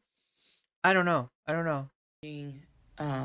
Around 2 weeks later, and the reason why I know it's 2 weeks is because I had recorded an audio diary on January 21st is the date of the audio diary, and I talk about how maybe I had unrealistic expectations because it seemed as if things were changing with he and I. So 2 weeks pass. He starts making little comments. End of January comes, he informs me. We got leather scraps. Start looking for a house again. I think that's what we need. I had no real desire to go through that process. So what he decides is that he's going to look for a house for us using his friend, the realtor, the one I did not meet. So he tells me that he and his friend have been talking, and he's going to start looking at houses. And what he's going to do is basically, if he feels like it's a house I would like, then he wants to show it to me, because he feels like, I know that your attitude really isn't, you're in the mood to look for a house. So I'm going to start looking. And then if I think it's a great house, then, you can come see it. And I remember thinking, that's not going to work. You're not going to choose a house without me. And he was like, no, I'm not going to choose the house, but I just think that, me and old boy have been talking. And so he has some houses that he is representing. He wants to show me. So why don't you let me look at it? And if it's worth the time, then I'll bring you to look at it. So he already had some sort of plan in place after talking to his friend. Let's see if we can make a bow. It shouldn't take that much. To start looking at houses. This is the end of January 2021. So I kind of threw my hands in the air and was just like, whatever, because I'm not getting emotionally involved in looking at houses. And for me, that's kind of what it was. I felt like I would see a house, I could picture us living there, and then it gets snatched away somehow, some way. I didn't want to go through that. So the reaction that he wanted, which was for me to throw a fit, I did not do. I was just like, okay. All right. What do we need? I trust you. We need 8 of these. Okay, so we gotta keep killing the piggies, which sucks. So he started looking at houses. Funny enough, the houses that he looked at, none of them I actually saw. But he would call me and say, I'm at this house in Sandy Springs with the realtor friend. Apparently his realtor... That's a deer, which will also give leather, but... Not to be confused with the other Scott, the one that yeah, we're not going to catch up with a deer. That dropped us as clients. I want to make that clear. There were 2 Scotts. Oh, there we go. There's the One running. is the realtor who was representing. You can kind of run after these guys, said, but hey, I need proof of you funds. run out of energy at some point. If you don't have those proof of funds, I cannot show you any more houses.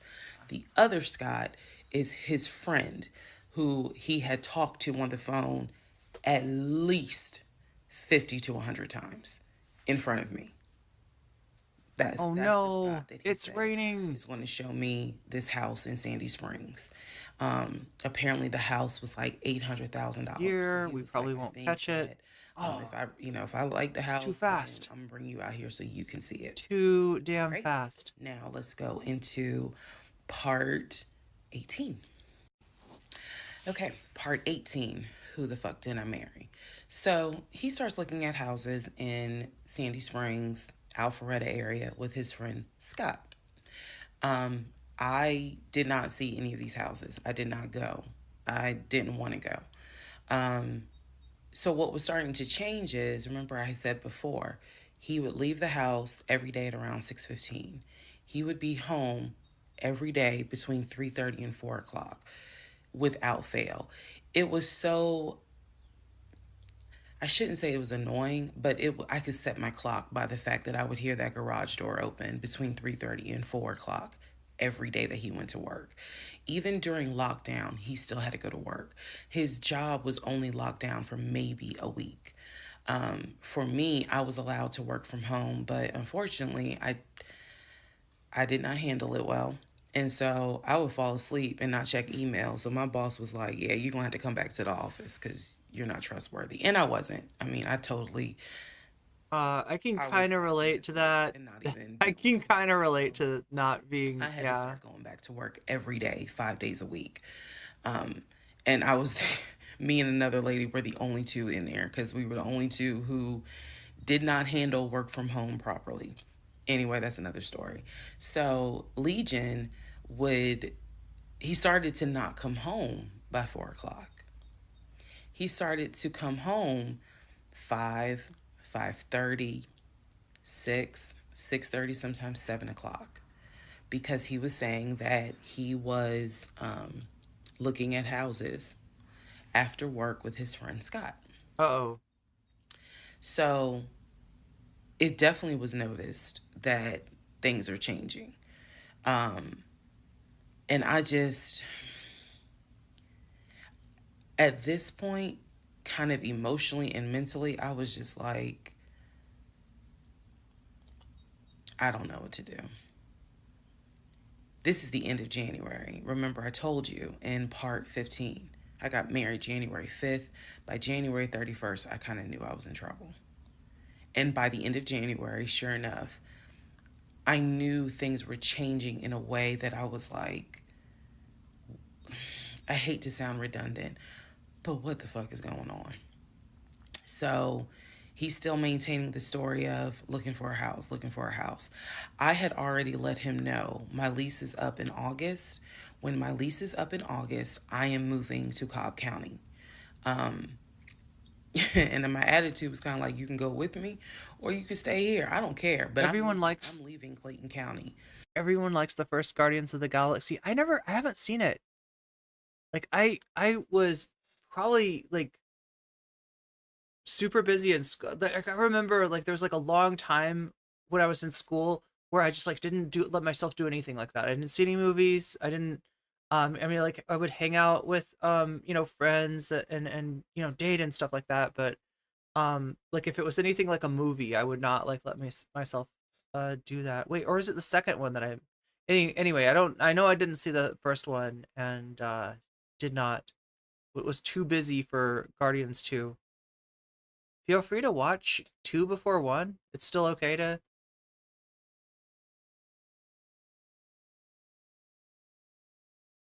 The other thing is that like my ex was like, I don't know, I had this whole thing where like my ex liked certain movies and they were different than like the movies that I would like. And my ex was super like Guardians is that's not Marvel, is it? Wait, it is, right? My ex was like super into Marvel. And so I got like super resistant against seeing Marvel stuff or kind of like superhero stuff in general. Just because like my ex was always like, you know, we gotta like watch this new Avengers movie that's coming out. And I was like, yeah.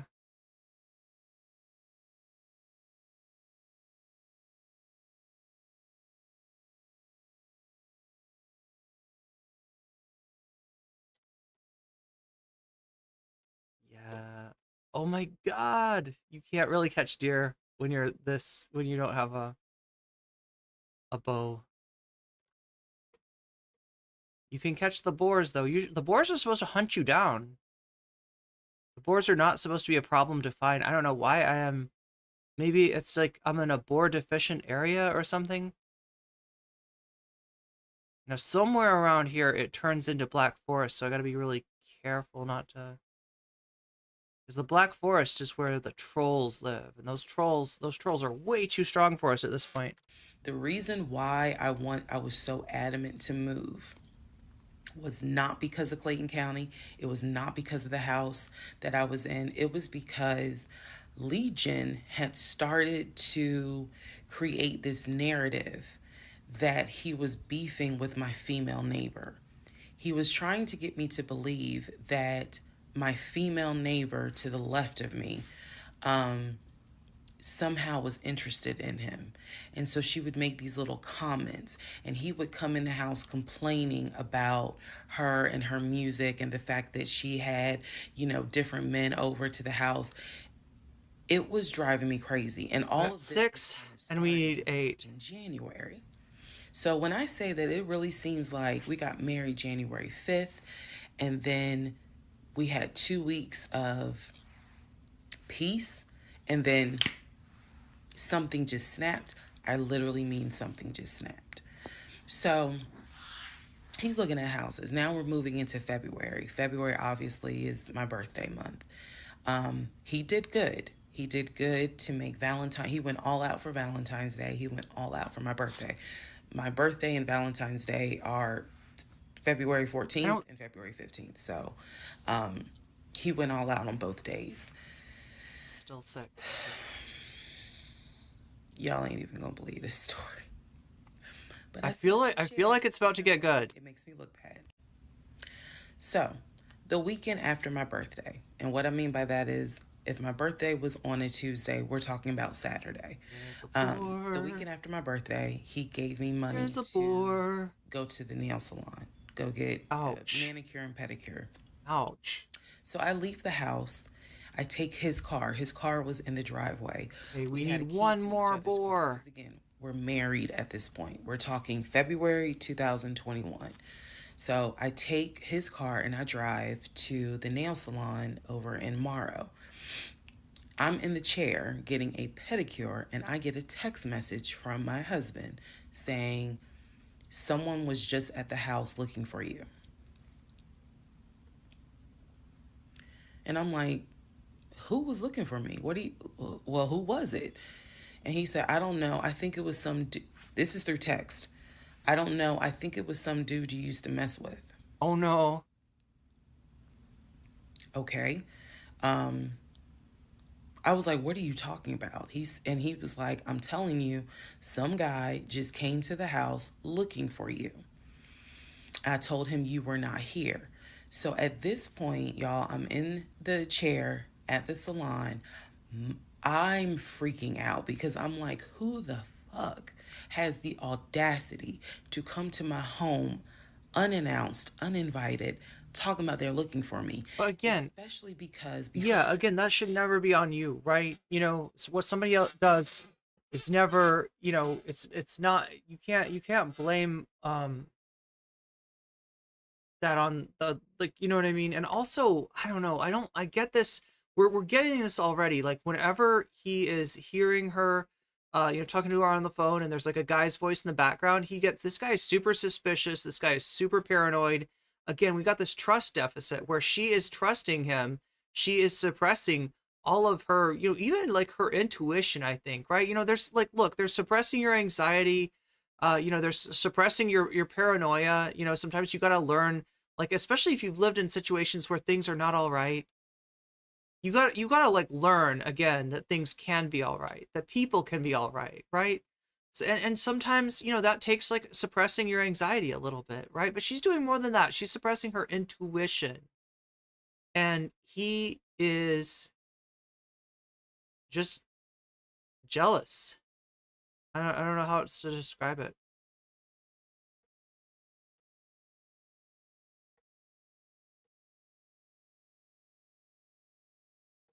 Got a definite deficit of trust here.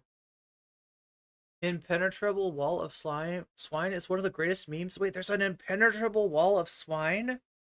That sounds like the impenetrable wall of weasel.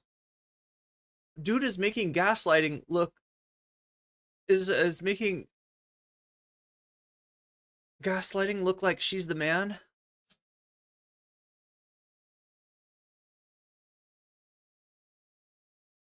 Yeah, like he's like blaming her for like supposedly like, you know, a guy friend of hers comes around, right?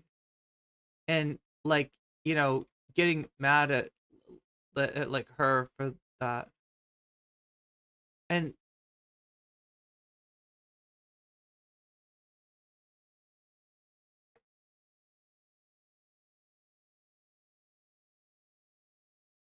he's projecting because he's diddling. Oh my god, good for Gabby, you're right. That's gotta be it. That's gotta be it. That's where this is going. I was working next time on Dragon Ball Z as a part-time job. So Vegeta is cheating on Goku. I had not dealt with, dated anything with anyone for about a year before I met him in March of 2020. So I really was like, who the hell is this coming to my house? So I finished the pedicure, I head home. Once I get home, I'm like, what are you talking about? What happened? And so I'm frazzled in a way. And he's calm. He was like, yeah, it was a black Dodge Charger. They pulled into the driveway, they backed in.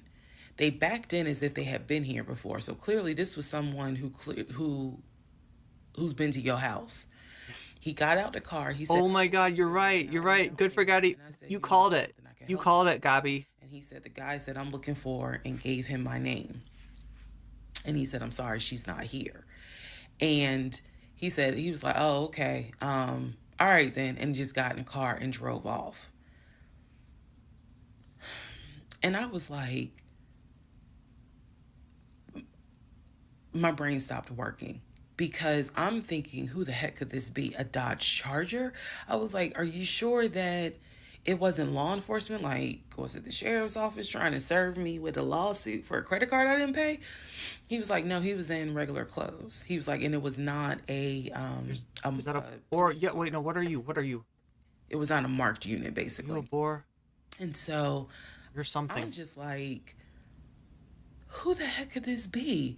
And he was like, I know who it was. And I said, who? He was like, I think it was your ex. Okay, so I think we're good. I think we can make the bow now. I said, what ex? He was like, the one that you had dated for 2 years.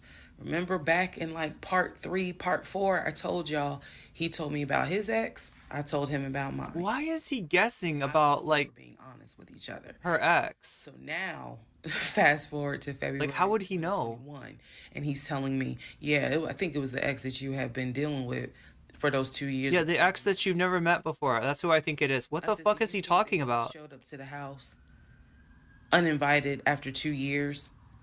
And he was like, well, whoever it was clearly was comfortable backing into our driveway, getting out the car, and was like, I'm here to see, and gave him my name. And so he was like, she's not here. Is there something I can help you with? And the guy was like, nah, it's cool. And then just got in the car and drove off. So, again, brain is like, who could this be? So then Legion says to me, you know what? The way that you reacting to this. Oh my God, the way that you're reacting. And I'm like, what are you talking about?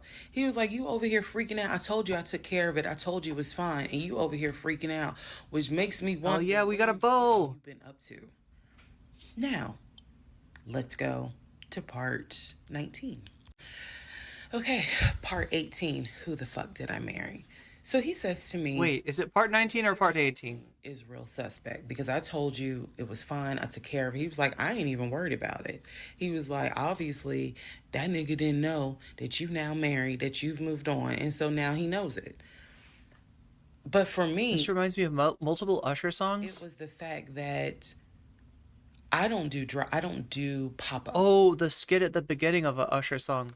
Don't come to my house unannounced. So if someone has done that, for me, it automatically feels like a violation, and it feels like it needs to be addressed.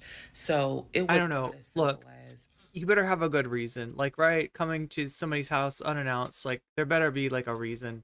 Like, you know, you got a flat tire and you're the only person I know in the area. Okay, you know what I mean? Something like that. Like, I think I left my keys, you know, in your car. Okay, you know what I mean? There's gotta be a reason. Like, there can be a rationale for that, but yeah, you would think that, you know, you'd call first, you'd text first, right? Yeah, like my phone is missing and I think I left it in your car. Something like that, right? Something that I already took care of it. It's fine. Let it go. Nah, we ain't letting nothing go, because you don't have my permission to show up to my house.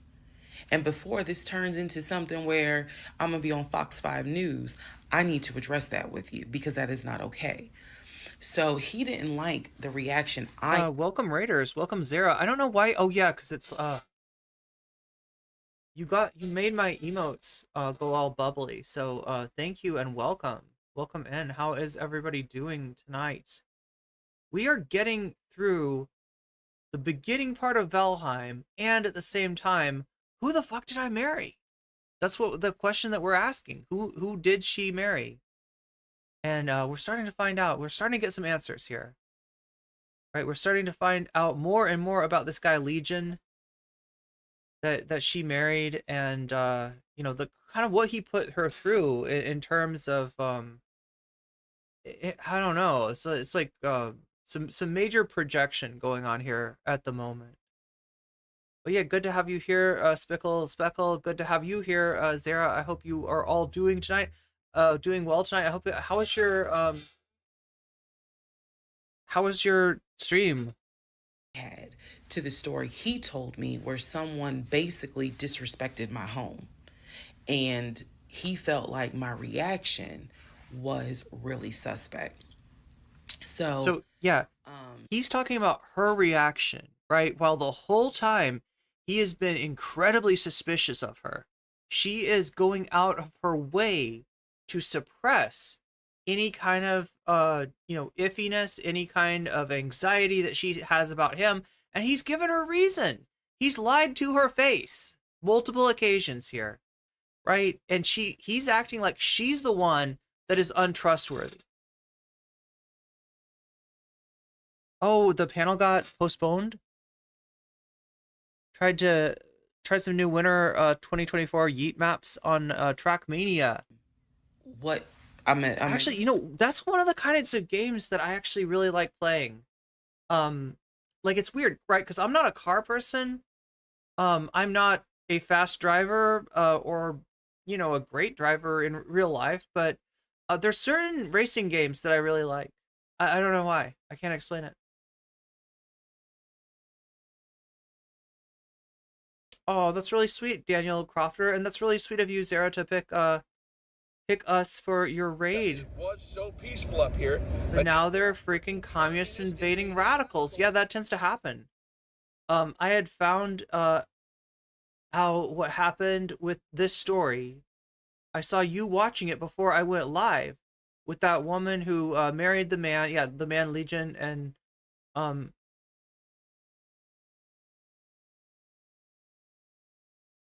let me pause this for a second and just see exactly where we're at here.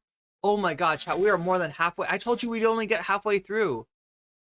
The messy stories. Okay, so this isn't her channel, I don't think. This is like a channel that collects messy stories. She told her messy story on TikTok in, I think, 50 parts. I think it took 50 parts to get through all this, 52 parts, I'm sorry, to get through all this who the fuck did I marry? And we're just starting to find out.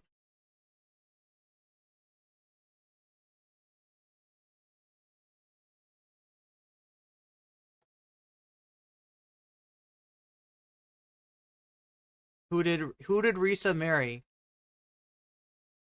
Get into the little details that he did not know about. So he tells me again, it was a black Charger, a black Dodge Charger. They backed into the driveway.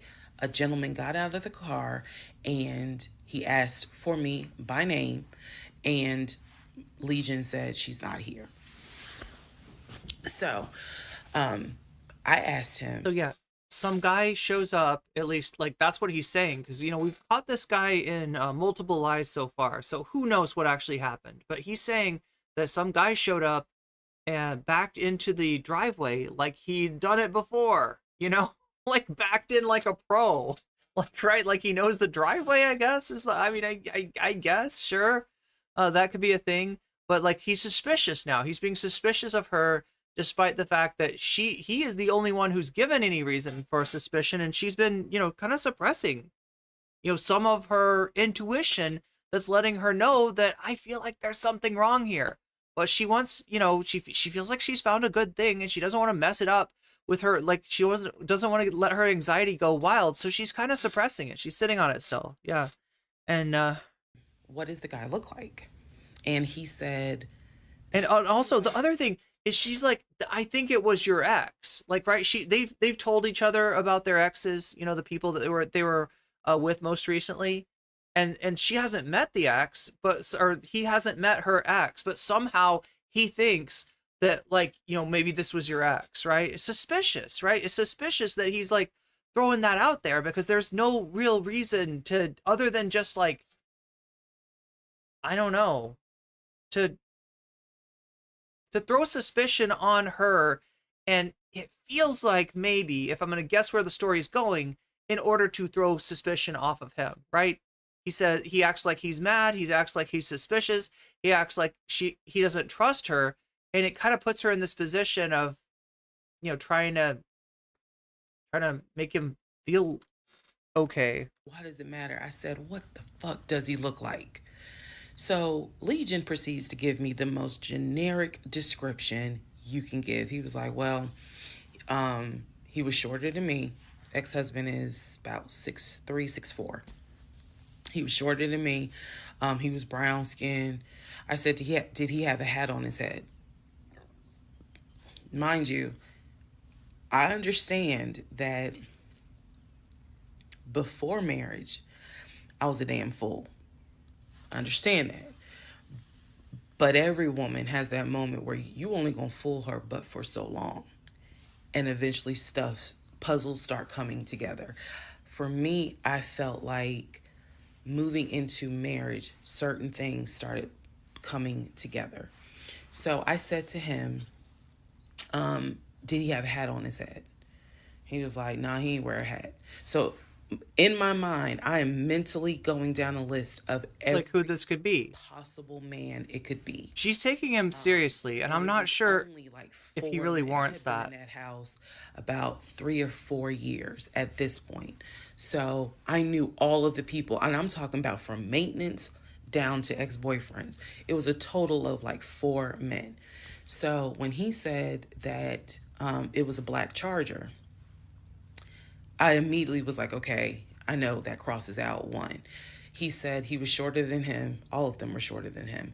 I said, did he have a hat on his head? The guy is crossed out one. Legion. The guy that she's talking to, the guy that she's married at this point, is like 6'4". So yeah, a lot of guys are gonna be shorter than him.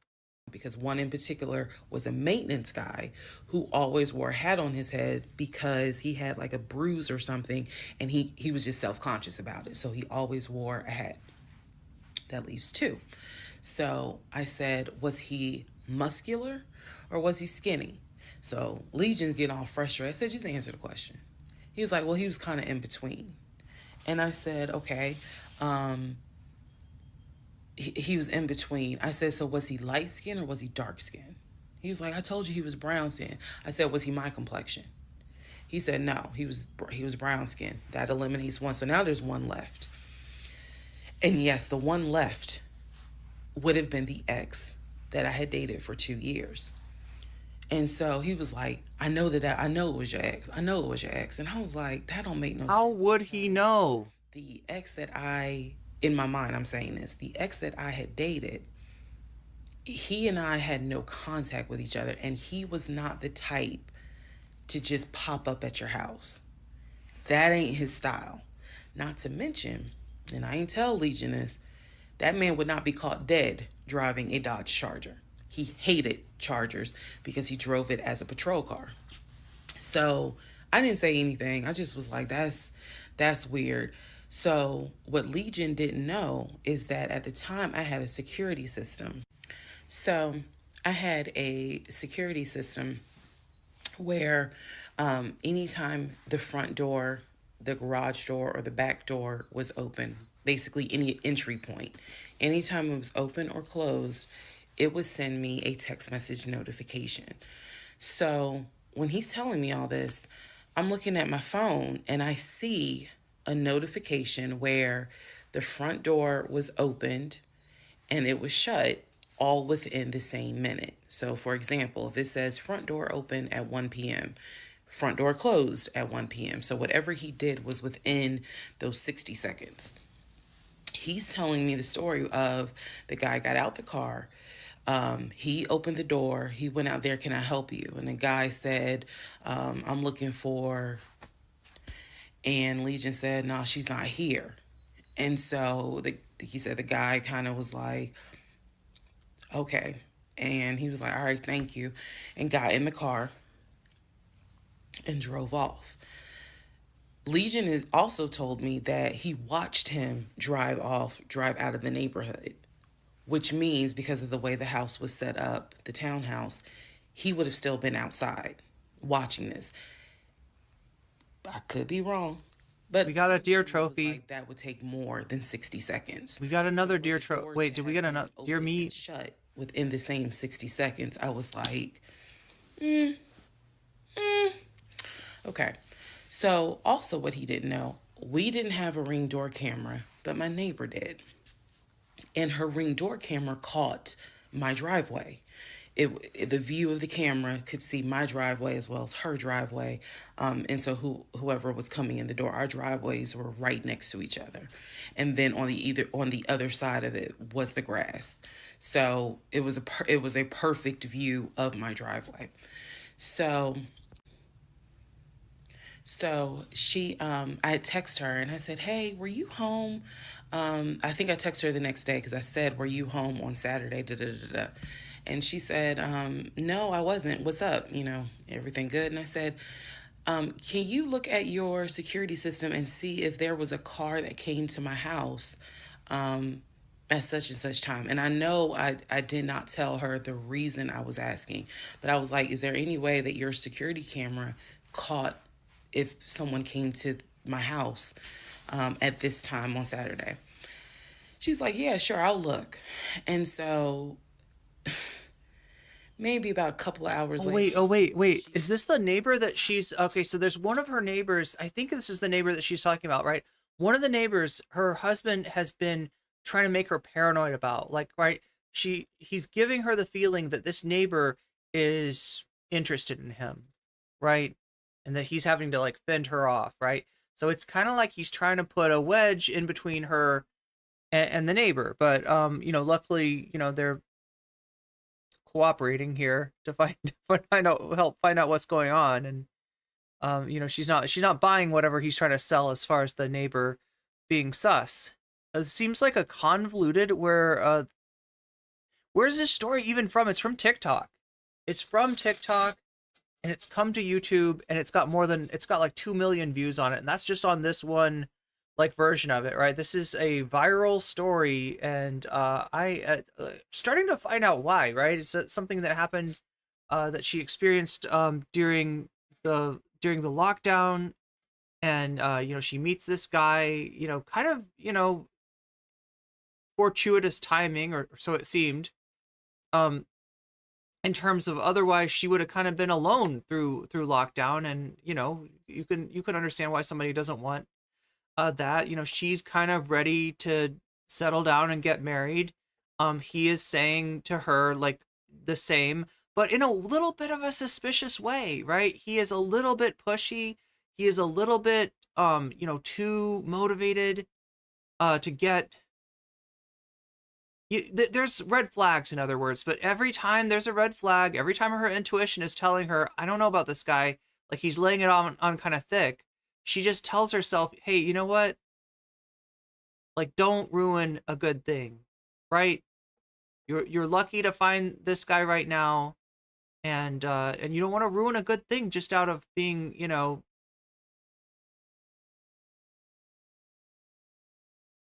paranoid or anxious or whatever, right?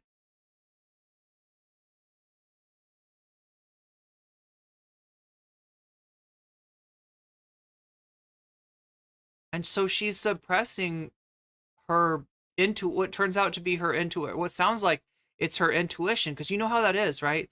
If you've ever dealt with anxiety before, if you've ever been in situations where things are not okay, and people are not trustworthy, sometimes you learn habits of just second guessing everything, and that shit can destroy your life. If you're suspicious around somebody that's being good to you, you end up kind of pushing people away. And so she's trying not to do that, but it's it's also kind of like her hopefulness about finding somebody that's making her instead of suppressing her anxiety here, it feels like she's suppressing her intuition. So are you making it easier to digest? I guess so. How do we start watching this? I think Hasan was watching this, right? Somebody recommended this to me. Let me know in chat if you're the one who recommended. Like, I swear to God, this story has been kicking around. Either somebody's been DMing me about it, or it's in stream suggestions or something. Like, right, I've had this story suggested to me, and I'm kind of like a random story about like, who the fuck did I marry? No, thank you. But it turns out it's there's a reason this is viral, and I think it's just how relatable it is. I mean, it's definitely something that I am relating to pretty heavily here. Not that I have experienced like exactly this thing, but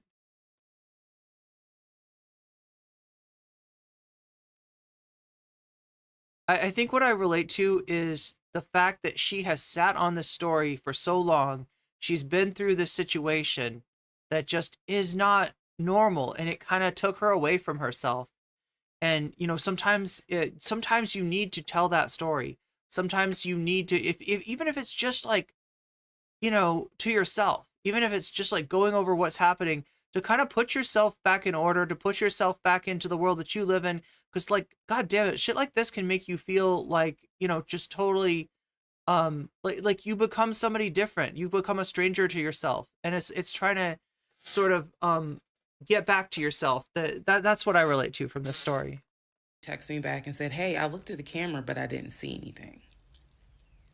And I said, okay, by any chance, did it catch if someone maybe walked up the driveway? Like maybe it wasn't a car in the driveway, but someone walked up. She said, I didn't see anything with your driveway yesterday. So I said, okay. And I knew that something in me, again, was like, nobody came to the house. She's got that intuition. So now here we are, a month and a half married.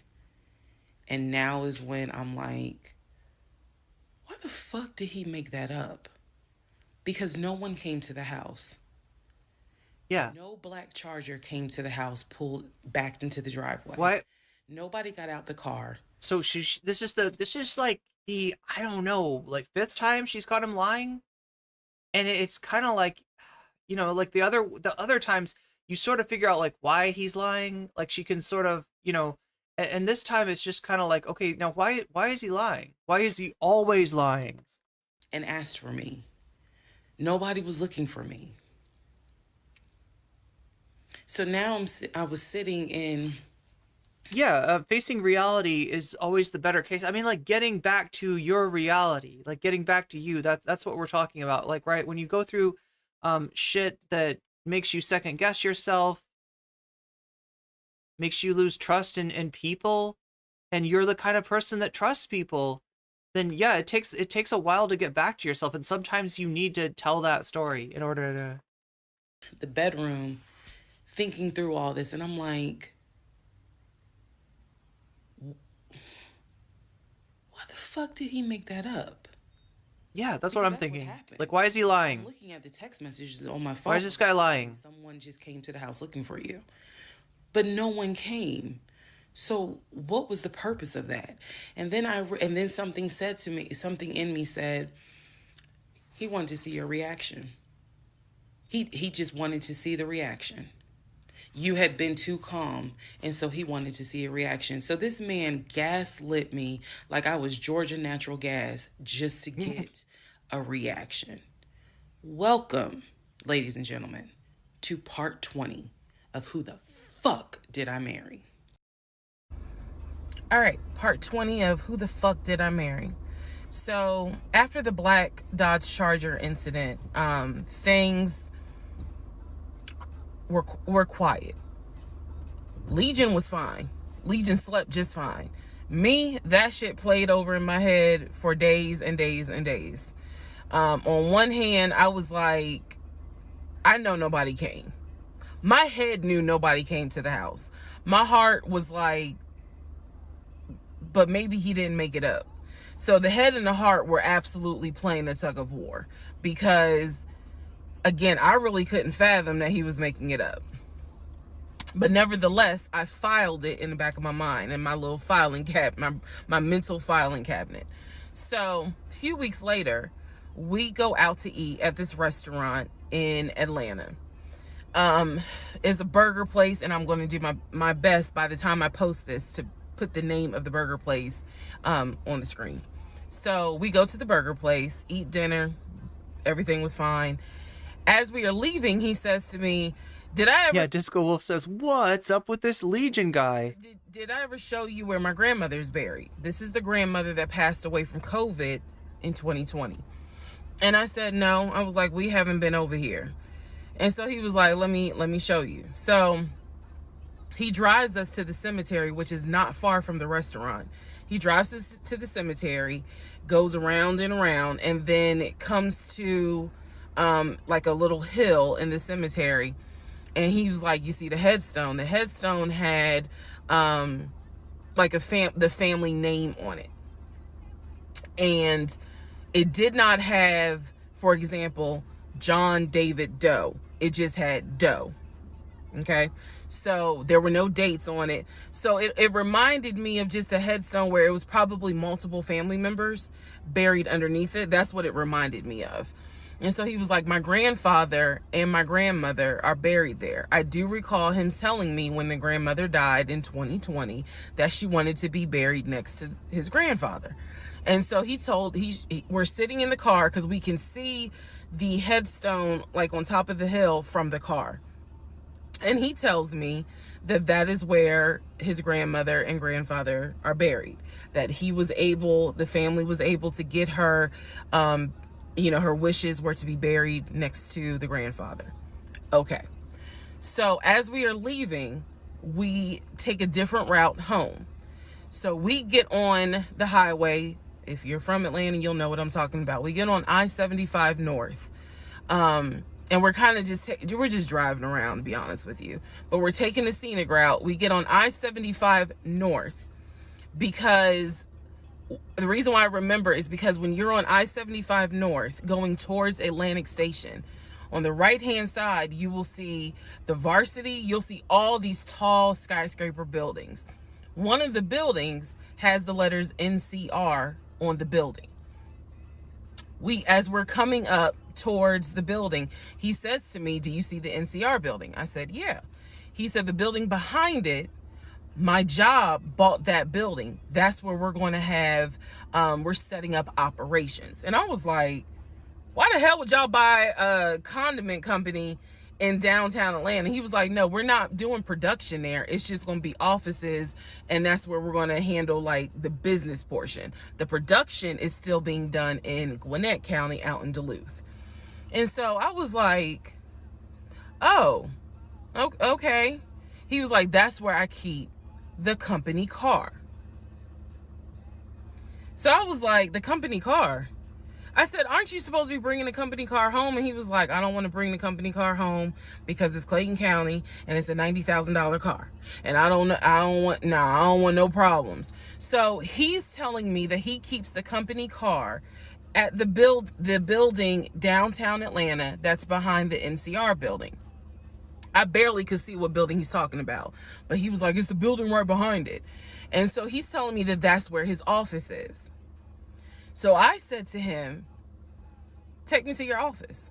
I know it's a Saturday, but shit, you one of the VPs, right? So take me to your office. No, I had not been to his office simply because, again, COVID.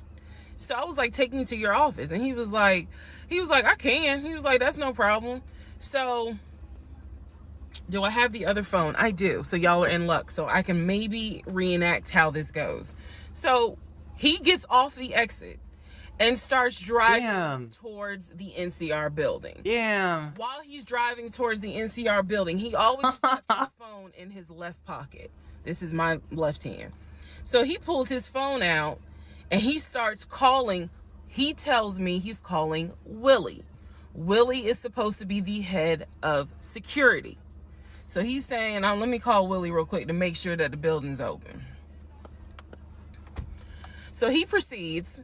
This is another phone, but he proceeds to go ahead and call Willie. We're still driving, by the way. We're still driving. I'm on the phone, scrolling through Facebook, trying to figure out some random shit. But he's driving with the phone up to it. So driving with the phone. Next thing I hear, hey Willie, it's Legion. Hey, how's it going? I'm good. Hey, is the building open? No, I just want to take my wife up there so she can see it and see my office. Are you up there right now? You're not? Okay, is Mr. Justin working? Okay. So is there anybody up there that can physically open the building? Because I don't think my badge is going to get me at least in the front door because of it's on the weekend lock. Okay. Okay. All right, let me know. All right. Thank you, Willie. Bye. Y'all see how I did that? He's having this whole conversation while I'm sitting in a passenger seat. So then he gets off the phone and he says to me, Willie is not working and Justin apparently called out sick. So yeah, there's like been the idea has been put forward that maybe some of these people that this guy is mentioning, like, right, are not real people, right? He is being really suspicious, and I almost get the feeling the way that she portrayed that call, that didn't sound like an actual call where you're talking to someone. One of the hardest things to do in acting is to answer the phone, right? Is to pick up the phone and talk to a person that is not being heard. And you almost have to, hear it in your mind's eye. You almost have to, right, a lot of otherwise good actors don't do a good job of this, of actually selling the fact that they're talking to somebody else. I almost get the feeling from the way that she was, showing us that maybe this is not, maybe there's something that he doesn't want her to know. I don't know. It's sounding suspicious. So the building is locked and my badge won't get us in the front door. He was like, yeah, the one-sided phone call. Exactly. He's going to see if there's someone else that can open the front door so we can actually get in. He's like, my badge will get us on the floor, but it will not get us in the front door. No one ever called. So when he's getting off the highway, he basically turns onto Spring Street. Again, there's all kinds of shit I distinctly remember. He turns onto Spring Street so that he can then get on 75 South so we can go home. Never saw the office that day. But again, this is where he's saying that he keeps the company car. So when we get to part 21, I'll kind of go into detail about the whole company car a little bit more. Part 21, who the fuck did I marry? So the company car apparently was a charcoal gray BMW. I believe it was a 5 Series. It was a 5 Series. I don't know much about the sedans. Y'all know I wanted the X5, dark blue with the cognac interior. He got the BMW 5 Series, charcoal gray. He sent me a picture of the car. So I did see a picture of the car. After this whole NCR building, take me to your office, that is what he's claiming, is that he leaves the company car at that location. He's saying that he drives from Riverdale to Midtown, switches out cars, and then drives from Midtown to Duluth. Those that don't know how Metro Atlanta is, basically Midtown would be in between where we live and Duluth. I only know that he left the house every day at 6:15. I know that I never physically saw the company car come to our home. Saw a pictures, plural.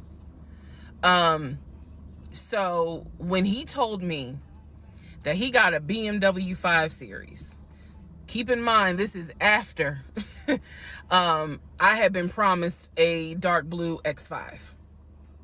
So I was a bit salty. I don't care if it is a company car. I was a bit salty. I will admit that. Because I felt like you get to drive the car that I really want, which is a BMW. And so he would call me from the car. He would tell me, yeah, I may just drive home in this car and not switch back to his personal car.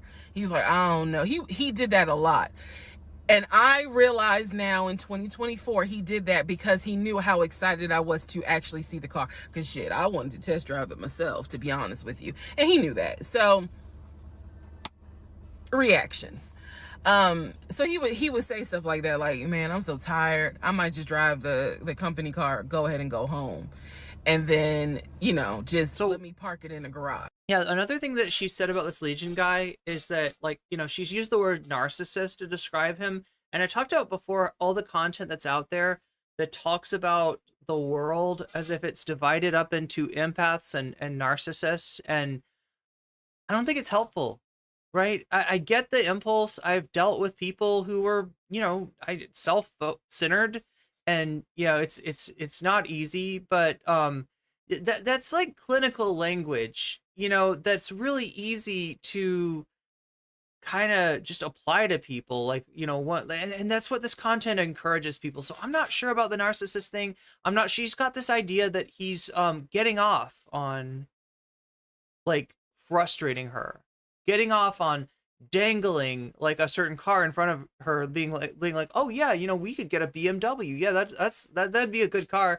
You know, I've had one before. They're really good cars. Like, and then, you know, for whatever reason, they don't end up getting that. Like, I don't know about that. Like, that might not be, you know, that might not be something that he's actually doing, but he's obviously being really dishonest. And the one thing that I've identified that is definitely going on here is what I call a trust deficit. That being that she's trusting him a lot. She's relying on him being honest, even after he's proven himself not to be honest at times. And on the other side, he is incredibly suspicious, incredibly distrustful, and incredibly jealous of her. So you got a relationship where there's trust on one side, maybe even too much trust on one side, and there's not enough trust on the other side. So, type thing. So eventually he stopped doing that because I didn't want to hear nothing about that car. I'm driving a Nissan and you driving a BMW after you promised me a BMW. So I don't really want to hear nothing about it. So in terms of the company car, I did see that it was a, according to the pictures, a charcoal gray BMW 5 Series. If you're asking me the exact model, I don't know. But I know it was a 5 Series because I know the 7 Series is slightly longer. So it's a 5 Series sedan. So after the whole situation with the cemetery to see his grandmother and grandfather's headstone, then there was the NCR, the office is open, oh, it's not open, Justin ain't working, Willie ain't working. Willie is supposed to be head of security, but he ain't working. Okay. So at this point, I'm already numb. It is important for me to point out how numb I became dealing with him. Mind numbing, because I just got to a point where it was like, there's always something. There's always something. So of course we're not going to go to the office because there's going to be something. So this is the end of February. My birthday had already passed. There clearly was tension on my end, not so much tension on his end. So I get home a couple of weeks later. We are now in the beginning of March. This is something personal about me. The only way you would know this is if you know me. I have been dying to go to London and Paris. I had a layover in London when I did a study abroad, but it's not the same. I want to go to London and be a whole tourist. I don't care. I want to see Buckingham Palace. I want to see the Tower of London. I want to see Paris. I want to see the Palace of Versailles. This is something, if you know me, you know she wants to see Paris. She wants to see London. So I get home from work. This is the beginning of March. I get home from work, and on the counter is a folder with like a little bow on it. Oh shit. I'm like, oh, what is this? Oh is this shit. like mail? Like, was this something that you got at work? He's like, nah, it's a surprise for you. I open up the folder. Inside the folder is like a trip itinerary. It is not an actual booked trip. It's like an itinerary. It's a plausible trip. A trip for two to go from Atlanta to London. The trip should have happened, and it was the month on there was like July, so it was a summer trip. So he tells me, I'm gonna take you to London. He was like, I wanted to take you for your birthday, but certain things fell through. He was like, so this summer in July, we're going to go to London. He was like, I've already made a reservation for us to stay at the Savoy. Again, there are certain things that my brain just was like, remember that. He said, I've already made a reservation for us to stay at the Savoy. I know, as much as I want to go to London, y'all, I didn't know anything about the Savoy. And so I remember going to look it up because I was like, what is the Savoy? Well, apparently the Savoy is bougie, very bougie.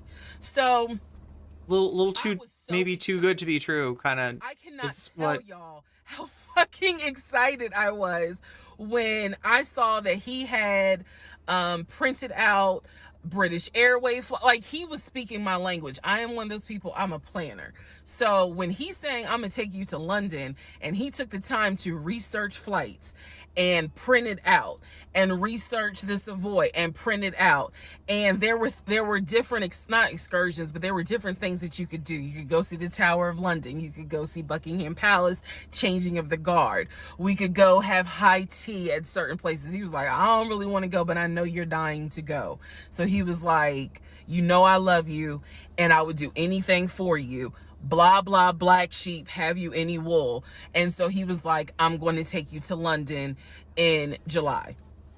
The trip did not include Paris, that's fine, but I was so excited, and so this is the beginning of March. I was like, this is great, hopefully this happens. I knew I needed to renew my passport, and he was saying that he had to renew his passport as well because his passport had expired. So both of us were like, okay, we need to get on this if we're going to try to make it to London in July, and it's now March. Yeah, that's a tough planner I am. That's not much time. Today and printed out the passport applications so that we could fill it out. And oh God, yeah, with a passport too. Yeah. Process going. Takes a long time. So, needless to say, something must have happened, and I don't remember what it was. We just simply didn't fill out the application for the passport. I mean, it's so lockdown, right? It's fast forward. We're now at mid-March. Mid-March, the decision was made that my mom, who lived in Arkansas, was coming to visit us. She would be coming, I believe, the second week of April, and she was going to stay a week, and then a few days. So like maybe a total of 9 days. Not quite 2 weeks, but a little over a week. So she was coming in April, and I was excited. Legion was excited because he was excited to physically meet my mom. He had talked to her on Zoom, he had talked to her on the phone, but he was excited to physically meet my mom. And my mom was excited to physically meet her son-in-law. Oh my God. So this is mid-March. I'm going to go into part 22 where I explain what happened with Facebook Messenger. Oh no. Part 22, who the fuck did I marry? So now we are in March. All right, chat, I'm looking at this, and I have seen no less than 52 parts, right? I thought we were like halfway through this.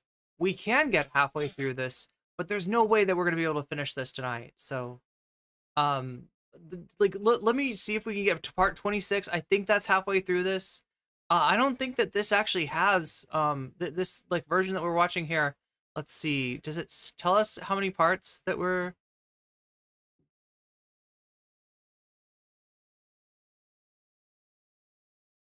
This is wild.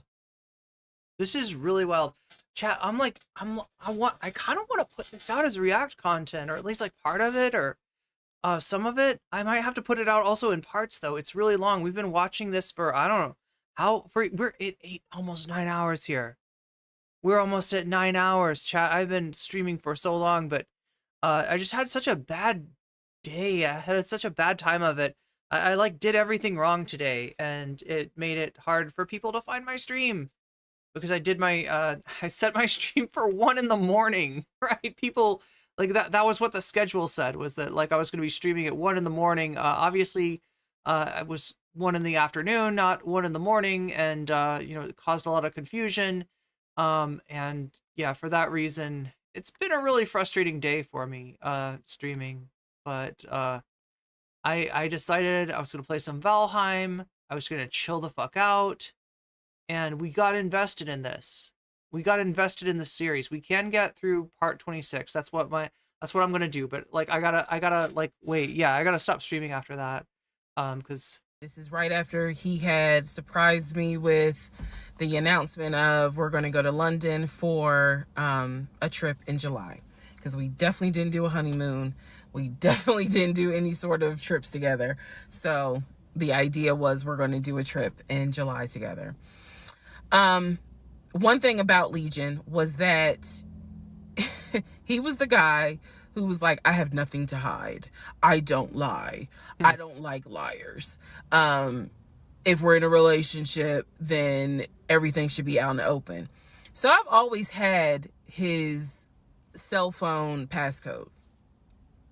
Never felt the need. Okay, now I gotta admit, like, now you gotta tell me, chat, am I weird for this? All right, because I have never given my password for like email. I've never given my cell phone passcode.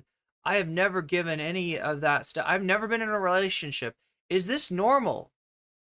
Right? Should you, like, at some level of trust, right? And I mean, I've never been, you know,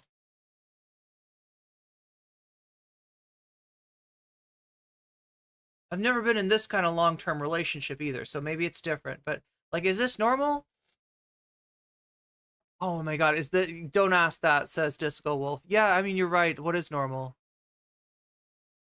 It's only been 8 hours. That's right. Why does everyone know and love? Everyone had a bad day today. I don't know. Somebody's saying that Mercury might be in Gatorade. You think Mercury is in Gatorade? I've never done that. Okay, so I'm not weird for never having done that. I think the phone thing is somewhat normal, but kind of total sharing is nonsense. I could see it if it's like, I don't know. Like, if you need to use each other's phones for some reason, like I could see it, but like somebody expecting that, I feel like I would think that was weird. Like, right? If it was like, hey, you know, if somebody was like, hey, can you get my phone and check my messages really quick? My code is, you know, whatever. You know what I mean? And then later, like, I don't know. I can imagine, you know, trusting somebody enough to give them your code. I just like, there's something about asking for it that seems weird, right? Because that kind of thing, I don't think I've done it. I don't think I've ever actually given somebody my code. Yeah, there's something about my phone it's like, it's private. And I don't know if that's considered weird. Like, right? Would somebody think I was sus because if they were like, hey, what is your phone passcode? Mine is such and such, right? And I like hesitated. Like, would somebody think I was weird? Would somebody think I was cheating?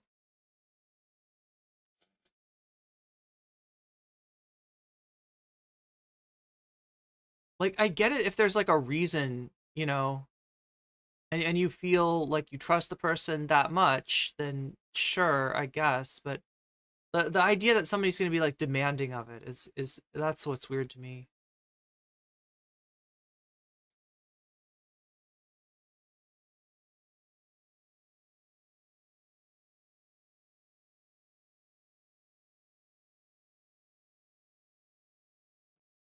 Obviously, if it was an extreme circumstance where you needed the phone for some reason, yeah, that's what I think.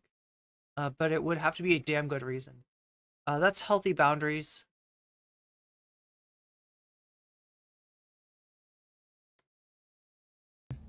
And funny enough, I can tell y'all right now, disclaimer, I will never go through a cell phone. Yeah, you know what I feel weird about is when I see somebody's phone, okay, and there's a message on it, and I can like see it, I kind of like avert my gaze because it's just kind of like that's private.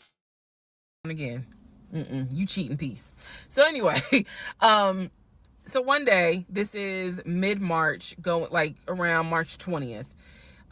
So we're heading towards the end of the month. You'd feel weird if they saw you looking at their screen. The password thing on the, yeah, I did know somebody. Okay. Oh my God. I had this one relationship where, my partner, apparently knew their ex's Gmail password and their ex never changed it. Right. I saw my partner checking up. Yeah, I should have been out of that relationship that second. Like, if I had been smart, I would have been out of that relationship because I saw my partner, you know, under the auspices of like, oh, I'm just checking up. You know, I'm just making sure my ex is okay. Like, A, you're too damn invested in your ex, and B, what are you doing with their password? What are you doing using their password? You're not dating anymore. Do they know that you still have their password? Like, no, that was weird. That was really weird. I think the phone thing, I actually told their ex. I actually got a hold of their ex on Facebook, and I was like, just so you know, you need to change your password right now. You need to change that password. Your password is not secure. And, you know, I hate to be the one to break this news to you, but yeah, you should have never trusted this person with your password. Known a few people who make a big pompous point about honesty and telling the truth. They end up, if they're so, like, you know, if they're constantly, I hate to say it, but virtue signaling like that, that might be a bit of a red flag. We're learning all about red flags. This is, what did she say earlier? Like the United Nations of red flags, basically. He was in the That's a shower. violation. I know, right? Coming for a visit in April. So he was in the shower and he received a text message on his phone from a woman. The text message, because it was a preview, so the text message was something where if you didn't know the context of the text thread, you could either go left or you could go right with it. Ooh. So me being just curious, I opened up the phone, put the passcode in, read the text, then read the thread. Come to find out, it was a text from his aunt. His aunt and his ex share the same name. That's why I say it could go left or it could go right. Oh, okay. So I looked at the text, went through the thread, nothing in there. So I went ahead. You know what would be the weirdest thing in the world, though? If you dated somebody like whose name, like let's say their mom or their dad's name is your name, like that, or like vice versa, like, right? Their name is like, or your brother or sisters, right? That's so weird. I don't know if I could do that. I think that would be super weird. I don't know if I could get used to that. That's so weird for me to say that, because, like, honestly, like, you know, finding somebody that you're actually compatible with, that you can share your life with, that you feel safe with, that's pretty rare. And you kind of want to, like, I mean, I would somehow find a way to make it work, but I can't imagine. I really can't imagine, like, you know, waking up and saying somebody's name and it happens to be the name of, like, a family member, like a close, you know, nuclear family member. Like, I can't imagine that. X out of the messages. I see that he has Facebook Messenger downloaded, and obviously it shows you the number of unread messages in the icon. So it showed that he had like 5 unread messages. So I clicked on it, just being nosy. And what do my wondering astigmatism eyes see? So in his Facebook Messenger is about 7 women. I can see their profile picture and I see their names. Some of them had a preview. The ones that he had not read, I could see the preview of the message. One in particular said, Facebook Messenger violation number 2. I have heard so many bad stories about Facebook Messenger. Like, I gotta admit, I used Facebook Messenger, right? And so what we're talking about here, for anybody that's not on Facebook, which I'm not anymore, but like I used to be, right? Facebook Messenger has a third-party app. Sorry, Facebook has a third-party app that is Facebook Messenger. You log into your Facebook and you use the Messenger, but it is not part of Facebook, and it is not, like, I have heard weird things about it. Like, that is somehow, like, I mean, obviously Facebook is, oh my God, freaking ad break. Sorry, RIP chatters. I've been so bad to you today. A cursory Google search. Yeah, like I've heard some really bad stuff about, like, you know, security flaws with Facebook Messenger. Maybe they fixed it. Haven't had Facebook since 2009. Sounded like a crazy MF at the time. Turns out I was right. Yeah, no, you were right. I got rid of my Facebook when I started getting online harassment, right? Because I know that is one of the ways that people you know, like, I mean, with Kaffels, right? That's part of the story with Kaffels, is that even though Kaffels had all of her stuff privated on Facebook, apparently her mom didn't, and the harassers, you know, found her mom's Facebook. So, come get this. Y'all know what I'm talking about. So I clicked on that one first. And I'm reading through the thread. And so she's saying, when are you going to come get this? But earlier in the thread, or further back in the thread, he had asked her, when are you going to give me? And she said, when lockdown is over. So from what I could piece together, he had not yet physically gotten with her. Wait, this is the ex? No COVID. Oh, he would have smashed. This is the ex? The other messages were innuendos, meaning the other messages from the other women were innuendos. They were not as graphic as the one between him and her. So I'm reading these messages, and what is interesting is that the person I am married to is not the person in these messages. Like, this man was on some nasty shit. And I say nasty not in a judgmental way, but in a, with me, he seemed to act as if I was damn near virginal white. And I clearly see evidence that you into some shit that with me, you acting like, nah, I ain't really into that.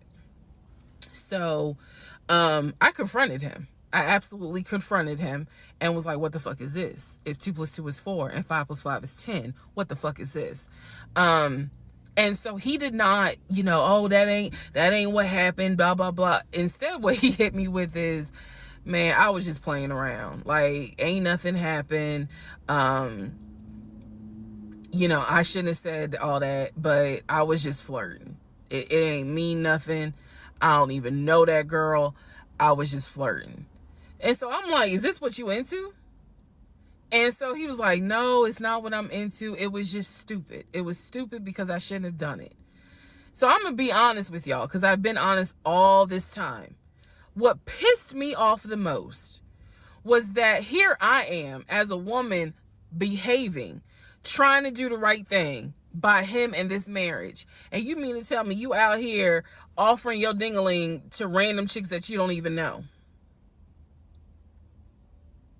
I was more angry at the fact that I'm like, dude, do you know how much I have turned down in order to be faithful to your dumb ass? And I'm seeing that you basically are out here acting like you got Skittles taste the rainbow. I was hurt. I was angry. I thought about getting my lick back. I'm just being honest, I did. And he played it off like it ain't nothing serious. It ain't nothing serious. Don't overreact. Don't get emotional. It was just dumb. He was like, I will delete the messages. I'll even delete Messenger. And I told him, major trust deficit here. Major trust deficit. So this is where I introduced that we need to do marriage counseling. He didn't have any issue doing marriage counseling. We did not do premarital counseling, but he was like, that's fine. He was like, I don't have no problem doing marriage counseling because if anything, it can help us. So I thought that, okay, he may not have physically cheated from what I could see on the messenger. But after being so suspicious of her, damn sure got caught. After being so suspicious of her, for him to be playing around with somebody else on Facebook Messenger. I mean, like, that sounds, she, you know, he's sexting. I mean, it's, you know, lockdown. I mean,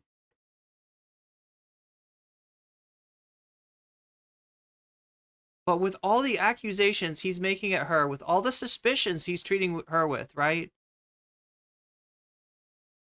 You know, somebody came to see you. I think it was your ex. Acting like she's, you know, creeping around. And it turns out he's the one on Facebook Messenger.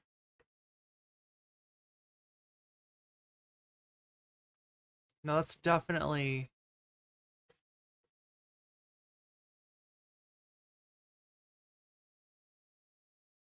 That's definitely too much of a trust deficit. Yeah, don't get emotional. What the fuck? Doing Chameleon, yes. exchange pictures. So y'all know what pictures he sent. Yeah, I can and guess. I was disappointed because I don't like men that send. I don't like men that send those type of pictures. But anyway, that's another issue. Yeah. So we agreed. What I don't like is when they think that that's what you want to see. Like, right, when they send it to you without asking. Because, like, maybe some people like to see. You know, maybe, like, some people... I don't know. I am not about that, right? Because, like, I don't know. I know that the second that you create a picture of yourself and send it to someone else, like, there is a chance that that's going to go all kinds of places that you don't want it. In fact, I feel like that's the more likely route than the other idea, which is like the person that you're with saves that picture to their phone, and then after you break up with them, they delete it. Like, that's what you'd like to think. That's probably not what happens. I'm pretty sure that's not what happens. We would start marriage counseling. We also agreed that we would put on a united front when my mom got there. In other words, we were not going to argue. We, you know, let's just act like everything is fine. But at that point, when my mother arrived in April, I could not stand him. I did not want to be, but we couldn't, he moved back into our bedroom because he had moved into the guest bedroom when I saw the messages. Like 3 days before she came, he moved back into the bedroom because obviously she needed to sleep somewhere.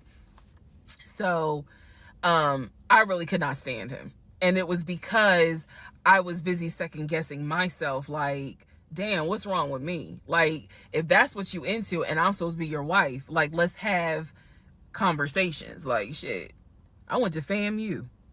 I understand some stuff, buddy. So it just was one of those things where it made me second guess, like, what's wrong with me? What did I do wrong? What is it that she got that I don't? Because you all out here willy-nilly, you know, messaging her all hours of the night, because the thread went back quite a few weeks. I saw it. And remember, in the beginning, he was the one that was kind of pushing things with her, right? He was the one that was telling her all that, you know, he'd been in a bad relationship. He'd gotten cheated on. He wanted to settle down. He wanted to start a family. And, you know, he was really hurt. Right? You know, it's kind of red flag stuff, right? You know, talking about your ex on a first date, right? I mean, like, everything about the relationship, like, was moving too fast, but it's kind of understandable. Or, I mean, like, I can understand why she wasn't, you know, set off on it, because, you know, it's during lockdown, and, you know, it sound like, I don't know, she wanted to take him at face value when he says essentially that he's in the same place of his life that she is, right? You know, that's kind of what you want to hear. And after all that shit of, like, you know, saying, you know, I tried to settle down, but, you know, I got cheated on. Like, you know, he's the one, I don't know. Like, this guy is just, like, super dishonest.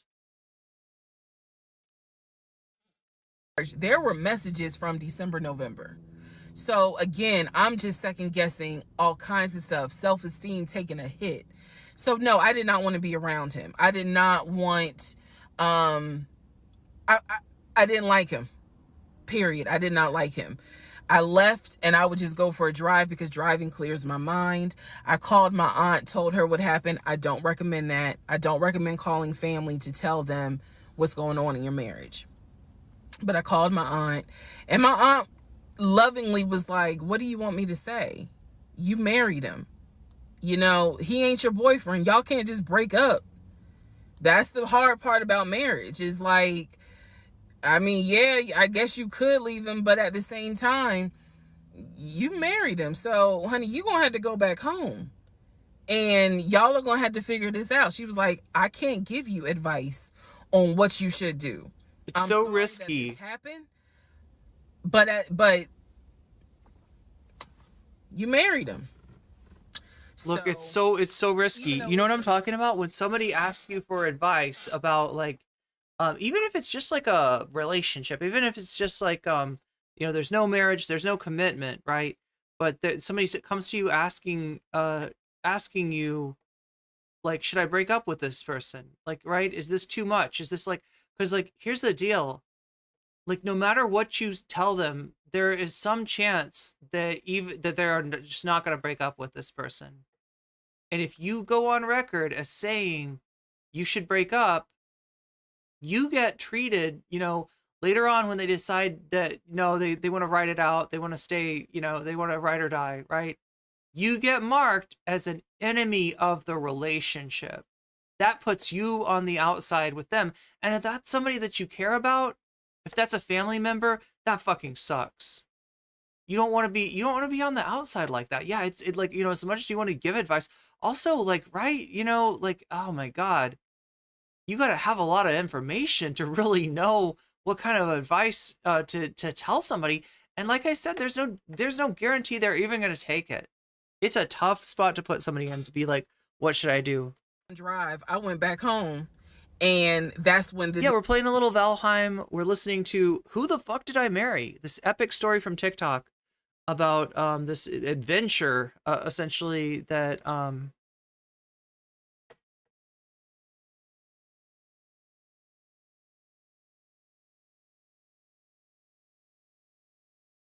like the Risa has been on, like, right? This is like, if you might have heard of this, right? Because it's kind of viral. But this girl, Risa, married this guy named, I don't know if his name is Legion or it's his nickname or something, like, anyway. And right at the start of the lockdown, and it's just this epic story that, like, it feels like she kind of has to tell. And I don't know, it's relatable. It's relatable to be in that situation where you've just experienced something that you kind of can't believe, and you need other people to hear it. You need at least to tell the story in order to just get back to yourself, right? Because that can be really difficult when you lose trust. When you get put into a situation that just like nobody should ever be put into, it can be difficult to find your way back to just you. And I think that's what's so relatable about this story. I think that's why the story is so viral. Discussion was, we need to do marriage counseling. Part 23, who the fuck did I marry? We're at part 23. So we agreed to do marriage counseling. I had found a pastor and his wife who agreed to do our counseling, basically. Our counseling was going to be on Zoom, and it was going to be every other week, every other Tuesday. Initially, Legion was participating in it.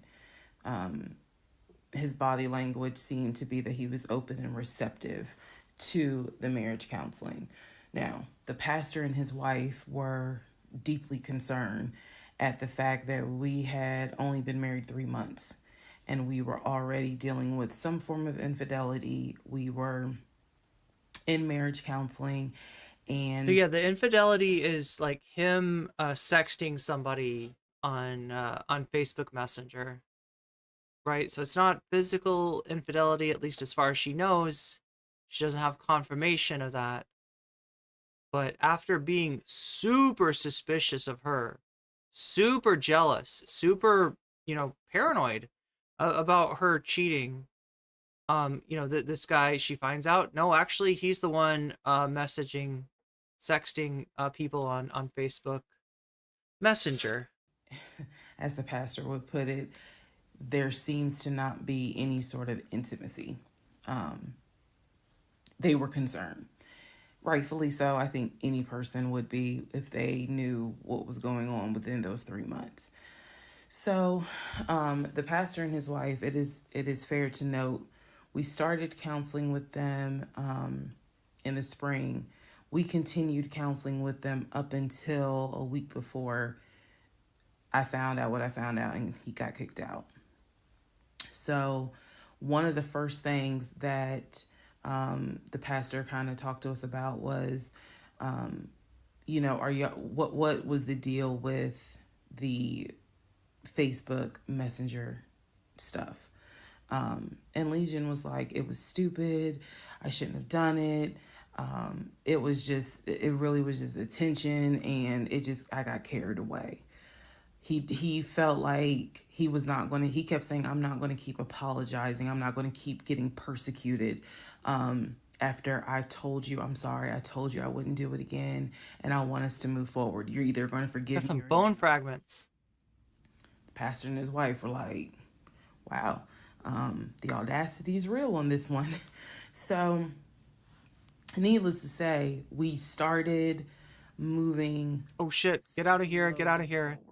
That is a skeletal archer of some kind. Just like it was in the back of my mind with that black Dodge Charger. It was one of those things where, okay, I see how you kind of are moving and operate. He came to me a few days after we started our first counseling session, and he was like, we should get a joint bank account.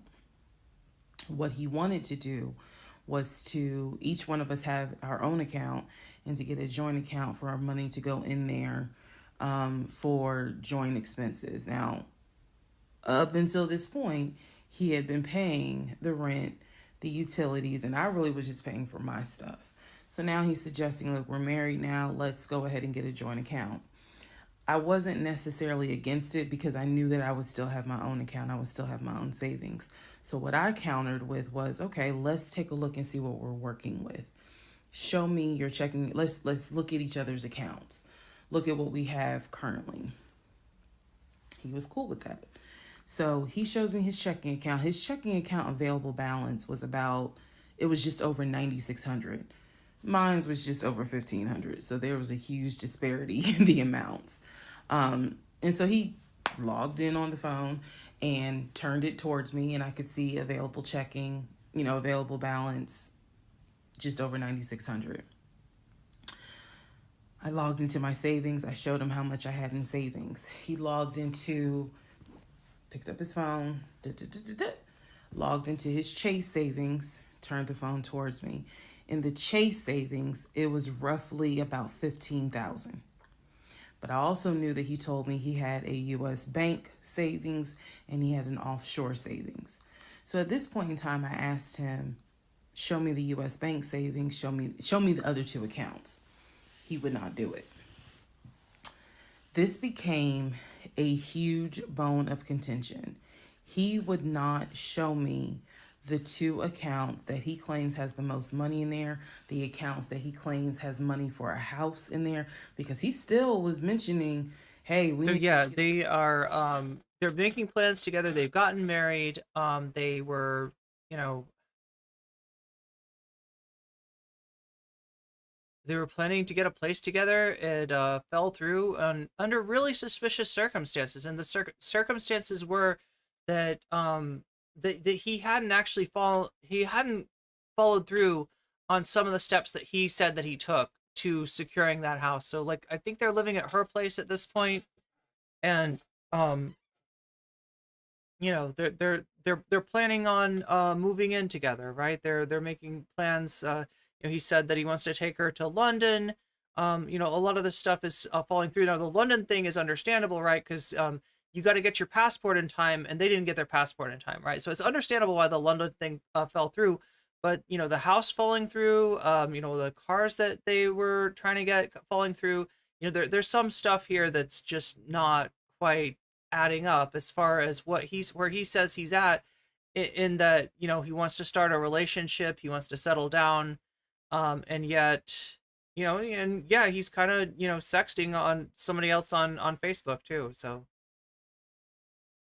like, this is like a trust fall, I guess. I've never been in a relationship that I intended to stay in for the rest of my life, and so I can't exactly relate to that part, but I imagine that when you do something like that, you got to have like so much trust in the other person, and he's let her slip a few times in that trust fall, right? So she's still like in her mind, like telling herself that like, these are just a few hiccups, these are just a few bumps on the road, we're gonna get through this, and we're gonna be stronger for it.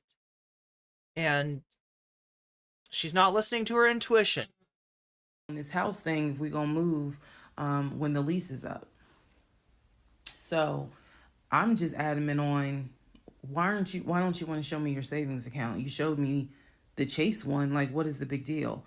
And so he kept saying, he was like, there's a lot of money in there. And he was like, and my uncle always taught me, this is not the uncle that died, another uncle. My uncle always told me, you know, just keep your money tight because women can be, I said, women, like, we're married. So go ahead and show it to me. He would not show it to me. So then we went back into marriage counseling, like the next session, and I bring it up. I said, he will not show me these 2 accounts that he claims has the money in there to buy a house. I told our pastor and his wife, I said, I saw the pre-approval letter, so I don't understand why he's not going to show me to just put me at ease that he has the money in there. I had never questioned it before because, again, you tell me who in their right mind signs their name to a legally binding offer, an all-cash offer on a house, and they just do it willy-nilly. I don't know anyone that does that. So I actually never questioned what was in the savings because I clearly saw him sign his name to a $699,000 all-cash offer on a house. If you don't know what I'm talking about, please go back to the parts in this playlist where I talk about what he did when we were looking for a house. So the pastor and his wife were like, Legion, that's not his name, y'all, that's a nickname. Legion, why would you not show your wife your savings account? Like, what's going on here? And so he made up some bullshit. And I remember the pastor's wife was like, something ain't right. And so at this point, Legion kind of shuts down. He's just like, look, y'all are not going to tell me when and where I open up my accounts to show anybody the money I earned.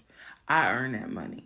I earned that money by playing football, blood, sweat, and tears. He went to this whole Denzel Washington monologue about how he earned that money. And no one is going to come in and tell him that he needs to open up the account. So then he starts talking about the ex-wife and how she tried to get money from him in the divorce back when they were in California. So now the pastor and his wife, their red flags are just like, whoa. So much so that the pastor's wife said, and I will never forget this, she said, I don't think you all are going to make it to January. What she was talking about is, I don't think y'all are going to make it a year. And I really, truly was like, we're going to make it. Like, of course we're going to make it. And she was just like, I don't have a good feeling about it. And so Legion's all defensive. He at this point, he's folding his arms and because remember, we're on Zoom. He's folding his arms and he's just like, I'm done with this. Like, I'm not going to get attacked because I'm not comfortable showing you the amount of money that done with the marriage counseling or done in general? I'm not comfortable. So he's playing that victim card. And so the pastor and his wife were like, you know, we're still going to help y'all as much as we can. But so he was like, I'm not comfortable. And basically the pastor and his wife were like, look, we'll help y'all as much as we can, but there's some deep issues here. And, you know, this is what they advised us. Had the two of you came to us for premarital counseling, we would have told you, do not get married. Y'all should not even be together. That is what the pastor and his wife told us in marriage counseling. If you two had come to us for premarital counseling, we would have told you, y'all should not even be together, let alone get married. But here we are. So we will help you guys as much as we can. But the pastor's wife was like, I don't have a good feeling that y'all are going to make it a year. Part 24. 24. Okay, we're trying to get to 26. Remember, and then we'll call it a night after that. We're now moving towards the end of April, and He still did not show me his savings account. Saw the checking, saw the Chase savings. So he decides that we should start looking for a house again, because my lease was up in August, and I made it very clear that when the lease is up, I am moving. I wanted to move to Cobb County. So he was like, you know, we need to get the ball rolling. I didn't want any parts of it. Didn't want any parts of it. He found a realtor. This time it was a woman. It was a woman. And I believe her name was Amber. I think her name was Amber. So he found a realtor, and he told her what the budget was. Amber started finding houses. So please understand, or you don't really have to understand, but I believed he was a sane, rational human being.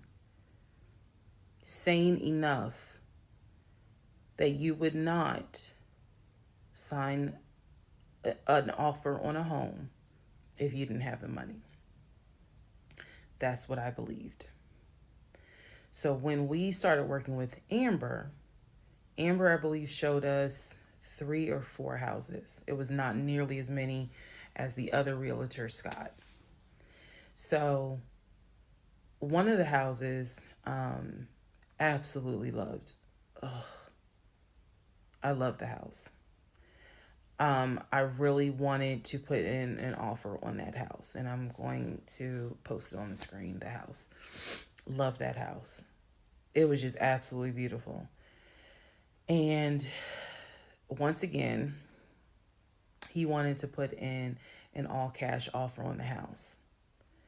But before he could put in he had told Amber, I want to put in an all-cash offer. And what Amber, the woman, was smart enough to say is, okay, let's just go ahead and take it one step at a time. Let's go ahead and get your pre-approval stuff together. She said, I work with a great lender who, if you're not already pre-approved, he can get you pre-approved, no issues. And then if you want to do an all-cash offer, then we'll go ahead and get the proof of funds together, so that way we can submit it all with your offer. Jesus. Y'all already know what happened, because you remember what happened on the last house with Scott. Basically, Legion was like, well, I can get you whatever you need, that's fine, but I really don't want to submit proof of funds unless they accept the offer. So, Amber, yeah, he's finding all kinds of ways, right? The plan is to get a house. The plan is to settle down, whatever. And he's finding all kinds of ways to, like, start in on these deals and then back out, or set up a situation where, it won't go through, right?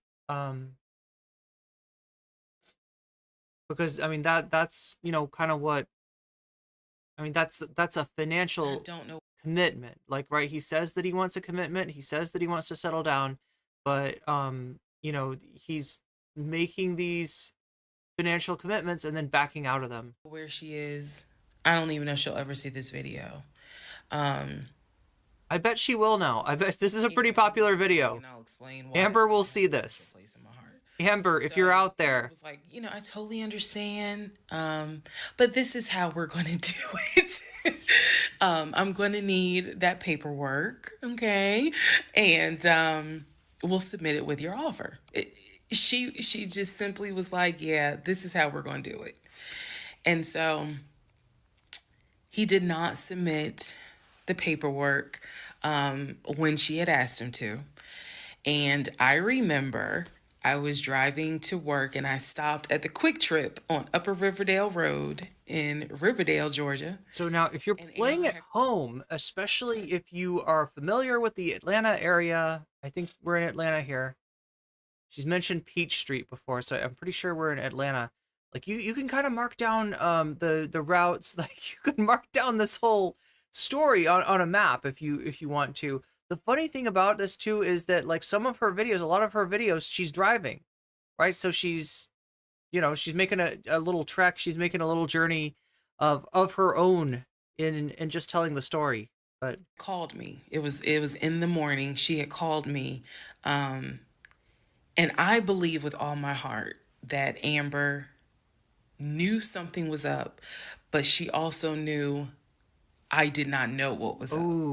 So she called me and she was like, I just don't understand. Like, if he has the paperwork, like, you can submit the paperwork.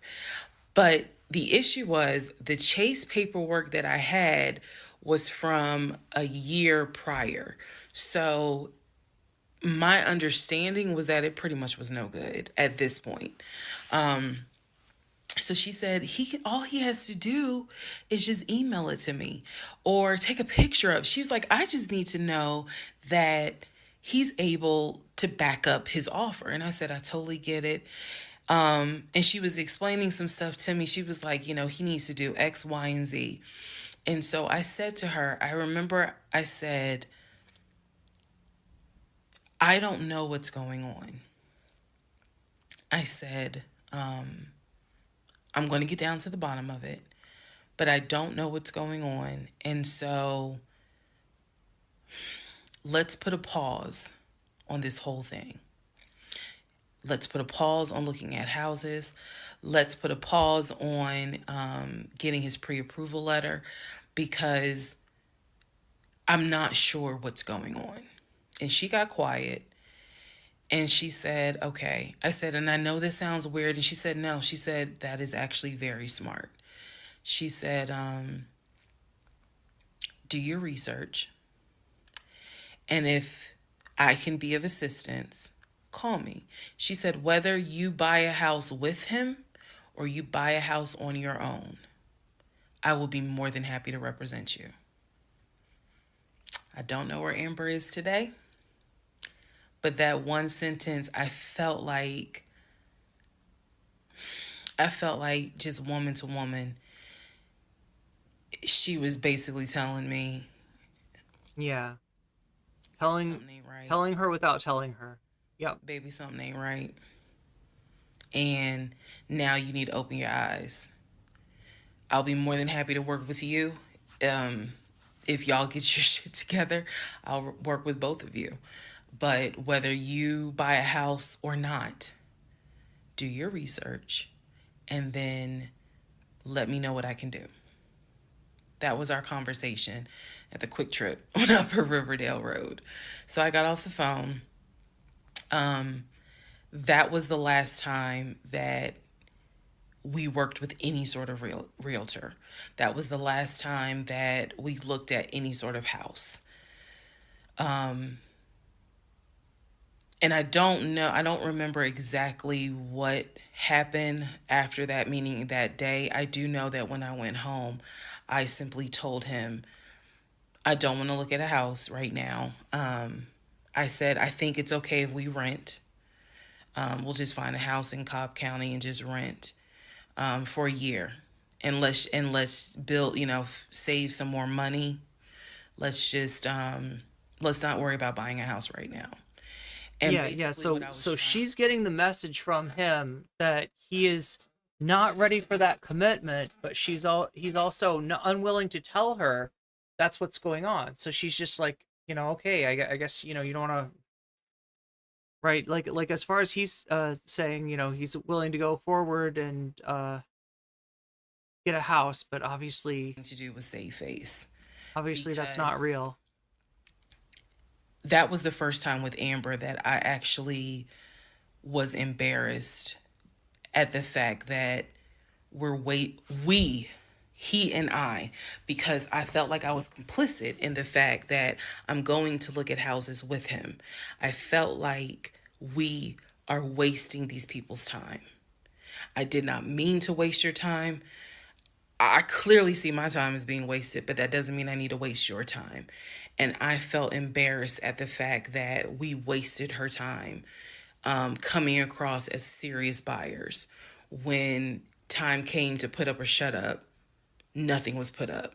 And I knew nothing. I had nothing to add to add to this, because we're talking about a $650,000 house, and I don't make that. I don't make anywhere near that. So it just became one of those situations where I was trying to save face. I was trying to save face with my husband, and I was trying to save face with Amber. And so I did say to him, let's just rent for another year, and then let's see at that time where we are, if we should go ahead and buy. So now is when shit is about to get real. Part 25, who the fuck did I marry? So we're on part 25. We're trying to get to part 26. We're not working with a realtor anymore. The end of April, I had decided that I wanted to look for another job. I did. The reason I wanted to look for another job is petty. It is. I wanted to look for another job because I was pissed off at the fact that I had basically was dependent on him to help with the car note. So I wanted to look for another job where I could afford life all by myself, including that car note, basically where I would make more money. I told him that I was going to start looking for another job. He laughed.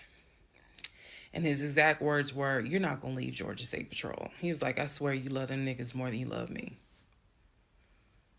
He laughed. So that fueled me even more. So I was hitting the pavement hard trying to find another job. I was applying to all kinds of places. Got a phone call from my current job. So this is how I ended up in my current job. Got a phone call. They had sent me an email with a background packet. The background packet was long and extensive, but in the background packet, it asked for my spouse's full name, my spouse's date of birth, and my spouse's social security number. So I showed it to Legion, and I was like, I need your social because, I'm applying for this job. It's a great job. It's way more money.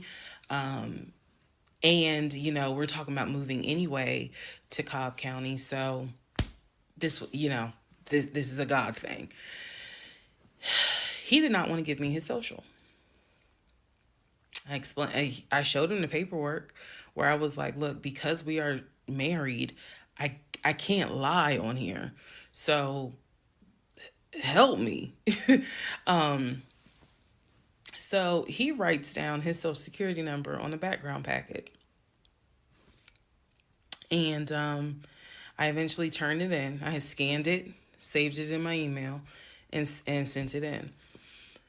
And I looked at it one day, just going through it, just making sure I didn't really miss anything. All T's were crossed, all I's were dotted.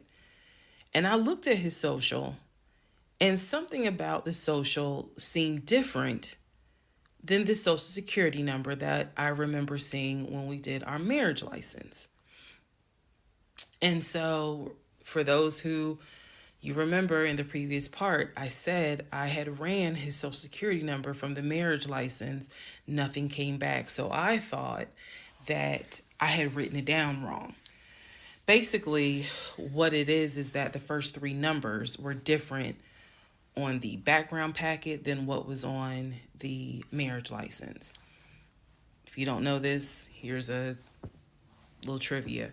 Your social security number, the first three numbers, pretty much are dictated by the state you were born in and the state that issued your birth certificate. So he was born in Pennsylvania. So the first three numbers of his social security number should be attributed to Pennsylvania.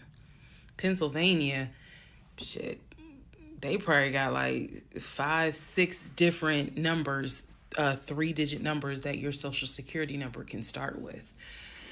So the social that was on the marriage license, for example, was probably 123.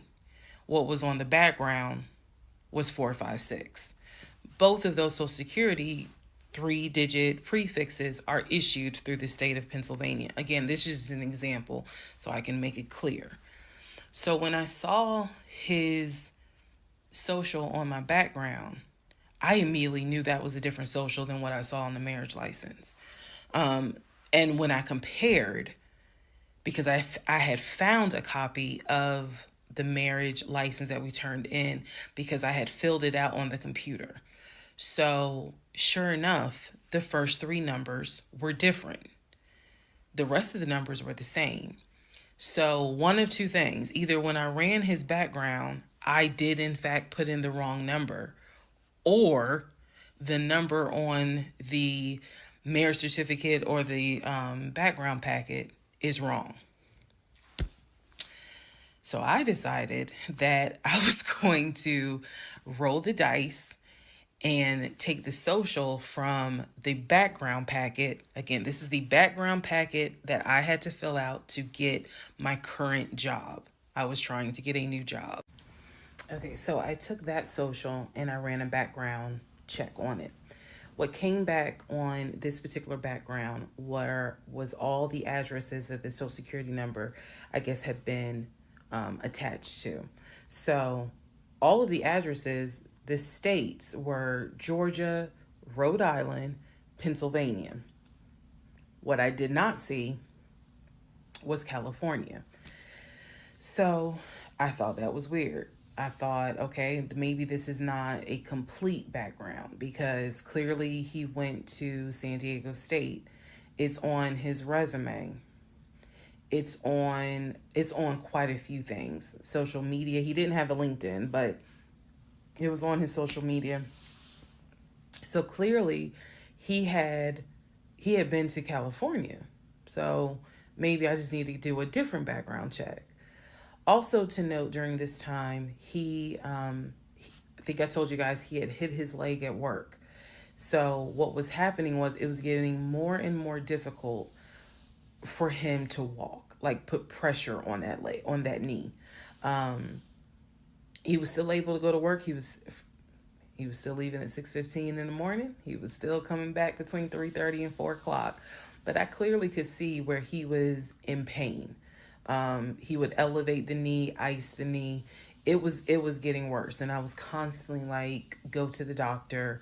Let me take you to urgent care so that they can look at this knee, because you shouldn't still be limping and having a hard time putting weight on that knee. And every single time he was like, oh, it's fine. I have a doctor's appointment on Wednesday. The doctor just told me to ice it and to elevate it. This is an old football injury. It happens all the time. It used to happen a lot when I was out in California. So I'm mentioning this knee issue for a reason. But back to the background. So once again, when I ran the background the second time with the second social, it showed me states of Georgia, Pennsylvania, and Rhode Island. And that's all that I saw in terms of addresses. I didn't see anything for California. So by this point, we're moving into May of 2021. Things are starting to reopen. Oh my God, chat. One of the things that reopened was San Diego State. So I called. No. I called the registrar's office. Someone did answer, and there was instructions on how to request a transcript. I was able to try to request it online. You needed the student's name, and I believe you also need their social. And when I typed it in, it said no results found. I believe that I sent an email asking, this person. That's right. We're smoking those meats like Zuckerberg. Can you verify it? The response I got was there were no records found with that social security number. So I'm like, okay. I asked him about it. And in part 26, I'll tell you. Oh my God. What his response Are we getting to part 26? Part 26. Yes, we made it. So I asked Legion, what's the deal about San Diego State? He was like, what are you talking about? And I said, why is there no records of you there? Just came right out and said it. Without missing a beat, this man said, well, I was a private citizen. What the fuck does that mean? What does that mean? And what he said is that when he started at San Diego State, his father a sovereign paid citizen money. So, okay, it's important I say this with a straight face. His father. I feel like I'm going to be 80 years old, still hearing about this crazy shit that happened during lockdown. Yeah, I mean, I don't know. I've definitely got a lockdown story of my own. Maybe someday I will tell it. Right? It's something that I really have kind of. There's a reason, right, why I didn't talk to, I mean, like, this is a streaming story, right? And most of you know some of that story. Most of you know what I am well known for in the realm of Twitch politics, right? But not a lot of people know what happened after that. And not a lot of people know, kind of, like, I dropped off the map for a lot of people. My stream went dark. And I don't mean I stopped streaming. I mean that, like, people disappeared from my stream. People started getting harassed. And I myself received a lot of harassment as well. And just some weird shit that happened. Just inexplicable shit that happened during that time. And I guess I've been waiting for like two things, right? Like that the harassment stops, and knock on wood, I feel like we're getting there, right? But B, that I get a sense of, I get some kind of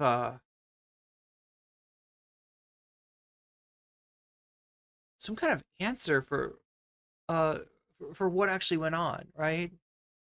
And I still don't know. There's still too many things that are just too weird, and I feel like I'm just missing a piece of information.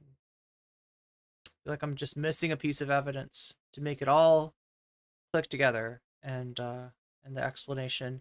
I feel like the explanation, in other words, is staring at me in the face, and then I'm just missing one piece to be able to really understand it. But yeah, someday, chat, someday. They're paid money so that his name and social. That's right, Morpheus, sovereign citizen. Would not be publicized, and he would be considered a private citizen. He said that he had a card where all he had to do was show the card. He does not have to give his name. He does not have to give any information because he had that card. He said so San Diego State would not have any record of him. Okay. But he wasn't that sucks. A student there. I said, and you claim that you played football.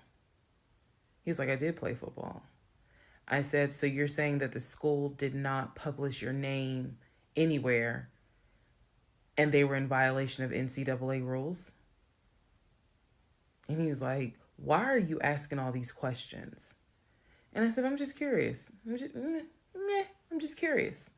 You're saying that you were a private citizen, but yet how were you in compliance with NCAA if you were a private citizen and they did not publish your name on any roster? So that was his excuse. He was like, all I can tell you is that I was a private citizen. My dad paid for it. Okay. So now I know that San Diego State has no record of him. Now I know that his social security number, at least the one that's on my background packet, only shows that he lived in Georgia, Rhode Island, and Pennsylvania. Okay. So in other words, there's a big part of his story that is just not checking out, right? His life story, which she, explained, that, just like he's lying. He seems to be lying once again, and like a lot of the times, it's another lie that doesn't seem to have like a real explanation. Like, why are you lying? At this point, the pain in his knee is getting worse. It's getting to the point where when he would come home from work, he would take a shower and immediately get in bed, elevate his knee. He was not even eating the way that he used to eat. It was getting to the point where at times, if you remember when I told you all about the miscarriage, they gave me pain meds because I had taken that pill. But the pain meds I was allergic to, so I couldn't take them, but I still had them. So the pain in his knee was getting to the point where he would take one of those pain meds just to get through the night. He was constantly in agony, constantly. Yeah, thank you, Gavi. We'll give it a break after after part 26. I feel like it's a chapter. These are long enough to be chapters. So that in May he moved into the guest bedroom because I couldn't deal with the tossing and turning thing, and he just said he was more comfortable there. So what at first was I hit my knee at work, turned into, no, it was an old football injury. This has happened before. Turned into, it's painful for me to walk on it. Turned into, it's actually hard for me to work on it. But he was still going to work at 6:15 every morning and coming home between 3:30 and 4. So it is, again, I'm just giving you guys the chronological order of how all this happened. So at this point, we're not looking for a house. I still have not seen the 2 savings account. I'm pretty sure there's no money in those savings accounts. But again, he was going to put in an all cash offer with Amber, the realtor. So I really didn't know what to believe, but I believed what I saw, which is I saw that background is not showing where he went to California. So at one point in May, it was close to mid-May, he calls me from work. He calls me from work, calls me while I'm at work, and tells me that he got a phone call from his stepson. The phone call from his stepson, the stepson was crying and was just absolutely distraught. And I'm at work in my office like, what's going on? And he says to me that the stepson informed him that his stepdaughter passed away, that she died from COVID. The stepson, this is the story. The stepson found her in her apartment because they had not heard from her for a couple of days. And she was unresponsive. He called the ambulance. They pronounced her dead when she got to the hospital. So he was calling to tell me that she had died. And he was also calling to ask me if I would object to him giving his ex-wife $2,000 towards the funeral. As I've stated before, and I still am this way to this day. I don't play about death. So when he told me that she died, I immediately went into the, all right, I'm sorry to hear that. Whatever we can do to help, let's help. Because surely nobody would make that up. So he was like, are you okay with that? He was like, we're married, and the agreement was that anything over $500 would be a discussion. So $2,000 definitely. And I said, yeah, that's totally fine. I'm fine with that. He was upset because, again, he was close with the kids. And my heart went out to his ex-wife. It did, because I can't even imagine. I cannot even imagine. So Part 27, who the fuck did I marry? Oh my God. So here's where we are at, and here's what we can establish. Here's what we are at, okay? Number one, I ran an initial background check on the social security number that was on our marriage license. Nothing came back. I subsequently applied for another job. In that job, so I think we're about halfway through this story, from what I can tell. His name, date of birth, and his social security number. The social security number on the background packet for the new job did not match the social security number that he gave me for our marriage license. If you are confused, I believe it's in part 25 or part 26 that I explain that. So I don't know how she's keeping track of all this. This is a lot. On the new social security number that was on my background packet, it came back with states that the social security number apparently had lived in. Those states were Georgia, Pennsylvania, Rhode Island. Okay. I decided, this is now around May 20th, I decided to do another background check. And I paid to do another background check. This time, I did it with a different company, and not only did it give me the addresses, not only did it give me the states, it gave me addresses, and it also gave me names of people who were like associated with Legion and that address. One of those names was his ex-wife. I've always known, he's always told me the name of the ex-wife, but now I see it when I ran his background. I did a search for her on social media. She was not there. So the address that it showed that she was associated with him, because remember his story is... All right, so yeah, this is, I don't know if we want to get through part 27, but here's the deal. I am at the point of the game where I think I just have to level a few things up, and we're going to go and we're going to fight Eikthyr. Eikthyr, if you missed it earlier, is a giant monster ghost deer god creature of some type, right? And you know, it's like a deer with lightning bolts that shoot from its antlers. Yeah, it shoots you with lightning bolts. It zaps you in the butt.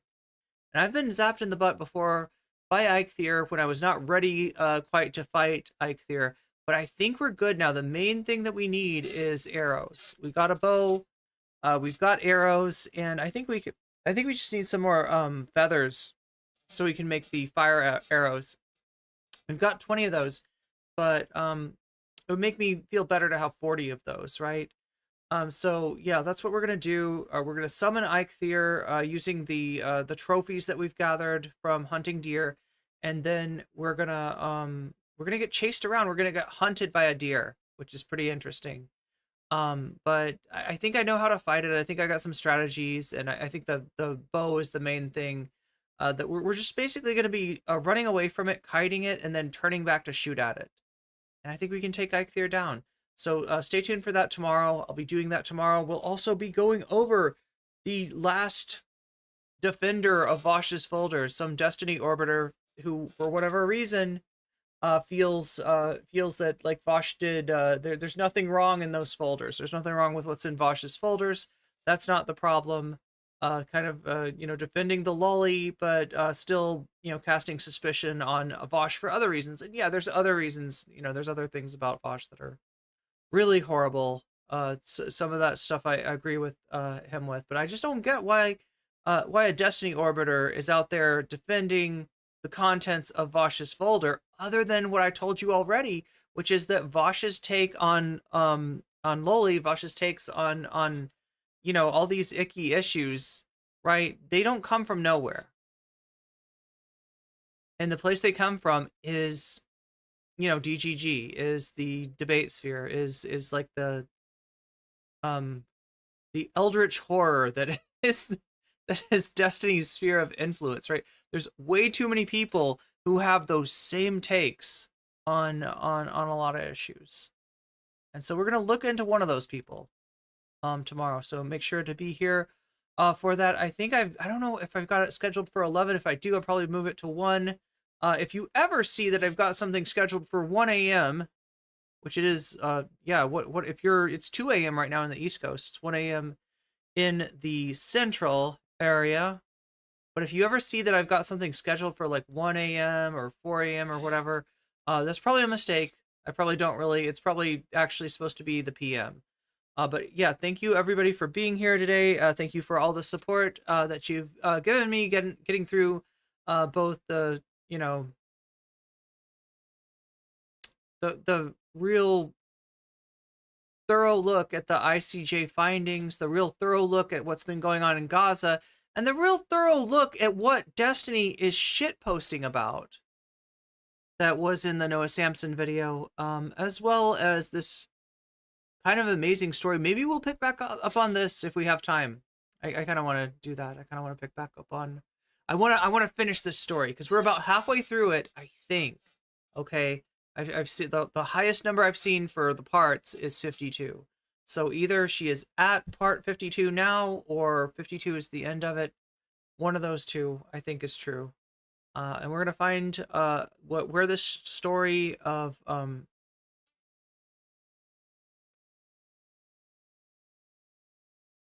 Risa and Legion will lead us. So be here for that tomorrow. Until then, have a good night, have a good night's sleep, and I will see